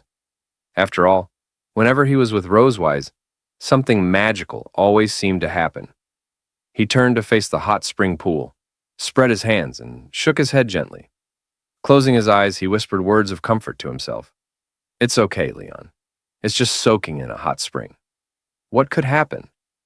As long as I protect those photos, it's fine. Sharing a hot spring with her isn't a big deal." Leon clenched his fist and looked ahead with determination. He couldn't let Rosewise see the photos in the camera and risk irreversible consequences. To protect them, he'd have to rely on his wits. Even if it meant his body would suffer, he was willing. "Before she comes, let me silently recite the 3 honors and 3 shamas of the Dragon Slayer a few times." Leon entered the hot spring pool again, soaking quietly while waiting for Rosewise to arrive. In the water, a big toy duck and a small toy duck floated, swaying gently with the ripples, as if anticipating what was about to happen. The finale of the fireworks still lit up the night. Explosions of color filled the sky, illuminating the hot spring where Leon sat. With his back against the pool wall, eyes closed, he recited the Dragon Slayer's 3 honors and 3 shamas he created himself. Ashamed of fleeing battles, he suddenly heard the sound of the back door opening. Rosewise had arrived. He turned his head, thinking, "Is she coming in?" Rosewise opened the door and walked in. She wore a purple swimsuit trimmed with white lace at the hem. Her figure was wrapped tightly inside. Though conservative, the swimsuit highlighted her slim figure. Her chest and stomach were covered, with only her shoulders exposed. She slowly entered, holding onto the back door for balance. Seeing her in a swimsuit, Leon bowed his head slightly, trying to hide his laugh. But no matter how hard he tried, he couldn't stop himself. Leon burst out laughing, clutching his stomach with one hand while splashing the water with the other. He had expected Rosewise to wear something far more revealing. But the swimsuit she now wore was the charming swimsuit she had described earlier. To him, it had no deterrent effect at all. Between laughs, he teased, "Is this it? Is this your idea of a charming swimsuit? Testing me with this? Even if it lost 2 pounds of fabric, my dragon mark wouldn't shine." Rosewise frowned, slightly angry. She hadn't expected the swimsuit Issa prepared for her to look so normal. She shot Leon a dissatisfied look. "Ha! You're too smug. This was given by my sister," she said. Leon stifled his laughter and replied, "Your sister's fashion taste is really strange." "Ha ha ha." Rosewise walked to the edge of the hot spring. Seeing she was about to step down, Leon quickly moved over. He offered his hand and carefully helped her in, making sure she didn't slip. Rosewise held on to him and cautiously entered the pool, then leaned against the wall and slowly sat down. Seeing she had settled, Leon walked farther away and sat, turning his head aside to avoid eye contact. Neither spoke. They simply soaked quietly in the hot spring. This is more awkward than I imagined, Leon thought. Peeking with one eye, he stole a glance at Rosewise. Truthfully, when he saw her swimsuit wasn't what he had imagined, he felt relieved. Good thing it's conservative enough. If it were that special kind of swimsuit, I wouldn't last long in here. Rosewise, however, noticed that Leon was intentionally keeping his distance. She understood his worries and found his behavior amusing. Smiling, she said, "What? Afraid my dragon mark will shine? Can't even look at me?" Leon felt annoyed, thinking she was provoking him. He turned slightly toward her. Afraid? Me? What am I? But before he finished, he noticed something strange about her swimsuit. He jumped up from the water, pointing. Hey, Rosewise, your swimsuit. She blinked, confused, not understanding what he meant. Looking down, she realized her swimsuit was changing. The purple fabric slowly turned into a black camisole style, parts dissolving in the water. The altered design now revealed parts of her body. Aisha, with a mischievous grin, seemed to have expected this. This swimsuit dissolves in water. A special gift from me, she had explained secretly. Rosewise's face flushed red. Embarrassed, she quickly tried to cover herself. She never imagined the ordinary-looking swimsuit would change once it touched water. I should have guessed Aisha's gift wouldn't be that simple, she thought. But almost instantly, she calmed down. Now that she wore the charming swimsuit, she had a chance to test Leon. With a sneer, she said, Perfect timing. Surprised. With a sly smile, Rosewise crawled toward Leon. As she moved, her chest subtly trembled, deliberately tempting him. Leon's face burned red and he quickly turned his head skyward, too nervous to look. Maybe you should change into another swimsuit first, he suggested nervously. But Rosewise, expecting this reaction, pressed closer with a mysterious smile. She touched his chest lightly with her fingers, igniting sparks across his skin. The great dragon slayer, who defeated countless dragon kings, afraid of me in this black silk swimsuit? Her body pressed against his, the soft contact making Leon flustered. He looked at her nervously, realizing the situation was turning against him. This isn't good. I'm being led by the nose by Rosewise. I need to find a way to turn this around. Due to the sudden change in the Silver Dragon Queen Rosewise's swimsuit style, I had to face her provocation. To prevent my dragon mark from shining, I started a challenge with Rosewise. She kept tempting me, trying to make me fail. I didn't want to stay passive, so I took the initiative. She, unwilling to lose, guided me further, trying to keep control.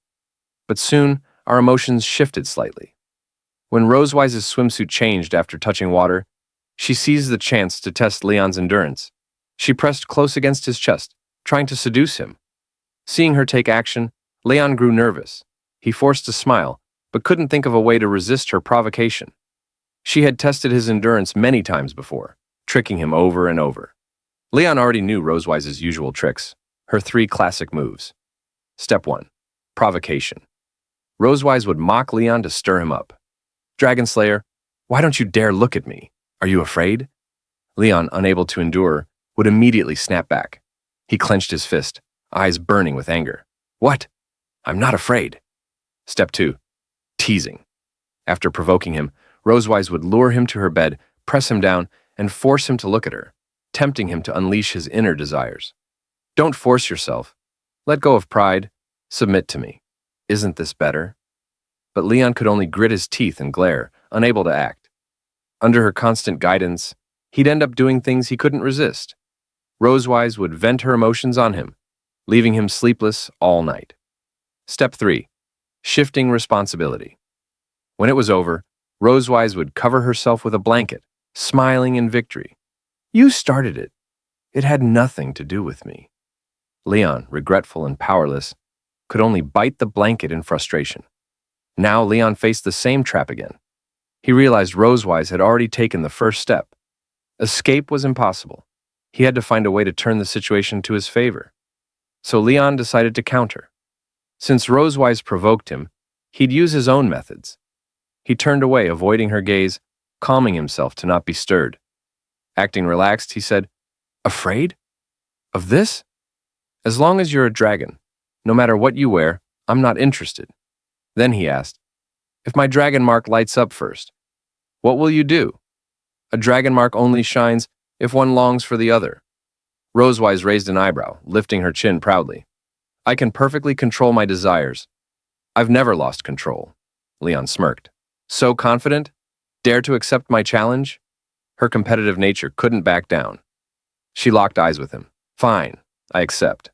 But Leon added, Every challenge needs stakes. If you lose, what then? Rosewise simply wagged her finger. If you win, I'll give you 7 more days off. Leon agreed with a smile. In his heart, he whispered, Perfect, she took the bait. If he won, he'd enjoy more vacation. Fireworks filled the night sky above the resort. Leon and Rosewise sat side by side, watching them burst into colors. Rosewise suddenly pointed. "Leon, look! Don't those fireworks look like my dragon mark?" Leon frowned. "Impossible." The shimmering colors reflected in his eyes like falling petals. He thought only of keeping his dragon mark from shining. Out of sight, out of mind. If I don't look at her, I can resist. But then, a melody drifted from the hot spring. "Twinkle, twinkle, little star." Leon blinked. Why is she singing now? Rosewise placed her hand on her chest, caressing her snow-white twin peaks, making them tremble. She smiled mysteriously, brushing his arm with her shoulder. "How's my singing?" Leon turned away, eyes closed. "This isn't as good as the song I love while bathing." Then Rosewise suddenly cried out, "Ah, my dragon mark is shining." Leon panicked, glancing at her chest. His face reddened, nose bleeding instantly. Turning away, he quickly wiped it. But upon close look, there were no glowing marks at all. Not even purple light. He snapped, "There's nothing! You tricked me!" Rosewise laughed, delighted at his reaction. "If you keep watching, maybe it really will shine." Leon was very unhappy with Rosewise's joke. He realized she had already started launching an attack on him, and he had to find a way to retaliate. He frowned and muttered in his heart, "Rosewise has already begun trying to seduce me. I can't fall behind." While Rosewise's attention was still on the fireworks, Leon secretly reached his hand behind her, his eyes fixed tightly on her tail. He planned to grab it. Just as he was about to gently pull it toward him, Rosewise turned her head and caught his movement. Her gaze shifted from the fireworks straight to him. Leon froze, nervous. He hadn't expected her to notice so quickly. Embarrassment rushed in. Rosewise frowned, glaring unhappily. "What are you doing?" Leon, already holding her tail with one hand, gave her a crooked smile. If he kept being passive, he'd only lose. Since she had caught him, he couldn't keep sneaking. He quickly came up with an excuse. "Wife, even if I can't hold your hand to enjoy this beautiful night under the stars, I can still hold your tail, right?" But Rosewise clearly didn't want that. Her expression darkened, her voice sharp. "Release my tail."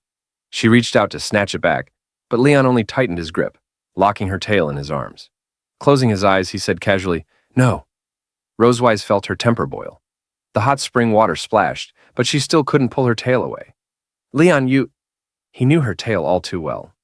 In his heart, he muttered, "The tail is the most sensitive part of Rosewise's body. She's bound to lose." Leon rubbed her tail skillfully, searching for her weak spots, stroking every inch as though it were his favorite toy. The sensation traveled from her tail straight into her body, overwhelming her. She gasped softly, unable to stop the strange rush flooding her chest. Her body trembled, her head tilted back, her cheeks flushed as the water splashed around her. Rosewise clenched her fists, struggling to resist, sneaking a glance at Leon. She knew he was trying to stir her inner desires, to break her focus. But she wasn't about to let him win so easily. "Is this guy trying to force me to take the initiative?" she thought. "Fine." Calming her breath, she stretched her hand toward him, forcing a smile through her blush. "What's wrong with just holding my hand and watching the fireworks? Come on, hold my hand, darling." Leon's mouth dropped. His cheeks flared red. I... His heart pounded wildly. Just holding hands. Why is my heart racing like this, he thought. Slowly, he reached out and caught her slender, slightly cool hand. Their fingers interlocked, and Leon squeezed tightly. A dizzy rush hit him. He couldn't resist. Simply holding her hand had shaken him more than anything else. His heartbeat thumped faster, his face burned. Rosewise noticed his wavering and leaned close, whispering in his ear. "Don't hold back. Let the dragon mark light up and end this agonizing challenge. It's good for you." Her words sent Leon spiraling, his face burning hotter. He was about to lose control. Damn it. I won't let myself be guided by her, he swore in his heart. He plunged his hand into the hot spring and wrapped his arm around her waist, pulling her closer. Her chest pressed against his, water splashing softly. He didn't care. If she wanted to tempt him, he'd drag her into the same storm. He looked into her eyes. "You're right. It's not easy to endure. But you're also struggling to restrain yourself, aren't you?" Leaning in, his gaze locked on her lips. Rosewise's eyes widened slightly, stunned by his sudden boldness. In that moment, their dragon marks flared across their chests, glowing purple, burning like their desires. Then the light flickered and dimmed, as if echoing their struggle to suppress their emotions. Their dragon marks pulsed, bright, then dark, like switches of desire breaking down. With the loss of control, their breaths grew hot, their bodies edging closer until their lips finally brushed. Leon cradled the back of her head, deepening the kiss. Rosewise slipped her hand to his waist, melting into it. Behind them, fireworks burst in full bloom, dazzling brighter than before, as if celebrating them. But Leon and Rosewise no longer heard anything. Beneath the glowing night sky, they shared their first kiss of the evening. The next morning, their daughters came to the door to wake them up, but they didn't respond. What the girls didn't know was that the Silver Dragon Queen and Leon had spent another passionate night, leaving their bodies satisfied. For Leon, it was his first true kiss with her. The Silver Dragon Queen also felt shy about that kiss. Later, they took their daughters to play in the pool, when suddenly a dragon couple approached them. They sat nearby and chatted for a while. By then, the morning sun had already shone into the hotel corridor. The light reached the door of Leon and Rosewise's room, hinting that the two inside had not yet woken up. Noah and Muan, however, were already awake. They walked to their parents' door, planning to have breakfast together. Muan knocked lightly and called out, "Dad! Mom! Wake up! The sun's going to dry your butt and tail." But after waiting, there was still no response. Muan tilted her head, confused. She pressed her ear gently against the door, hoping to hear something inside, but there were no voices or footsteps. She turned to Noah with a puzzled tone. "Noah, what's going on? Haven't Mom and Dad woken up yet?" Noah frowned, doubting it too. At this time of day, they should already be up. Resting her chin on her hand, she thought silently for a moment. Then, she recalled their usual routine. If they're following their schedule, it should be Mom's turn to go to the bathroom right now. Muan blinked, tilting her head. Huh? What about Dad? Where did Dad go? She thought Leon had disappeared again without telling them, just like last time. Holding her cheeks with both hands, she made a suggestion to Noah with a hopeful look. "Noah, do we have to offer tribute to Dad for him to appear? I want steak again this time." She could almost imagine the smell of steak drifting before her. Noah sighed helplessly at Muan's endless food fantasies. Folding her arms, she gave her a look. "You just want steak, don't you?" Since their parents were still asleep, Noah decided not to wait. She took Muan's hand and led her toward the elevator. "Let's go eat first," she said, running. "Even if they don't come, I'll still take you." Muan cheered, raising her hand. "Yeah." And so, while the two sisters went off for breakfast, Leon and Rosewise were still in bed, bodies pressed close together. Rosewise's skin bore both small and large kiss marks, traces of the fierce passion from the night before. The sunlight streamed through the window onto their bed, as if urging them to get up. Maybe it was the brightness, maybe the warmth, but Leon stirred. He slowly opened his eyes and muttered, "Ugh, my whole body is sore." Sitting up with effort, he rubbed his head, trying to clear his thoughts. Last night's heat still lingered in his body, leaving him drained. Turning his head, he saw Rosewise still sleeping. Watching her peaceful face, he thought silently, "We both failed the Dragon Mark challenge last night. And I even kissed her." Her long lashes, soft cheeks, and moist lips drew his gaze. That kiss had made her lips look even more enticing. Our first real kiss. Remembering it, Leon felt his face heat up, cheeks turning red. Though they had been intimate before, they had never kissed with such seriousness until last night. Almost without thinking, his hand reached out, brushing lightly against her lips. They were soft, warm, elastic. So soft, he thought, before snapping back to reality. Startled, he pulled his hand away quickly, face blazing. His heart pounded, his head buzzing. He jumped out of bed, rushing to the bathroom as if nothing had happened. "Why would I even do that?" he muttered under his breath, embarrassed. "I've messed up so badly." When he disappeared into the bathroom, Rosewise slowly opened her eyes. She had actually been awake for some time, pretending to sleep to avoid the awkwardness of waking at the same time as him. She had felt his touch on her lips. Raising her fingers to her mouth, she gently traced the spot, whispering to herself, "Why did that guy touch my lips first thing in the morning?" The memory of last night returned vividly. Her first kiss with the Dragon Slayer himself. Covering her mouth, she blushed, shy and flustered. I never thought my first real kiss would be with Leon. Realizing how much it mattered to her, she quickly pulled the blanket around herself, denying it in her thoughts. Wait, what? It's not like I'm desperate to kiss him or anything? She pouted stubbornly. This is all the fault of that dragon mark. Outside, the sound of water trickled from the hot spring, as if easing their tangled hearts. Later, after changing into fresh clothes, Leon and Rosewise took Noah and Muan to the resort's water park. The park buzzed with families and laughter. Some swam with float rings, others battled with water guns, while the boldest slid from the tallest slides into the pool. Muan wore the bright yellow swimsuit she had picked earlier. Her hair was tied into two playful buns, perfect for splashing in the pool. With a mischievous grin, she lifted her water gun, already locking onto her next target. Muan aimed at Noah and raised his water gun, ready to fire. Noah had just changed into a pink swimsuit, her hair tied into a bun. Flustered, she tried to prepare for Muan's sudden attack. Without a water gun of her own, Noah couldn't fight back right away. She lifted her arm to shield her face, blocking Muan's spray. Muan, you... she whispered, frustrated. Seeing her defenseless, Muan grinned and kept firing relentlessly. Charging forward, he sprayed water at her, laughing. Noah! Look at my splashing attack, he shouted. Noah squeezed her eyes shut, retreating quickly as she tried to withstand the blast with her hands. Then, seizing a chance while Muan wasn't paying attention, Noah dipped her hands into the pool and flung a huge splash his way. Muan, look at my attack, she countered. He blocked with his arm, grinning wide, clearly enjoying himself. The game filled him with pure happiness. Nearby, Leon and Rosewise sat quietly on a bench, their distance from each other more noticeable than before.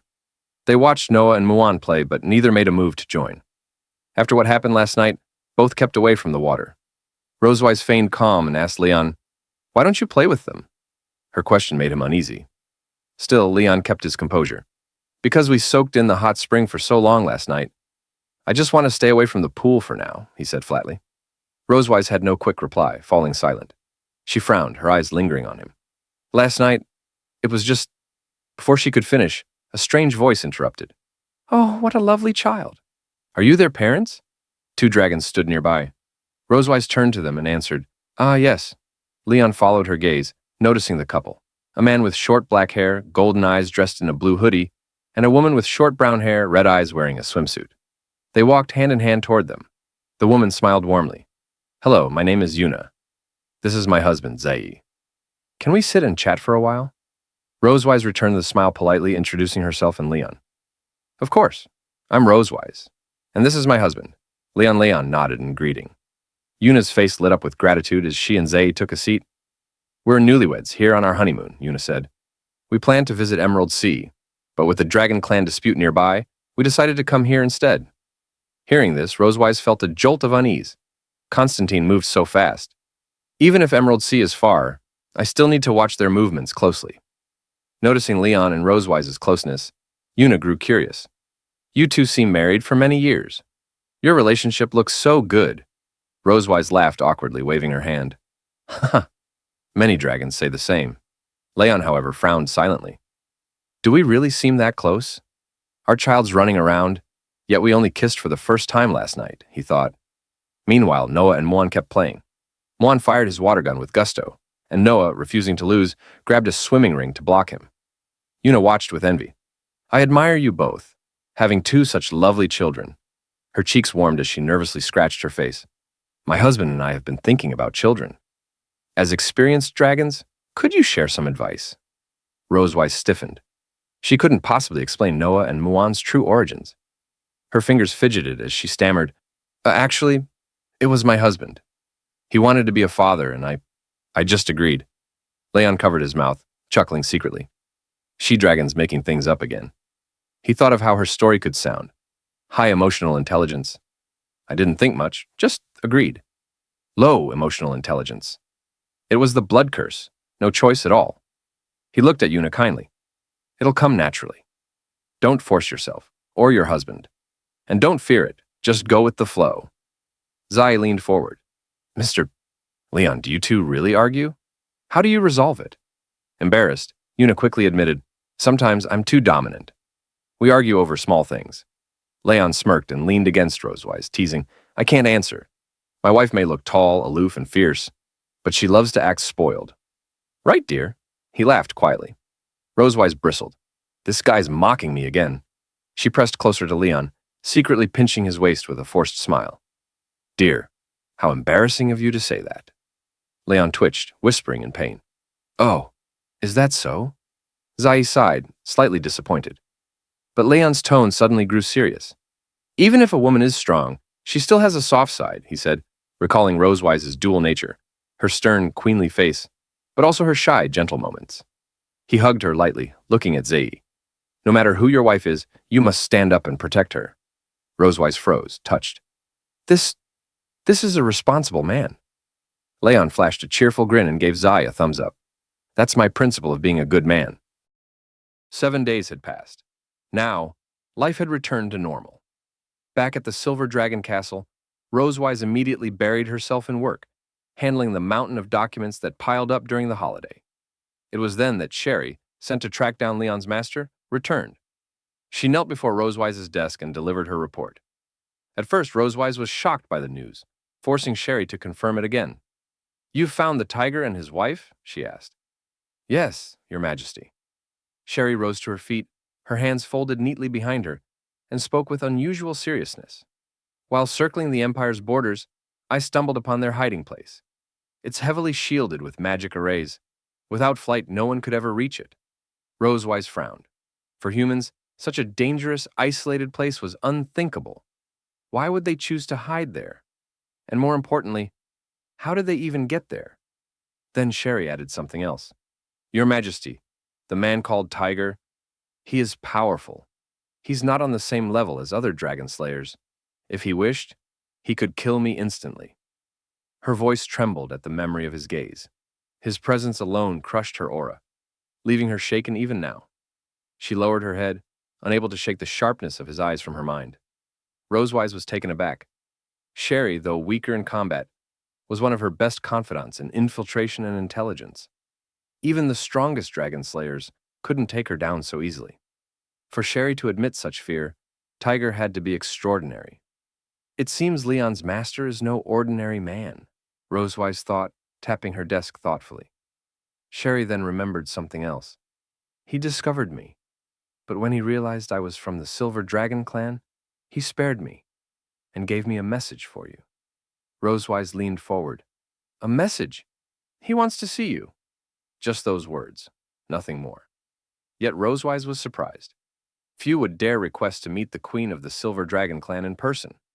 She almost admired his courage. Very well, she decided firmly. I will meet him. Night fell over the Silver Dragon castle.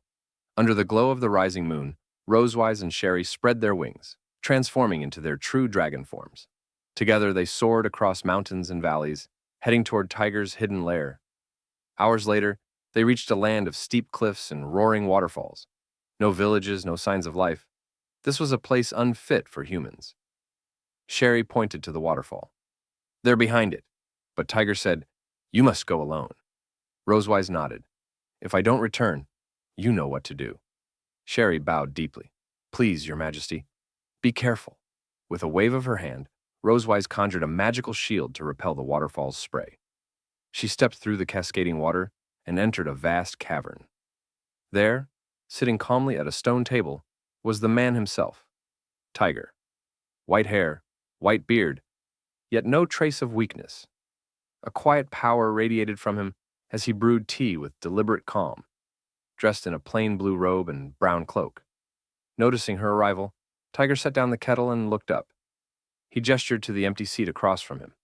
Please. Rosewise didn't thank him. She sat silently, her thoughts racing. I've faced countless dragon slayers. Only Leon ever felt like a true challenge. Yet this man before me, his presence feels even greater. Tiger poured the tea, his steady eyes never wavering. Rosewise could feel it, an aura unlike any she had encountered before. Sliding the cup toward her, Tiger finally spoke. 2 years have passed. I've been waiting for the chance to meet you. Rosewise folded her arms, cautious. She didn't touch the tea. Leon, is he well? Tiger lifted his gaze and met hers. Rosewise picked up the teacup, carefully inspecting it for flaws. She answered Tiger coldly, saying he was still alive. After a moment of observation and confirming the tea was fine, she took a sip. She continued speaking to Tiger. Leon was her prisoner of war. Though tortured endlessly, he never surrendered. He had tried every way to escape back to the Empire, but all attempts failed. Tiger calmly lifted the teacup and drank as well, showing no worry for Leon's fate. Ha, that kid. Still hard-headed after 2 years. Knowing Leon was alive, Rosewise felt relieved. Though their words seemed calm, the air between them stayed tense. Tiger knew Rosewise had sent Sherry to search for Leon. He glanced at her over his cup. I don't know what deal you made with him to send someone after me, but it proves he's still useful to you. Rosewise replied coldly, He's already paid the price. Tiger set his cup down. His eyes sharpened as he spoke. So, I expect you to ensure he doesn't return to the Empire for a year. Rosewise frowned. May I know the reason? Tiger's refusal to demand Leon directly left her confused. She pressed him. You know your apprentice is alive, yet you're not rushing to rescue him? Instead, you want him trapped in enemy lands for another year? Tiger explained what happened 2 years ago, after the clash between the Dragonslayer army and the Silver Dragon clan. The Dragonslayer army suffered a crushing defeat at Silver Dragon Castle with heavy losses. The Emperor raged, and public opinion crushed them further. The defeated army limped back to the Empire with only remnants of its soldiers. The citizens were furious. Someone had to take the blame. The Empire pinned everything on traitors within the Dragonslayer army. Rosewise already guessed Tiger's next words. Leon, the famed dragon-slaying hero, had vanished after the war. He was the perfect scapegoat. She imagined the scene. If Tiger dragged Leon back now, the people, the army, even the Emperor would see him as suspicious. Leon would face blame and endless surveillance. Tiger nodded at her thoughts and continued. You're right. Returning now means certain death. I'd rather he stay here, under your control. At least he'll live. Rosewise placed her teacup down and sighed softly. Tiger was powerful, too powerful to ignore. She could not refuse. I understand, she said, but I have a condition. I want all his information, especially his childhood dark history. Her eyes burned with seriousness. Tiger was taken aback, raising his brow at the odd demand. Still, he didn't refuse. Ha, that's a special request. He turned and disappeared into the cave. After a while, he dragged out several boxes and placed them by the stone table. From one, he pulled out an ornate wooden case and handed it to Rosewise. These are all the love letters Leon received from enrollment to graduation. I kept them for him. Rosewise was shocked. She hadn't expected Tiger to hoard Leon's love letters. She opened the box and pulled out envelopes of all colors. She read them silently while Tiger said, These were meant for his future wife. But now his life is in your hands. You decide what to do with them. What Tiger didn't know was that Rosewise could also be considered Leon's wife. Seeing the letters, Rosewise smiled wickedly. Knowing Leon's hidden past delighted her. Inwardly, she laughed. Ha ha ha, Leon. Even you have this day. She kept smiling as she read. Tiger noticed her expression and frowned. Why was she so interested in Leon's secrets? Is this interrogation? He wondered. He wasn't entirely wrong. Rosewise then pulled out a small golden-framed portrait from the box. It showed a silver-haired girl in purple, crudely drawn, clearly from Leon's childhood hand. Rosewise asked, This is? Tiger chuckled and shrugged. That's Leon's dream lover. He drew her at 6 years old. Silver hair, tall, cold demeanor. That's his type. There was even a girl at school just like that, she confessed to him. He thought for 5 seconds, then rejected her. As he spoke, Tiger suddenly froze. His eyes narrowed on Rosewise. She was silver-haired, tall, cold, exactly like the portrait. No way, he thought. Leon wouldn't dare. Not with the Silver Dragon Queen. Rosewise studied the portrait seriously, unaware of the uncanny resemblance. She placed the picture and letters back into the box. Any more explosive secrets? She asked eagerly. Tiger gave an awkward smile and shook his head. No, he's my apprentice. I can't betray him further. At that moment, Rosewise flicked several photos into her hand. She waved them before him. These are recent pictures of your beloved apprentice. Don't you want to look? Tiger shot to his feet, leaving the stone bench. Wait here. I'll let you meet Leon's first love. Leon's first love? Rosewise frowned as Tiger hurried into the cave. She hadn't expected Leon's first love to be under Tiger's roof. A nervous chill rose in her. Easter egg. Leon's weakness revealed. Before bringing the crate, Tiger stroked his beard and recalled more details. He shared them with Rosewise. Leon hates carrots. He faints if he eats eggplant, and his waist is especially sensitive. He hates being touched there. Rosewise quickly scribbled notes in her book. Tiger lifted a finger and revealed another secret. At 2:30 in the morning, if you ask him questions in his sleep, he'll sometimes answer truthfully. In his dreams, young Leon once kicked off his blanket and muttered, "I hate carrots." He even obeyed orders while sleepwalking. Tiger recalled calling him once, "Move the wood." Half asleep, Leon replied, "Okay." Looking back, Tiger laughed, hands on his hips, head tilted back. "I made him do so much farm work that way." He burst into laughter. Rosewise, speechless, thought silently, "So, you like teasing him too?"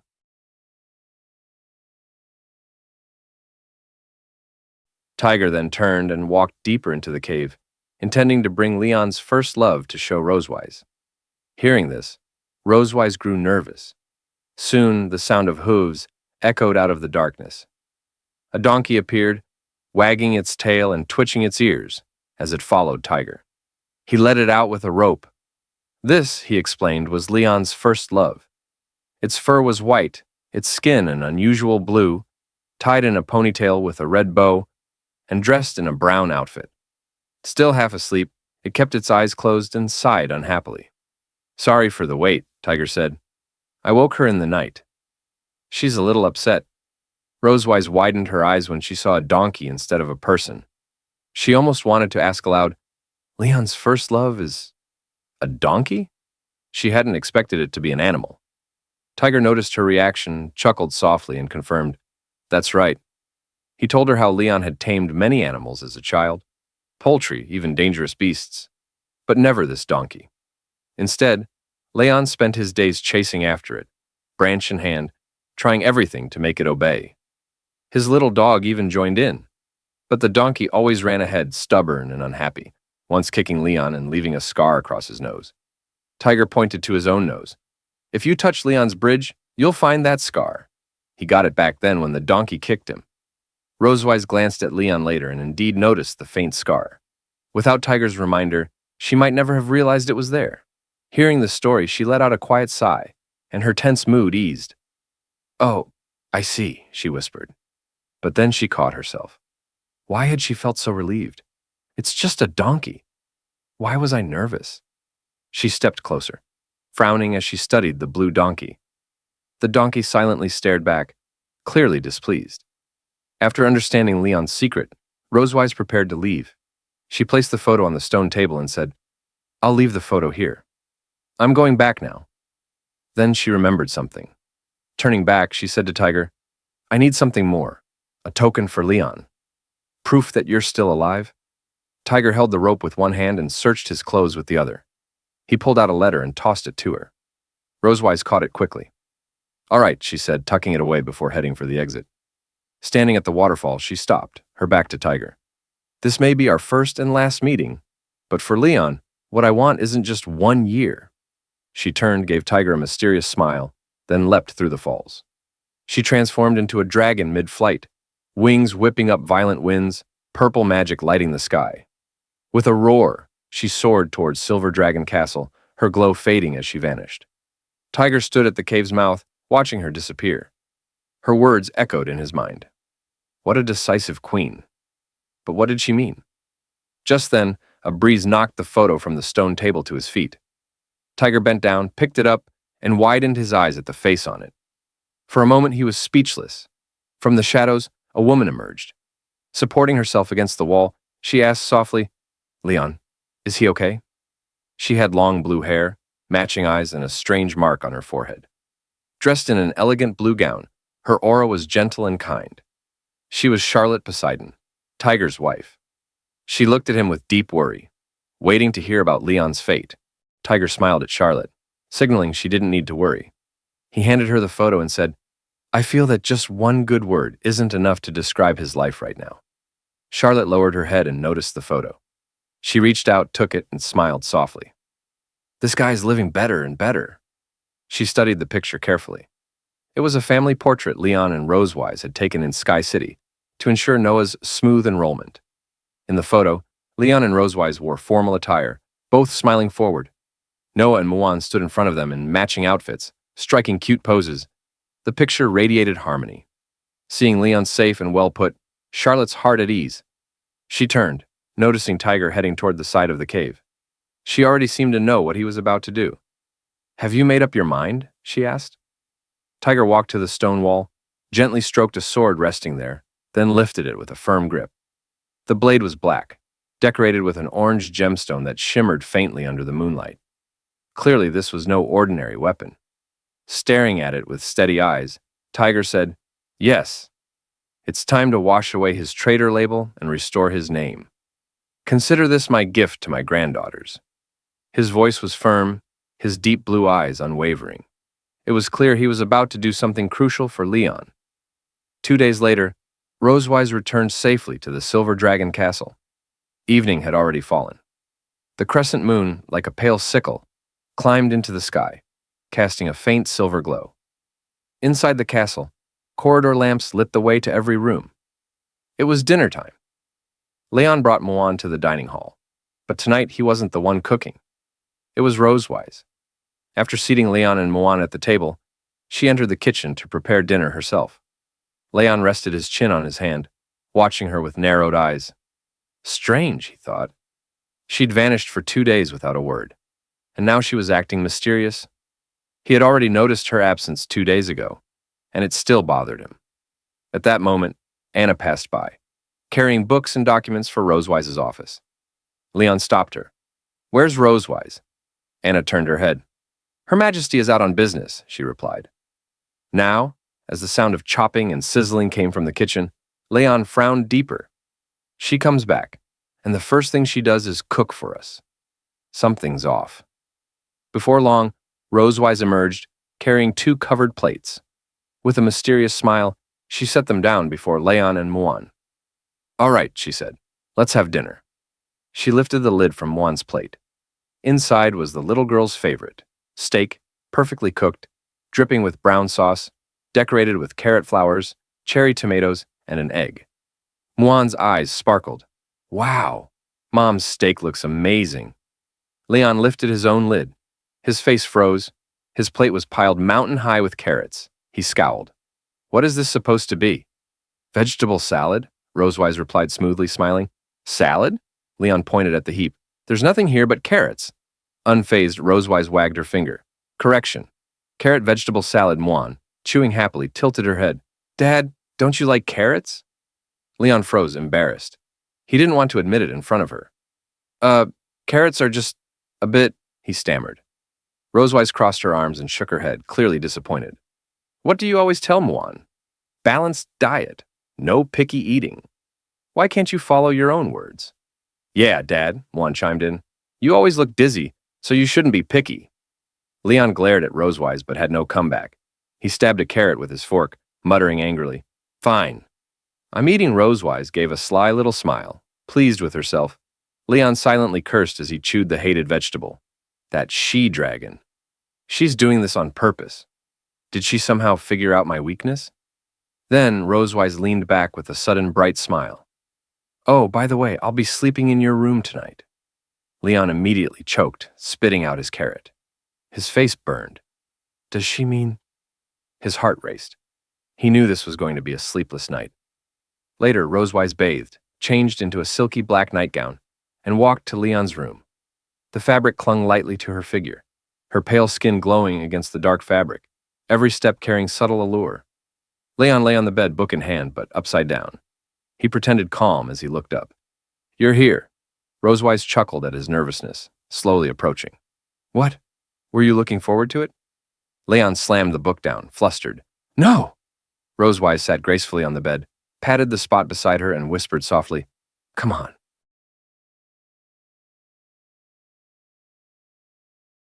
Later, Rosewise changed into a seductive black nightgown. thin enough to outline her graceful figure. With every movement, her curves trembled slightly.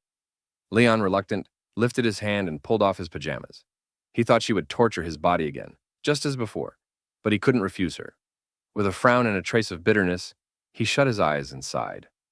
Walking up to Rosewise, he muttered, "I haven't seen you for 2 days. Are you in that much of a hurry?" She only smiled mysteriously. "That's right. Turn off the lights." Leon obeyed, turned off the lamps, climbed into bed, and slipped under the blanket beside her. Rosewise placed one hand on the blanket, closed her eyes, and smiled calmly. But Leon was tense, heart racing. He knew what she usually wanted. He clenched his jaw, shut his eyes tight, and rested a hand behind his head, bracing for the long night. Though he hated the thought of it, he was prepared for the discomfort to come. But half an hour passed, and Rosewise made no move. No words, no touch, nothing. At this time before, she would have already struck. Leon opened his eyes, staring at her in disbelief. What was going on? He watched carefully. Still, no reaction. Rosewise lay there quietly, breathing evenly, as if she had simply come to sleep. Confused, Leon whispered, "Are we really just sleeping?" Without opening her eyes, she answered, "What else did you expect?" Flustered, Leon turned his back to her and wrapped himself tightly in the blanket. He didn't want her to see his conflicted thoughts. "Of course not," he snapped, forcing himself to sleep. Rosewise cracked her eyes open, amused by his reaction, but said nothing. Realizing she wasn't going to torment him tonight, Leon told himself, "Since she's leaving me alone, I might as well rest. If I'm to strike back one day, I'll need my strength." With that thought, he drifted into slumber. The castle grew silent as the hours slipped by. On the bedside table, the alarm clock ticked quietly beneath the moonlight. Its hands pointed close to 2:30. Rosewise opened her eyes. She sat up slowly, lifted the clock, and confirmed the time. She had never actually fallen asleep. She'd been waiting. Tiger's words echoed in her memory. At 2:30 in the morning, if you ask Leon a question while he sleeps, sometimes he'll reveal his deepest thoughts. Smiling mysteriously, she turned to look at Leon, lying unaware beside her. She had waited for this moment. Tonight, she would test the secrets of his heart. Placing the clock back down, Rosewise leaned closer, whispering in her mind, "Let's start with something simple." She pushed his shoulder lightly. Leon didn't stir. She softly asked, "Leon, what is the name of your youngest daughter?" In his dream, Leon mumbled, "Muan." Her eyes lit up with delight. Success. Tiger's words were true. Leaning closer to his ear, she pressed on. "What kind of girl do you like?" Leon answered without hesitation. "Silver hair, tall stature." Rosewise remembered Tiger had said the same, that Leon liked silver-haired girls, tall and cold in demeanor. She nodded slightly. Exactly as his master said. But there was something else she had to know. Tiger once told her Leon had rejected a girl who perfectly matched those traits. "Why?" she whispered. "Did you turn her down back in school?" Still lost in dreams, Leon answered, "She looked fine, but I didn't like her." Rosewise crossed her arms and scowled, silently fuming. Tiger had told her he'd hesitated before rejecting that girl. "You say you didn't like her?" But you paused 5 whole seconds before saying no. Although Rosewise had learned from Tiger what type of girl Leon liked, she believed he didn't just like that type. So she pressed him further. "Tell me, what kind of girl do you like?" Leon shifted slightly and answered honestly, "I also like mature women, black stockings, and bunny girls." Hearing his answer, Rosewise's curiosity lit up. Propping her chin with one hand, she gently poked Leon's cheek with the other. But Leon, still deep in sleep, didn't react at all. With a mischievous smile, she teased, "Do you want to see one of our classmates wearing a bunny girl outfit?" Leon slowly shook his head, his thoughts clear in that moment. "No," he muttered, leaving Rosewise puzzled. Since he liked bunny girls, Rosewise assumed he must have imagined other girls in those outfits. She leaned closer, staring at him. "Oh, then who do you want to see wearing one?" Leon stayed silent, clearly thinking about his answer. Then, with a faint smile, he whispered a single name, Rosewise. Her entire body froze. Her eyes widened in shock. He actually wanted to see her in a bunny girl outfit? After a long moment, her body finally reacted. Her cheeks grew hotter by the second, glowing red like ripe apples. Her head spun, Leon's words echoing endlessly in her mind. She couldn't process his answer right away. Quickly stepping back, she waved her hands in panic, staring at him in disbelief. She couldn't believe Leon had such a thought. Her emotions tangled inside, almost impossible to suppress. Why? Why do you want to see me like that? That's impossible, she whispered. Because Leon began, but before finishing, his voice faded. He sank back into sleep, his steady snores filling the room as his chest rose and fell. Rosewise was speechless. She had been so close to hearing his reason, only for him to fall asleep mid-sentence. She shook his shoulder and poked his cheek again, desperate for him to finish. But Leon didn't utter another word. Inside, she grumbled, Seriously? At the most important moment, you fall asleep? Frustration flared. He had embarrassed her without even realizing it, leaving her heart unsettled. She clenched her fist tightly. You got away with it this time, she muttered at him. Next time, I'll definitely make you do something embarrassing while you're sleepwalking. The next afternoon, Leon, Rosewise, and Muan followed their routine, waiting on the wide lawn near the city gate for Noah's weekend return. The warm sunlight poured over the grass, wrapping everything in golden warmth. The lawn looked like a soft green carpet, shimmering under the light. Muan spotted a frog perched on a nearby stone and ran over curiously to study it. From a distance, Leon and Rosewise watched Muan play while chatting quietly. That morning, when Leon had woken up, Rosewise was already gone from his room. He glanced at her and asked, When did you leave last night? Watching Muan with a gentle smile, Rosewise calmly answered, After you fell asleep. Then she turned to him with a sly grin, clearly in a playful mood. What, are you disappointed? She teased. Leon looked away toward the grass, shrugging with feigned indifference. How could I be? The entire castle is yours. Sleep wherever you want. Recalling the night, Rosewise shut her eyes.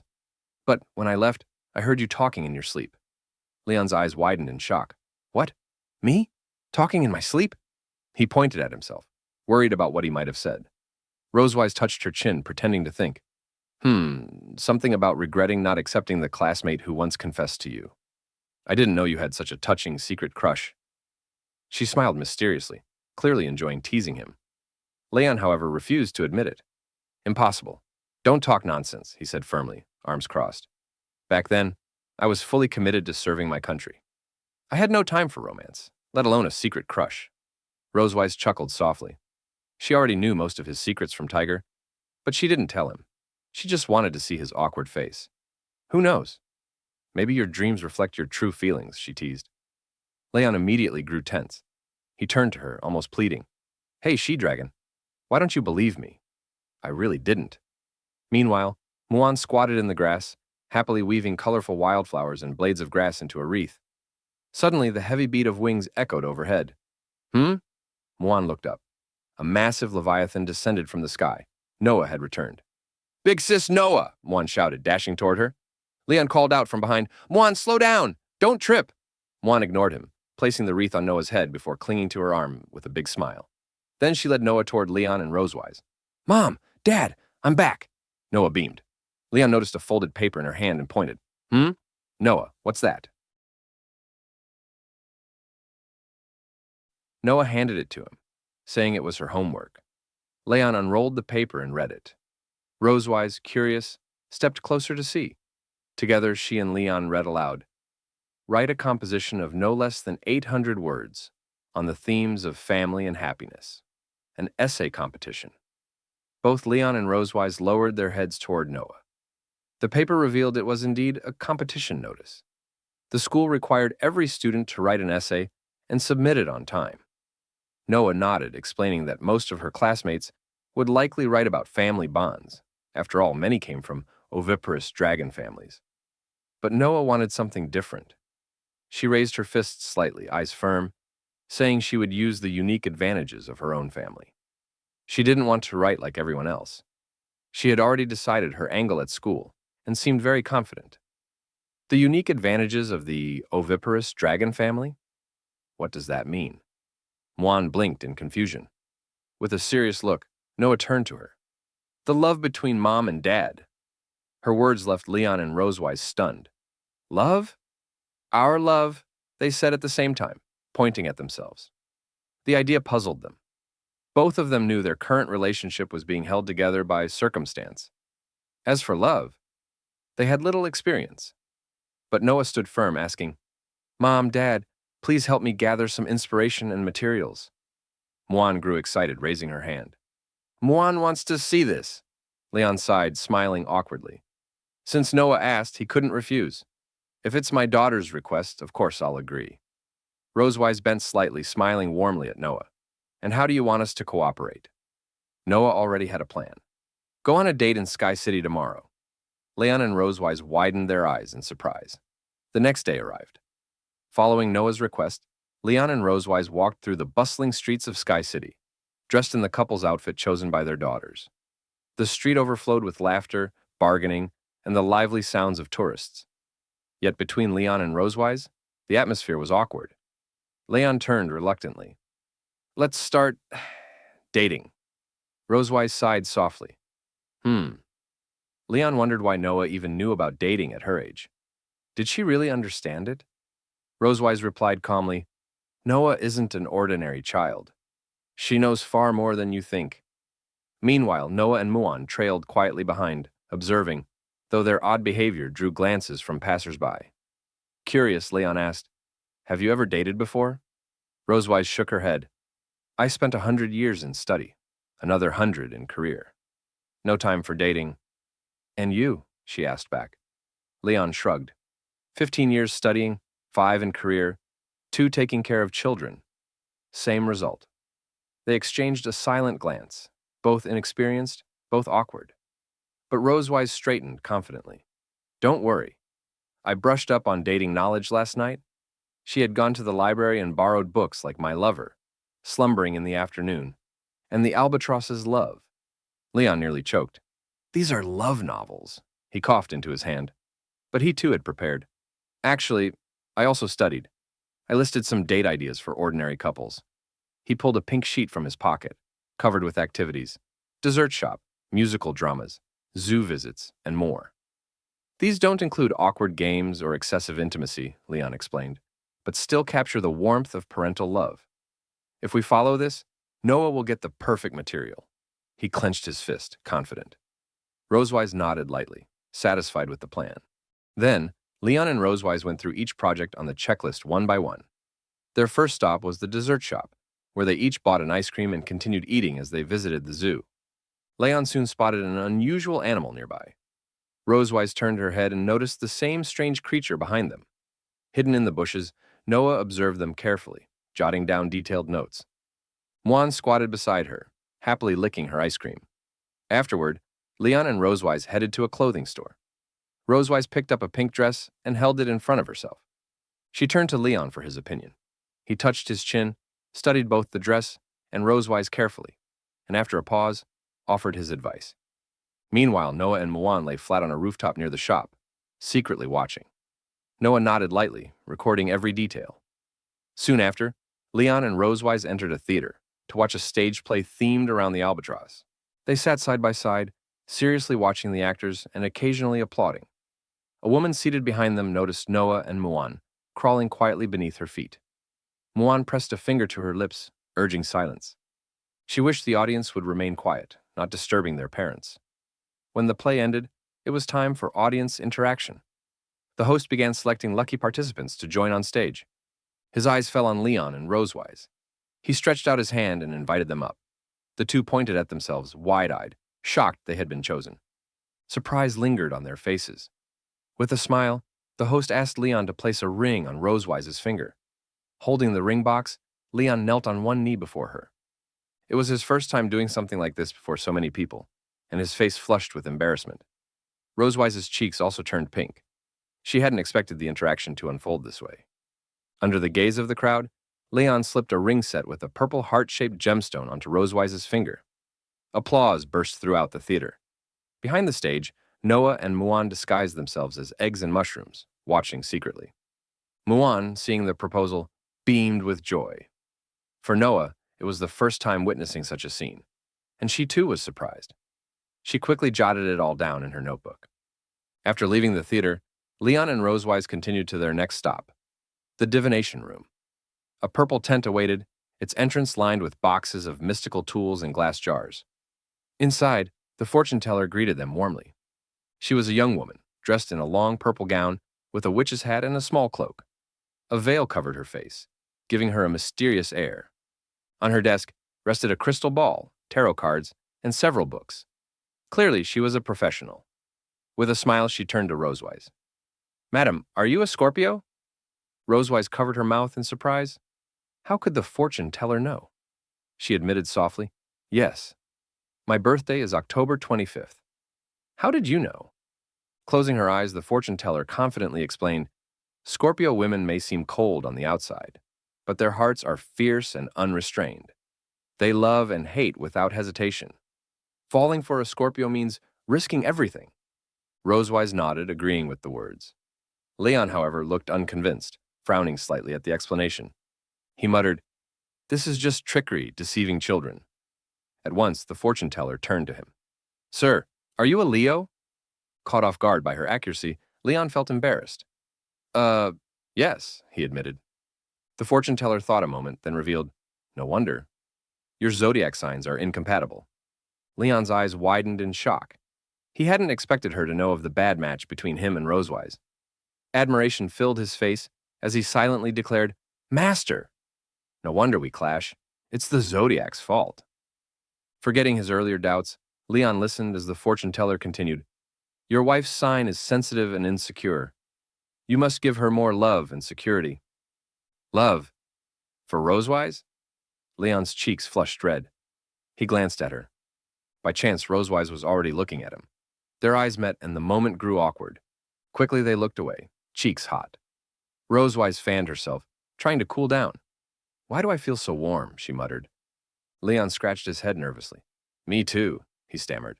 The fortune teller placed her hands on the crystal ball. "Let me predict your fortune." "Place your hands here," she instructed.